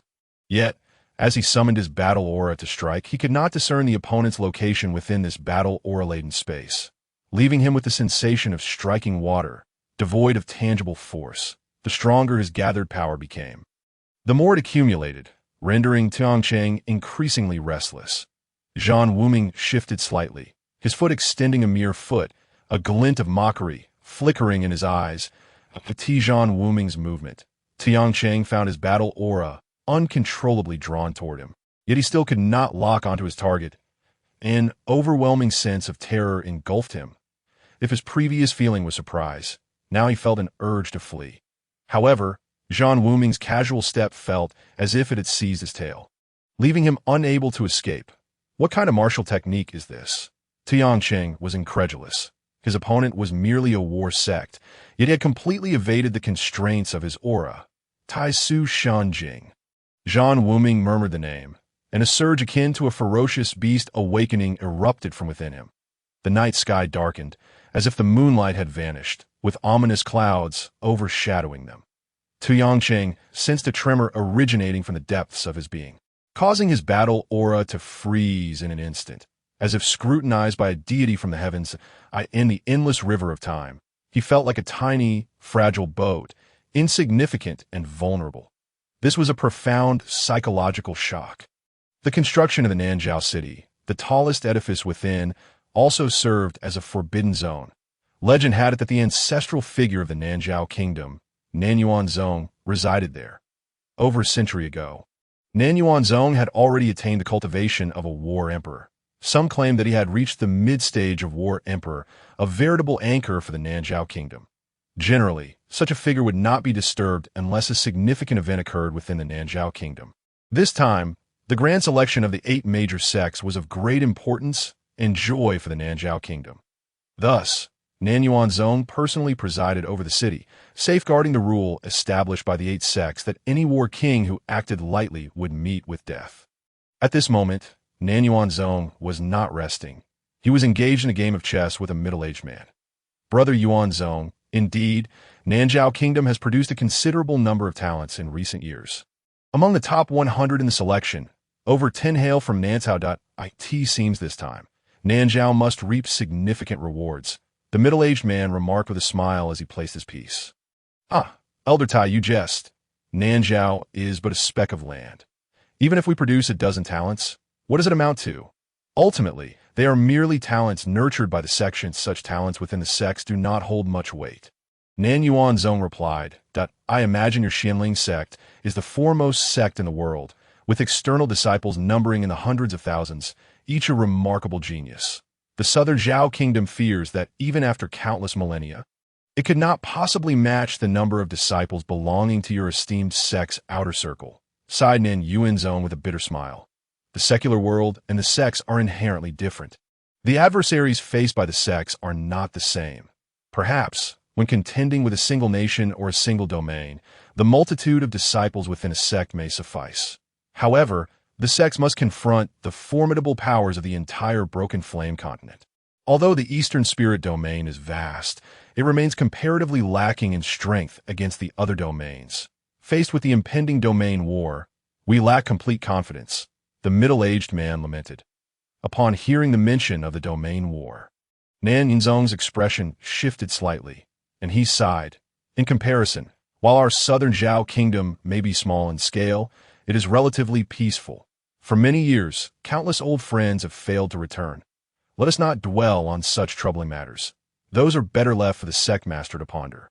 With a chuckle, he added, this time, however, I have discovered an intriguing young lad in southern Zhao City. The middle-aged man interrupted Nan Yuanzong's musings with a smile that, oh, is he the one who specializes in physical cultivation? Nan Yuanzong interjected. Brother Yuanzong has also taken note of him. Indeed, this lad is an anomaly, possessing a body that surpasses even the fiercest beasts. With his sheer physical strength, he can remain invincible beneath the rank of a king. And at such a tender age, he is truly a rarity. The middle-aged man nodded in agreement. What piqued my interest, however, was not merely his physical prowess, but the story he told Iron Mo.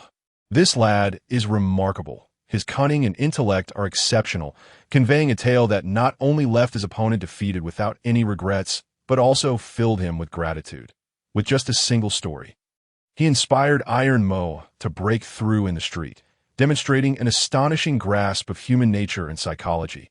Nan Yuanzong remarked, admiration evident on his face. Brother Yuanzong has indeed developed an appreciation for talent.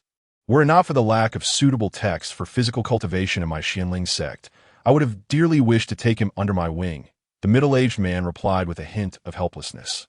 Ah, I have heard that the madman Lai Wenxiu is also quite fond of this lad, and has been secretly gathering information about him. Nan Yuanzong chuckled. The Beastmaster sect's combat techniques are indeed more fitting for body cultivators. As they are a band of wild, beast-like lunatics, the middle-aged man laughed heartily, only for his expression to suddenly change. Nan Yunzong's demeanor also shifted as the two exchanged a glance, setting aside their game of chess and swiftly ascending to the pinnacle of the Jinqiu Palace. To their astonishment, they discovered the moonlight dimmed, and a dark cloud had coalesced several dozen miles outside southern Zhao City, causing the spiritual energy of that region to become chaotic. Their spirits sank, and they quickly extended their consciousness towards the tumultuous sky. Suddenly, both men's faces turned pale as an overwhelming, black hole-like force began to draw away their probing consciousness. An aura of supreme, godlike majesty seeped through the void, deeply imprinting itself upon their souls. They felt as though their very essence was being swept away by a tempest, and in shock, they swiftly withdrew their consciousness. What is happening? Such immense pressure. My soul's essence has stirred in that fleeting moment. The middle-aged man furrowed his brow, gazing perplexedly toward the chaotic expanse beyond the city. That I feel the same. Could it be that some ancient fiend has emerged? Nan Yunzong's expression grew grave. We should refrain from probing further. Those ancient fiends are not known for their mercy. Let us return to our game, the middle-aged man suggested after a moment's contemplation. Indeed, Nan Yuanzong conceded, easing his concerns. After all, southern Zhao City was a chosen locale for the 8 sects. Even if an ancient fiend were to surface, as long as the southern Zhao kingdom had not acted disrespectfully, they would likely not disregard the 8 sects. Zhan Wuming felt as though he had toyed with fire. This was his first time fully unleashing the power within the Tai Su nerve, a force that transcended all other powers in this world. The spiritual energies and combat aura in the heavens and earth submitted to the Tai Su nerve, creating a chaotic, black hole-like space in the void. At that moment, he sensed several terrifying consciousnesses probing into this area. However, the peculiar nature of the Tai Su nerve caused those consciousnesses to withdraw immediately upon contact. Not delving deeper, Zhan Wuming was immensely relieved that it was currently the time of the 8 major sects grand selection, with numerous ancient fiends and experts nearby southern Zhao City. The consciousnesses he sensed were undoubtedly from experts above the rank of a battle king. Upon encountering this bizarre absorbing force, They swiftly retreated, fearing it to be the work of some other sect's ancient monster engaged in cultivation or business. Generally, unless in direct opposition, sects would not pry into each other's affairs, granting War Wuming an opportunity to keep his secret safe. Otherwise, should those Battle King experts thoroughly investigate, they would inevitably discover that this terrifying aura and the chaotic spiritual energy were merely the result of a mere ant-like youth, which would spell disaster for War Wuming. The ability of a battle sect to exert such a dreadful presence, with the power to instill soul-shattering fear, would lead any sensible individual to deduce that War Wuming harbored a monumental secret, one potent enough to drive several major sects to madness. In such a case, War Wuming would become the prey of countless experts across the land. Fortunately, due to the peculiar circumstances, those who came to investigate extended him a measure of leniency, allowing War Wuming to escape a calamity. Nevertheless, the experience left him utterly terrified, and without a moment's hesitation, he slipped away like a specter, reaching the vicinity of Tu Yongqing before the latter could recover from the shock to his soul. Tu Yongqing's eyes glimmered with a hint of relief, realizing that he would witness such earth-shattering martial prowess before his demise. All that filled his mind were 4 words: die without regrets. In truth, killing you is as easy as child's play. War Wuming couldn't resist a final display of arrogance, slicing his small knife across Tu Yongqing's throat. He then snatched the ring from Tu Yongqing's finger and fled like a thief, fully aware that lingering too long would render him a tempting target in the eyes of ancient fiends. Internally, War Wuming vowed to exercise caution with the Tai Su nerve in the future. Otherwise, he might become a common enemy among martial artists.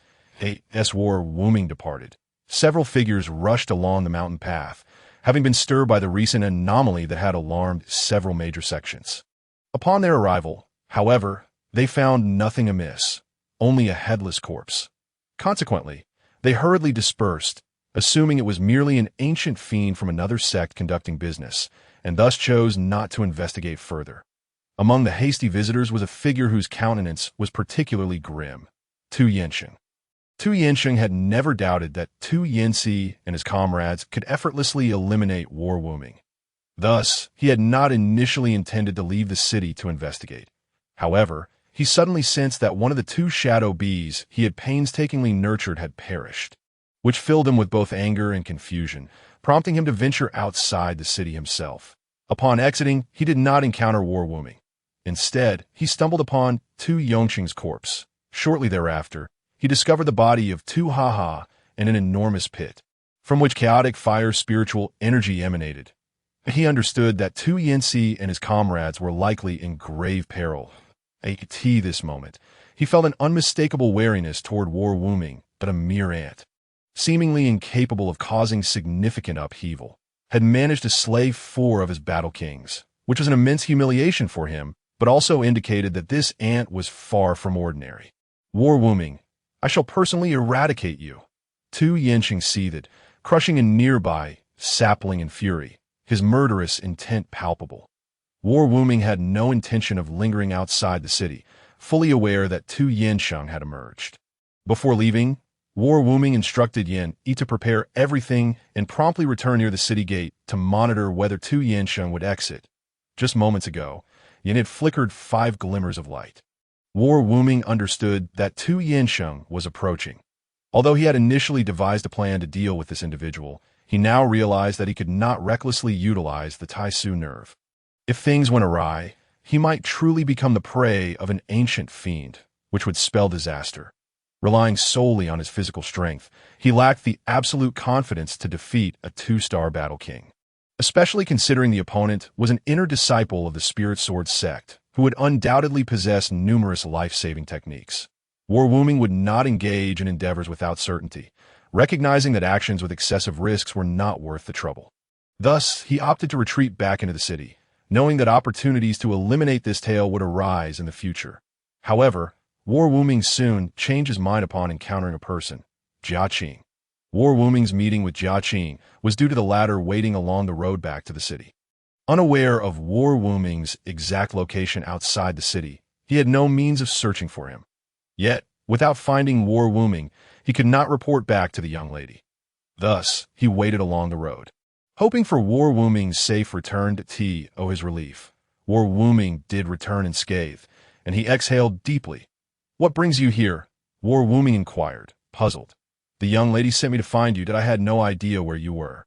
So I could only wait along the road back to the city," Jia Qing replied, a hint of helplessness in his voice.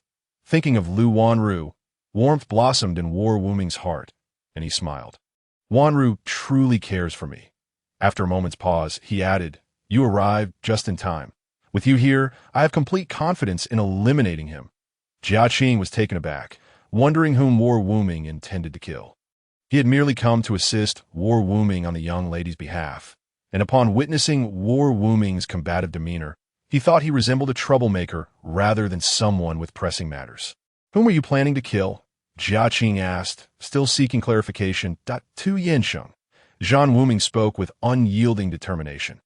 Jia Qing was left speechless upon discovering that Zhan Wuming's intention in leaving the city was to eliminate the bothersome Tu Yansheng. He could not help but regard the man before him as even more eccentric, especially considering that Zhan Wuming had merely Yan Yi by his side, a mere one-star battle king, while Tu Yansheng was accompanied by 4 battle kings. Yet, Zhan Wuming dared to stealthily venture outside, glorifying it as a strategy to lure and eliminate the enemy. What left Jia Qing even more astounded was the fact that Zhan Wuming actually succeeded in dispatching those 4 battle kings. He could only attribute it to a miracle. However, given Zhan Wuming's history, his miraculous feats were not particularly surprising. This was a man who defied conventional reasoning. Since their acquaintance, he had never once performed an act that did not astonish those around him. After all, he had already eliminated more than a couple of battle kings, even managing to ensnare 4-star and 3-star battle kings, while a few 2-star and 1-star battle kings were hardly noteworthy. Zhan Wuming signaled to Yan Yi with a flicker of light, and soon, Yan Yi approached. Previously, they had engaged in a series of ambushes and traps, culminating in a final confrontation with Tu Yansheng, which nearly resulted in disaster. Now, Zhan Wuming was prepared to confront Tu Yansheng head-on. With Yan, a 2-star battle king, and himself, a 1-star battle king, they were 3 against Tu Yansheng, who was merely a 2-star battle king, albeit slightly superior to Yan Yi. The saying goes, 3 cunning rogues surpass 1 seasoned fighter. He was resolute in his belief that with 3 of them, they could easily dispatch this loathsome pest who dared to threaten him. Meanwhile, Tu Yansheng began plotting how to take advantage of the upcoming 8th sex grand election to eliminate Zhan Wuming. This man was like a thorn in his side, especially after the deaths of his 4 generals. He recognized that his greatest asset was his identity. He was well acquainted with the elder responsible for recruiting disciples to the Lingjian sect and held a degree of recommendation power, which could easily attract numerous young talents eager to curry favor with him. By leveraging this, he need not sully his own hands to eliminate Zhan Wuming. Even if these young talents failed to kill Zhan Wuming, they would inevitably suffer losses at his hands, creating enmity. Thus, even if Zhan Wuming survived, he would surely accumulate countless grievances with the factions behind these young talents, bringing him endless trouble. With this thought, Tu Yansheng smiled. Although Tai Mu had been defeated in a one-on-one duel, rallying those young men to besiege Zhan Wuming might yield a chance to kill him. Suddenly, a chill coursed through Tu Yansheng, causing his heart to race. He looked up to see 2 figures silhouetted against the moonlight, their palpable killing intent making it clear that they were coming for him. Zhan Wuming. Tu Yansheng's eyes flickered with disbelief. It was indeed Zhan Wuming accompanied by an elderly man. The elder was merely a 1-star battle king, and it appeared that they were specifically targeting him. He could not fathom the source of Zhan Wuming's confidence. Did he really believe he could challenge him with just a battle king? At that moment, he underestimated Zhan Wuming, thinking that Tu Yansheng's death was likely the result of Zhan Wuming's collusion with others, which wouldn't be surprising. "Are you not here to kill me?" Zhan Wuming began, a smile gracing his face as he addressed Tu Yansheng. "I do not believe in leaving loose ends. I fear not the thief, but the thief's intentions. Hence, I think it best to resolve this matter with you." "Just you?" Tu Yansheng chuckled, dismissing the notion that a 1-star battle king and a Zhan sect disciple seeking to kill him was laughable. The disparity between battle kings was vast. Even 2 1-star battle kings would struggle against a 2-star battle king, let alone Tu Yansheng, a disciple of the Lingjian sect, who was far from an ordinary 2-star battle king. Zhan Wuming's audacity to think he could overturn the situation was preposterous. I find your self-assured demeanor quite amusing. The more confidence you exhibit at the start, the more entertaining your demise will be. Tu Yansheng. I have high hopes for you. Zhan Wuming's tone resembled that of an elder imparting wisdom to a junior. Fury ignited within Tu Yansheng, and he could no longer restrain the murderous intent that surged within him, his aura swelling in an instant. Zhan Wuming exchanged a knowing glance with Yin Yi, maintaining a playful smile as he retreated behind Yin Yi, clearly unwilling to engage Tu Yansheng directly. However, Zhan Wuming's retreat momentarily disrupted Tu Yansheng's momentum, creating a void before him. The energy he had been accumulating for an explosive release suddenly dissipated. Like a filled reservoir bursting at a new breach, uncontrollably spilling forth at that moment. Yin Yi's blade struck out, targeting the very spot where Tu Yansheng's momentum had faltered. A flicker of astonishment crossed Tu Yansheng's eyes.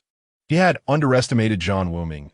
A mere Zhan disciple had managed to unravel his amassed energy, indicating that Zhan Wuming's understanding of battle energy was on par with his own, if not superior. With a clash, swords and blades collided before immediately separating. Tu Yansheng realized that to turn the tide, he needed to regain his rhythm. Otherwise, he would struggle to unleash his full potential. As he retreated, he found Zhan Wuming relentlessly pursuing him, as if he were a shadow. Zhan Wuming had initially stepped back, only to launch an attack from behind Yin. Their movements perfectly synchronized, clearly the result of meticulous planning. Just as Tu Yansheng and Yin Yi were exhausting their strength in a fierce clash, Zhan Wuming's fist came crashing down. Zhan Wuming's punch was pure power, imbued with an unyielding force. This brazen act left Tu Yansheng in a quandary. He could only hastily lift his sword, attempting to deflect Zhan Wuming's punch, for a direct hit would surely spell his doom. Zhan Wuming's speed was astonishing, but his adaptability was even more so. He had anticipated Tu Yansheng's swordsmanship, halting his punch mid-air. That moment, Tu Yansheng realized too late that Zhan Wuming's foot had already reached his blind spot, faster than his own fist, leaving him no time to adjust his sword technique. With a resounding impact, Tu Yansheng was forced to raise his leg to counter Zhan Wuming's foot. Zhan Wuming relied solely on his physical prowess, while Tu Yansheng had battle energy protecting his legs. However, upon contact, Tu Yansheng's battle energy shield shattered instantly. In his haste, Tu Yansheng could muster little energy, and due to his previous clash with Yin Yi, his battle energy was slightly sluggish, giving Zhan Wuming an overwhelming advantage. A crack echoed, and Tu Yansheng distinctly heard the protest of his leg bones. Zhan Wuming's physical strength astonished him, rivaling that of a ferocious beast. Come again, Zhan Wuming growled, continuing his assault without pause. Launching a series of punches that barely afforded Tu Yansheng a moment's reprieve, a flicker of disdain crossed Tu Yansheng's eyes. While that last kick had indeed been extraordinary and unexpected, he now had the opportunity to regroup. Though he could not muster all his battle energy, the sword in his hand was no ordinary weapon. It was a spiritual artifact bestowed by his master, far from something a mere fist could withstand. As Tu Yansheng readied his sword, his expression suddenly shifted. Zhan Wuming's fist opened, and two fiery red spirit stones shot forth from his palm. The spirit stones traveled with astonishing speed, their trajectory deviously aimed. Gliding beneath his sword blade and targeting his chest, Tu Yansheng was puzzled. Two spirit stones were trivial. Even if they penetrated his protective battle energy, what harm could they inflict? They seemed more like a generous offering than a threat. He had never encountered an adversary so lavish as to use spirit stones as projectiles, that he knew that even in the major sects, spirit stones were scarce. Each outer sect disciple received only 5 low-grade spirit stones monthly, while inner sect disciples received merely 20. Thus, they were exceedingly precious. Zhan Wuming, however, nonchalantly hurled spirit stones at him.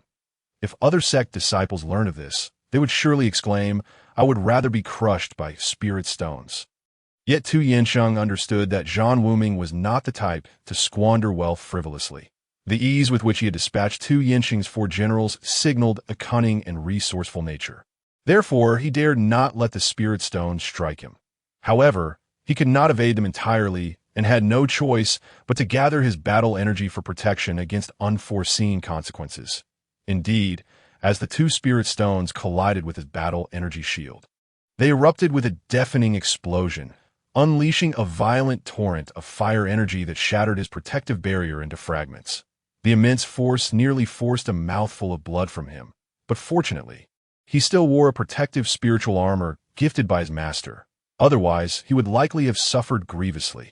Seeing the spiritual light flicker around Tu Yansheng, Zhan Wuming realized that his opponent was equipped with protective armor. He quietly lamented the fact that the two spirit stones had only managed to jolt Tu Yansheng's insides, failing to deliver a crippling blow, as Tu Yansheng's body was rocked by the chaotic spiritual energy. Zhan Wuming did not relent in his assault, but he pierced through the shattered battle energy shield with a solid punch that struck Tu Yansheng squarely in the chest. Tu Yansheng emitted a pained groan. Although his protective spiritual armor activated once more, Zhan Wuming's strike was akin to the force of a dozen raging beasts colliding, delivering a shockwave that damaged his internal organs and forced blood to surge uncontrollably from his mouth. Zhan Wuming struck and swiftly retreated, providing no opportunity for Tu Yansheng to counterattack. Yan Yi seized the moment, slipping past Zhan Wuming's body to launch his own strike with his long knife. Tu Yansheng desperately retreated. Zhan Wuming and Yan Yi unleashed a relentless barrage of attacks, completely dictating the rhythm of the confrontation and denying him even a moment to catch his breath. Zhan Wuming was not only endowed with formidable physical strength, but also wielded cunning tactics that defied conventional expectations.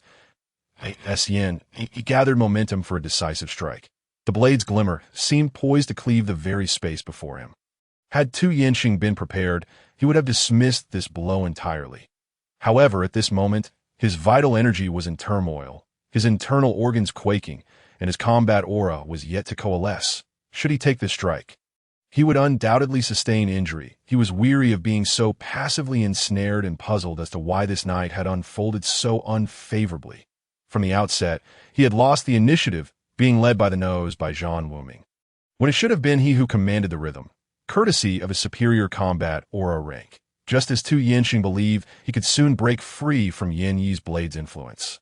He caught a glimpse of a mocking glint in Yan Yi's eyes. Simultaneously, a sense of impending danger surged within him. Before he could react, an icy, razor-sharp chill surged from behind. A wave of dread washed over him as he realized the source of Yan Yi's mockery. The true threat did not lie with Yan Yi or Zhan Wuming. Despite their coordinated efforts that had rendered him exceedingly passive, they posed no lethal danger. If given a single opportunity, he could regain his advantage. Unfortunately, he had not anticipated that Zhan Wuming and the two-star Battle King were merely distractions, while the real peril lay hidden in the shadows. The training he had undergone at the Lingjian sect had honed Tu Yansheng's ability to make accurate judgments in the face of crisis. He narrowly evaded a fatal strike aimed at his back, but could not prevent the blade from piercing his shoulder, causing his combat aura to dissipate in an instant. I am a disciple of the Lingjian sect. If you kill me, the Lingjian sect will not spare you. Tu Yansheng bellowed, struck by fear. Although this strike was not fatal, should Zhan Wuming choose to follow up, he would have no chance of survival. Since you dare to speak so boldly to me, do not feign innocence at this point. Spare me your connections. They are yours and have no bearing on me. Moreover, the Lingjian sect does not belong to you. Regardless of who it is, anyone who seeks my life shall be met with death. Zhan Wuming retorted disdainfully, spitting derisively at Tu Yansheng. Tu Yansheng's face turned ashen as he realized that the one who had ambushed him from behind was, in fact, a two-star Battle King. But he cursed Zhan Wuming in his heart for his unscrupulousness. 3 of them combined should be sufficient to eliminate any two-star Battle King. Yet he had allowed that two-star Battle King to lurk in the shadows and launch a surprise attack. His indignation boiled over as he exclaimed, "You are truly shameless to resort to such underhanded tactics. Are you foolish? If you can save energy, why not? If I had not resorted to ambush upon seeing the 3 of us, would you not have turned and fled? Do you think I am here to spar with you? This is a one-on-one battle. Do you understand? We 3 are pitted against you alone, and we shall choose how we wish to engage." Zhan Wuming scolded with irritation. Jia Qing felt a chill of sweat break out. This master was indeed not to be underestimated. Initially, he had entrusted him with the task of ambushing, yet now it seemed entirely natural in the mouth of this master. While others were deemed foolish, Tu Yansheng was rendered speechless. Opening his mouth without knowing what to say, I had already told you. If you wish to contend with me, be prepared to face death. If you do not court your own demise, you need not perish. You think I am so easy to deal with? I ventured out of the city today to offer you a chance at salvation or demise. Had you not pursued me, I would have dismissed your earlier words as ignorant and let it slide, allowing you to escape with your life. But if your people dare to chase after me, today I shall unleash my full might and send you all away, for I detest thieves the most. Zhan Wuming continued, Did you think I could be so easily manipulated? You attempt to use mere honey to ensnare me. Just two insignificant insects, and you play at this with such fervor, treating it like a treasured I am but the ancestor of those who play with monsters. Rest assured, as long as you spare my life. I can persuade my father to grant you any condition you desire. Tu Yansheng panicked, realizing that his life and death were now entirely in Zhan Wuming's hands. The murderous intent emanating from Zhan Wuming felt so tangible that it filled him with a sense of unprecedented disarray. Save it for a nice coffin. Unless your father is a fool, he will not entertain any conditions. Zhan Wuming replied with a derisive smile. Growing weary of the banter, he exchanged a glance with Jia Qing, who did not hesitate to swing his sword at Tu Yansheng attempted to speak, but Jia Qing did not grant him another chance. The blade's brilliance flashed and blood splattered across 5 paces. Zhan Wuming was no paragon of virtue. With Tu Yansheng's demise, he immediately began to scavenge, leaving no trace behind, from the rings to the gold coins in his pouch. Even the ornaments adorning his head were not spared, as if a locust horde had swept through, leaving Jia Qing drenched in cold sweat, silently vowing never to offend someone like Zhan Wuming again. Let us depart. Someone will come to collect the body tomorrow. Zhan Wuming, unwilling to linger, though he spoke of not fearing the Lingjian sect, knew that Tu Yansheng was indeed a disciple of the sect, and if a disciple could be so, then their master must be at least a pinnacle battle king, should they become enraged. He feared for his own misfortune. Indeed, there was a temper. The method of killing and plundering was skilled, and the cunning surpassed the average, yet he dared to slay even those of the Lingjian sect. Truly, talents emerge in every generation. A chilling voice wafted through the night sky, as if it were whispered directly in Zhan Wuming's ear, causing his hair to stand on end. Zhan Wuming had not perceived the presence of the other. Yet the voice rang clear and vivid, startling him greatly, making him realize he had encountered someone of great power. This individual's cultivation was at least at the peak Battle King level, if not having already surpassed the Battle Emperor. Jia Qing and Yin halted, exchanging bewildered glances but found no trace of anyone. Esteemed elder, may I ask from whence you come? Should you have taken an interest in the treasures on this fellow, please feel free to express it. I am quite generous. Zhan Wuming shrugged casually, believing that fortune or misfortune could not be avoided. It was better to be straightforward. However, Jia Qing and Yin were sweating profusely for Zhan Wuming's sake. You ignorant youth, do you think you can kill a disciple of the Lingjian sect and leave unscathed? The cold voice resounded once more at this moment. Zhan Wuming finally beheld a figure and a steed approaching rapidly from the distance. A powerful pressure descending upon them like a mountain, rendering them breathless. The golden-eyed beast. Zhan Wuming gasped in dismay. It was a dire situation. The newcomer was not only a battle emperor, but was mounted upon a peak battle king's golden-eyed beast. How had he drawn such misfortune to be caught by this ancient figure? Zhan Wuming suddenly regretted not having incinerated Tu Yansheng with pill fire earlier. That way, he could have left no evidence to deny his actions. Esteemed elder, I did indeed slay this individual, yet I had no knowledge that he was a disciple of the Lingjian sect. I only knew him to be a prince of the Tu Yansheng kingdom, and due to some grievances with his brother, he had gathered 4 battle kings to hunt me down that I was fortunate to outmaneuver him and kill him. Zhan Wuming had no choice but to feign innocence. The other was a battle emperor, and although he could defeat enemies of higher rank, how could he possibly contend with a battle emperor? Jia Qing and Yin secretly admired Zhan Wuming's ability to weave such a tale, as they themselves could not match his skill in lying through his teeth. You dare to lie before me? The elder's gaze turned icy, his voice cold. Esteemed elder, please see the truth, Zhan Wuming, with a face full of respect, continued. I have long held the Lingjian sect in high regard, and my admiration for it has been long-standing. Had I known this individual was a disciple of the Lingjian sect, I would have sought to curry favor, rather than offend him. T.O.M.E. The Lingjian sect is a superlative sect, and my lifelong wish has been to join it, to bring glory to my family.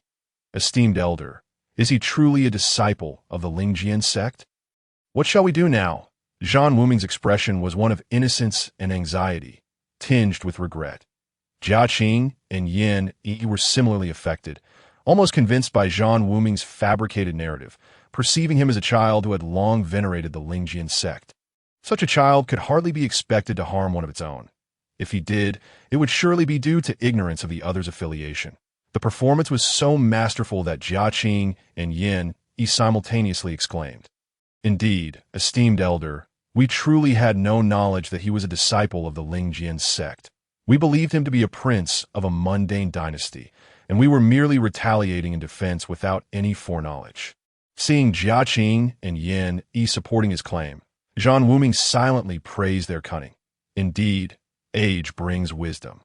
Zhan Wuming concluded that the elder had not heard Tu Yansheng proclaiming himself a disciple of the Lingjian sect in their previous conversation. Had he heard, as a battle emperor, he would surely have intervened to prevent their assault on Tu Yansheng. The elder had not acted to save him, leaving only two possibilities. Either he had not yet arrived, thus unaware of the truth of Zhan Wuming's words, or he simply did not wish to save Tu Yansheng, suggesting that he had ulterior motives and would not care whether Zhan Wuming's words held any truth. The elder appeared puzzled. He could not discern whether Zhan Wuming knew of Tu Yansheng's status as a disciple of the Lingjian sect. The reverence Zhan Wuming expressed for the Lingjian sect caused the elder to feel a sense of secret satisfaction, and his anger subsided somewhat. Although the other party had slain a disciple of the Lingjian sect, the exceptional talent and wisdom displayed by the young man stirred within him a sense of regret for such potential loss. Zhan Wuming, noticing the old man's cold gaze without a word, felt a sigh of relief wash over him as he realized the other had not yet harbored intentions of murder. But he spoke. Esteemed elder, ignorance does not warrant punishment. Should you truly wish to condemn me, I have nothing to say, as I am indeed at fault. While I am deeply reluctant, if my demise were to occur at the hands of a venerable from the Lingjian sect, it would satisfy my vanity. Even in the afterlife, I could boast of having perished by the hand of the sect's battle monarch, which would lend me great pride and honor, not to mention it would be a fitting tribute to my long-standing admiration for the Lingjian sect. Zhan Wuming's words left Jia Qing feeling nauseated. What extraordinary talent to conjure such rhetoric. It takes a remarkable audacity to reach the level of Zhan Wuming. One who is shameless can indeed conquer the world. Yinny was nearly moved to tears by Zhan Wuming's sincerity. What a fine young man he was, utterly devoted to the Lingjian sect. Even to die at the hands of his members would be an immense honor. He discreetly wiped the corner of his eye, feeling a hint of moisture, a sensation he had not experienced in years. The golden-eyed beast let out a low hiss, as a peak fifth-tier beast. It had developed intelligence and understood Zhan Wuming's words perfectly, to the point of being touched. As for the old man, his expression fluctuated between dark and light. At this juncture, as the battle monarch, he possessed his own pride. It was inconceivable for him to strike down a disciple of the battle sect, especially upon witnessing Zhan Wuming's fervent reverence for the Lingjian sect, which rendered him unable to act. Moreover, Zhan Wuming's remarkable aptitude sparked a sense of admiration within him that if you wish for me not to kill you, there is a condition. The matter of you killing the Lingjian sect's disciple shall be forgotten. Otherwise, I shall take you back to the Lingjian sect for punishment. The elder contemplated before taking a breath and stating, Please, esteemed elder, do go on. Zhan Wuming replied, masking any signs of delight, maintaining a visage of remorse and compliance. Had it not been for Jia Qing and Yinny's familiarity with Zhan Wuming's character, they might have mistaken this demeanor for his true nature. Come with me back to the mountain and serve as my medicinal apprentice. Old ghost, spare me. I have taken a liking to this lad. I intend to accept him as my direct disciple. How could he serve as your apprentice? A rugged voice interrupted the Lingjian sect elder. Zhan Wuming was taken aback, discovering beneath the moonlight a green bull ambling forth, atop which sat a red-faced elder, exuding an aura of wildness akin to a feral beast. The Tianmu King Beast. Zhan Wuming gasped in astonishment. Not bad, young man. This green bull is indeed the Tianmu King Beast, a rare variant among the beasts of this realm. The red-faced elder laughed heartily. Old madman. The white-clad elder's eyes flashed with a cold glimmer as he snorted. Zhenglauer, we meet again. Last time, Leah had you scheme against this golden-eyed beast. Today, you wouldn't dare vie for a disciple with me, would you? The red-faced elder glared coldly at the white-clad elder, their imposing auras clashing. The bull's presence subtly overpowering that of the golden-eyed beast. This young man seems uninterested in your Beastmaster sect and holds profound admiration for our Lingjian sect. The selection of disciples must consider their willingness. The white-clad elder was reluctant to engage further with the red-faced elder and directed the question to Zhan Wuming. Junior Zhan Wuming has met both esteemed elders that Tio speak frankly. I do wish to join the Lingjian sect. However, I have vowed that should I enter a sect, it must be one that openly accepts disciples in a grand manner, for I believe that with my aptitude, entering any sect quietly would be a disservice to it. A genius left in obscurity, a precious gem covered in dust. How could one face the ancestors of the sect if disciples of my caliber do not seek to showcase their talents openly? It would be a dishonor to the forebears of the sect. Hence, my condition is simple. I shall join whichever sect is willing to widely open its doors to accept me, for I cannot betray the legacy of my ancestors. Zhan Wuming's declaration left the others exchanging incredulous glances. Only a person of extraordinary arrogance would dare utter such bold claims, asserting that without a grand opening of the sect, it would be disrespectful to its ancestors. Jiaqing and Yinyi were left wide-eyed in disbelief. Impossible! A mere battle sect disciple expects our Lingjian sect to open its doors for admission. How deluded! The white-clad elder retorted sharply. Young lad, if my Beastmaster sect were to open its doors for you, would you be willing to join? The red-faced elder, however, did not dismiss the notion outright and inquired with a serious tone. While I hold great affection for the Lingjian sect, the renown of the Beastmaster sect is equally resounding. Should they be willing to open their doors for my entry, I would certainly consider it. Zhan Wuming's tone shifted. The white-clad elder was infuriated. This young man's words were both offensive and flattering, and now he was currying favor with the Beastmaster sect. However, faced with the old madman, he could not act against Zhan Wuming for the moment. Very well, I guarantee that the Beastmaster sect is willing to widely open its doors for you to join.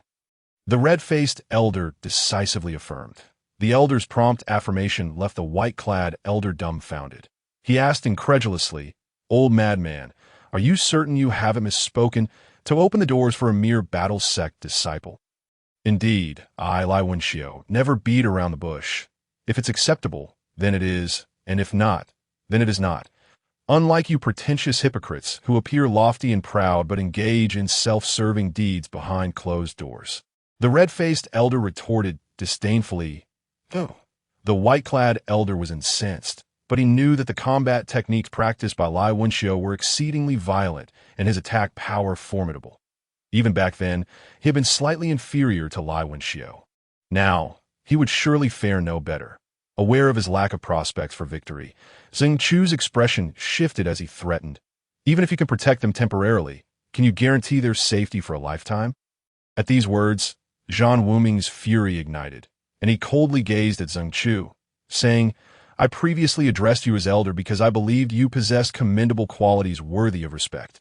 Yet I never anticipated that you, a lofty battle monarch, would relentlessly pressure two weaker battle kings and threaten them. So it appears I, Zhan Wuming, have misjudged you. If you truly wish to defend your disciple, then direct your wrath at me. I'm the one who killed him, and his ring is in my possession. Should you dare to make a move, I shall accept in Nanjiao City. Battle kings are forbidden from intervening. If any disciple of the Lingjian sect below the rank of battle king wishes to challenge me for this grievance, I shall face them one by one. Of course, I do not interfere with life and death. Fate shall decide. You may also choose to act with less restraint, either by taking matters into your own hands or by dispatching a warrior from the Lingjian sect to eliminate me, thus demonstrating to the world just how formidable your sect's martial sovereigns and kings truly are, capable of vanquishing even the strongest of battle clans. You insolent wretch! Zhang Chukai exclaimed in fury. Mere moments ago, this young man had displayed utmost deference, yet now he dared to speak in such a manner. Zhang Chukai, do not blame me for failing to issue a warning. Should a warrior or above from the Lingjian sect choose to confront this young man, then I, Lai Wenxiu, shall feel no compunction in retaliating. After all, who cannot overpower the weak with sheer numbers? I too could seek out the disciples of your Lingjian sect's martial kings for a little sport. And I assure you, I shall not relent until I am thoroughly entertained. Lai Wenxiu's tone was chilling. Zhang Chukai was acutely aware of the nature of this madman. His words were always devoid of ambiguity and utterly reckless of the consequences. Hence, those acquainted with Lai Wenxiu in the Eastern Spirit domain referred to him as the old lunatic. Very well. Zhang Chukai seethed with rage. Although the Beastmaster sect might not boast as many disciples as the Lingjian sect, what made them truly fearsome was not their number, but rather their ability to command beasts. The army of magical creatures nurtured within their sect was enough to instill dread in the hearts of many. The Lingjian sect, while confident in their superiority over the Beastmaster sect, had not deluded themselves into thinking they could easily crush them. Even the esteemed Xinyuan sect, the foremost sect in the Eastern Spirit domain, would not dare to make such a claim. Are you willing to wager against me? I am prepared to accept any challenge from a disciple below the rank of martial king from the Lingjian sect. Should I fall in battle, it would be a fair contest, and I would consider a life returned to your sect. You may do with those two as you please. However, if I emerge victorious, then the matter concerning Tu Yin shall be dropped, and the Lingjian sect must cease to trouble us further. Zhan Wuming declared with pride, his expression seeming to convey that your Lingjian sect resorts only to overwhelming the weak, lacking the courage to engage in a fair duel. Indeed, should this be a battle of equals, if this young man were to perish, it would merely be a testament to his lack of skill, and the Beastmaster sect would have no grounds for complaint. Zhang Chukai, are you afraid? Or is it that the people of your Lingjian sect can only bully the weak? Lai Wenxiu laughed, reveling in the chaos as he exaggerated the situation. He found the young man increasingly to his liking. Very well, Lai Wenxiu, prepare to collect this young man's remains. Zhang Chukai, humiliated and furious, immediately acquiesced. Wait, do not tell me you intend to employ a strategy of attrition. After all, with so many disciples in the Lingjian sect, if they were to take turns attacking, it could very well take a year to finish, or they could swarm me with 100 against 1, which would hardly be fair. Lai Wenxiu suddenly pondered a question. Indeed, I have no desire to face an endless series of challenges. I must be afforded time to eat and rest. Thus, it would be best to limit it to a single day. If, within that day, your disciples below the rank of Martial King can defeat me in single combat, then I shall concede my defeat. Zhan Wuming immediately concurred, now sharing a greater understanding with Lai Wenxiu. Nonsense! My Lingjian sect disciples have no need for attrition or group assaults. We shall face you one-on-one, and I assure you, we will slay you. Zhang Chukai retorted dismissively. Then it is settled. You may determine the time and inform me once it has been decided. I am indifferent to when it occurs if you wish to summon elite disciples from your sect. That is acceptable. I can afford to wait. Zhan Wuming, now devoid of any semblance of deference, spoke with an air of arrogance. The time is set for the day of the sect's grand selection, outside the Yinshan Grand Selection Arena. As Zhang Chukai continued, his agitation grew. In a fit of frustration, he uttered a terse remark and urged his azure-eyed, golden-eyed beast to vanish from the sight of the crowd in a series of swift movements. Lai Wenxiu erupted into hearty laughter, clapping Zhan Wuming on the shoulder. Well done, young man.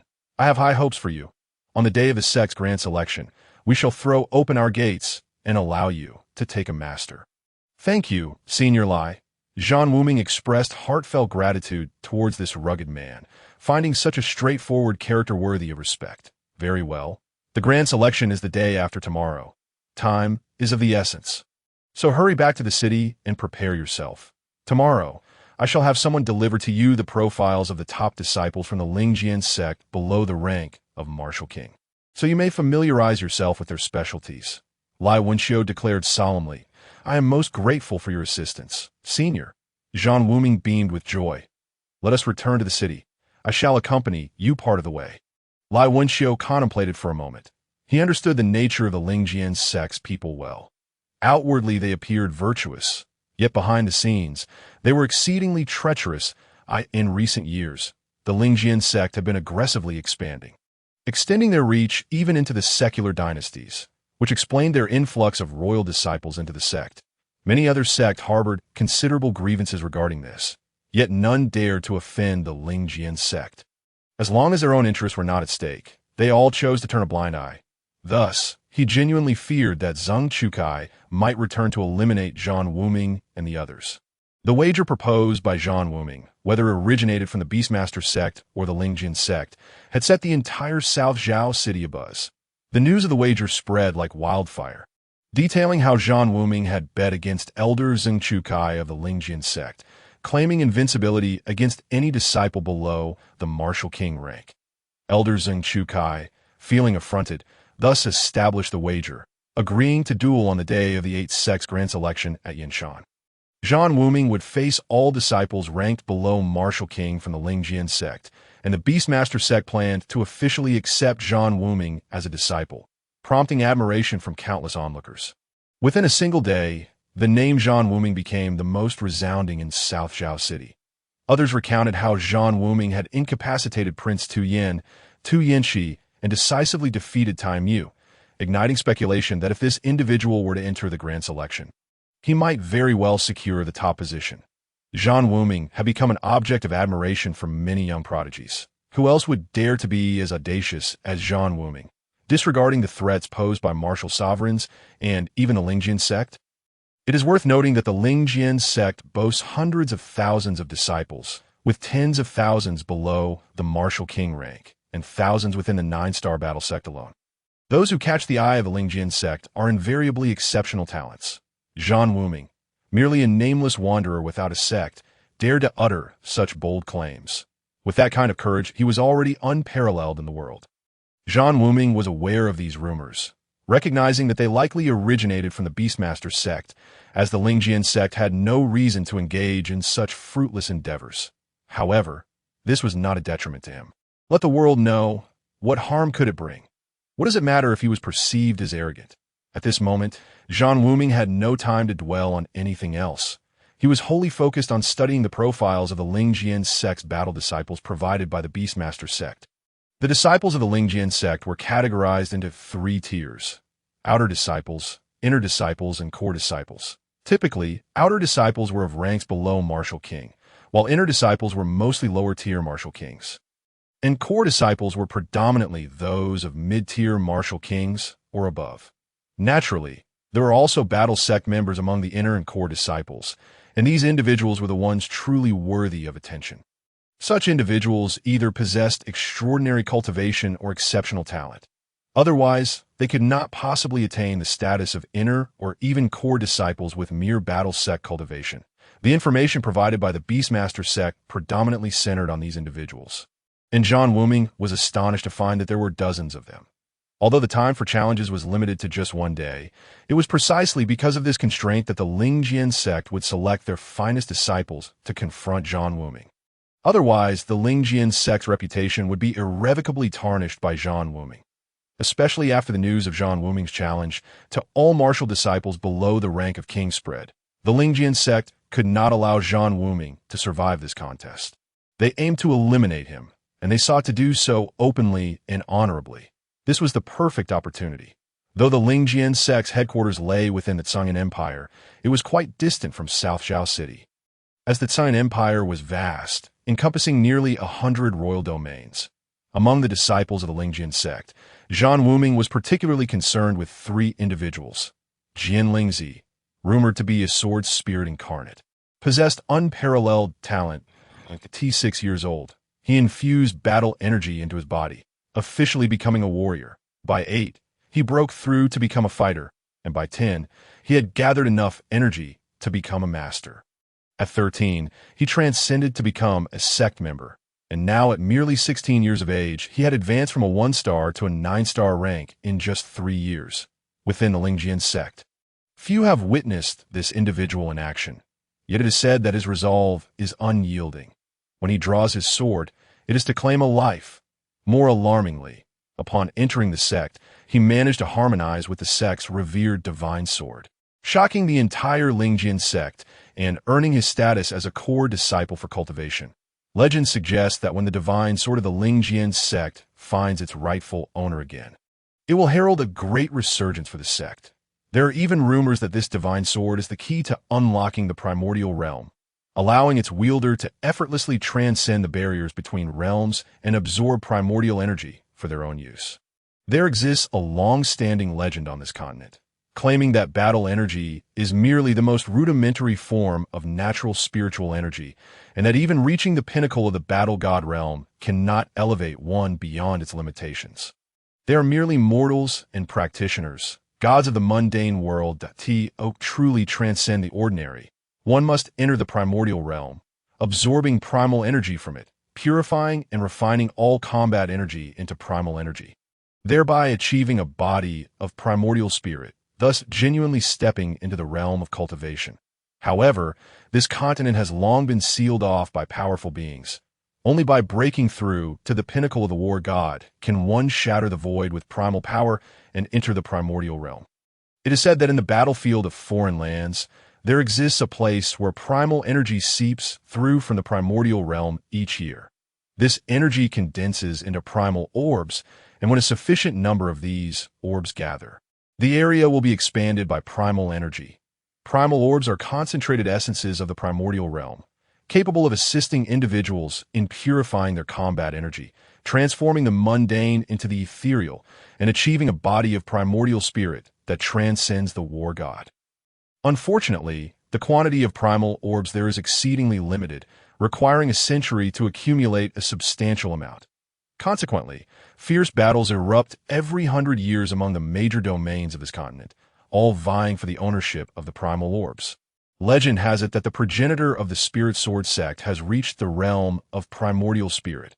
After ascending to the primordial realm, he left behind the divine sword within the sect, which became a sacred artifact of the sect.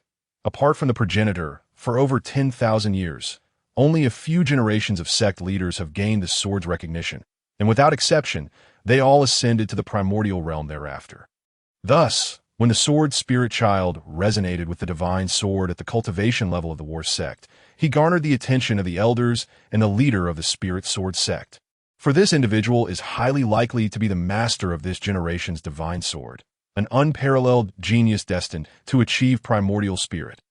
According to reports from the Beastmaster sect, this person had already slain a 1-star war king while still at the 7-star war sect level.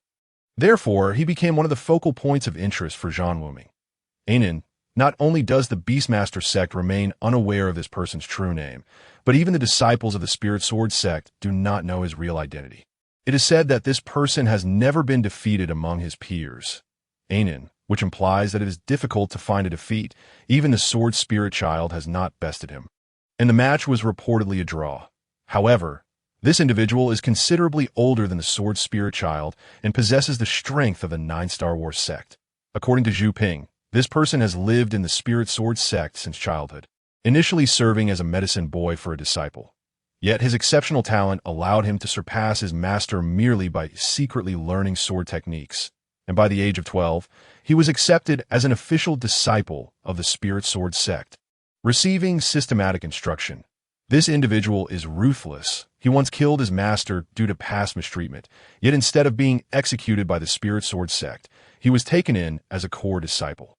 This clearly indicates that his talent has earned him special regard within the Spirit Sword sect, and thereafter, no further information about him has emerged.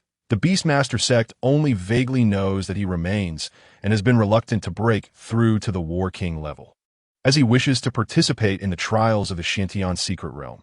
The Shantian Secret Realm is accessible only to those below the War King level, and it is said to be a space connecting this continent with the outside world. However, this space is highly unstable. Those above the War King level entering it can easily cause spatial collapse.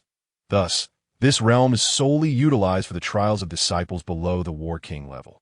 The Shintian secret realm, being linked to the outside world, is filled with primal energy, allowing disciples to purify their bodies. However, it only opens once every 20 years, making this opportunity highly coveted by the major sections.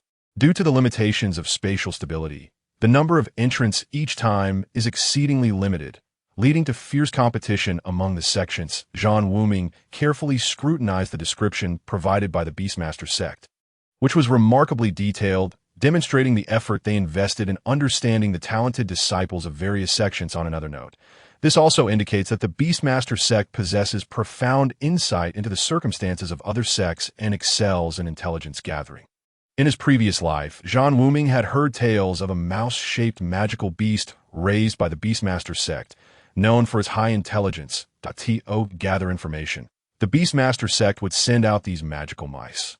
Although they could relay messages back to the sect, the sacrifice was considerable. Fortunately, their breeding capabilities were strong. The Beastmaster sect invested countless resources to cultivate a mouse emperor capable of transforming into human form, who understood the emotions and language of the magical mice, tasked with organizing and collecting intelligence for the sect.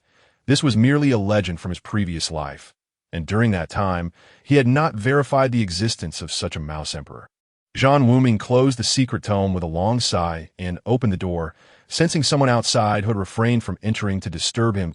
Ji Shu, did you seek me? Zhan Wuming inquired, surprised to see the steward, Zhang Gu, standing outside. Indeed, Madame Rouet has sent a letter. The steward handed him a soft tube made from an unknown beast's hide. Zhan Wuming opened the lacquer seal and extracted a fine silk sheet, upon which several lines of elegant script were inscribed, unmistakably in his mother's familiar handwriting. The family has dispersed, transitioning discreetly, dividing into various domains, secretly forming a merchant alliance, controlling various houses. Mother has gathered the remnants of the Ling family, and the matters concerning the Zheng family will be handled personally. Take care of yourself, my child. After reading, Zhan Wuming crumpled the note into dust. Secretly relieved, it appears that his mother has already located the remnants of his grandmother's family. Regardless of how powerful the Tsin Emperor is, the Ling family was once a prominent clan that possessed a war saint. Although old Master Ling failed to ascend to divinity, he must have made arrangements before his tribulation. A withered camel is larger than a horse. Even if the Ling family retains only a fraction, they're not a family that the Zheng family can easily bully. Young Master, the Spirit Sword sect is exceedingly powerful. Must you proceed with this? Zhan Gu asked with concern. I have my own discernment. After I depart, this secret establishment must be changed. You shall handle everything yourself. I have ample funds. With that, Zhan Wuming produced a Qinquan ring and handed it to Zhan Gu. Recently, Zhan Wuming had acquired numerous Qinquan rings, most of which belonged to war kings, leading to a small fortune.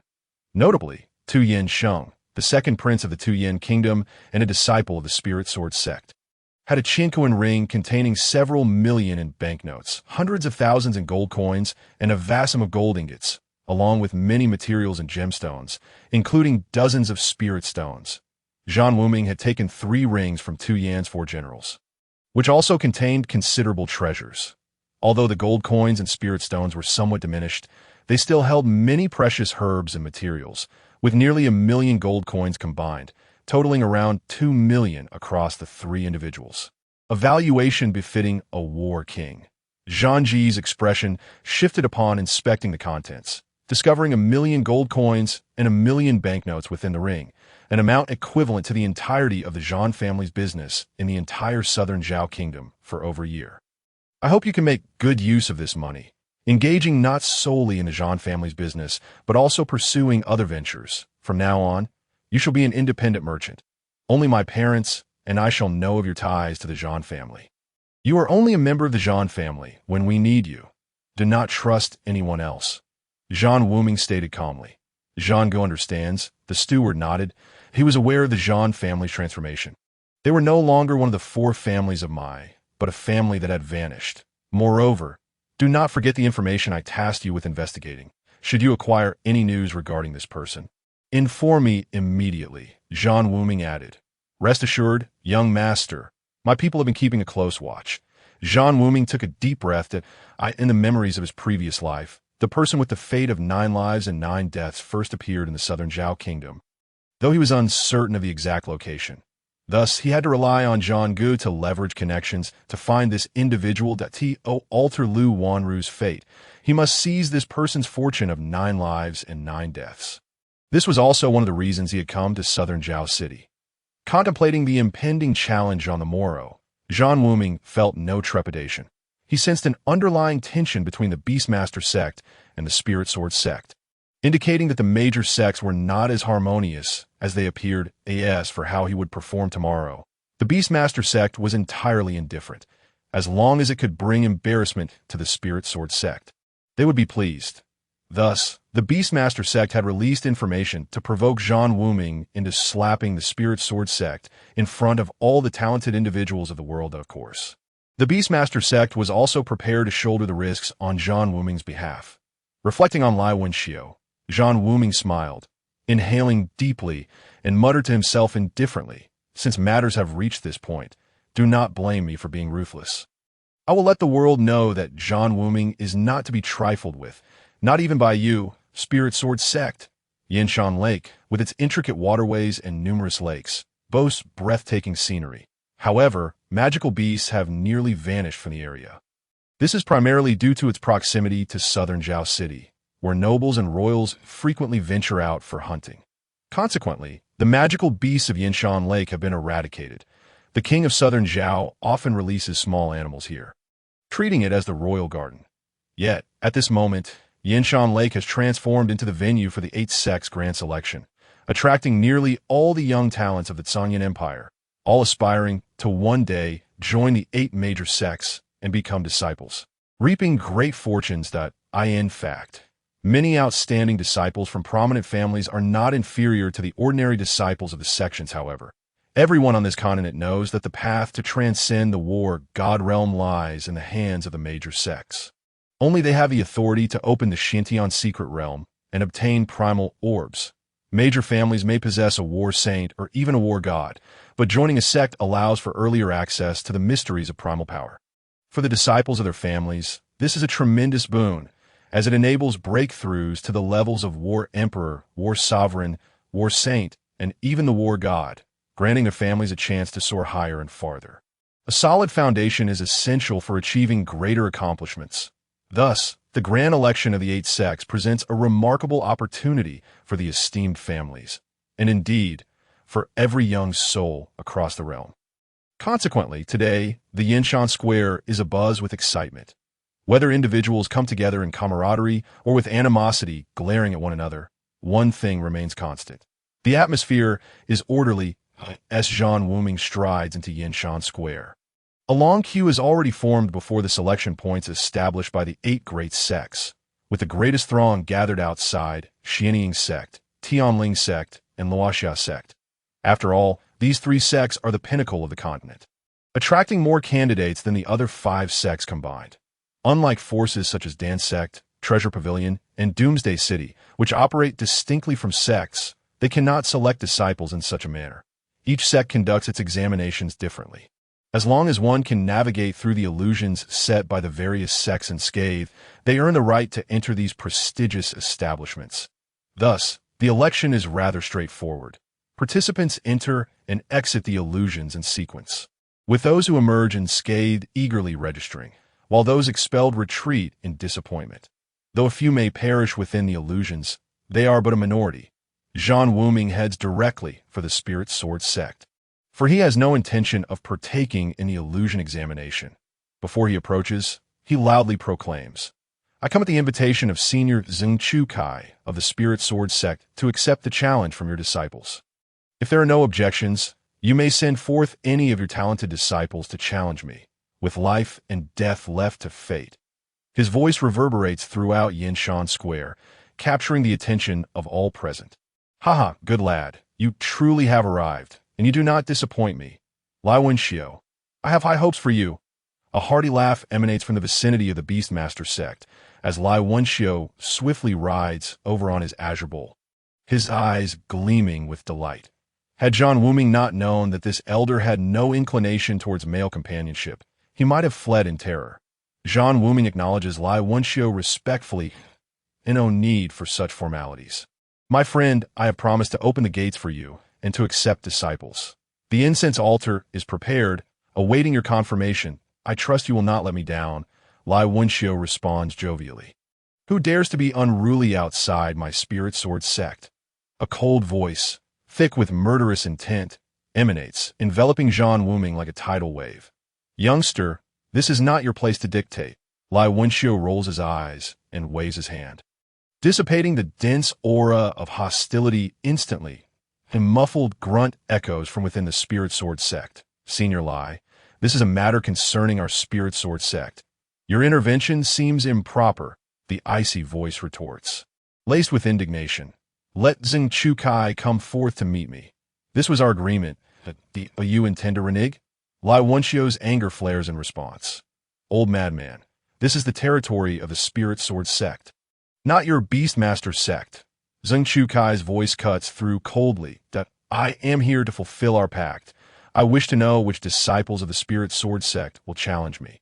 The sooner we conclude, the sooner I can proceed to the Beastmaster sect for my initiation ceremony, Zhan Wuming declares, leaping onto the challenge platform before the Spirit Sword sect. His actions and words leave the talented individuals waiting outside the Spirit Sword sect in stunned silence. Who is this audacious figure, so brazenly disregarding the Spirit Sword sect? It appears he is not here to disrupt the arena, but to accept challenges from the disciples of the Spirit Sword sect. When did it become a norm for the Spirit Sword sect to challenge others rather than defend themselves? Those still queuing hesitate, realizing that this individual seems formidable. He intends to enter the Beastmaster sect, an establishment not inferior to the Spirit Sword sect. Yet he dares to invite all disciples of the Spirit Sword sect to challenge him. In comparison, the Beastmaster sect appears even more illustrious. It is no wonder that such audacity permeates their ranks. What would happen to the disciples who have entered?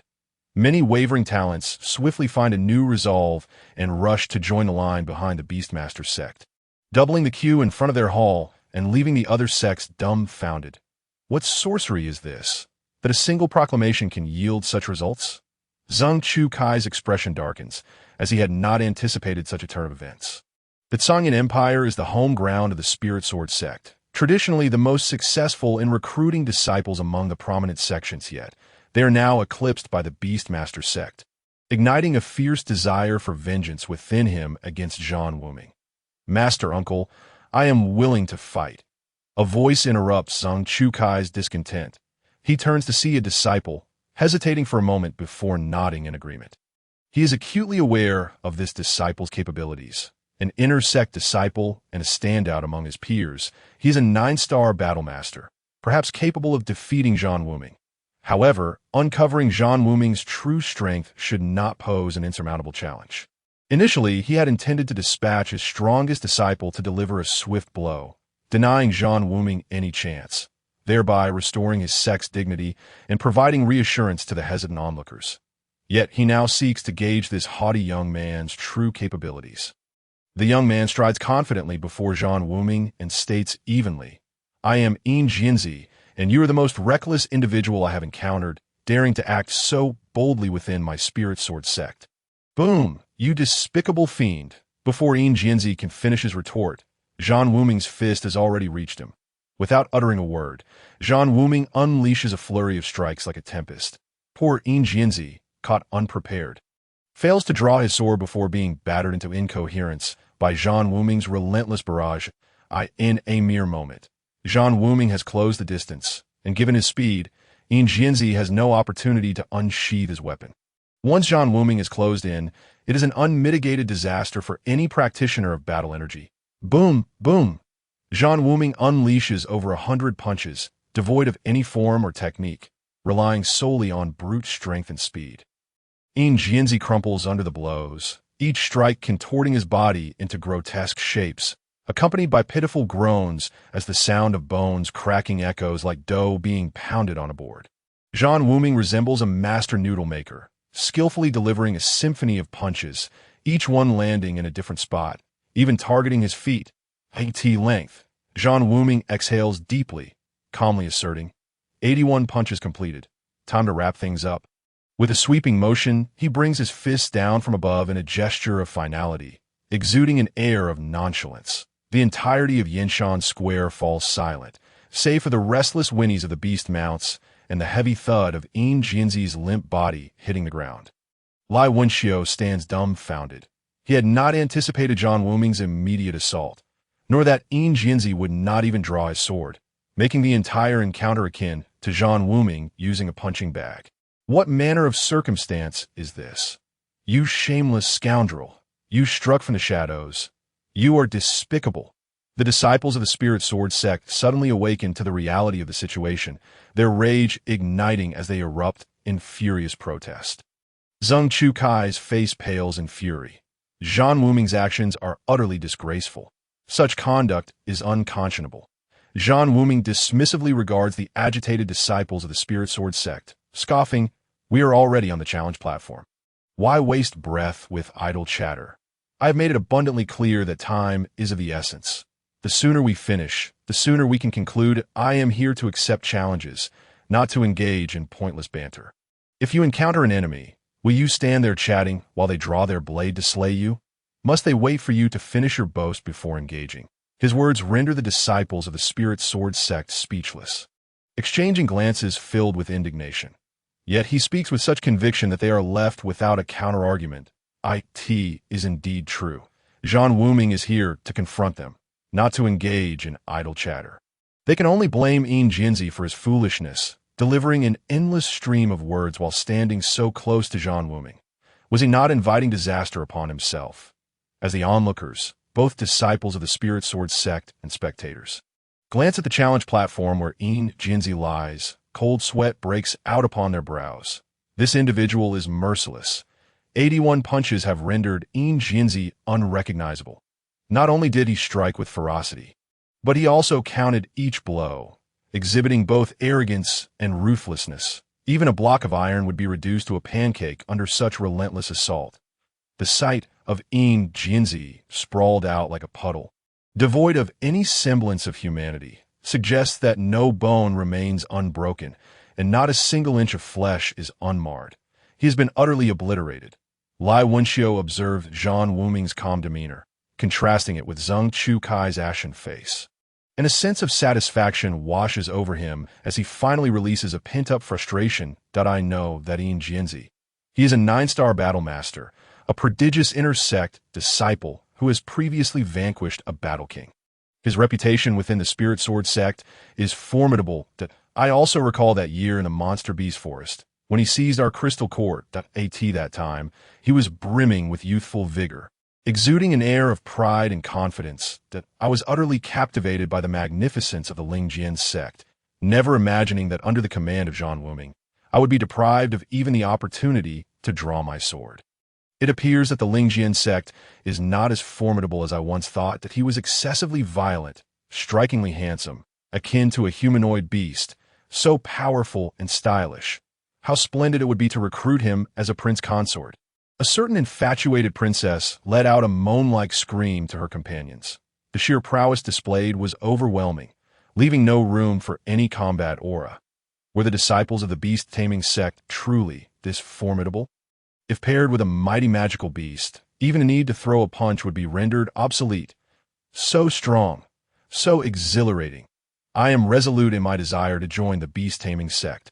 After the silence was shattered, discussions reverberated throughout the Yinshan swamp, a cacophony of bizarre remarks and comments permeating the air, leaving the recruitment emissaries of various sects in a state of bewilderment. In the vast sea of humanity, with its myriad forms, one could only marvel at the sheer diversity of thought. The beast-taming sect emerged as the clear victor in this spectacle, when Lai Wenxiu consented to open the sect's doors wide for Zhan Wuming to recruit disciples. It had previously sparked dissatisfaction and opposition among other emissaries. Now, however, Zhan Wuming's remarkable performance had them elated. The number of geniuses lining up to join the beast-taming sect surged nearly tenfold. As they queued, their eyes were fixated on Zhan Wuming, who stood atop the challenge platform, proud and defiant, Like a combative rooster, he was their idol, and they aspired to emulate him. Arrogant, domineering, and fierce.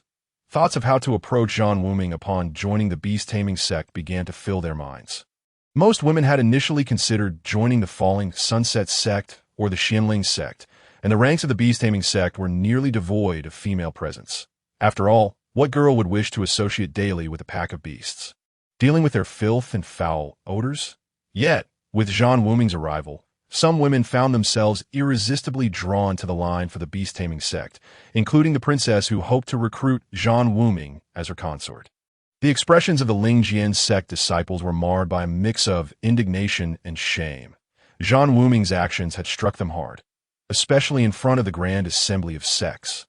The slap was painfully resonant. Their resentment was not solely directed at Zhan Wuming, but also at Yin Jinzi, to the point that they had no intention of retrieving his body. Yin Jinzi was still alive, as Zhan Wuming had no desire for his death. Otherwise, it wouldn't he have taken so many blows. 3 strikes would have sufficed to end him. Lower your guard, Song Luzi. I am here to take your life.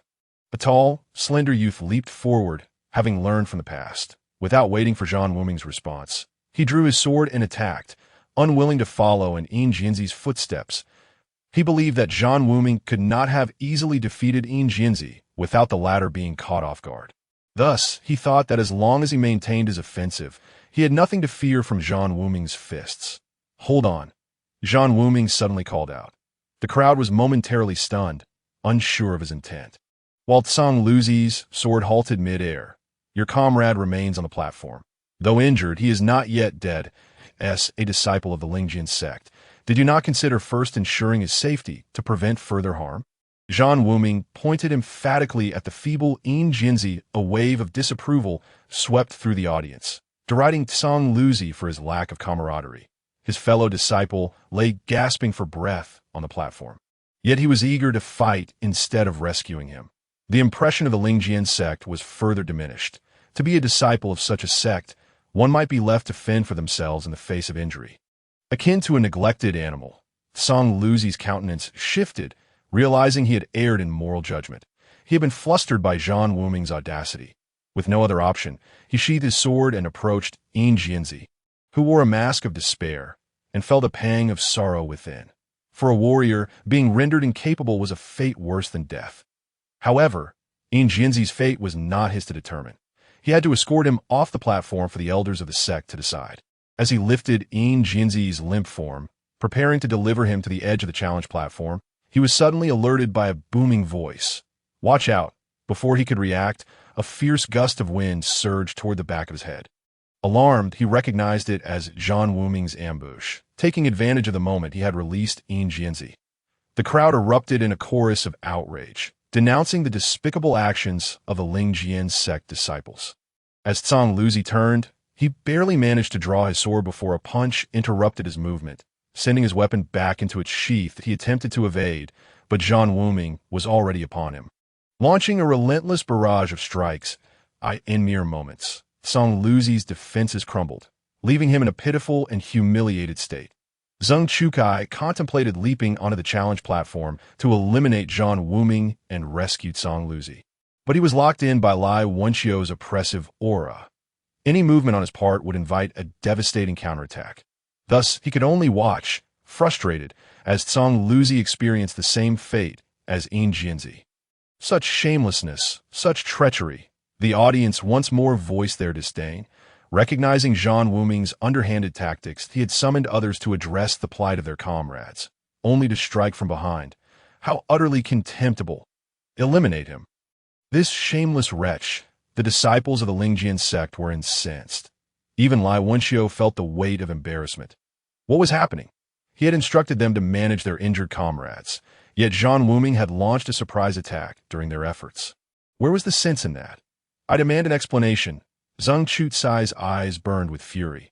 Zhan Wuming had struck at his vulnerabilities. Witnessing yet another elite disciple fall to Zhan Wuming's hands ignited a blaze of anger within him that was impossible to quell. Zhan Wuming scoffed dismissively, sneering, "They are comrades. It is only natural to retrieve the bodies of my brothers. However, the one on the ground, injured, is my adversary, not my brother." Should an enemy wait for you to retrieve and bandage their wounds before coming to slay you? His willingness to save his comrade is of no concern to me. Once on this challenge platform, he becomes my opponent. There are no elaborate rules to abide by. This is not a fair duel. This is a wheel of battle for your Lingjian sect. Am I expected to wait while you finish your meals and take care of your business before I engage you? What sort of reasoning is that? Pausing, Zhan Wuming continued without allowing the Lingjian sect to respond. Moreover, he drew his sword first, indicating that the challenge had officially commenced. I granted him 10 breaths to escort his injured comrade from the platform to preserve his life. That was an act of utmost benevolence. Yet he squandered 11 breaths. I have no time to waste. The sooner we conclude, the sooner we can depart. He strolled across the platform, pretending to be sorrowful while cradling the broken body of his comrade. Taking his sweet time, that a distinguished 9-star battle sect disciple could have crossed the distance from the edge of the platform to my front in a single stride. Yet he took over a dozen steps to reach the edge. Who am I here to watch perform a dance? Who can he blame for his own demise? The disciples of the Lingjian sect were left speechless, having witnessed shamelessness to a degree they had never known. Zhan Wuming had claimed to give Tsang Luzi 10 breaths. Who could possibly know that was the case? He had not announced it, leaving others unaware that if they had known, they would not have dawdled in their steps, in front of the continent's most gifted. Zhan Wuming articulated his brazen actions with an audacity that left all in awe. The entirety of Yinshan Swamp came to understand why some labeled him a rogue, a despicable villain. This was beyond extraordinary. 2 gifted disciples of the Lingjian sect had been rendered incapable without even drawing their swords. No, Tsang Luzi had drawn his sword only to sheath it again, having been tricked by Zhan Wuming's call to stop, after which he had no chance to unsheath his weapon again. How utterly frustrating and humiliating this must have been. Zheng Chutsai's face turned an ashen hue, his body trembling with rage as he regarded Zhan Wuming. Yet, before the assembled prodigies, he, a figure of the battle emperor level, could not openly confront Zhan Wuming. Without a justifiable reason, his actions would tarnish the reputation of the Lingjian sect and invite ridicule from all. Moreover, the elder from the beast-taming sect, Lai Laonyo, was watching him closely. He could not afford to act recklessly. Lai Wenxiu and his companions from the beast-taming sect were equally astonished, grateful to have found such an extraordinary disciple who embraced shamelessness as an art form. They marveled at Zhan Wuming's skill in manipulation and his eloquent rhetoric, capable of making the dead seem alive and the living seethe with rage. They had never witnessed such a spectacle on Zheng Chutsai's face. It was utterly delightful and cathartic. Lai Wenxiu secretly gave Zhan Wuming a thumbs up, recognizing true genius. What truly defined a genius? It was individuals like him who exemplified the very essence of brilliance. No wonder he could lead a 1-star battle king and a 2-star battle king in outmaneuvering and outsmarting a group of 5 battle kings. Such prowess could lead to victory without even the need to kill. Everyone understood that Zhan Wuming, standing on the challenge platform, was a true anomaly, operating outside the bounds of conventional wisdom. Not only shameless, but also brutal. Vanquishing these 2 adversaries requires no weaponry whatsoever. It is akin to striking at a sandbag or kicking a wooden dummy, rendering the opponent into a mere puddle of mud. Standing so arrogantly on the stage, like a proud peacock, the aura emanating from him seems to proclaim, "Disciples of the Lingjian sect, tremble before me, for I am the epitome of invincibility." Such audacity, such overwhelming arrogance, such boundless violence. Lai Wenxiu's expression shifted as he beheld an individual emerge from the grand hall of the Lingjian sect.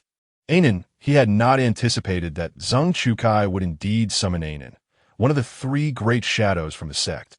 The information he received indicated that although Ainen had not yet broken through to the rank of War King, his prowess far surpassed that of an ordinary War King, and even a 3-star War King would struggle to defeat him. It was evident that the Lingjian sect was determined to eliminate Zhan Wuming. Ainen's appearance signified the onset of a life-and-death struggle. Ainen, many recognized the young man, his fiery red hair a distinctive hallmark. Numerous sects possessed intelligence regarding Ainen, a true genius poised to ascend to the rank of War King at any moment.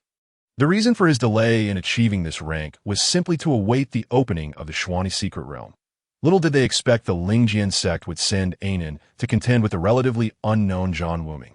One could only wonder if this constituted fortune or misfortune for Zhan Wuming. Clearly, the Lingjian sect had lost its patience, and after two of its talented disciples had been incapacitated, Zheng Chukai was unwilling to waste any more time or suffer further losses of genius. The Lingjian sect could not withstand a third failure, especially as half of the talented individuals queuing for selection had departed to line up before the Beastmaster sect. He desperately needed Ainan's victory to restore the prestige and face of the Lingjian sect. Particularly when he caught sight of Lai Wenxiu's beaming countenance, his inner fury intensified. If looks could kill, Zhan Wuming would have been shattered into fragments beneath his gaze. Ainan. A glimmer of amusement flickered in Zhan Wuming's eyes as he observed the man. Calm and composed, ascending the challenge platform step by step, his expression inscrutable, exuding tranquility akin to a radiant star in a silent night sky. May I have 10 breaths to send you off the stage?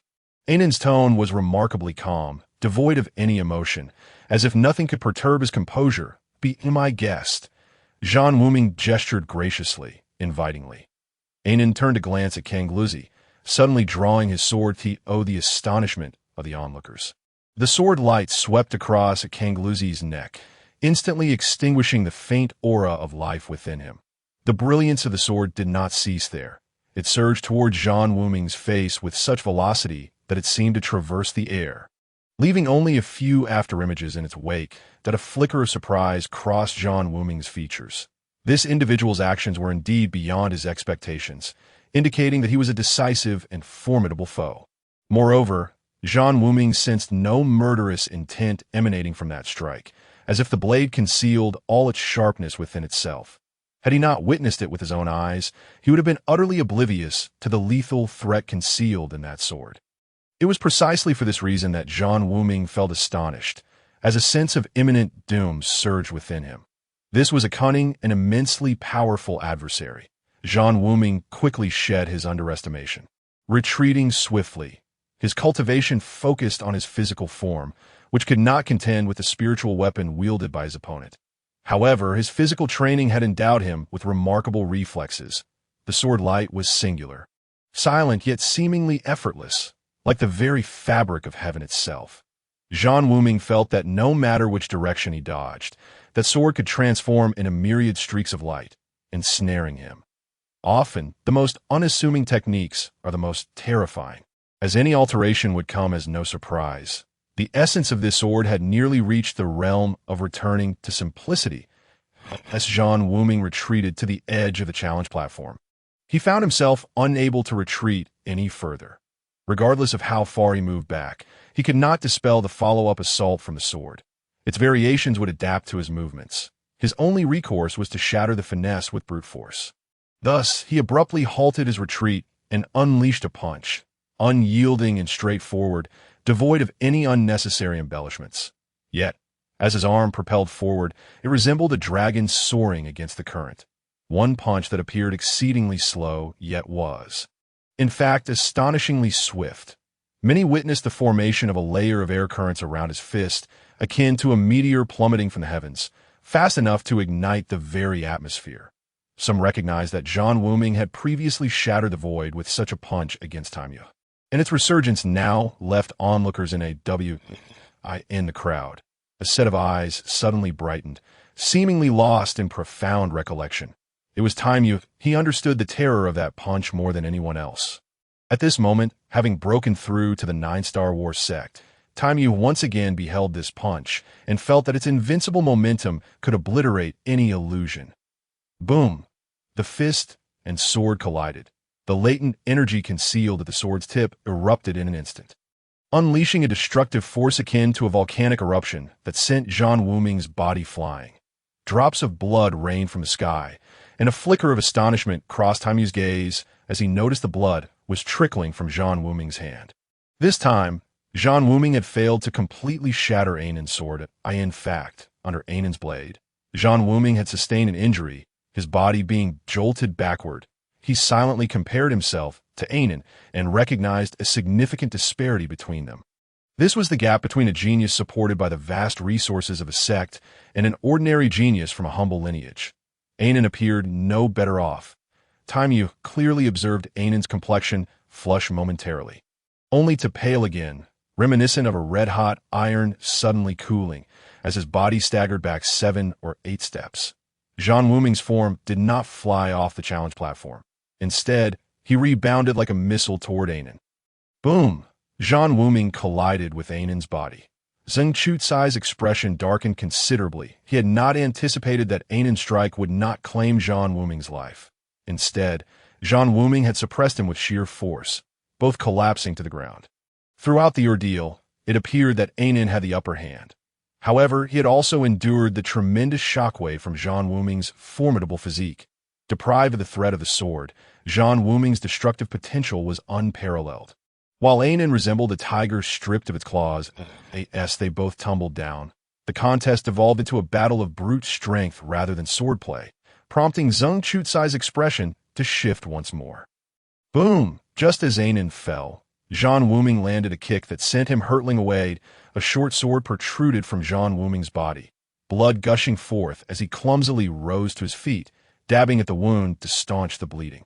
He had not anticipated that Ainan possessed another sword. In the midst of their entanglement, Ainan's short sword had struck in a most unexpected manner, leaving Zhan Wuming with no opportunity to evade. Nevertheless, at the moment of impact, Zhan Wuming had also delivered a kick to Ainan. Ainan stumbled back, coughing blood, fragments of internal organs mingling with the crimson fluid. Zhan Wuming's close-range kick was executed with such ferocity that Ainan's protective aura barely registered any effect. Fortunately, both had sustained injuries without engaging in a close-quarters melee. Zhan Wuming slowly withdrew the embedded short sword, a cold glint of murderous intent flashing in his eyes. He was genuinely enraged. He had been wounded.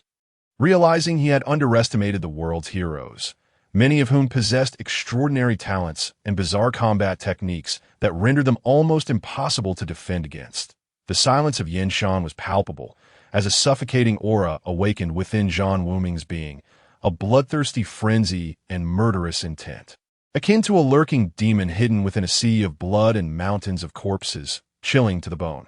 The onlookers watched in horror as Zhan Wuming crushed the short sword in his hand into a lump of iron. While the wound on his chest rapidly healed, the injury on his arm also mending at a visible pace, a regenerative ability surpassing even that of a magical beast, evoking admiration from all.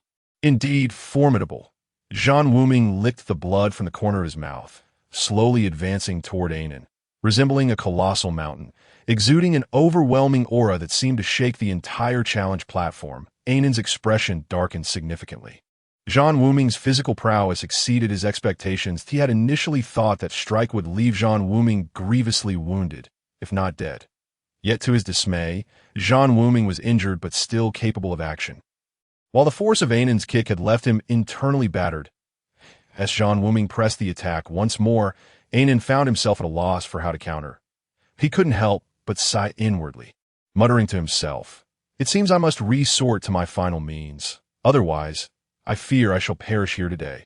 With that thought, a glimmer of madness flickered in his eyes as he slowly straightened his posture.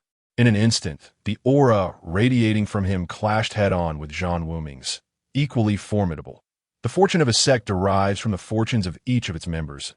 If each individual's fortune flourishes, the sect's fortune can likewise be enhanced. Coupled with the influence the sect wields in the eyes of the mundane populace, the resultant belief can elevate the sect's fortune to its zenith, even achieving a state of perfection. The grand selection of a Yinshan sect can be considered a grand event on this continent, enhancing the sect's influence among the populace, resembling a pilgrimage of sorts. The impact on the sect's fortune is beyond measure. Many have forgotten the year when this grand event first gained prominence and how many times it has been held. Never before has anyone dared to challenge the authority of the sect during the sectarian elections. Zhan Wuming is an exception. This young man, barely in his prime, delivered a resounding slap to the Lingjian sect. Perhaps initially, the Lingjian sect merely sought to establish their dominance through him, or perhaps to embarrass their old rival, the Beast Control sect. Yet, no one anticipated that Zhan Wuming would humiliate the Lingjian sect so thoroughly. Some believe that Zhan Wuming is naive due to his youth, while others deem him reckless in his arrogance. There are even speculations that he is emboldened by a sense of invulnerability, Otherwise, he would not be so brazen. However, Zhan Wuming understands that the Lingjian sect represents a significant stumbling block on his path to growth. In his previous life, he was powerless, wasting decades, but in this life, he refuses to evade it any longer. To defy destiny is to seize it, for the fate of heaven and earth lies within the fortunes of all beings. The fortunes of myriad spirits and things are at play, and by suppressing the sect's fortunes, he can redirect them to himself. In the grand scheme of things, the sect's fortunes will inevitably be transferred to him. The universe seeks balance, and so do fortunes. This is why various sects delight in selecting prodigies, for such individuals are inherently extraordinary. While their own destinies flourish, they can more easily usurp fortunes from others, thus ensuring the prosperity of their sect. At this moment, apart from the Lingjian sect, the gazes of other prominent sects toward Zhan Wuming have shifted. His performance on the challenge platform has revealed to these seasoned sect members the changing fortunes of the Beast Control sect. Public sentiment is gradually shifting from the Lingjian sect to the Beast Control sect, with a surge in the number of prodigies waiting to register outside the sect, another manifestation of burgeoning fortunes. Although Lai Wenqiu's expression remains grave, his admiration for Zhan Wuming only intensifies. The experts of the Beast Control sect have significantly revised their impressions of Zhan Wuming, now standing beside Lai Wenqiu. Should any incident arise, it could very well escalate into a confrontation between the Lingjian sect and the Beast Control sect. Ainan's tenacity is indeed as formidable as the rumors suggest. Zhan Wuming has not gained any advantage, and on the surface, it appears he is at a disadvantage. Lai Wenqiu's seriousness stems from his awareness that Ainan possesses even more potent techniques, a core disciple representative of the Lingjian sect. Each is a treasure of the sect, undoubtedly armed with unique abilities. Zhan Wuming senses Ainan's aura swelling, a sense of crisis brewing within him, for he knows his opponent will not be so easily subdued. Their two encounters, seemingly straightforward, are fraught with peril. Both he and Ainan have come to understand that true lethal techniques need not be flamboyant. Often, the most mundane moves are the most dangerous. They have narrowly escaped death on multiple occasions. To triumph over Ainan, Zhan Wuming's physical form is currently insufficient, prompting him to retrieve a long, dark staff. This staff, acquired from the lair of the Demon Ape King, was once a challenge for Zhan Wuming to wield, its weight astonishingly reaching 10,000 pounds. After securing this treasure within his Qinquan ring, he has continuously refined it, embedding his consciousness into the iron staff. He discovers countless symbols and patterns etched within it, forming layers of formations that encase the staff's core.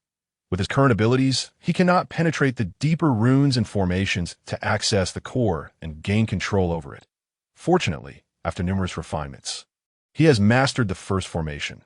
Thus, the staff feels as light as an ordinary wooden stick in his hands that, of course, this is relative to him as its initial controller in the hands of another.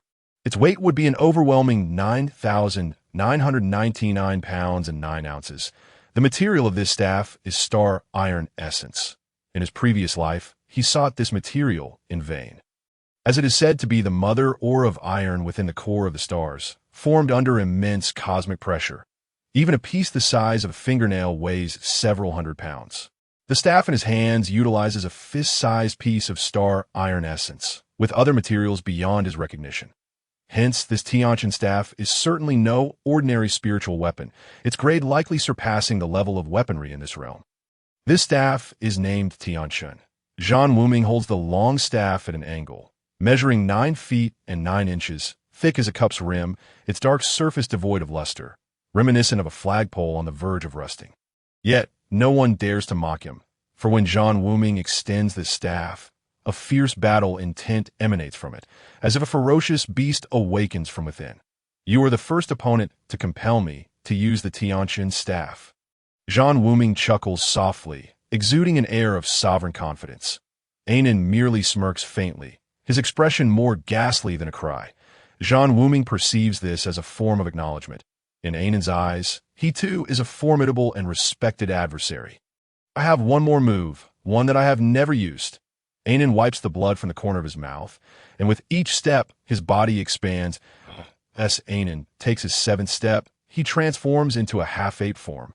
Towering like an iron tower, his massive physique tears his garments, muscles bulging like small hills, and his flowing red hair resembles flames in a blaze, radiating a fierce aura, the innate bloodline of ancestral return. Someone gasps in awe. Lai Wenxiu is equally astonished. Their intelligence reports did not mention Anan possessing the innate bloodline power, let alone that of the Earth Diamond Ape. This is beyond the scope of mere genius. He is truly a favored child of the heavens. If a person possesses the power of ancestral return, their potential for cultivation is limitless. Such bloodlines are exceedingly rare, and there are distinctions between thin and potent ancestral bloodlines. At this moment, Anan has reached a remarkable 30% of his ancestral return power. Legend has it that deep within the beast forest resides an unparalleled ferocious beast, the Earth Song Ape. Possessing the bloodline of the Earth Diamond Ape, long since transformed into human form, its ferocity rivaling that of the heavenly eagle sacred beast. Rarely does it venture out of the beast forest. Serving as one of the representatives of the beasts who have established a coexistence agreement with those ancient figures who seldom emerge from the continent, the IT is now astonishing to discover that there exists among humans someone with the ancestral bloodline of the Earth Diamond Ape, leading people to speculate whether Anan is a descendant of the Earth Song Ape's transformation left behind in the mortal realm. Zhan Wuming's demeanor grows serious. There are individuals who can naturally battle above their level, endowed with extraordinary advantages, those of noble bloodlines. That it is said that the Earth Diamond Ape is a celestial beast, capable of moving mountains and filling seas, one of the guardians of the celestial realm's gates.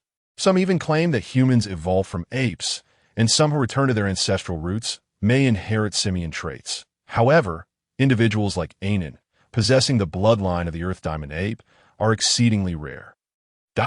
Anan, now transformed into a half-beast, has lost his initial calm and rationality, becoming frenzied. Zhan Wuming suddenly bursts into laughter, a surge of audacity swelling within him. He lets out a long cry, declaring, "Let us see whether your bloodline is mightier or my staff." No longer avoiding, he swings the staff down with both hands. The originally lengthy 9'9" staff now appears slender in comparison to Anan's towering form as Zhan Wuming brings the Tianqin staff down. The onlookers are struck with astonishment. The staff seems to disturb the battle aura of heaven and earth, moving at a speed that rends the very fabric of space, and all present feel an overwhelming weight. It is as if the space can barely withstand the gravitational force of the staff's descent, fissures appearing within. Yes, fissures. A razor-thin rift in the void emerges as Zhan Wuming's Tianqin staff sweeps through. Lai Wenxiu and other Battle Monarch-level experts gaze in horror. The clash between two Battle Sec-level individuals has resulted in a rift in the void. What does this signify? What kind of battle is this? Lai Wenxiu resolves privately that once the fight concludes, he will waste no time and will take Zhan Wuming directly back to the Mountain Gate. The so-called sectarian elections can go to hell. With such a talent, one is enough. If they do not act swiftly, other sects may move to seize Zhan Wuming. He notices the glimmer of greed in the eyes of the Xinling sect, Tianling sect, and even the Ghost Control sect and the Five Poisons sect's ancient figures, as if they have spotted a treasure. Several battle monarchs from the Beast Control sect exchange glances with Lai Wenxiu, intuitively understanding his intentions and subtly nodding that this moment, the sectarian elections have lost their significance. Ensuring Zhan Wuming's successful entry into the Beast Control sect is of paramount importance, and everything else is irrelevant. Boom! The Tianqin staff crashes heavily onto Anan's massive palms. Previously, it was Zhan Wuming who was unarmed. Now, it is Anan who stands barehanded, flesh and blood splatter as Anan emits a low howl. With a single strike, Zhan Wuming's Tianqin staff creates a deep gash in Anan's palm, causing his towering form to stagger back several steps. Zhan Wuming is also propelled backward by the rebound force, flipping through the air before landing. This outcome takes everyone by surprise, as there were high expectations for the Earth Diamond Ape's bloodline. Yet Anan suffers a setback at Zhan Wuming's hands, leaving his mighty palm rendered nearly useless. Zhan Wuming is astonished, for while others are amazed that he could repel Anan, who possesses the bloodline of the Earth Diamond Ape, Zhan Wuming is surprised that Anan has not sustained severe injury. The Tianqin staff weighs an impressive 9,999 pounds and 9 ounces. With a full force swing, it unleashes an instantaneous power equivalent to 100,000 pounds, yet it merely leaves a bloody gash on Ainan's palm. The outcome diverges drastically from what Zhan Wuming had anticipated, and the overwhelming recoil sends him tumbling several feet backward, revealing the formidable nature of the earthly diamond ape bloodline.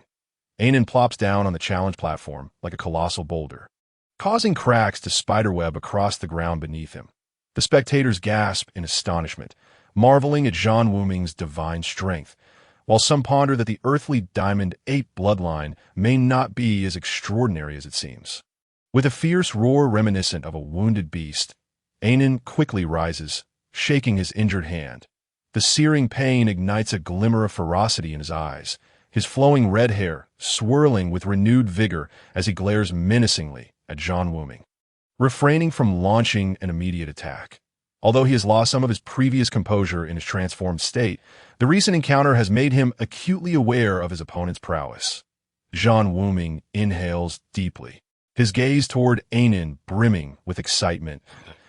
In a surprising turn of events, he retracts the Tianqin staff into his Qinquan ring. Despite having gained the upper hand with the staff, he finds it lacking in challenge. His physical strength has long been untested. Faced with an adversary like Ainan, he is struck by a wild notion. His body of void is on a path of cultivation, nurturing life, establishing the soul, and achieving sanctity that if he cannot best even the earthly diamond ape's physical form, how can he hope to attain sanctity in the future? If he is to defy the heavens and contend for his life, he must possess an invincible conviction.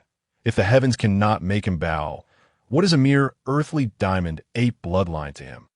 Even a true earthly diamond ape would tremble before him. Suddenly, everyone notices a shift in Zhan Wuming's aura. He remains the same Zhan Zong. In the eyes of the crowd, he seems to have transformed into a monumental pillar, standing tall and unwavering. Ainan emits a low growl, baring 2 sharp teeth from his gaping maw, but those present detect a hint of panic in his gaze. Zhan Wuming stands still, seemingly insurmountable, yet he must engage. This is fate. With a fierce roar, he lunges at Zhan Wuming. Boom! Ainan's fist strikes empty air, crashing down onto the ground behind Zhan Wuming, sending debris flying and creating a deep pit of about 3 feet. Zhan Wuming sways lightly like a willow in the wind, deftly dodging Ainan's punch. Lai Wenxiu draws a long breath, feeling a twinge of anxiety. Even a high-level battle emperor feels the tension in a skirmish between battle zone. He observes as Zhan Wuming evades Ainan's tempestuous punches with split-second precision, the ground beneath them yielding a 3-foot square, 2-foot-deep crater, all while Zhan Wuming has yet to retaliate. The disciples of the Spirit Sword sect wear grim expressions. Realizing that Zhan Wuming's speed far surpasses that of the now massive Ainan, whose strength may exceed Zhan Wuming's, but his agility is considerably lacking, a significant shortcoming. Zhan Wuming has not struck back yet. What will happen once he does? Many dare not contemplate the consequences. Boom! Boom! Zhan Wuming swiftly delivers 2 punches, slipping past Ainan's heavy blows and landing solidly on Ainan's shins. The height difference prompts Zhan Wuming to target Ainan's lower body. Ainan emits 2 pained howls, staggering once more, as the sound of cracking bones echoes from Zhan Wuming's blows. However, Ainan does not fall. He braces himself on the ground, supporting his entire weight. Zhan Wuming casually shakes his hands, as if the previous 2 strikes have caused him slight discomfort, then blows on his palms. The onlookers collectively scorn in their hearts. Who is this individual? Ainan's posture as he supports himself is exceedingly bizarre. One hand reaching between his legs, his expression grotesque, inwardly cursing the indecency of it all.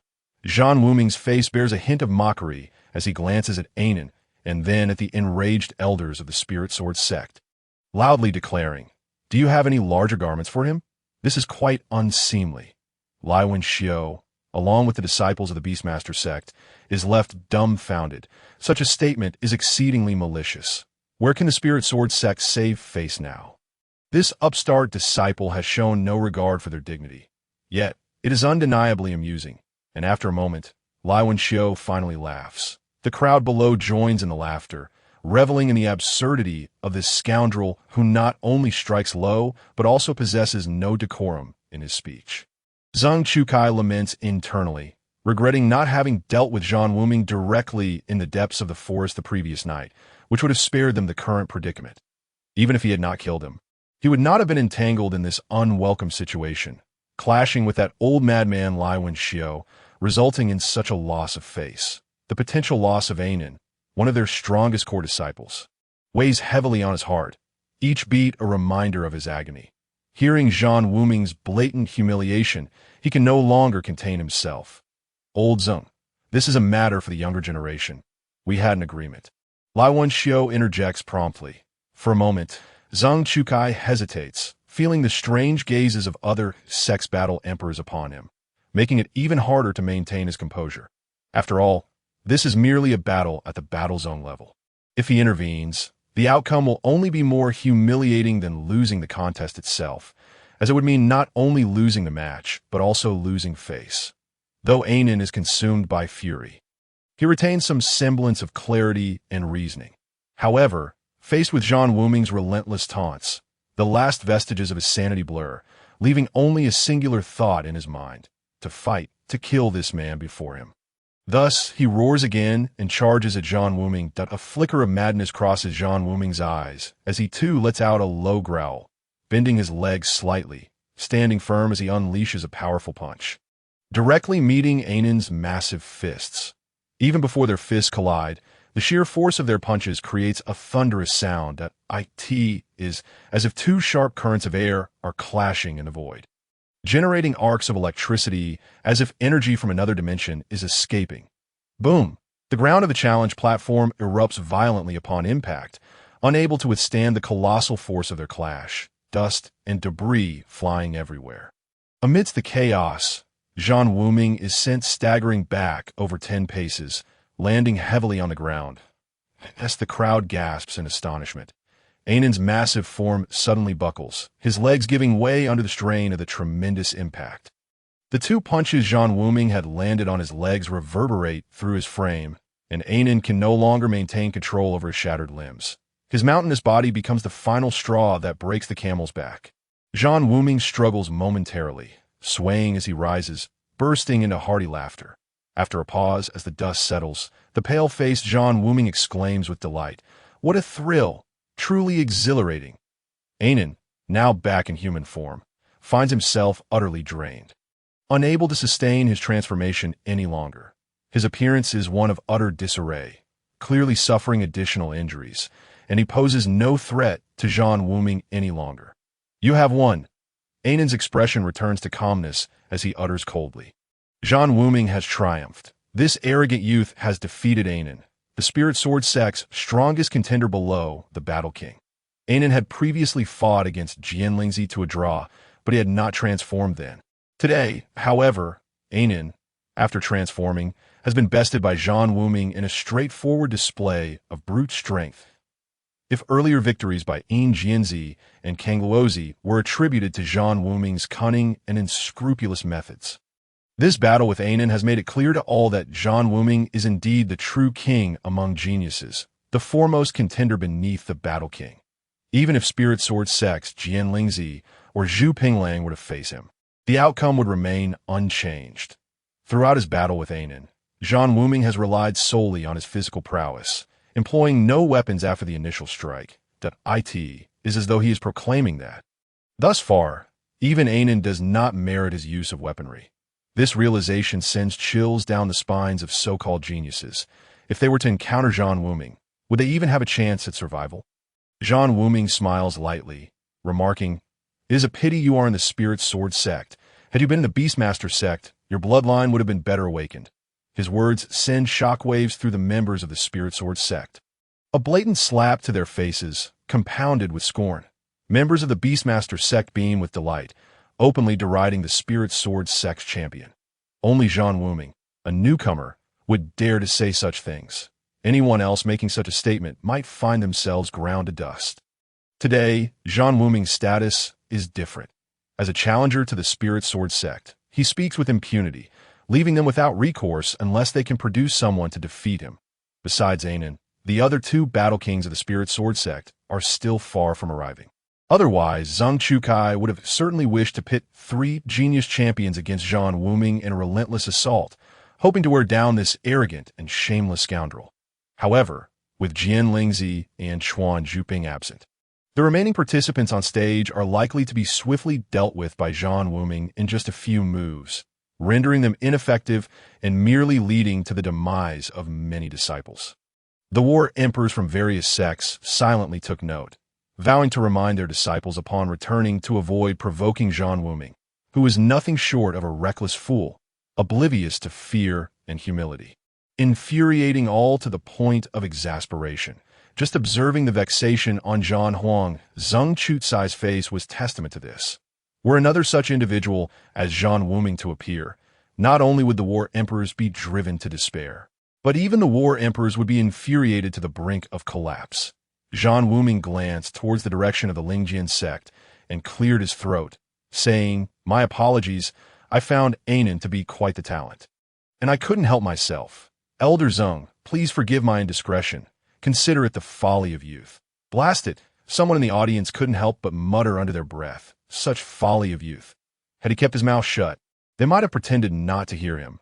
But now, his words only served to further embarrass the other party, making silence impossible. Silence. Zhang Chutsai's face turned shade of green. How did he end up with such a peculiar individual? His tongue was as sharp as a blade, yet he possessed overwhelming strength, with no one on hand to challenge him. It had only been a day, and already there was no one left to fight. If this were to spread, the Lingjian sect would suffer a significant loss of face. "Wuming, my mischievous child, one must not be so bluntly honest. It is essential to be subtle and modest," smiled an elderly figure in a green robe.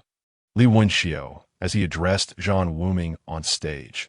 Zhan Wuming was momentarily taken aback, realizing that Li Wenxiu was winking at him, indicating that they were allies. However, this man was no pushover. His previous remark resonated with Zhan Wuming's own sentiments, exuding an air of mischief that was infuriating. "Wuming, this is your second uncle, Jin Duo. You may pay your respects to him after the event," Li Wenxiu introduced, pointing to the elderly figure in the green robe. "Wuming, I am your 7th uncle," shouted a short, stout man who jumped up and waved at Zhan Wuming. Zhan Wuming felt utterly perplexed. Hadn't he yet formally joined a sect? Why were they so eager to claim familial ties? This sect was indeed a collection of oddballs. Nevertheless, given their enthusiasm, he felt compelled to respond with a smile to both the stout man and the elderly figure. Such a smile elicited a wince from Li Wenxiu, as one could only imagine the discomfort involved in such a grin. The other sects cast disdainful glances at the members of the Beast Control sect, as they had yet to officially enter the sect and still did not know who their master was. How could they already be introducing their uncles? The leap in familial connections was simply too vast. Moreover, joining a sect meant one would be a direct disciple of the War Emperor. However, upon reflection, it made sense. Such an eccentric individual as Zhan Wuming would hardly have a war king worthy enough to be his master. If any sect had such an odd disciple, the others would likely be scrambling to claim the role of master rather than uncle. The expressions of the elite from the Lingjian sect were a vivid spectacle, fluctuating from pale to red, then black, and even green, a veritable kaleidoscope of emotions, leaving Zhang Chukai feeling utterly humiliated before his fellow sect members. "Master, I wish to challenge this individual to extinguish his arrogant demeanor." A crisp voice rang in Zhang Chutsai's ear. Turning his head, he was astonished to find it was Nangong Chu, one of his most outstanding new disciples. "Who had been recognized today? You wish to step up?" he asked, somewhat hesitantly. Nangong Chu was his most prized disciple, famously recognized as the top talent of the Great Selection, with the arrangements made between the Lingjian sect and the Nangong family. Nangong Chu had arrived early, expressing his desire to join the Lingjian sect. This had garnered envy from all other sections after all. As the acknowledged champion of the Great Selection, his voluntary choice of the Lingjian sect had bestowed significant prestige upon them at the onset of the competition, setting a precedent for other aspiring talents. This was why, when Zhan Wuming arrived, the number of talented disciples queuing to join the Lingjian sect was greater than that of the Xianling sect. In truth, the Nangong family had a close relationship with the Lingjian sect, and Nan Gongchu's entry into the sect was intended to enhance its influence in the secular world. Unfortunately, ever since Zhan Wuming's appearance, Nan Gongchu's impact had been completely overshadowed, leading to a significant loss of face for the Lingjian sect. Indeed, I wish to give it a try, Nan Gongchu responded respectfully. This individual's cultivation is difficult to gauge. Even Ainen is no match for him. Are you certain you can handle this? Zheng Chukai was reluctant to risk losing such a precious disciple so soon, and he hesitated before asking. This person possesses extraordinary physical strength, yet he has a weakness, speed, Nan Gongchu reflected. His speed is not to be underestimated, Zheng Chukai remarked, his expression shifting slightly. Zhan Wuming had dodged Ainen's attack with impressive speed, comparable to that of a typical speed-oriented warrior. This individual had few vulnerabilities in both strength and speed. That may be true, but speed is indeed my forte. Perhaps his physical prowess is formidable. But if I combine my speed with my spirit weapon, I am confident I can surpass him, Nan Gongchu stated assertively. Zheng Chukai pondered this and found it reasonable. Although Zhan Wuming had triumphed over Ainen, he had also sustained injuries from Ainen's sword, with a dagger having pierced his chest. While the wound had stopped bleeding, it remained. Furthermore, Zhan Wuming had just engaged in a fierce struggle with Ainen, surely exhausting his battle energy. Thus, Nan Gongchu might indeed have a chance to prevail. He believed that someone who could secure the top spot on the Great Selection list could not be underestimated. He was aware that the Nan Gong family was renowned for their agility and speed. Should Nan Gongchu employ the right tactics, he had a significant chance of success. What troubled Zheng Chukai was the potential fallout if something were to happen to Nan Gongchu. He would have no way to explain it to the Nan Gong family, and the Lingjian sect would be left without dignity. However, at this juncture, he had no choice, unless he could swallow his pride and concede to Zhan Wuming, which was beyond him. Thus, after some contemplation, he finally nodded and said, "Exercise caution. If the situation becomes untenable, retreat. He should not be able to stop you. Rest assured, Master, I will undoubtedly return victorious," Nan Gongchu declared with a proud smile. A murderous intent simmered within him. Not because Zhan Wuming had tarnished the Lingjian sect's reputation, but because Zhan Wuming had overshadowed him. This grand event was supposed to be his stage, for he was the supreme talent, the king of the Great Selection, while Zhan Wuming was nothing just days prior. Although he had incapacitated Tu Yinshi in Nanzhao City and defeated Tai Mu, ranked 67th on the list, these feats did not significantly impact his status as the top contender. Yet today, Zhan Wuming had stolen the spotlight, nullifying the influence Nan Gongchu had cultivated that morning. More critically, it rendered his joining the Lingjian sect into a farce, a mere joke. Nan Gongchu's pride stemmed from his lineage and his undefeated record among his peers. Never having faced defeat, that he never believed anyone could surpass him among his peers, and thus he deemed Zhan Wuming deserving of death. Whether he bore any personal animosity toward Zhan Wuming was inconsequential. Even within his family, he would not allow anyone to eclipse him. Hence, he remained arrogant, indifferent, and his acts of violence were never deeply contemplated for their reasons or justifications. Nan Gongchu ascended the challenge platform. He captivated everyone's attention. All were familiar with him, and he had made a grand entrance earlier that day, having been selected with great fanfare by the Lingjian sect and recognized as Zheng Chutsai's direct disciple, all while being the top contender of the Great Selection. Legend spoke of the Great Selection list being the product of the enigmatic Mo family, who were said to possess the ability to perceive the will of heaven and thus attracted divine jealousy, resulting in their dwindling numbers and infrequent appearances in the martial world. Nevertheless, their pronouncements were regarded as absolute, unrivaled in their understanding of the world. Only a family of such stature could accurately discern the true identities of the top 100 talents and compile such a ranking. Li Wenxiu's expression was one of astonishment. He had not anticipated that the challenger would be Nan Gongchu, who had only just joined the Lingjian sect that very morning. Although he was aware of the alliance between the Nan Gong family and the Lingjian sect, he understood that they were merely putting on a show. However, those attending the Great Selection remained oblivious, believing the Lingjian sect to be highly influential. Only with Zhan Wuming's emergence had Nan Gongchu's impact been overshadowed. Now, The Lingjian sect found itself in a precarious position. Little did they know that Nan Gongchu would soon step forward. This individual is Nan Gongchu of the Nan Gong family. Renowned for their agility and speed, it is said he possesses ancestral bloodlines with formidable powers, though no one has witnessed his transformation, leaving his true lineage a mystery. The introduction of Nan Gongchu reached Zhan Wuming's ears, and he realized it was Li Wenxiu conveying this information to him. To his surprise, the person before him was the top-ranked talent of the Great Selection, which heightened Zhan Wuming's vigilance. It was worth noting that he had ties with the Nan Gong family, as his true maternal grandfather belonged to that clan, making him a grandson by extension. However, he could never acknowledge his lineage, for the Nan Gong family had played a role in the downfall of the Ling family. This was why his grandmother had chosen to endure humiliation within the Zheng family rather than seek assistance from his grandfather after the Ling family was exterminated, nor did she allow her mother to acknowledge her ancestry. In both his past life and this one, the Nan Gong family owed him a debt. Thus, upon witnessing Nan Gongchu ascend the stage, Zhan Wuming chuckled. You have two choices. First, bow your head to the Lingjian sect. Admit your wrongdoings and join them as a mere disciple. Or second, let the Beastmaster sect retrieve your corpse after taking the stage. Nan Gongchu cast a disdainful gaze upon Zhan Wuming, extending two fingers and speaking with an air of nonchalance. The crowd below fell silent, having previously observed Zhan Wuming's arrogance, only to realize now that there indeed existed a higher mountain beyond their own.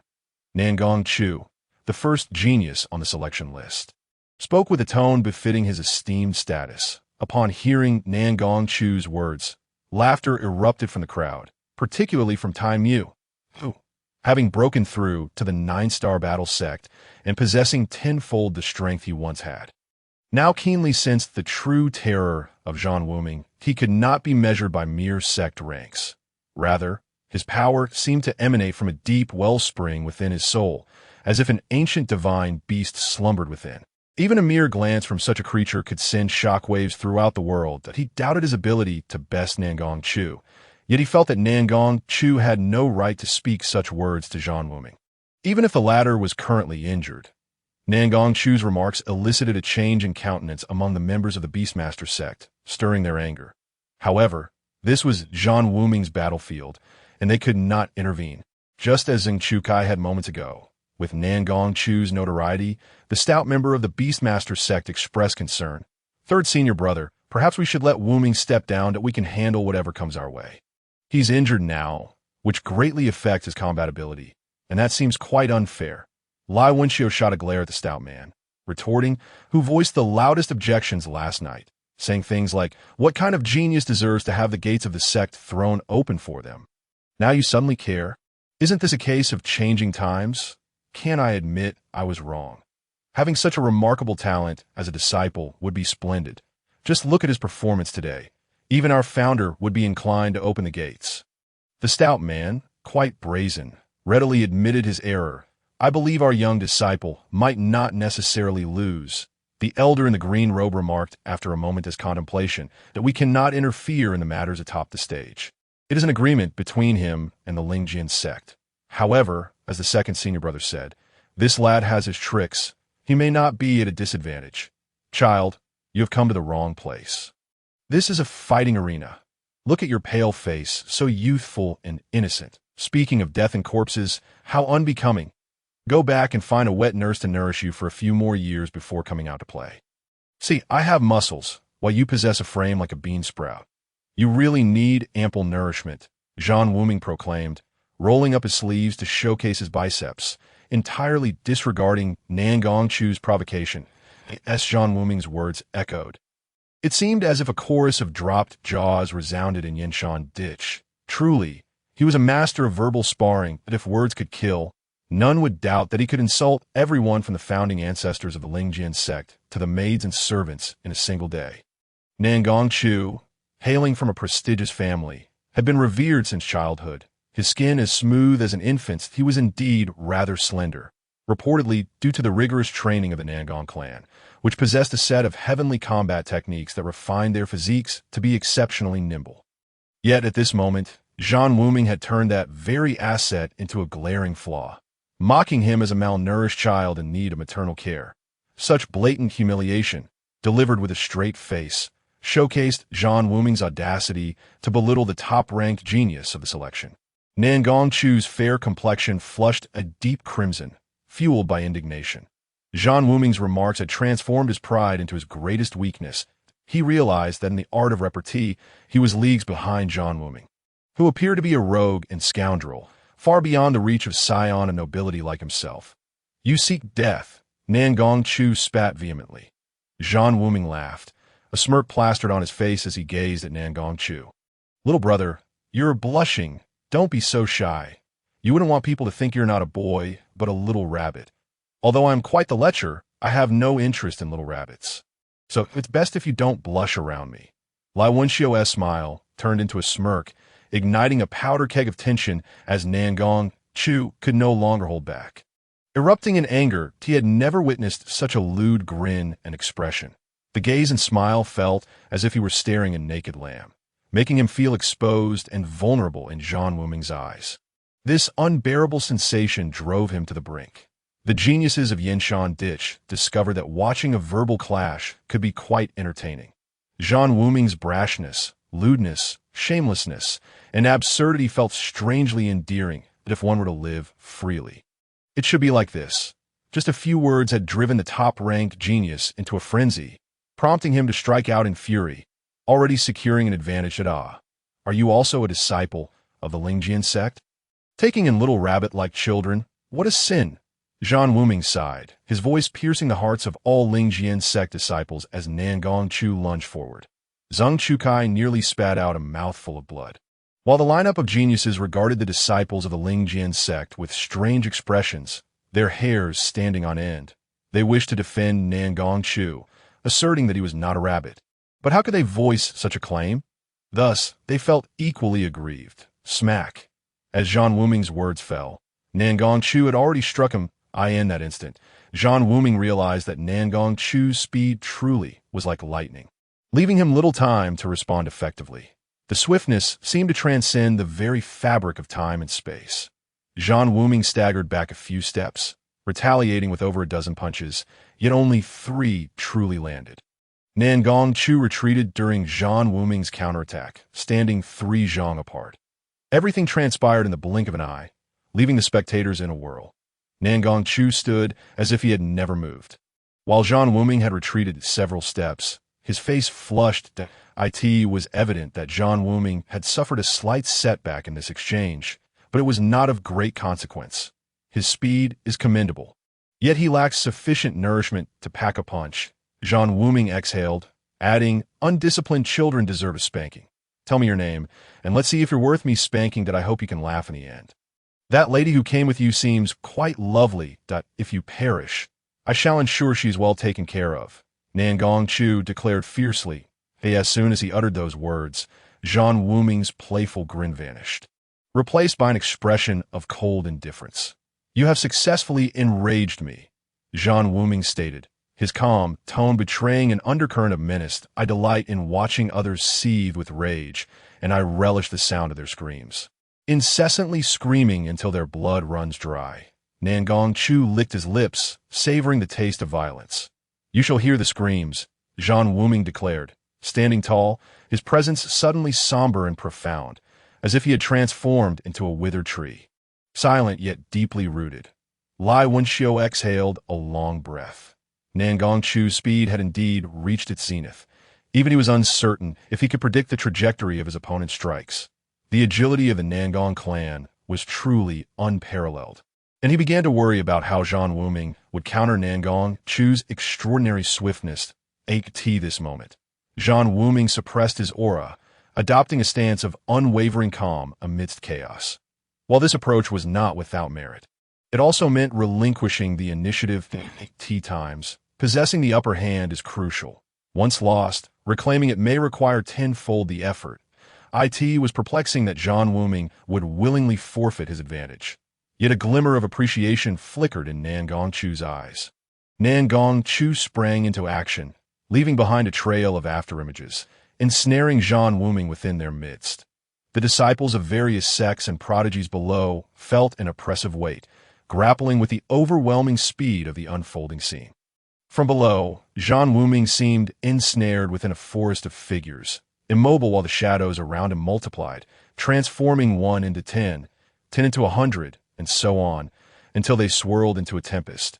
Indeed, a tempest. The figure of Nangong Chu disturbed every inch of the void as he spun rapidly, his battle aura accelerating in sync, producing a cacophony of crackling sounds from the friction. Dust, stones, and even broken branches and dead leaves were drawn into the swirling vortex. Was this the tempestuous might of the Nangong clan? A flicker of greed sparkled in Zhang Chucai's eyes. This was merely a clash between two battle sects. If he could master the tempestuous might, how many could stand against him among the battle sovereigns? His stature within the sect would surely soar. Zhang Chucai's gaze towards Nangong Chu grew increasingly complex. He recognized the potential of his newly accepted disciple and saw a remarkable opportunity. The eye of the storm. Zhan Wuming stood serene, akin to a monk in meditation, quietly observing the rapidly moving Nangong Chu, feeling a sense of dizziness. Yet he could not afford to ignore Nangong Chu, for he remained uncertain when his opponent would strike. Thus, Zhan Wuming's mind was taut with tension. Yet he found himself unable to relinquish his resolve. He understood that continuing in such a manner would prove untenable. The martial prowess of the Nangong family was indeed extraordinary. Akin to an old donkey endlessly turning a millstone that aren't you weary from running in circles? I can barely keep my eyes open standing here. Zhan Wuming's voice emerged from the tempest, still rich and composed, which was quite astonishing. Why had Nangong Chu not yet launched an attack? How could Zhan Wuming appear so unfazed? As everyone recalled the imagery of the old donkey grinding grain, it indeed bore resemblance to Nangong Chu's current state. What was the point of spinning in circles, leaving one bewildered, if it could not achieve anything substantial? No sooner had Zhan Wuming's words faded than the storm abruptly transformed, with countless hands emerging from within, assaulting the eye of the tempest. In an instant, it seemed as though numerous iterations of Nangong Chu had joined the fray, each hand striking with undeniable reality that a cacophony of explosive sounds resonated amidst the storm, accompanied by Zhan Wuming's low grunt, followed by the storm coalescing suddenly, as his body plummeted to the ground like a meteor. Before Zhan Wuming could rise from his bloodied form, the storm whirled once more with incredible swiftness, enveloping him anew. That moment when Zhan Wuming vanished from sight, gasps of disbelief echoed among the onlookers. Was this truly the formidable Zhan Wuming? His garments lay in tatters, and countless lacerations marred his once robust and elongated frame. Just how swift were Nangong Chu's assaults? What had transpired between Nangong Chu and Zhan Wuming to render Zhan Wuming so wretched? It was well known that Zhan Wuming's physical prowess surpassed even that of the Arhat, Attain, who was renowned for his strength. This was the champion of the grand selection, and based solely on his speed, who among his peers could rival him. Lai Wangxi's nails dug into his palm, yet he felt no pain. His thoughts consumed by the duel between Zhan Wuming and Nangong Chu, he scarcely noticed when Zhang Chucai glanced in his direction, wearing an expression of smug satisfaction. Zhan Wuming was once again swept into the storm, and no one held out hope for his survival. It was hard to fathom how he could escape with his life under such rapidity. Not everyone was fixated solely on Zhan Wuming's plight. Nearby, two individuals bore expressions of concern. Zhang Chucai cast a glance at them, offering a fleeting smile, though it quickly faded as he observed their grave countenances. Only these two, who had escorted Nangong Chu to Nanzhao City, truly grasped the nature of the battle. Though their realms were inferior to his, both were at the initial stage of the war emperor and possessed an intimate understanding of the Nangong family's martial techniques, as well as a keen awareness of Nangong Chut. This moment, the gravity of their expressions stirred a shadow of doubt in Zhang Chucai's heart. Brother Jianxi, has Chu Shiji encountered trouble? Zhang Chucai inquired tentatively. The gaunt elder among the two furrowed his brow, contemplating before responding. It is difficult to discern at present. However, it should not have unfolded in this manner. That lad managed to momentarily halt Chu's storm of heavenly might. Strangely, Chu allowed him to break free from the eye of the storm, which is quite unexpected.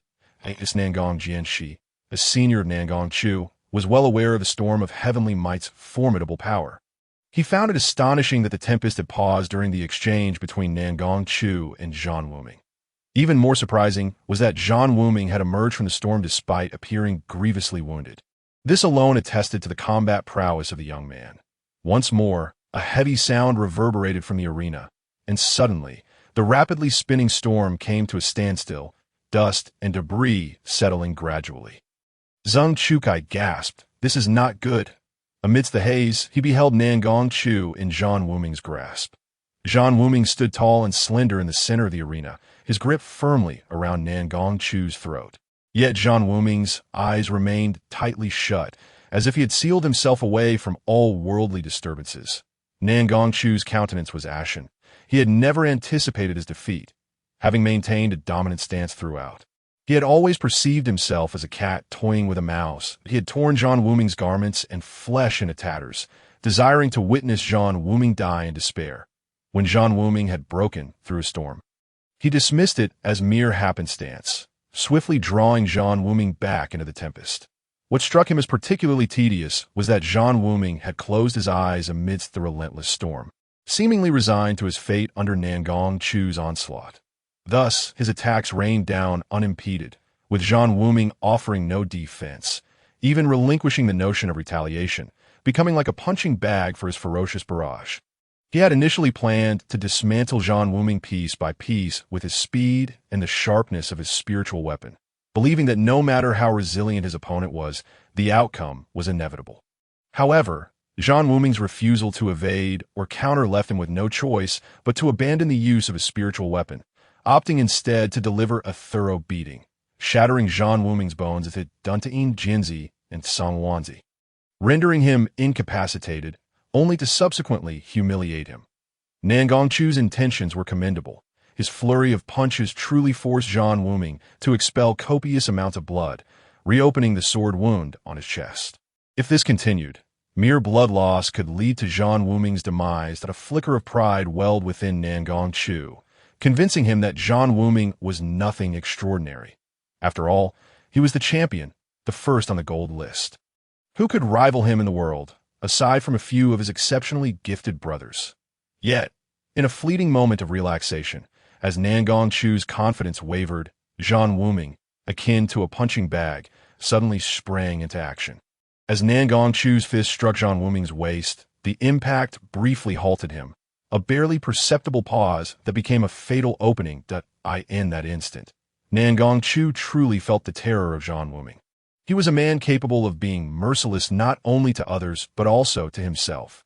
Zhan Wuming had lured Nangong Chu into relentless attacks, all the while seeking the minute vulnerability that lay in the fleeting moment of contact between fist and flesh. After enduring a tempest of blows, Zhan Wuming seized upon that weakness, grasping Nangong Chu's neck with unyielding force. The diminutive figure of Nangong Chu in Zhan Wuming's grasp resembled that of a child. Yet no one perceived him as such. Having witnessed the dreadfulness of Nangong Chu's speed and power firsthand, they could hardly conceive how Zhan Wuming had broken through the storm and seized Nangong Chu's throat. Nangong Chu's attire remained pristine, untouched by a speck of dust, while Zhan Wuming was drenched in blood, his garments shredded into countless fragments scattered across the arena. His bare skin bore numerous bruises, stark evidence of the relentless barrage he had endured within the storm. Even his thighs, covered in fine hair, exhibited signs of bruising, his body a chaotic blend of dark red and purple. It was unfathomable that Zhan Wuming could still stand firm in the arena, controlling Nangong Chu with a single hand. The stark contrast between Nangong Chu and Zhan Wuming was striking, prompting some to wonder whether they could maintain their form if they were in Zhan Wuming's position. Others speculated whether it was Nangong Chu's punches that lacked weight, or if Zhan Wuming's body truly surpassed even that of high-ranking magical beasts. In truth, everyone understood that the fist of a 9-star war master, no matter how weak, possessed enough power to shatter stone. Under such ferocious assault, ordinary spiritual weapons would be rendered mere scrap metal. Yet, Zhan Wuming had survived, albeit battered and bloodied. I hear you can transform. But it appears you have run out of time. Zhan Wuming slowly opened his eyes, casting a cold, mocking gaze at Nangong Chu. Nangong Chu was filled with deep regret. He had countless opportunities to deliver a fatal blow to Zhan Wuming. Yet he had sought to inflict the most cruel suffering upon him, his arrogance leading him to underestimate this adversary. Especially when Zhan Wuming seemed utterly defenseless, he had even scorned the notion of utilizing his bloodline's ancestral powers. He viewed Zhan Wuming as a mere plaything, unworthy of his bloodline's strength, even too lazy to wield a weapon. Zhan Wuming's resilience and determination far exceeded his expectations. Lai Wenxiu's fingers gradually relaxed, yet his expression remained grave. Zhan Wuming had triumphed. Unexpectedly, so that he recognized that Nangong Chu possessed ancestral blood, yet he had underestimated Nangong Chu's speed. Under such velocity, Zhan Wuming's chances of victory had appeared negligible. What astonished Lai Wenxiu was that Nangong Chu had not even resorted to weaponry. The injuries on Zhan Wuming's body suggested a relentless onslaught. Had those bruises been sword wounds, Zhan Wuming would have long been riddled with injuries. Bleeding profusely, he suddenly realized how astute Zhan Wuming had been to incapacitate Yin Jianzi and Song Wanzi through such ferocious means. It was precisely because he had rendered the two incapable that Nangong Chu had sought to annihilate Zhan Wuming with equal brutality. Alas, Nangong Chu had overestimated his strength while underestimating Zhan Wuming's physical might. Zhan Wuming required merely a few strikes to shatter every bone and sinew of Yin Jianzi, and after nearly 100 blows, he had reduced both to mere pulp. However, Nangong Chu had just struck Zhan Wuming nearly 1,000 times. Zhan Wuming's body was battered, without a single intact piece of flesh, yet he remained standing. Lai Wenxiu exchanged a knowing glance with his second senior brother and seventh junior brother, whispering, "No matter what happens, we must support him. Rest assured, third senior brother, anyone who seeks trouble with Wuming must first contend with me," the short and stout one declared after taking a deep breath. Unlike Anan, who was merely a disciple of the Lingjian sect, where even if an incident occurred, they had no grounds to instigate a war between the two sects. Nangong Chu was different. He was a prodigy of the Nangong family. Although he currently fought on behalf of the Lingjian sect, he was backed by the formidable Nangong clan. While not as powerful as the major sects, they possessed considerable strength and commanded respect from the various sections this time. The Nangong family had sent Nangong Chu to Yinshan to be accompanied by his two uncles, Nangong Jianxi and Nangong Pohei, both of whom were at the initial level of Battle Emperor. Although they posed little threat to the three of them, eliminating Zhan Wuming would be a trivial task. Lai Wenxiu did not believe Zhan Wuming to be the type to accept defeat passively. This individual was not only arrogant, but also vengeful. When faced with enemies threatening his life, he would actively plot against them. Today, with Nangong Chu's body being subjected to such rigorous trials, if he were to lose his composure, he would not care about Nangong Chu's identity and might very well strike with lethal intent. At that point, Nangong Jianxi and Nangong Pohei would inevitably disregard the agreement between the Lingjian sect and the Beastmaster sect and directly assault Zhan Wuming, which is why he felt compelled to caution his second senior brother and seventh junior brother. Even if you somehow manage to win, what will you achieve? A hint of disdain flickered across Nangong Chu's face that he was the genius of the Nangong family and was aware that Nangong Jianxi and Nangong Pohei were not far off. In this Yinshan arena, who would dare to kill him in the presence of two battle emperors? He found it hard to believe that, of course, he had no regard for Zhan Wuming's supposed victory. If given another chance, he was confident he would have 1,000 opportunities to eliminate Zhan Wuming before the latter could grasp his throat. Thus, he did not consider Zhan Wuming to have triumphed. His arrogance remained unabated. A glimmer of mockery danced in Zhan Wuming's eyes as he extended a bruised hand to gently pinch Nangong Chu's cheek, laughing, "Little brother, you are truly naive. This is the arena. We are in a life and death struggle. You think this is child's play? Why would I hesitate to kill you? Just because he is one of my Nangong family. If you dare lay a finger on him, I will annihilate your entire clan."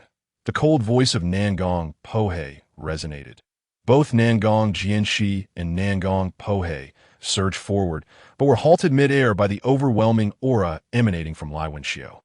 At that moment, Nangong Chu was still in Zhan Wuming's grasp, and Zhan Wuming had yet to kill any disciples of the Lingjian sect. They were unwilling to provoke a direct confrontation with the Beastmaster sect. This was the agreement between the Beastmaster sect and the Lingjian sect, and the Nangong family had not yet become unreasonable. "Are you provoking my Beastmaster sect?" Lai Wenxiu coldly snorted, positioning himself firmly before Nangong Jianxi and Nangong Pohe, exerting his singular might to dominate them. "You!" Nangong Pohe seethed with anger, but was quelled by Lai Wenxiu's imposing presence. "That I am terrified. So you are indeed a member of the Nangong family?"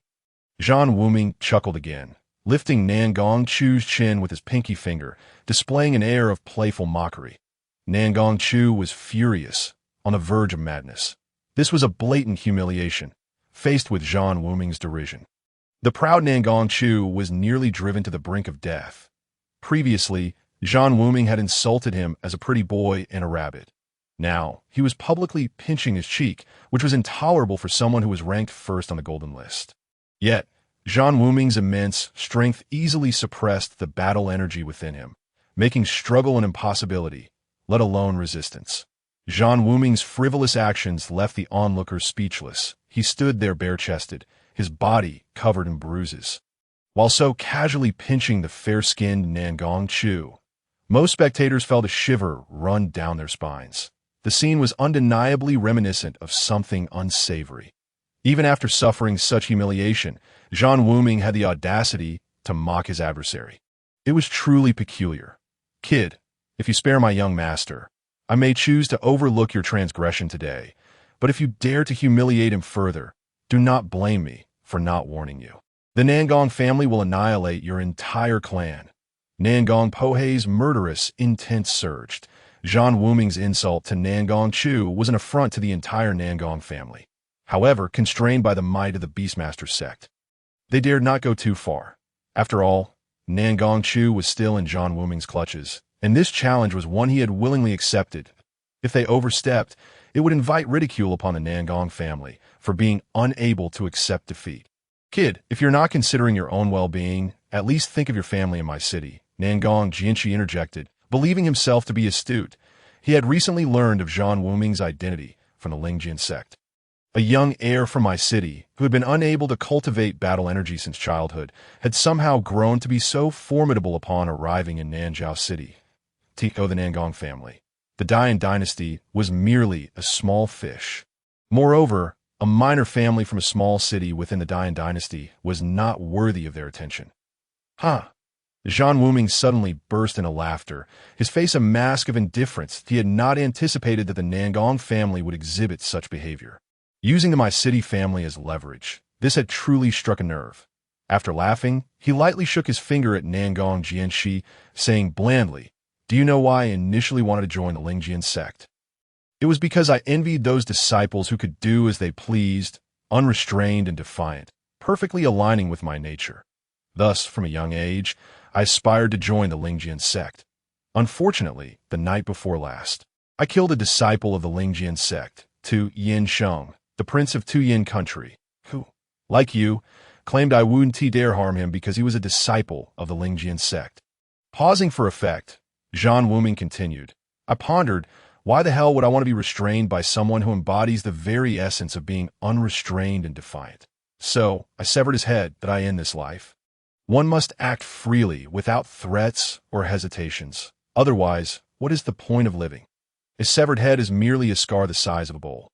However, because of this incident, I can no longer enter the Lingjian sect. What a shame!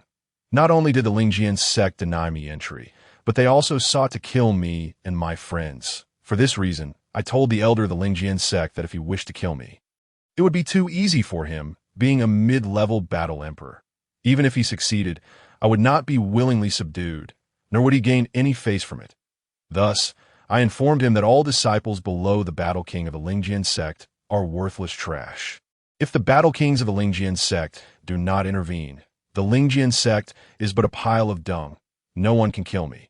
Therefore, today I came to Yinshan to challenge the most formidable disciple of the Lingjian sect. If I die, I'll accept my fate. If I win, the matter of killing a disciple of the Lingjian sect will be erased. To be honest, the disciples of the Lingjian sect do possess some skill, but they are still beneath me. Who am I? I am Zhan Wuming, soon to be welcomed into the Beastmaster sect as a foundational disciple. Zhan Wuming's declarations left Zhang Chutsai's face ashen. What did he mean by saying that all disciples below the Battle King of the Lingjian sect were worthless trash? What did he mean by claiming that the Lingjian sect was a pile of dung if the Battle Kings did not take action? Zhang Chukai was furious. This fellow audaciously claimed that he had always wanted to join the Lingjian sect for such absurd reasons. Wanting to join the Lingjian sect solely to indulge in lawlessness and chaos. The minds of the crowd were filled with questions. Could the disciples of the Lingjian sect truly act with impunity? Reflecting on it, it seemed indeed true. In the Tsunghan Empire, merely declaring oneself a disciple of the Lingjian sect meant that no one dared to provoke them to do so could invite the annihilation of one's entire family. Consequently, many began to resonate with Zhan Wuming's words.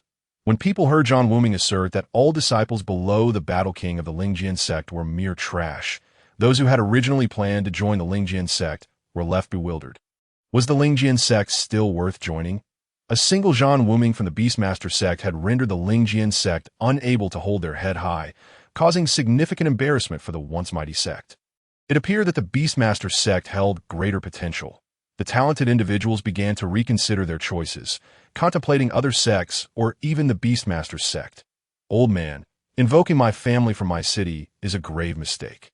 You should have checked my background. Before arriving in Nanjiao City, I was a notorious wastrel. Oh, you know why. It was because my family restricted me, forbidding me from causing trouble, that if I refrained from trouble. It was one thing, but if I did cause it, I would become a force of chaos, potentially endangering my family. Therefore, upon learning of the sect selection, I ventured forth. I could not let my family suffer because of me. I sought the Lingjian sect as a refuge, to see who would dare to provoke me. My family knew that I, Zhan Wuming, was inherently a troublemaker, and once I stepped out of my city, calamity would surely befall them. I cannot tell whether it was my wise grandfather or my illustrious father who foresaw this. In any case, the moment I left my city, the Zhan family ceased to exist in this world. There's an old saying, if you cannot provoke them, you should at least avoid them. You dare to threaten me with this? Zhan Wuming shook his finger dismissively, a look of scorn and disdain etched upon his face. You claim you wish to challenge me, yet feign ignorance. You could have vanquished me, but alas, your pretense has gone too far, rendering you my trophy. Must you of the Nangong clan not exhibit a modicum of humility? Defeat is but a trivial matter. Look at Tai Mu, the prodigy of the Tai family. Did he not also fall in my hands? Is it the case that those from the Nangong family lack all decorum? That individual, upon his defeat, transcended his limits right there in the streets. What profound wisdom and composure that demonstrates. I cannot abide your kind. You have become a captive yet continue to feign ignorance. Are you not aware that excessive pretense may invite divine retribution? Zhan Wuming's tone incited tremors of fury within the two battle emperors of the Nangong family. What did a mere battle sect dare to reprimand the illustrious Nangong clan? His tone, inflection, and expression, what could be more indicative of feigned ignorance than this? The gathered elite were left speechless, and the elders of various sects began to regard Zhan Wuming with newfound respect. This young man was truly remarkable. His sharp tongue was as formidable as his physical prowess, a lethal weapon in its own right, showcasing an extraordinary level of mastery. The most humiliated was Nangong Chu. Zhan Wuming's words pierced deeper than a lash, for he indeed had countless opportunities to end Zhan Wuming's life. Yet he refrained, always seeking the most brutal means to torment him, never considering that a single chance would allow Zhan Wuming to claim his life. Zhan Wuming seized this opportunity, leading to his current tragedy. Watch your words. Nangong Poe was genuinely infuriated. How dare a mere battle sect display such arrogance? He could not afford to lose face, for Zhan Wuming was not solely insulting him, but mocking the entire Nangong clan. It was evident that this young man was unwilling to entertain the notion of compromise. Look at your demeanor. I am here to accept the challenge from the Lingjian sect. What business do you, the Nangong family, have in this affair, making such a ruckus? It appears that the Lingjian sect holds little regard in your eyes, or perhaps they are simply unable to bear defeat, thus summoning the Nangong family to intervene. Are you not concerned about the mockery you invite from the world? Zhan Wuming's expression changed as he turned his gaze toward the Lingjian sect, his voice booming in reproach. Zhang Chukai and the elite of the Lingjian sect paled instantly. They had just been scheming, should a conflict arise between the Nangong family and Zhan Wuming, along with the Beast Tamer sect, it would undoubtedly benefit the Lingjian sect. However, Zhan Wuming had denied them this opportunity. Articulating their intentions with startling clarity, the crowd was reminded that this was originally a dispute between Zhan Wuming and the Lingjian sect, and now the Lingjian sect found itself utterly defeated, its reputation in tatters. Yet, with Zhan Wuming's proclamation, they could not shy away from defending his safety, at least during his time on the challenge stage, that I acknowledge that you are indeed a rare talent, deserving of the Lingjian sect's respect due to your strength. However, our wager is for the span of a day. Until that time elapses, there is neither victory nor defeat, and your declaration is premature. Zhang Chukai contended. Realizing he could no longer remain silent, he understood that admitting defeat outright was impossible. As one of the foremost sects in this realm, the Lingjian sect could not bow to a mere child. He feared that upon returning to the Lingjian sect, he would face the Elder's wrath, perhaps even being sentenced to solitary contemplation, effectively undermining his ambition to elevate his status, since the contest is not yet concluded. And to demonstrate that the Lingjian sect does not seek to provoke, I insist on not hearing any rabid barking, Zhan Wuming declared, casting a disdainful glance at Nangong Jianxi and Nangong Powei. His thumb raised in a slow, mocking gesture. You lot may as well silence yourselves. This is no place for the Nangong clan to speak. Do not forget that Nangong Chu is now a disciple of the Lingjian sect, representing them in this challenge. Where were your objections before he stepped forward? Now that he has been defeated, you are but vocal in your outcry. Does the Nangong family presume to belittle the Lingjian sect and the Beast Tamer sect? You have truly overstepped. Zhan Wuming, in a display of utmost audacity, chastised Nangong Jianxi and Nangong Powei. His voice echoed across Yin Mountain, plunging the area into an eerie silence, where even the most talented individuals from various corners of the empire suddenly recognized that this individual, who had come to participate in the sex selection with them, had unwittingly become their idol. The notion of being at the top of the rankings was rendered farcical. With such spirit, such arrogance, and such audacity to humiliate two battle emperors, to mock the once mighty Nangong family. This was the essence of true heroism and the hallmark of a true genius king. Who among the world could rival him? They began to genuinely revere Zhan Wuming. Members of the Lingjian sect felt disheartened. Zhan Wuming was clearly treating their trivialities as commands. Yet having cast away their feathers, they were compelled to support this young man in his farcical pretense of authority, discreetly whispering words of appeasement to the two battle emperors of the Nangong family. Whatever they whispered, Zhan Wuming remained oblivious, for he held no interest in their mutterings. He chose to ignore the two Nangong battle emperors entirely and smiled warmly at those from the Beast Tamer sect. Contemplating, choosing the Beast Tamer sect had indeed proven to be a wise decision, as they had repeatedly come to his aid, instilling a sense of trust in him. The battle emperors and kings of the Beast Tamer sect regarded Zhan Wuming with admiration. Though he was undeniably reckless and impulsive, he had already brought honor to their sect, even before formally joining. With such a disciple, even if the sect had to shoulder some troubles on his behalf, so be it. Sect rivalries? Let them be damned. Even without such a distinguished disciple, rivalries were a common occurrence among the various sects, with underhanded schemes exchanged regularly. What difference did it make to elevate their conflicts to the open stage? The disciples of the Beast Tamer sect were thoroughly captivated by Zhan Wuming. Indeed, if the Lingjian sect could act with impunity, why should they not, observing the two battle emperors of the Nangong family flailing about? The disciples of the Beast Tamer sect felt an urge to step forward and deliver a beating, as for whether they could prevail, were there not elders present. Surely the battle emperor elder would not stand idly by while those two emperors bullied their junior battle kings.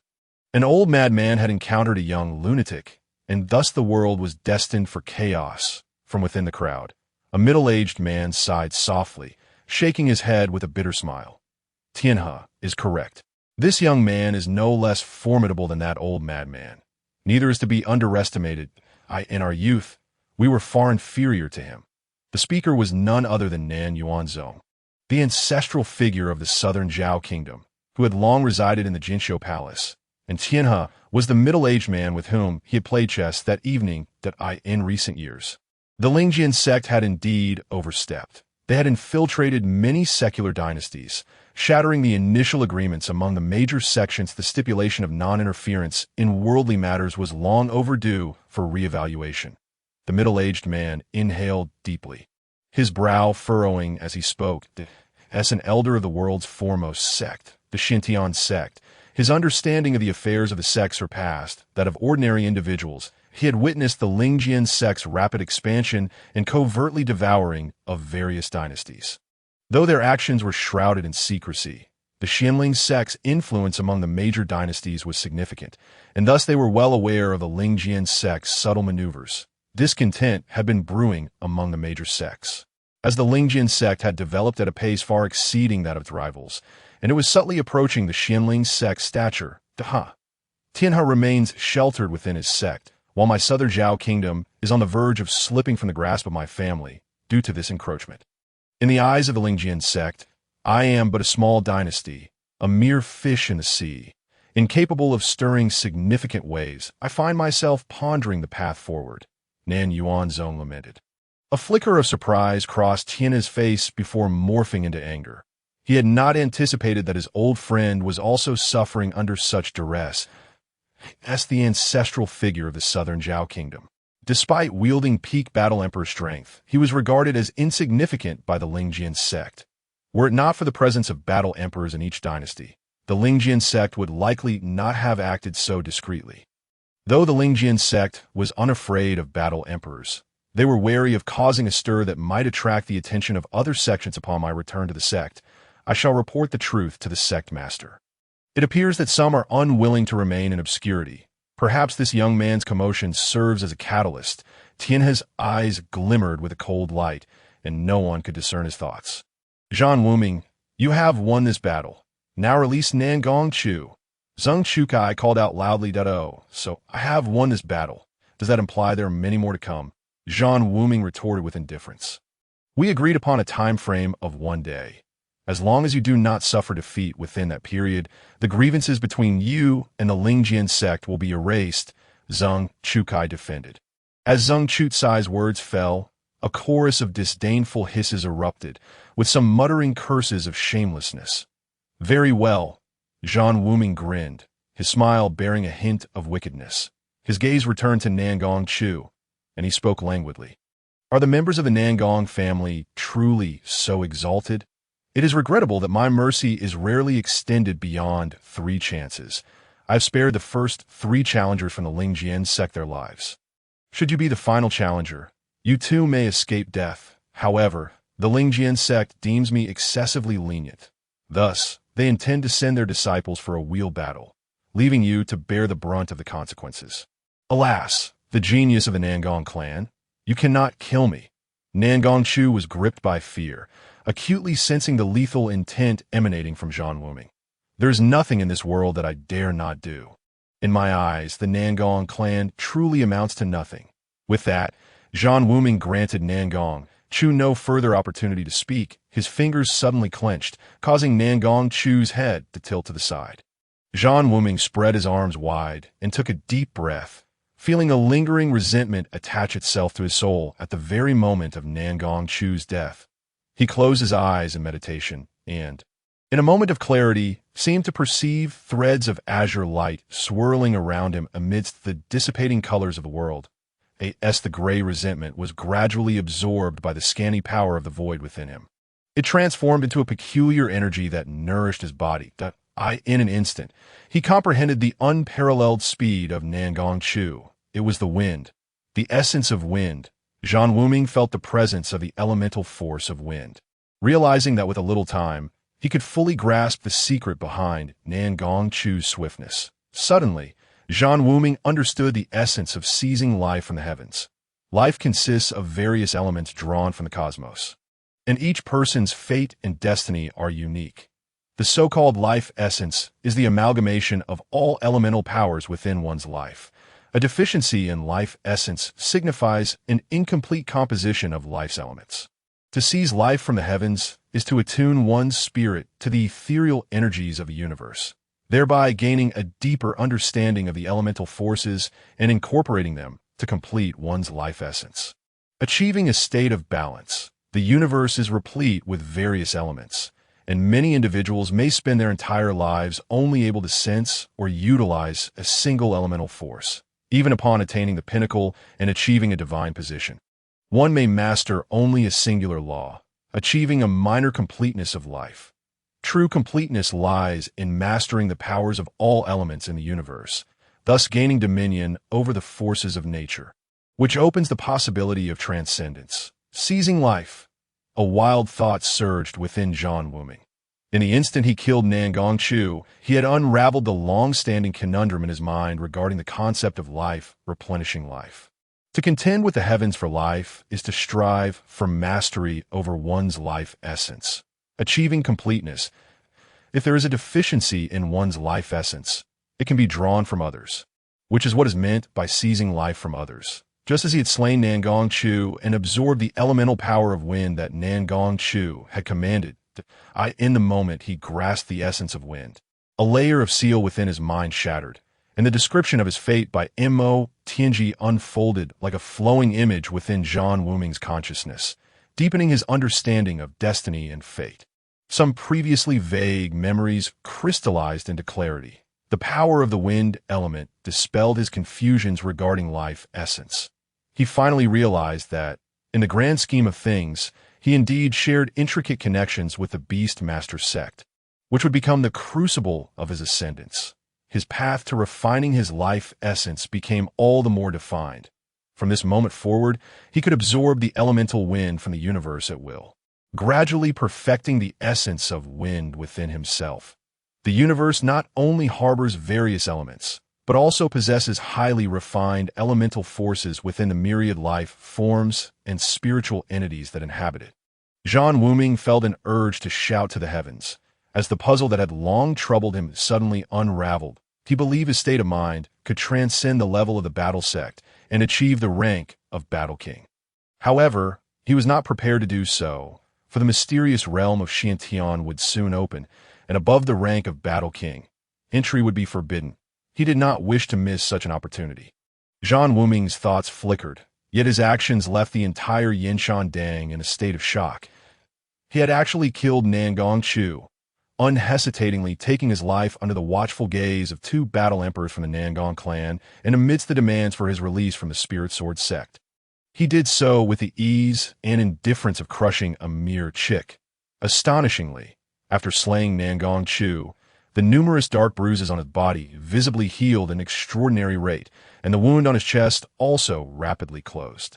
Nangong Jianxi and Nangong Pohei were rendered speechless. They had not anticipated that, under the circumstances of the Spirit Sword sect's demands for release, Zhan Wuming would act so audaciously, ruthlessly ending the life of the new generation talent of the Nangong clan. The former champion of the selection, Zhan Wuming, I shall annihilate your entire lineage. Nangong Pohei roared in fury. I apologize. I was too tense and miscalculated the strength of my grip, Zhan Wuming casually remarked, causing those below to stare at him in stunned silence. Their eyes filled with admiration. Truly, he was a remarkable figure, uttering words no one had anticipated. Zhang Chutsai's eyes brimmed with murderous intent. Zhan Wuming, and even the Zhan clan, as well as the entire my city, had become unnecessary. For hundreds of years, he had never been this enraged, all because of a young man before him. From the very beginning, he had been led by the nose, and the reputation of the Spirit Sword sect had been trampled underfoot by this brat, who was merely a small battle sect member. Even with the obstruction of the Beastmaster sect, he would not allow Zhan Wuming to leave Yinshan Dang alive. However, perhaps the people of the Spirit Sword sect need not lift a finger. Nangong Jianxi and Nangong Pohei would likely kill this child themselves. As long as he could hold off the battle emperor experts of the Beastmaster sect, who would come to Zhan Wuming's aid. You are courting death, Zhang Chukai coldly stated, having no time to consider how he would explain this to his sect or the Nangong clan. Zhan Wuming scoffed derisively, replying, since I dare to kill him, I have never feared you. I am willing to accept your challenge, and have no intention of parting amicably with you. The Spirit Sword sect and the Nangong clan are nothing but that. With that, Zhan Wuming leisurely plucked a few Qinquan rings from Nangong Chu's hand and donned them with flair. The Nangong clan's battle emperors, incensed, moved to act, and the Beastmaster sect's members followed suit. They could not allow Nangong Jianxi or Nangong Pohei to deal with Zhan Wuming. They saw in this young lad the hope for their sect. The Nangong clan had always been renowned for their speed, and Nangong Jianxi was no exception. However, no matter how fast he was, he could not escape the oppressive aura of Lai Wenqiu's battle chi domain. Under the pressure of Lai Wenqiu's domain, Nangong Jianxi's movements grew increasingly sluggish. This illustrated the disparity between a battle emperor and a battle sect member. Speed is not everything. Possessing a powerful domain is far more crucial, for every inch of this space is under your control. Boom! Nangong Jianxi's body was sent flying, while Nangong Pohei was intercepted by the stout figure from the Beastmaster sect. Should the Nangong clan insist on disrupting the agreement between the Beastmaster sect and the Spirit Sword sect? They should not blame me for being ungracious. Lai Wenqiu was infuriated. The Spirit Sword sect was utterly shameless, allowing the Nangong clan to stir trouble despite Nangong Chu representing them in battle. Killing a member of my Nangong clan. He must die. Nangong Jianxi's eyes turned red. Nangong Chu had been a promising young talent he had watched grow up, exceptionally gifted and a standout within the Nangong clan. Yet he had been brazenly murdered by Zhan Wuming. Even worse, Zhan Wuming had audaciously taken Nangong Chu's storage ring before their very eyes. This was a blatant humiliation. If the Nangong clan did not eliminate this child, they would surely become the laughingstock of the world. Blame it on the fact that he represented the Spirit Sword sect in battle. I have shown considerable leniency towards the Spirit Sword sect. I have spared the first three. Since you do not appreciate my mercy, from now on, there shall be no more mercy. Zhan Wuming's gaze hardened as he coldly turned his thumb down towards the Spirit Sword sect. Before the gathered heroes of the world, Zhan Wuming's actions utterly disregarded the 1,000-year prestige of the Spirit Sword sect, expressing his disdain and contempt for them. The crowd felt their blood boil. Such was the demeanor of a true prodigy.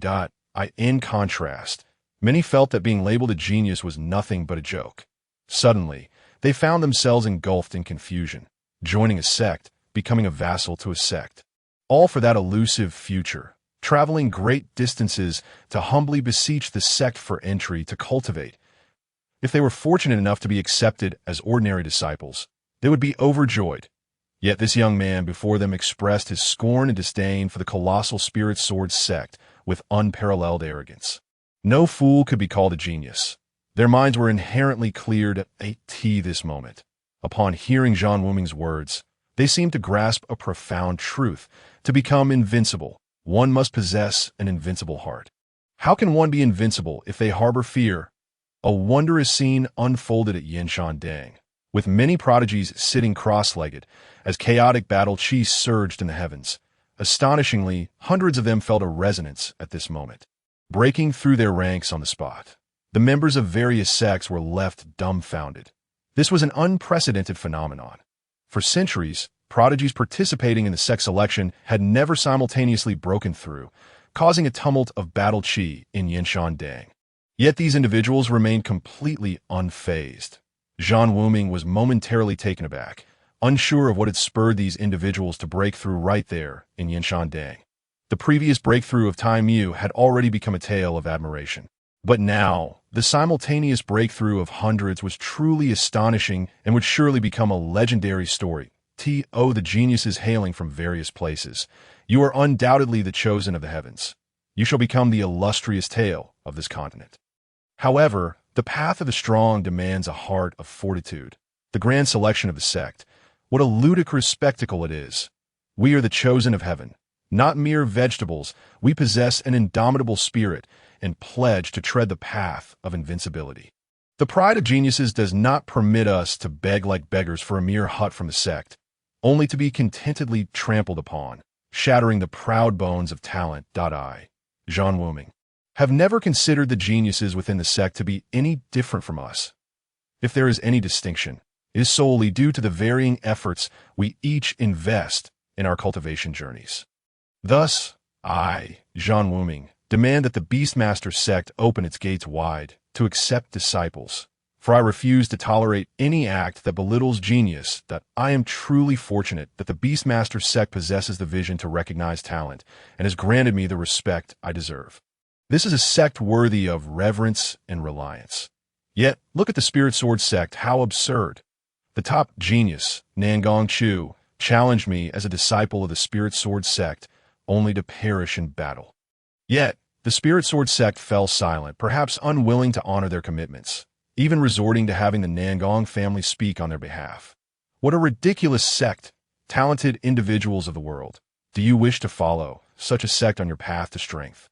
Do you believe that aligning with a sect devoid of dignity and taste can lead you to your path of invincibility and fulfill your dreams? Certainly not. You would become the subject of ridicule. Mere stepping stones for individuals like me, as we tread upon your corpses to inform your kin that the sect you sought refuge in would merely stand by, silently watching the farce, awaiting your relatives to seek vengeance, leading your families to utter ruin. This is your fate, Zhan Wuming suddenly proclaimed. His unique, resonant voice reverberated throughout the Yin Mountain Valley, and one anticipated Zhan Wuming would deliver such a declaration. Not only was the Spirit Sword sect caught off guard, but even the Beastmaster sect was momentarily stunned. Although this statement elevated the Beastmaster sect, Lai Wenxiu inwardly lamented, for it severely offended the Spirit Sword sect. No sect could tolerate such a scathing critique from Zhan Wuming. The Spirit Sword sect and Zhan Wuming had already reached an irreconcilable point, and while his words approached the truth, they were likely to provoke the Spirit Sword sect into reckless actions.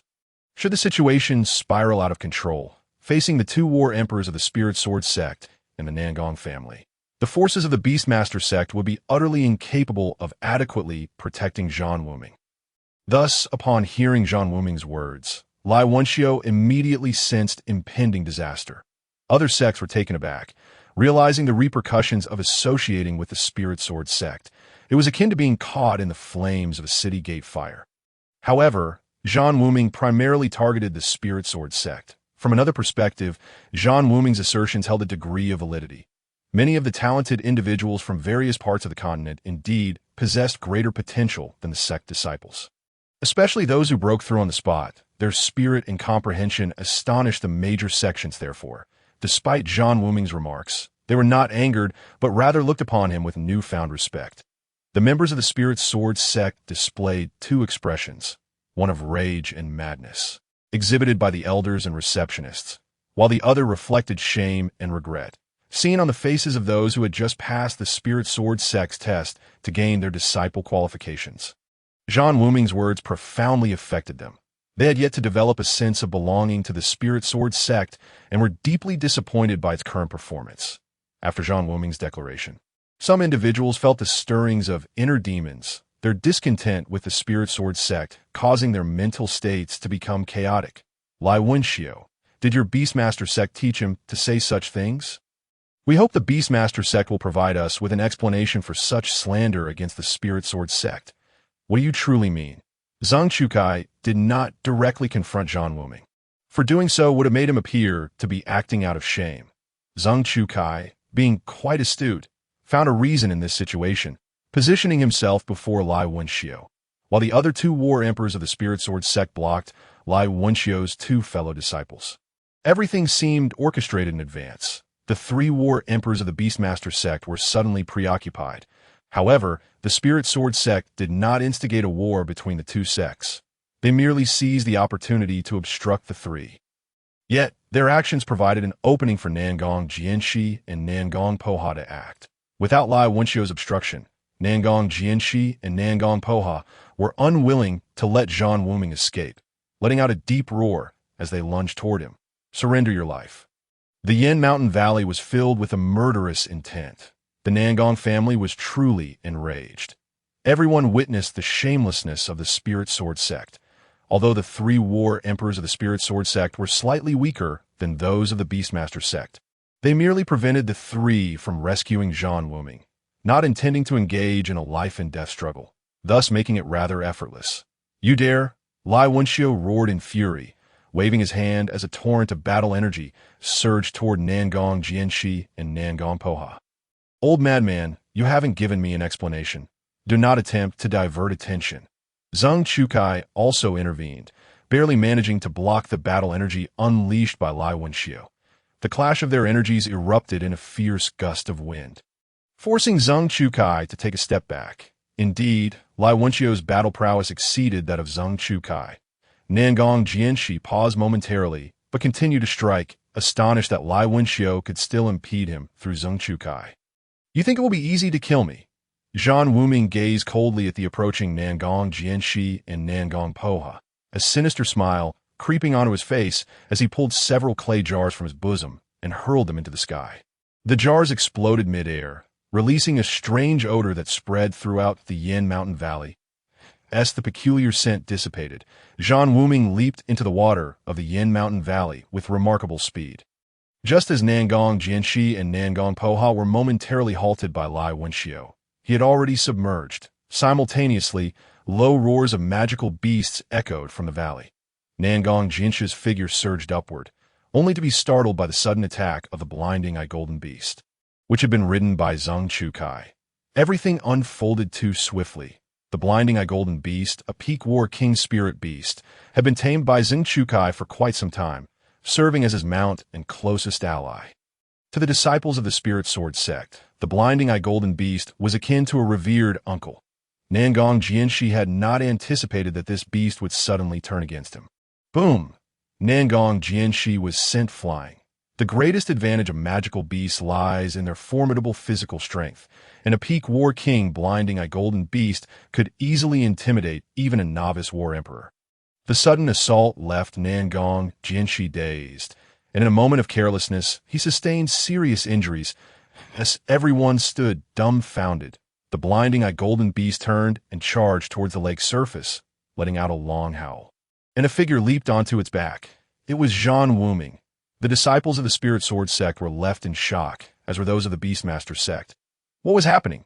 Zhang Chukai was equally astounded. Zhan Wuming had managed to escape on the back of his blinding eye golden beast after it attacked Nangong Jianshi. Fools of the Nangong family. All of this was arranged by Elder Zhang and me. He knew that your family would never willingly send the best genius to the Spirit Sword sect, and that even if you did, it would be with ulterior motives, seeking to use me to eliminate Nangong Chu. Alas, I lacked the ruthlessness of that old man. He actually intended to burn the bridge after crossing it. This blinding eye golden beast was personally given to me by Elder Zhang, and thus I have taken along with me. Zhan Wuming's voice echoed. Zhan Wuming, I will surely kill you. Nangong Poha and Nangong Jianshi seethed with rage, their expressions shifting as they glanced at Zhang Chukai. What is the meaning of this, Elder Zhang? You cannot be so insidious as to use my disciple to undermine the Nangong family, seeking to provoke discord between the Beastmaster sect and the Nangong family. Lai Wenxiu interjected. Zhang Chukai opened his mouth, but could find no words to respond. He too was bewildered by the unfolding situation. The blinding eye golden beast had been perfectly fine just moments ago, suddenly turning traitor. It was hard to believe that Zhan Wuming could have tamed such a formidable war king spirit beast at a moment's notice. What use was there in explaining to Nangong Jianshi? Zhang Chukai spat a mouthful of blood, realizing that since encountering Zhan Wuming, everything had gone awry. Roar! The blinding eye golden beast had yet to fully vanish when the Yin Mountain Valley echoed with the successive howls of various spirit beasts, followed by cries and exclamations. Not only was Zhang Chukai dumbfounded, but all major sects and talented individuals from across the continent were equally taken aback. The magical beasts they had brought with them had all gone into a frenzy. Even the usually docile white sparrow beasts and black hoof beasts joined the chaos. Magical beasts charged wildly, and shadows flitted across the Yin Mountain Valley. Fortunately, those who had just sought breakthroughs did not require much time to achieve them. However, those attempting to advance from the battle sect to the war king level faced misfortune.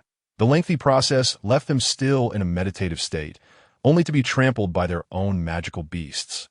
Spiraling into madness, the Xianling sect, Tianling sect, Wadujio, and other sects also faced chaos among their mounts, particularly for the mounts of the ancient experts, which were at least at the high-level war king tier. The ensuing turmoil caused immediate havoc among the surrounding disciples.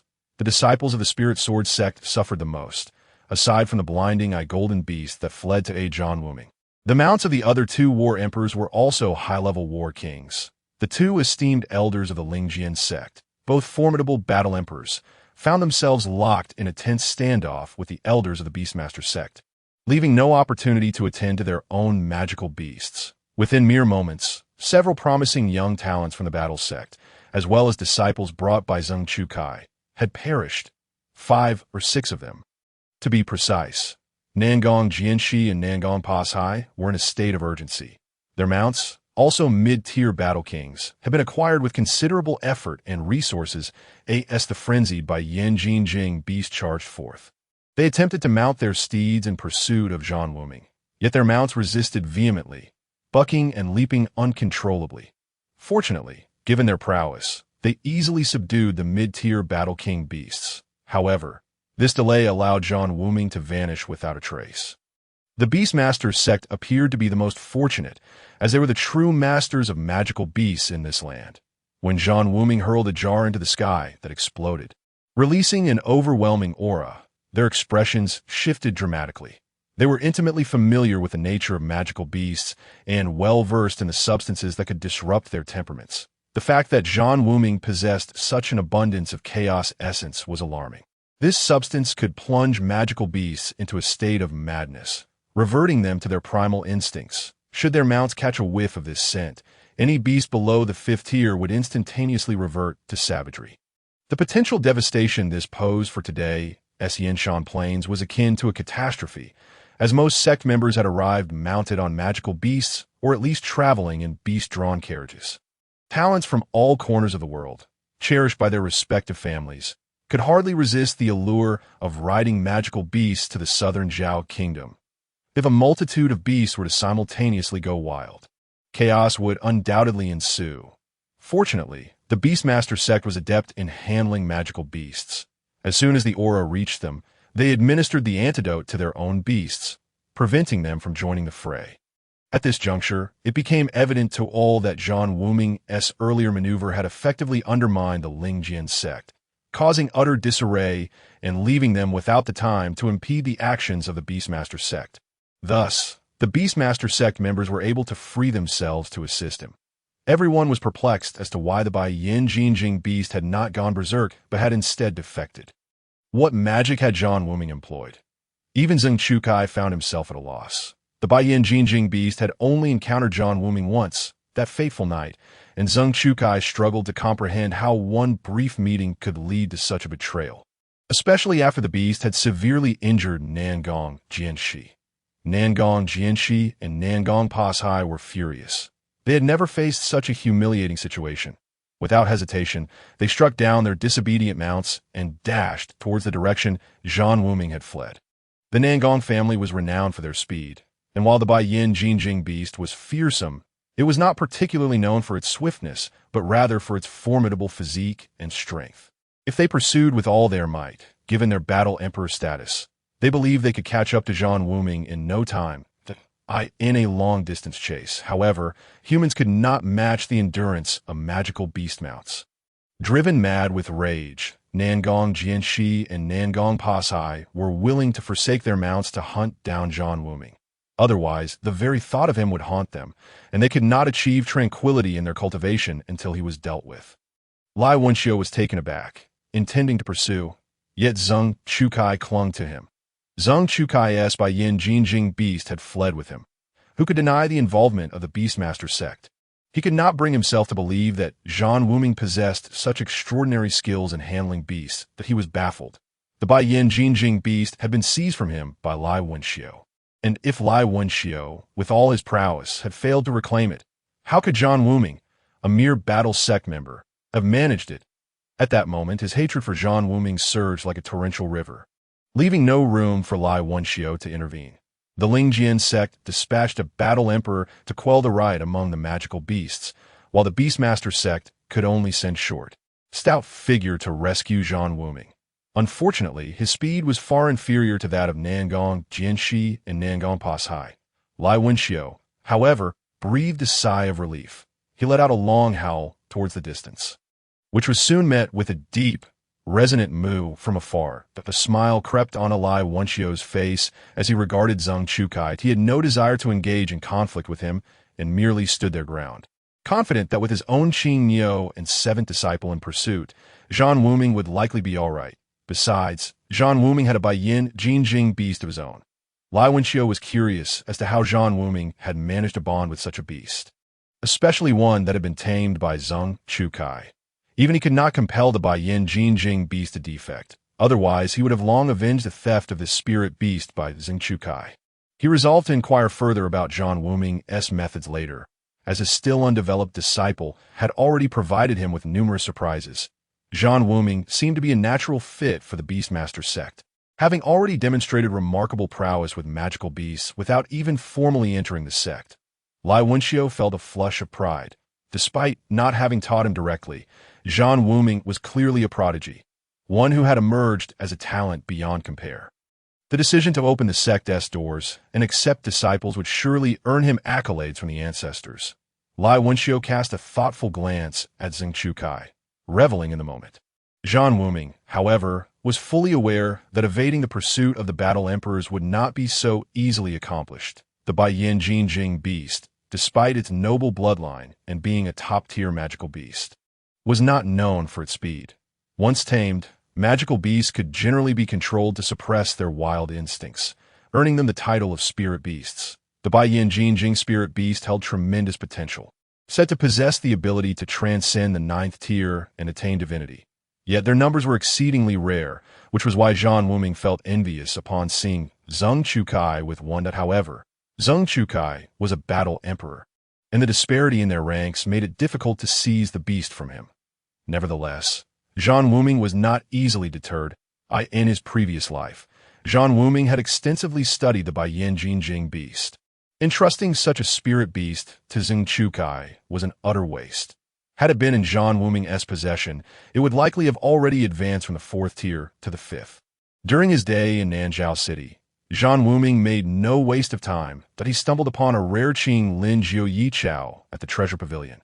This herb, a 6th-tier spiritual plant, was exceedingly scarce and deemed relatively useless by many alchemists, as numerous 5th-tier herbs could serve as substitutes for its medicinal properties. Yet the price of a 6th-tier herb could procure 10 5th-tier herbs, rendering the Qing Lin Jiu Yi Chao largely overlooked. Zhan Wuming understood that the lack of interest in the Qing Lin Jiu Yi Chao stemmed from the rarity of another herb, the Tian Huang Sheng Lian, which was virtually impossible for other alchemists to acquire. When paired with the Tian Huang Sheng Lian, the Qing Lin Jiu Yi Chao could be used to concoct a miraculous elixir known as Beast Nirvana Pill, which could enable magical beasts to undergo a rebirth of their bloodlines, refining them to a purer state. Coincidentally, Zhan Wuming possessed the Tian Huang Sheng Lian. Thus, he reluctantly purchased the Qing Lin Jiu Yi Chao at a discounted price of 50%, justified by the fact that the 6th-tier herb was practically unwanted. Zhan Wuming expended a considerable sum for the Baiyin Jinjing beast. The formula for the Beast Nirvana Pill had long been lost in this realm. No one would willingly part with a Tian Huang Sheng Lian to concoct a pill for a spirit beast, as it would be deemed a tremendous waste. Consequently, the recipe had fallen into obscurity and disrepute. Zhan Wuming understood that this particular elixir held an irresistible allure for magical beasts, as long as he controlled the direction in which its fragrance was disseminated. Beasts would struggle to resist its pull. The Baiyin Jinjing beast, having already attained sentience, was surely aware of the benefits. Thus, Zhan Wuming easily lured the Baiyin Jinjing beast, and with the aid of the chaos essence, its primal instincts were temporarily restored. It first attacked the nearest target, Nangong Jianxi, before turning to embrace Zhan Wuming. The Baiyin Jinjing beast sprinted toward the depths of Yanshan, and Zhan Wuming recognized that if it fled back to Nanzhao City, it would be unable to leverage its advantages. Prominent families like the Nangong clan would undoubtedly have spies and experts in the city. Should he venture there, he might very well fall into the hands of the Nangong family. Fortunately, prior to their arrival in Yanshan, he had arranged for Lu Wanru and others to head to the Beastmaster sect's branch, leaving him with no lingering concerns. Zhan Wuming was acutely aware that today's challenges would undoubtedly provoke the Lingjian sect. Yet he had the Beastmaster sect to safeguard him. However, Lu Wanru and Yin Yi could not expect the same protection from the Beastmaster sect. Consequently, he would remain cautious, unable to fully unleash his potential. It was a certain statement made by the Nangong family that truly compelled Zhan Wuming to act decisively. They had the audacity to threaten him with his family in my city. The Nangong family had previously had no interactions with him, making it impossible for them to know of his family's presence in my city, indicating that the Lingjian sect had provided them with this information. Fortunately, his family had dispersed, blending into various locales and operating from the shadows. The methods of covert communication had been devised with Zhan Wuming's involvement, and even if the Nangong family were formidable, they could not pose a significant threat to the Zhan family. The Zhan family had ceased to exist. Their assets in my city had been entirely liquidated. The thoroughness with which the Zhan family executed this plan was not due to their members' resoluteness, but rather because their mother had located remnants of the Ling family's power. Though the Ling family has been destroyed, its lingering influence remains. The family business that spans the globe cannot simply be extinguished by the likes of the Tsangyan Emperor and the Nangong family. There will always be hidden forces preserved in the shadows. It is these very talents that embolden the Zhans to scatter their clan across various realms. Suddenly, the bi-eyed, golden-eyed beast became agitated, startling Zhan Wuming. The beast's spiritual awareness surpasses that of humans by a significant margin, and its reaction indicates that the Nangong family has closed in to Zhan Wuming's astonishment. The Nangong family members have pursued him with such swiftness, and the beast control sect failed to impede their advance. After a moment's contemplation, he patted the beast's head and commanded, "To Qixia Peak."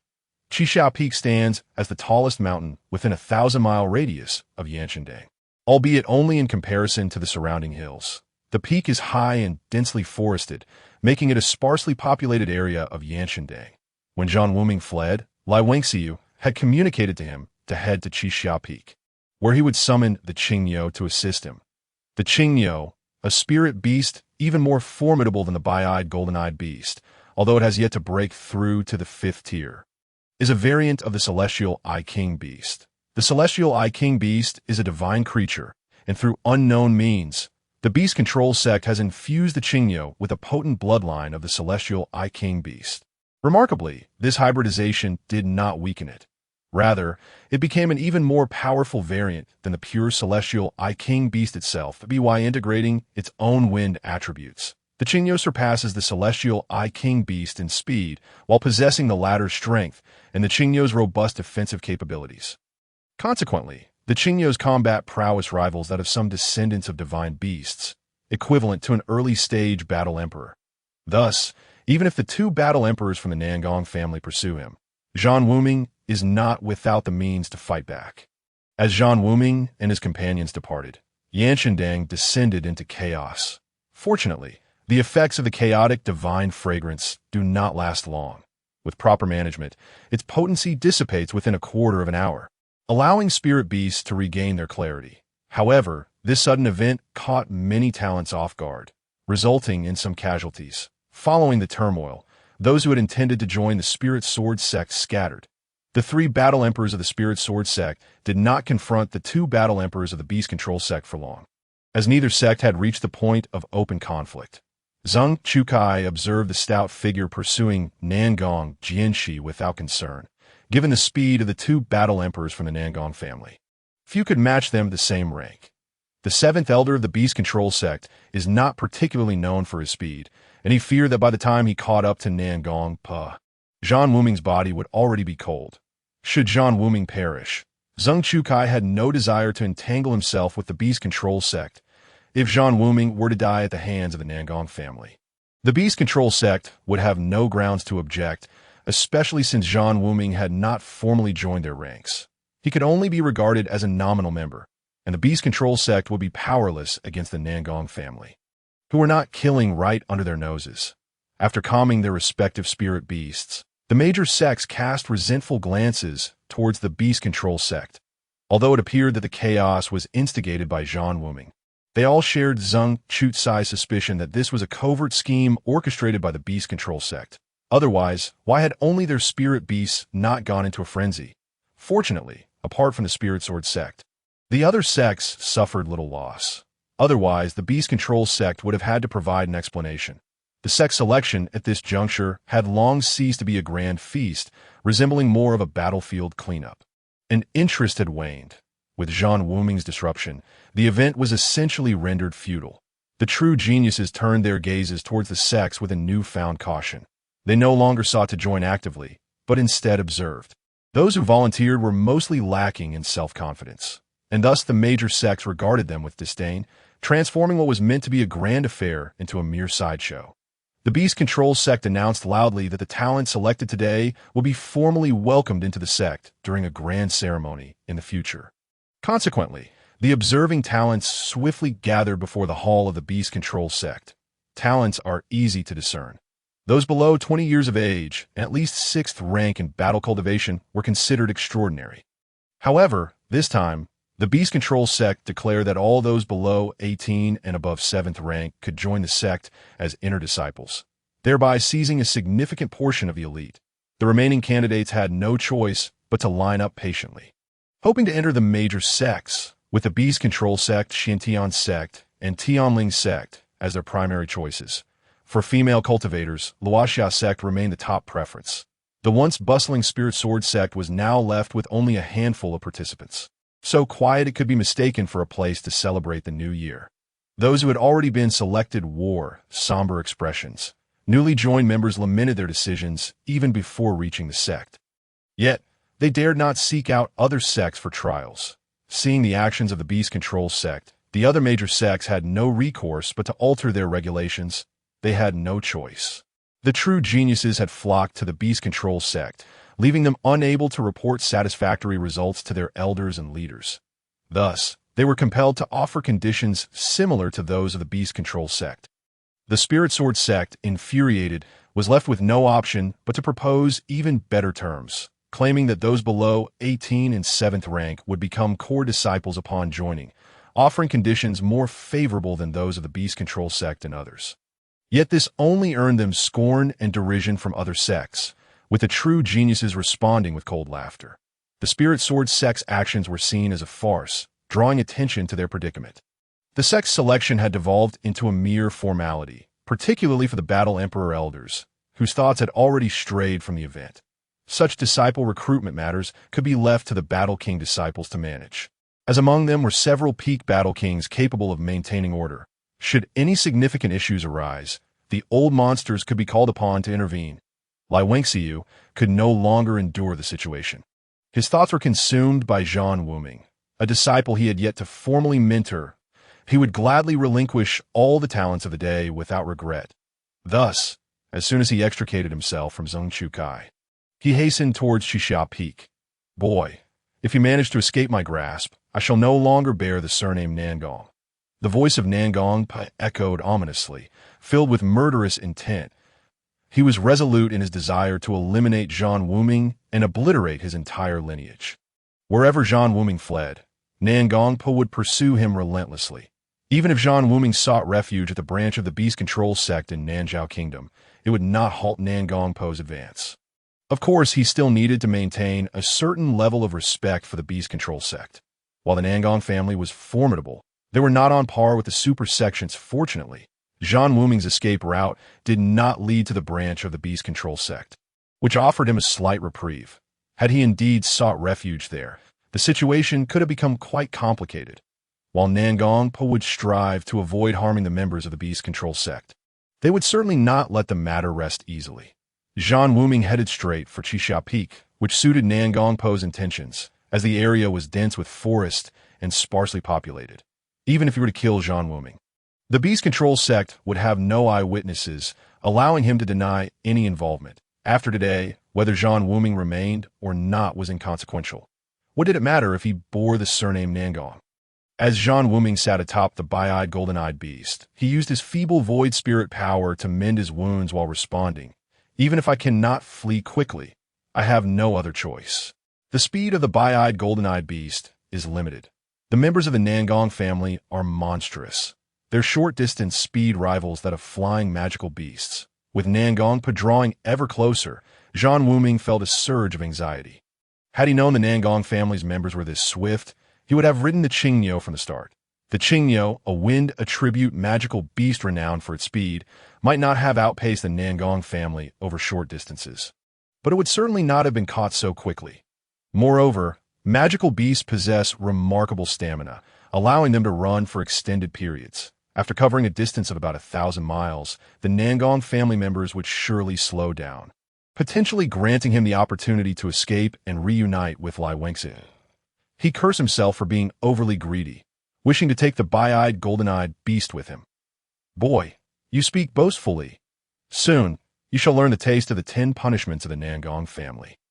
I shall extract your venomous tongue, preserve it in salt, flay your skin, and then coat your body in honey, allowing the ants to feast on your flesh one bite at a time. Nangong Po's sinister voice sent chills down Zhan Wuming's spine, and he inwardly cursed. Damn it, this old monster wouldn't actually go through with it. Would he? If so, I would be left with no option for survival, and the Nangong family is indeed no trifling matter. The mere mention of the 10 punishments is enough to instill terror. Zhan Wuming thought to himself, I must not fall into this old fiend's hands alive. If captured, I shall self-detonate to avoid the fate of being flayed and fed to ants. The Nangong family is shrouded in darkness. Such a lineage holds no reason to exist. Young man, I shall render your life a torment, forcing you to endure despair and agony until you become naught but a pile of bones. I will prolong your life with elixirs, allowing you to experience this harrowing process in a state of lucidity. Nangong Pahuai snarled through gritted teeth, his voice akin to a wailing specter. You old pervert, your entire Nangong family consists of twisted beings. Zhan Wuming felt a surge of frustration. The old monster's words were too terrifying.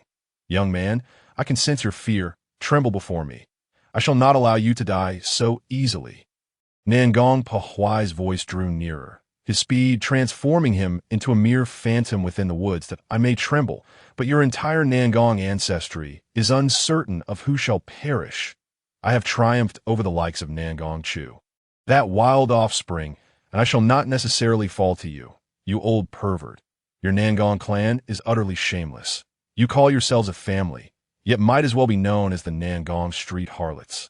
What pride can a mere battle emperor have before me, a battle sect disciple? Wait until I ascend to the rank of battle emperor, and I shall sweep your Nangong family away, slaying all the men and selling the women into brothels. Zhan Wuming seethed with indignation. The old fiend had struck a nerve. Damn it, I am human too and capable of fear. Should you continue to intimidate me, do not blame me for unleashing my fury.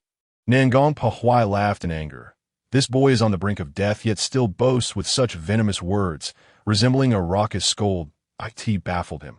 This lad, despite being a scion of a minor family, should possess some decorum. How could he behave like a rogue? Young man, the more you curse, the longer I shall allow you to live. That I have already devised a plan. I shall prepare a jar, reduce you to a human stick, and pickle you alive in salt. Zhan Wuming's anger flared. He glanced back to see Nangong Pahuai only a few hundred paces away, while Nangong Jianxi, hindered by injury, struggled to keep pace. Gritting his teeth, he resolved to fight back, lest fear render him too cowardly to engage. The Nangong family is truly vile.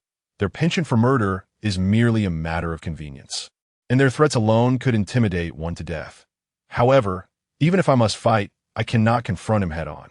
This old man is a veritable battle emperor of the initial stage, though the strength of the azure-eyed golden-eyed beast can contend with an ordinary battle emperor. There remains a disparity, especially since Nangong Pahuai is no ordinary battle emperor, but a speed-oriented one. That if I were to engage in combat with the azure-eyed golden-eyed beast, its formidable physical prowess would scarcely manage to touch its opponent. Those who achieve the rank of battle emperor are seasoned individuals. To challenge a magical beast with sheer strength would be quite absurd. Therefore, if I am to contend with this old monster, I must first restrain his speed. Let us proceed to the left, Zhan Wuming commanded, urging the azure-eyed golden-eyed beast into a thicket of jagged stones, scattering a handful of small orbs as he went. Young man, your doom approaches. Nangong Pahuai cackled. Sensing Zhan Wuming's helplessness and inner dread, Tio frightened. Such an arrogant youth to this extent is no small feat. The thought of soon ending his life filled Nangong Pahuai with uncontrollable excitement. Bang, bang, bang. The small orb Zhan Wuming had cast struck the ground, erupting in a dense black fog that spread rapidly. As Zhan Wuming plunged into the thicket, the area was soon engulfed in darkness. Nangong Pahuai hesitated a moment, peering into the obscurity. The fog was so thick that he could discern nothing within. Moreover, the fog's reach extended 1,000 paces before stabilizing, ceasing to expand. Young man, do you believe that a mere cloud of poison can save you? Nangong Pahuai scoffed, growing wary. He could not see Zhan Wuming's figure. With his Battle Emperor cultivation, he could scarcely see beyond a few paces. This boy is full of tricks. He wouldn't have set a trap, would he? Nangong Pahuai proceeded cautiously, aware that as a dignified Battle Emperor, it would be a disgrace to be outmaneuvered by this youth. He halted, extending his consciousness, activating his battle aura to perceive the surroundings. Being unable to see did not impede his control over the space, as long as no adversary of equal caliber was present. He had no fear of Zhan Wuming's ambush. Even the azure-eyed golden-eyed beast would be unable to escape his domain once caught within. However, upon dispersing his consciousness, his expression darkened. The black fog was not a potent toxin, but possessed a formidable ability to corrode one's senses. Substances specifically designed to obstruct mental probing are indeed rare, particularly in a smoky form. This is undoubtedly an exceptional escape tool. AS's consciousness felt as though it were being seared by flames. He had no choice but to withdraw it. The path through the thicket was not straight, twisting and turning, and with limited visibility, Nangong Pahuai could only advance with caution. He did not wish for Zhan Wuming to lie in wait for reinforcements from the Beastmaster sect. He must eliminate or capture this youth before assistance arrived, or he would face considerable trouble.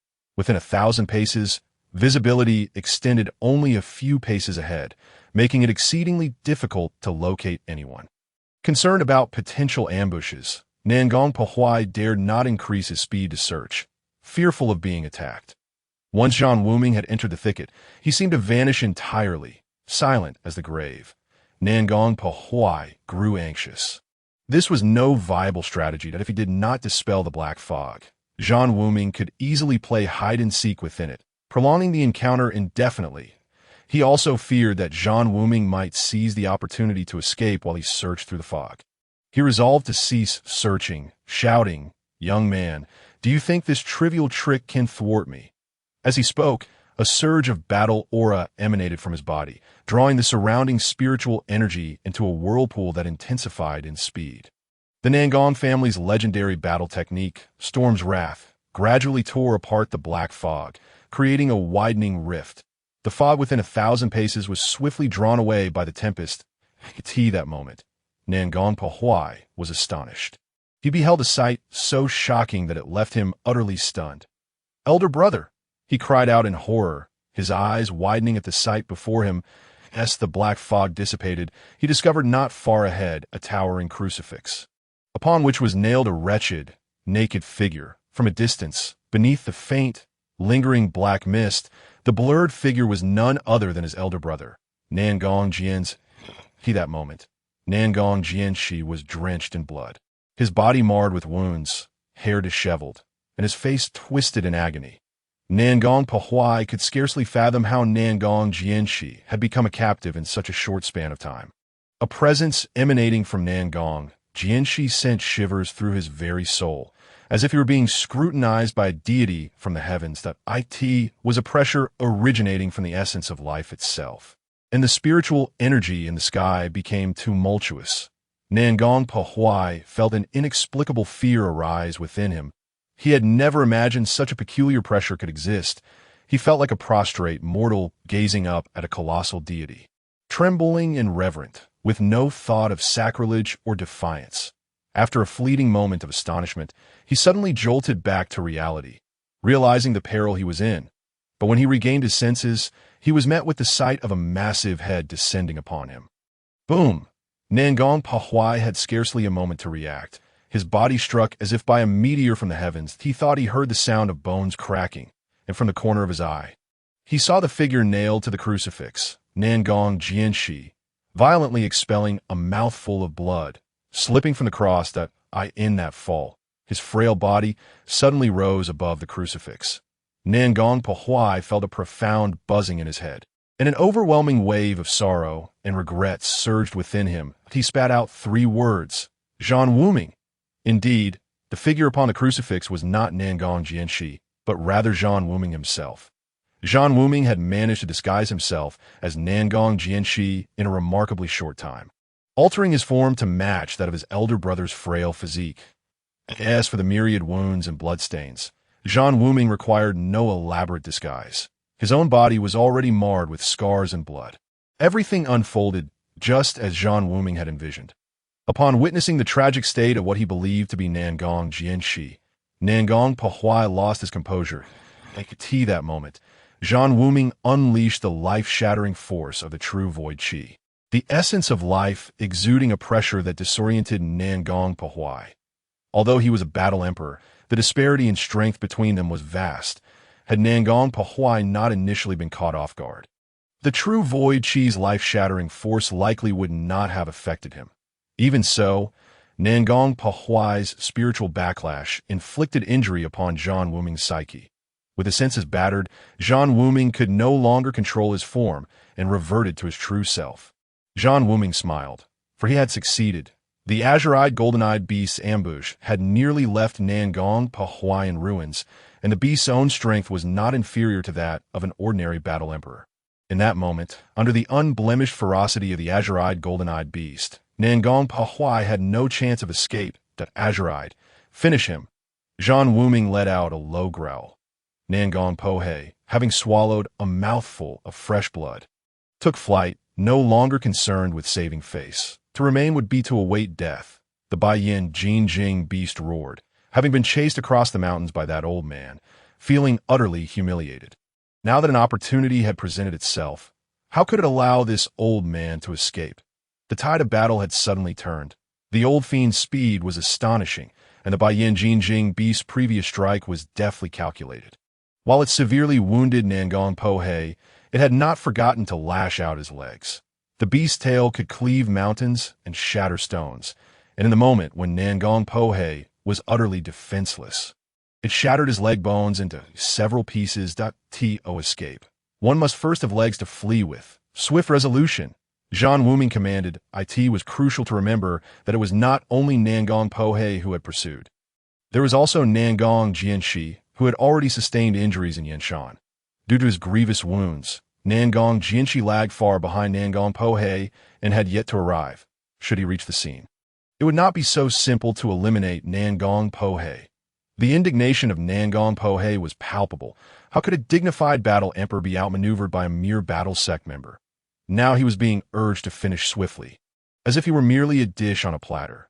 Anger aside, what could he do? He found himself in a precarious situation. He had not anticipated that this young man would be so cunning.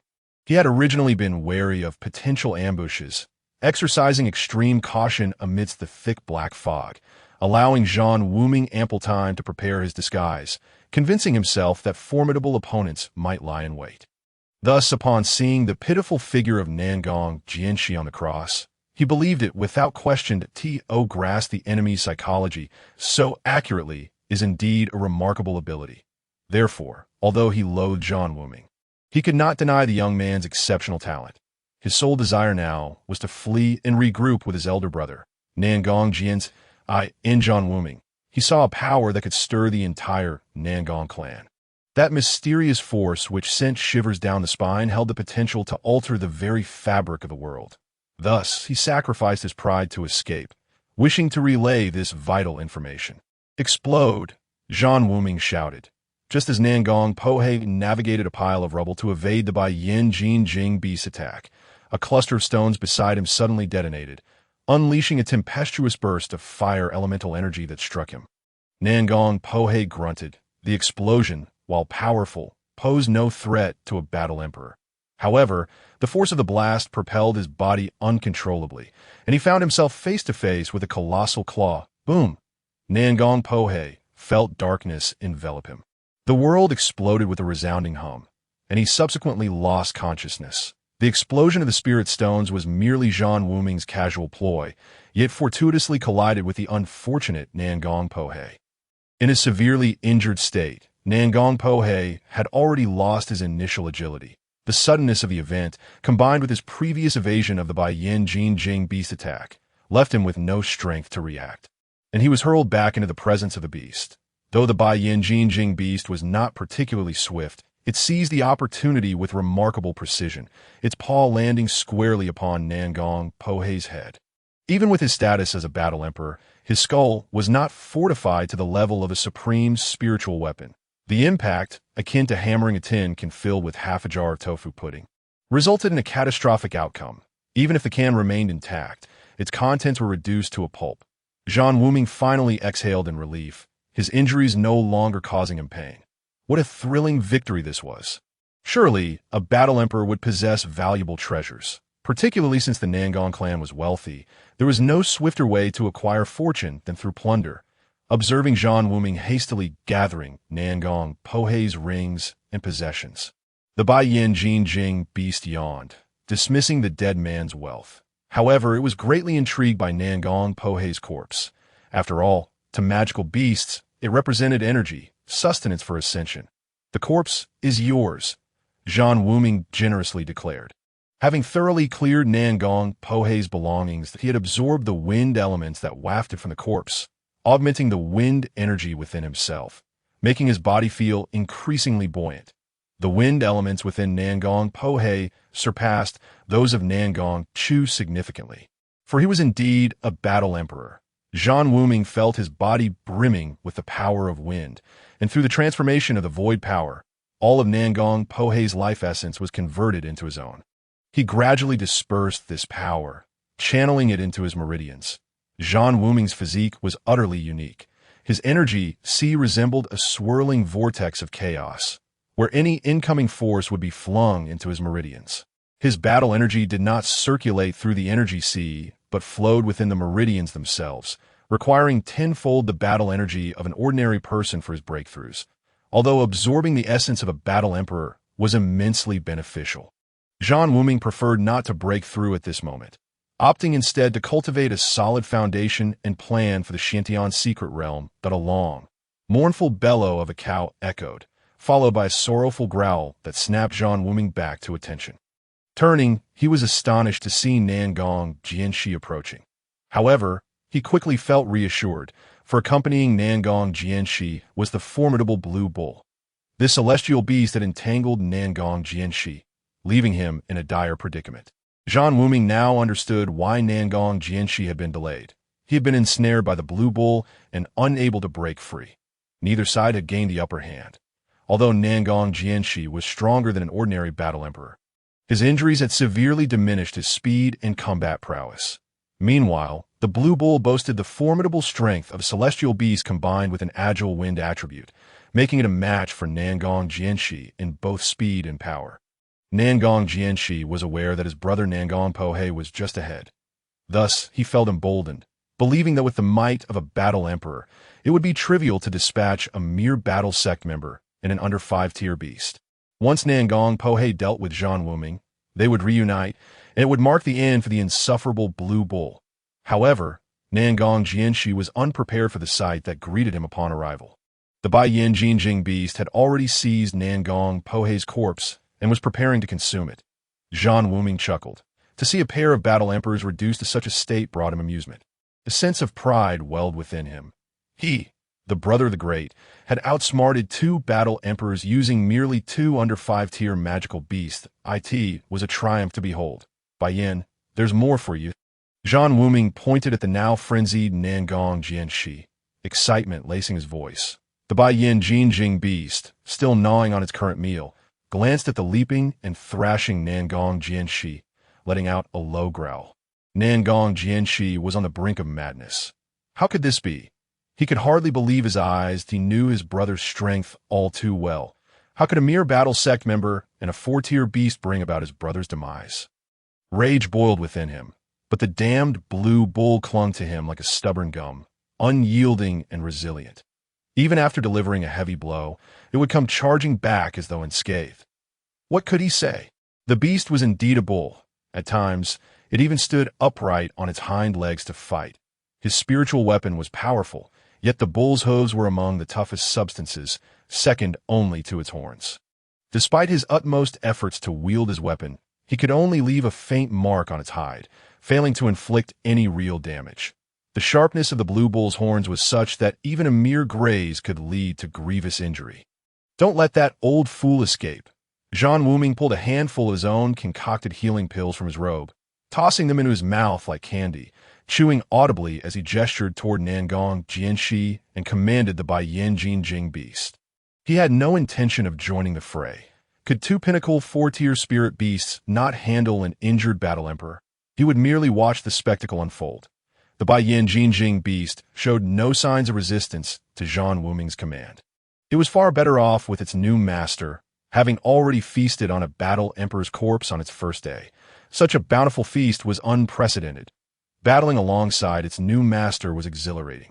It could effortlessly contend with a battle emperor, a matter of great prestige. Excitedly, it roared and charged toward Nangong Jianxi. Nangong Jianxi was despairing, having already been ambushed by the detestable Bai Yin Jing beast in Yanshan. He was severely wounded. Now, confronted by the relentless Blue Bull, he found himself in an even more precarious situation.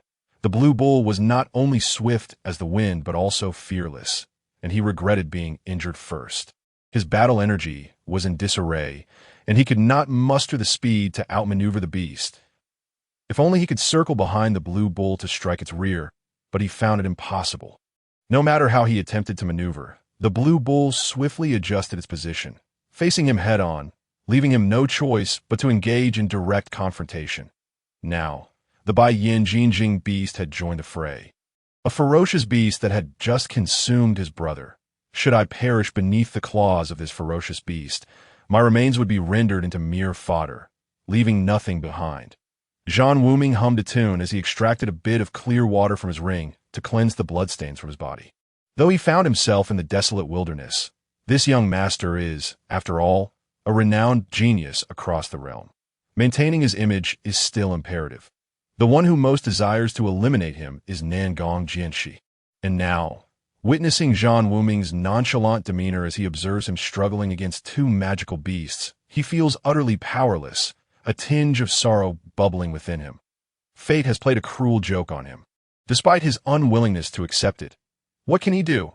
Yinxing, the capital of the great Yin dynasty. Within the Zheng family, a shadow of gloom loomed over Zheng Weiwu's face as he scrutinized the information from his subordinates. His fists clenched tightly.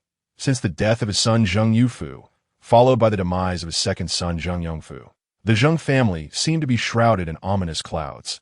Zheng Weiwu had received reports of 3 family branches being uprooted by a mysterious force.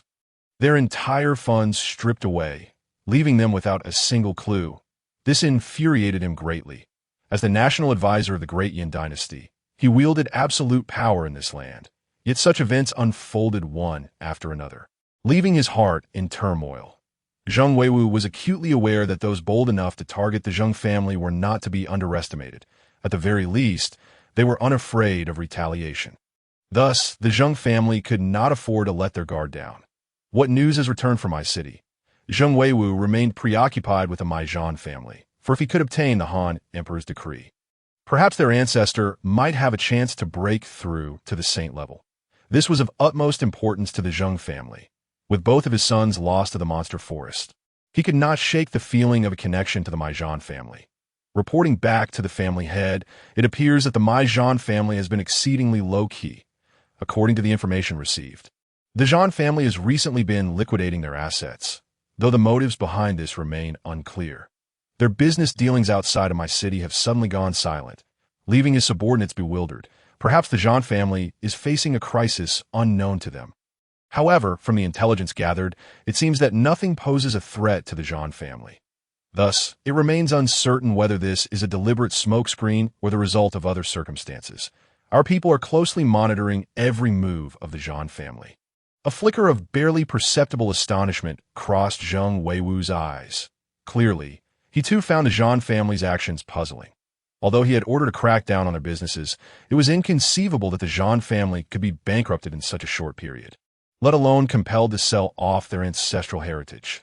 Unable to comprehend, he shifted the topic, inquiring, "Who dares to strike against our Zheng family? Do we have any leads?" These individuals appeared abruptly and vanished just as suddenly. Thus far, no one has been discovered with such deep-seated animosity towards the Zhang family. Communication from the Liu family and several other clans revealed no unusual activities, suggesting they are not responsible. Therefore, his subordinates continued their investigation. If their estimations are correct, this force may target other branches as well, necessitating heightened vigilance on their part. That a bunch of useless fools. They have been bullied to such an extent, yet they cannot even discern who their enemies are. What use is there in raising such incompetence? Zhang Weiwu's anger flared. With his sons dead in succession and his family covertly slaughtered, he, as the clan leader, found himself utterly lost. In an instant, Zhang Weiwu seemed to age a decade. Zhan Wuming took a quick shower, comfortably trimmed his nails, and donned a clean, neat outfit. Of tea that moment, Nangong Jianshi was already battered and bruised. The golden-eyed beast and the azure bull bore a few bloodstains as well, but for these spirit beasts, it mattered little. Hey, old man Nangong, you're done for. You might as well self-destruct. You know our golden-eyed fellow has quite the appetite for flesh. Especially you, a battle emperor with muscles nourished by the world's battle energy. You're tender, slick, and nutritious. Chewing you would be quite the treat, Zhan Wuming teased with a whistle. Nangong Jinshi's rage boiled, faced with the frenzied attacks of two spirit beasts. He also had to endure Zhan Wuming's incessant taunts that a dignified battle emperor had fallen to such a state. What a twist of fate, reflecting on mere hours ago, when he was still full of vigor at Yanshan. Even the Beastmaster and Spirit Sword sect had treated him with respect, yet now he was being utterly humiliated by two beasts and a mere battle sect disciple. He indeed contemplated self-destruction, but he felt a pang of reluctance. The treasures within this ruined spatial ring are quite abundant. Heavens, what is this? A woman's undergarment, and a love letter addressed to my sister-in-law. Nangong Jianshi, you've struck it rich. Or has your wife been unfaithful with your brother? Zhan Wuming exclaimed in delight, growing increasingly animated as he stumbled upon a piece of parchment and began to read aloud. Dear sister-in-law, a gentleness lingers in my thoughts. You mentioned that child was born of us, but I hope you won't tell my brother, as I fear he cannot bear it. Shut your mouth. Nangong Jianshi was on the verge of a breakdown. Who is this person? That is clearly a painting, and he is holding it upside down, yet he can recite such a string of words.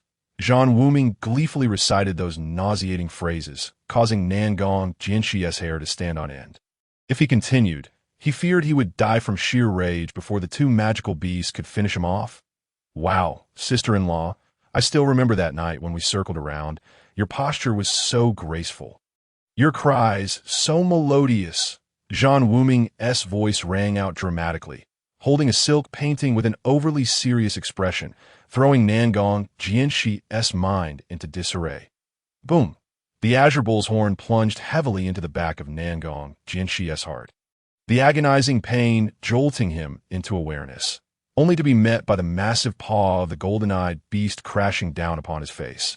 Nangong Jianshi had never anticipated that he would meet such a humiliating end.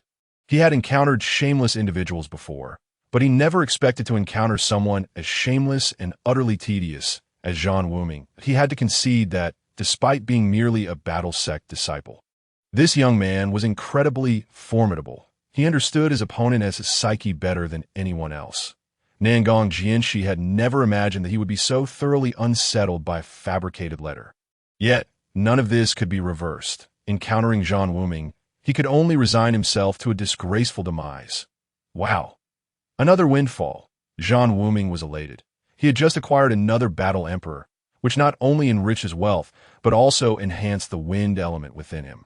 In a single day, he had claimed 2 battle emperors, and the treasures within his ring had surpassed the entire fortune of the Zhan family. There is nothing quicker than acquiring wealth through robbery. Just as he was about to absorb the wind element from Nangong Jianshi's life force, Zhan Wuming was astonished to discover he could not. Before he could grasp what was happening, the corpse had already been devoured by the golden-eyed beast. The azure bull, though evolved into a heavenly eye-king beast, still adhered to its vegetarian habits and would not compete with the golden-eyed beast for food.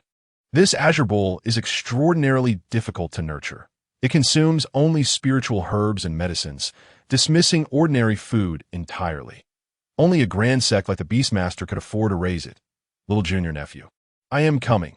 Are you all right? A thunderous roar echoed from the depths of the forest. Zhan Wuming turned to see a spherical figure hurtling towards him like a stone from a catapult. Bang! The ground shook violently as a shallow pit formed where the sphere landed, revealing the chubby face of the Battle Emperor, Pu Shi, from the Beastmaster sect, his small eyes obscured by flesh. Zhan Wuming was left speechless. His uncle was far too rotund, rolling down the mountain path from the forest. It was no wonder he arrived late. If he relied on him for rescue, the food would be cold before he arrived. His reliability was truly questionable. Where are the others? Where did they go? Pu Shi scanned the area, his voice booming. Zhan Wuming shrugged and spread his hands, saying, You arrived too late. I arrived too late? They ran away? Pu Shi scrutinized Zhan Wuming, incredulous as he surveyed the wreckage of the forest, perplexed. Uncle, you did not arrive late. They knew you were pursuing them and dared not linger. Zhan Wuming could not help but commend his imaginative seventh uncle in his heart. Why were the two battle emperors from the Nangong family pursuing me? Even if they knew you were behind them, they wouldn't run off without finishing their task, would they? Did they simply abandon the mission upon realizing the young master was dead? Surely not. Pu Shi rubbed his round belly. Somewhat embarrassed, I didn't expect my presence to be so intimidating. I knew those two old fellows from the Nangong family would surely fear me. Of course, seventh uncle. With your weight, you outweigh them all. Even combined, they wouldn't match your heft. They'd rather flee than face their deaths. Zhan Wuming replied, utterly speechless. It truly was a case of giving a little sunshine and receiving a dazzling response. This left Pu Shi feeling awkward as he replied, This weight is unavoidable. I've been trying to lose weight for quite some time now. Yet there were no results. You don't understand. During my weight loss phase, I was so hungry that I barely had the strength to breathe. Fortunately, I later came to my senses. Imagine how foolish someone must be to think they could lose weight, only to expend tremendous effort to gain it back. One would rather be plump than starve. With a simple utterance, the beast with azure eyes and golden pupils belched satisfyingly, opening its foul maw to regurgitate 2 waste tokens of, isn't this the waste token of the Nangong family? How did it end up expelled from your belly? The straightforward gaze of the onlooker shifted. As he reached to retrieve the pure gold tokens still glistening with saliva, his curiosity piqued. The azure-eyed, golden-pupiled beast belched again. Casting a wary glance at the rotund observer, retreating a couple of steps to wag its tail beside Zhan Wuming. The observer, covering his nose, stepped back a few paces. The stench emanating from the beast after consuming human flesh was utterly overpowering, and its belch nearly made him regurgitate the meal he had enjoyed just days prior. This, Zhan Wuming chuckled awkwardly. Earlier, my brother and I were running for our lives. Upon noticing you, Uncle, we panicked and fled blindly. We ended up inside the belly of this creature, which perhaps has a narrow intestinal tract, causing the tokens to get lodged there. You cheeky rascal, you dare jest with your uncle. The observer realized that Zhan Wuming had been teasing him, and he could not help but laugh while scolding him lightly. Feeling no resentment, he regarded Zhan Wuming with astonishment, asking curiously, You actually managed to dispatch 2 warriors from a Nangong clan? Truly remarkable. Simply astounding. Pray tell, how did you accomplish such a feat? This has little to do with me. That it was entirely due to the outbreak of the azure-eyed, golden-pupiled beast and the Tianmu beast. The Nangong brothers met their unfortunate end by mere accident. That I merely stood by, cheering them on. Zhan Wuming hastily deflected the credit onto the 2 spirit beasts, keen to keep his trump card hidden from the Beast Tamer sect. As the fewer who knew of his capabilities, the better. Before departing from my city, even his family was unaware of his true strength. The observer found himself at a loss for words. His young apprentice resembled a slippery eel, evading any attempt to extract information from him. Yet upon reflection, it made sense. His apprentice was merely at the level of a battle sovereign, a significant disparity from the battle emperors, rendering him incapable of posing a threat to them. Should the Nangong brothers indeed be dead, it was highly likely that it was the work of these 2 spirit beasts, and he chose not to delve deeper into the matter, as long as Zhan Wuming remained unharmed. He could report to his 3rd senior brother, for this lad was indeed a treasure. Should anything happen to him, Lai Wenxiu would undoubtedly go mad, and there was a reason he was known as the Old Madman. This is not a place to linger. Let us first reunite with our senior brother and then return to the sect, the observer proposed. Very well. I shall defer to your guidance. Uncle, Zhan Wuming agreed. Feeling the fatigue set in after several intense battles, the subsequent flight, although facilitated by the azure-eyed golden-pupiled beast, was mentally exhausting. Following his stout uncle provided a sense of security, as he was, after all, a mid-tier battle emperor. The sect's South Grand Selection took place over the course of 5 days. Yet the atmosphere was soured on the very first day, compelling the major sects to alter their rules, inadvertently granting greater opportunities to the talented. Simultaneously, Zhan Wuming's solo challenge against the Lingjian sect became a widely circulated tale across the Tsanyan continent. The Lingjian sect suffered considerable embarrassment during this grand selection. Even the Mount of Elder Xingqiu, a spirit beast, defected. Witnesses claim that the azure-eyed, golden-pupiled beast, on the verge of breaking through to the 5th tier, was taken away by none other than the genius king, Zhan Wuming. The talented individuals reveled in the tale of Zhan Wuming, as his actions had afforded them higher status within the sect, prompting many to experience breakthroughs on the spot, thus creating a remarkable narrative. Countless individuals were captivated by the audacious and mysterious youth, who had once enlightened Tai Mu in the streets of Nanzhao City, enabling him to break through publicly. Subsequently, Tai Mu was taken under the wing of Elder Tianhe from the Xianling sect, a source of immense glory and limitless potential. This youth, nearly invincible at the same tier through sheer physical prowess, delivered a speech at Yinshan Dang, which inspired hundreds of talented individuals to break through simultaneously. Such occurrences were nearly unfathomable. Even the reclusive ancestors of the major sects likely lacked the capability to inspire hundreds to achieve breakthroughs collectively. Yet this youth accomplished just that, if enlightening Tai Mu was a mere coincidence. Then his performance at Yinshan Dang could not simply be explained away as serendipity. Thus, all the talented individuals participating in this grand selection unanimously acknowledged the youth who effortlessly vanquished Nangong Chu, the top contender, as the genius king. This grand selection birthed the enigmatic Zhan Wuming, crafting a legend while simultaneously tarnishing the reputation of the Lingjian sect. In the Tsanyan Empire, the Lingjian sect became the subject of ridicule, though no one dared openly mock them. After all, the Lingjian sect remained a colossal force on this continent, wielding significant influence across various dynasties, cities, and prefectures.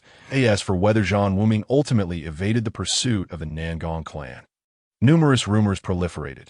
Some claimed he was slain by the Nangong clan.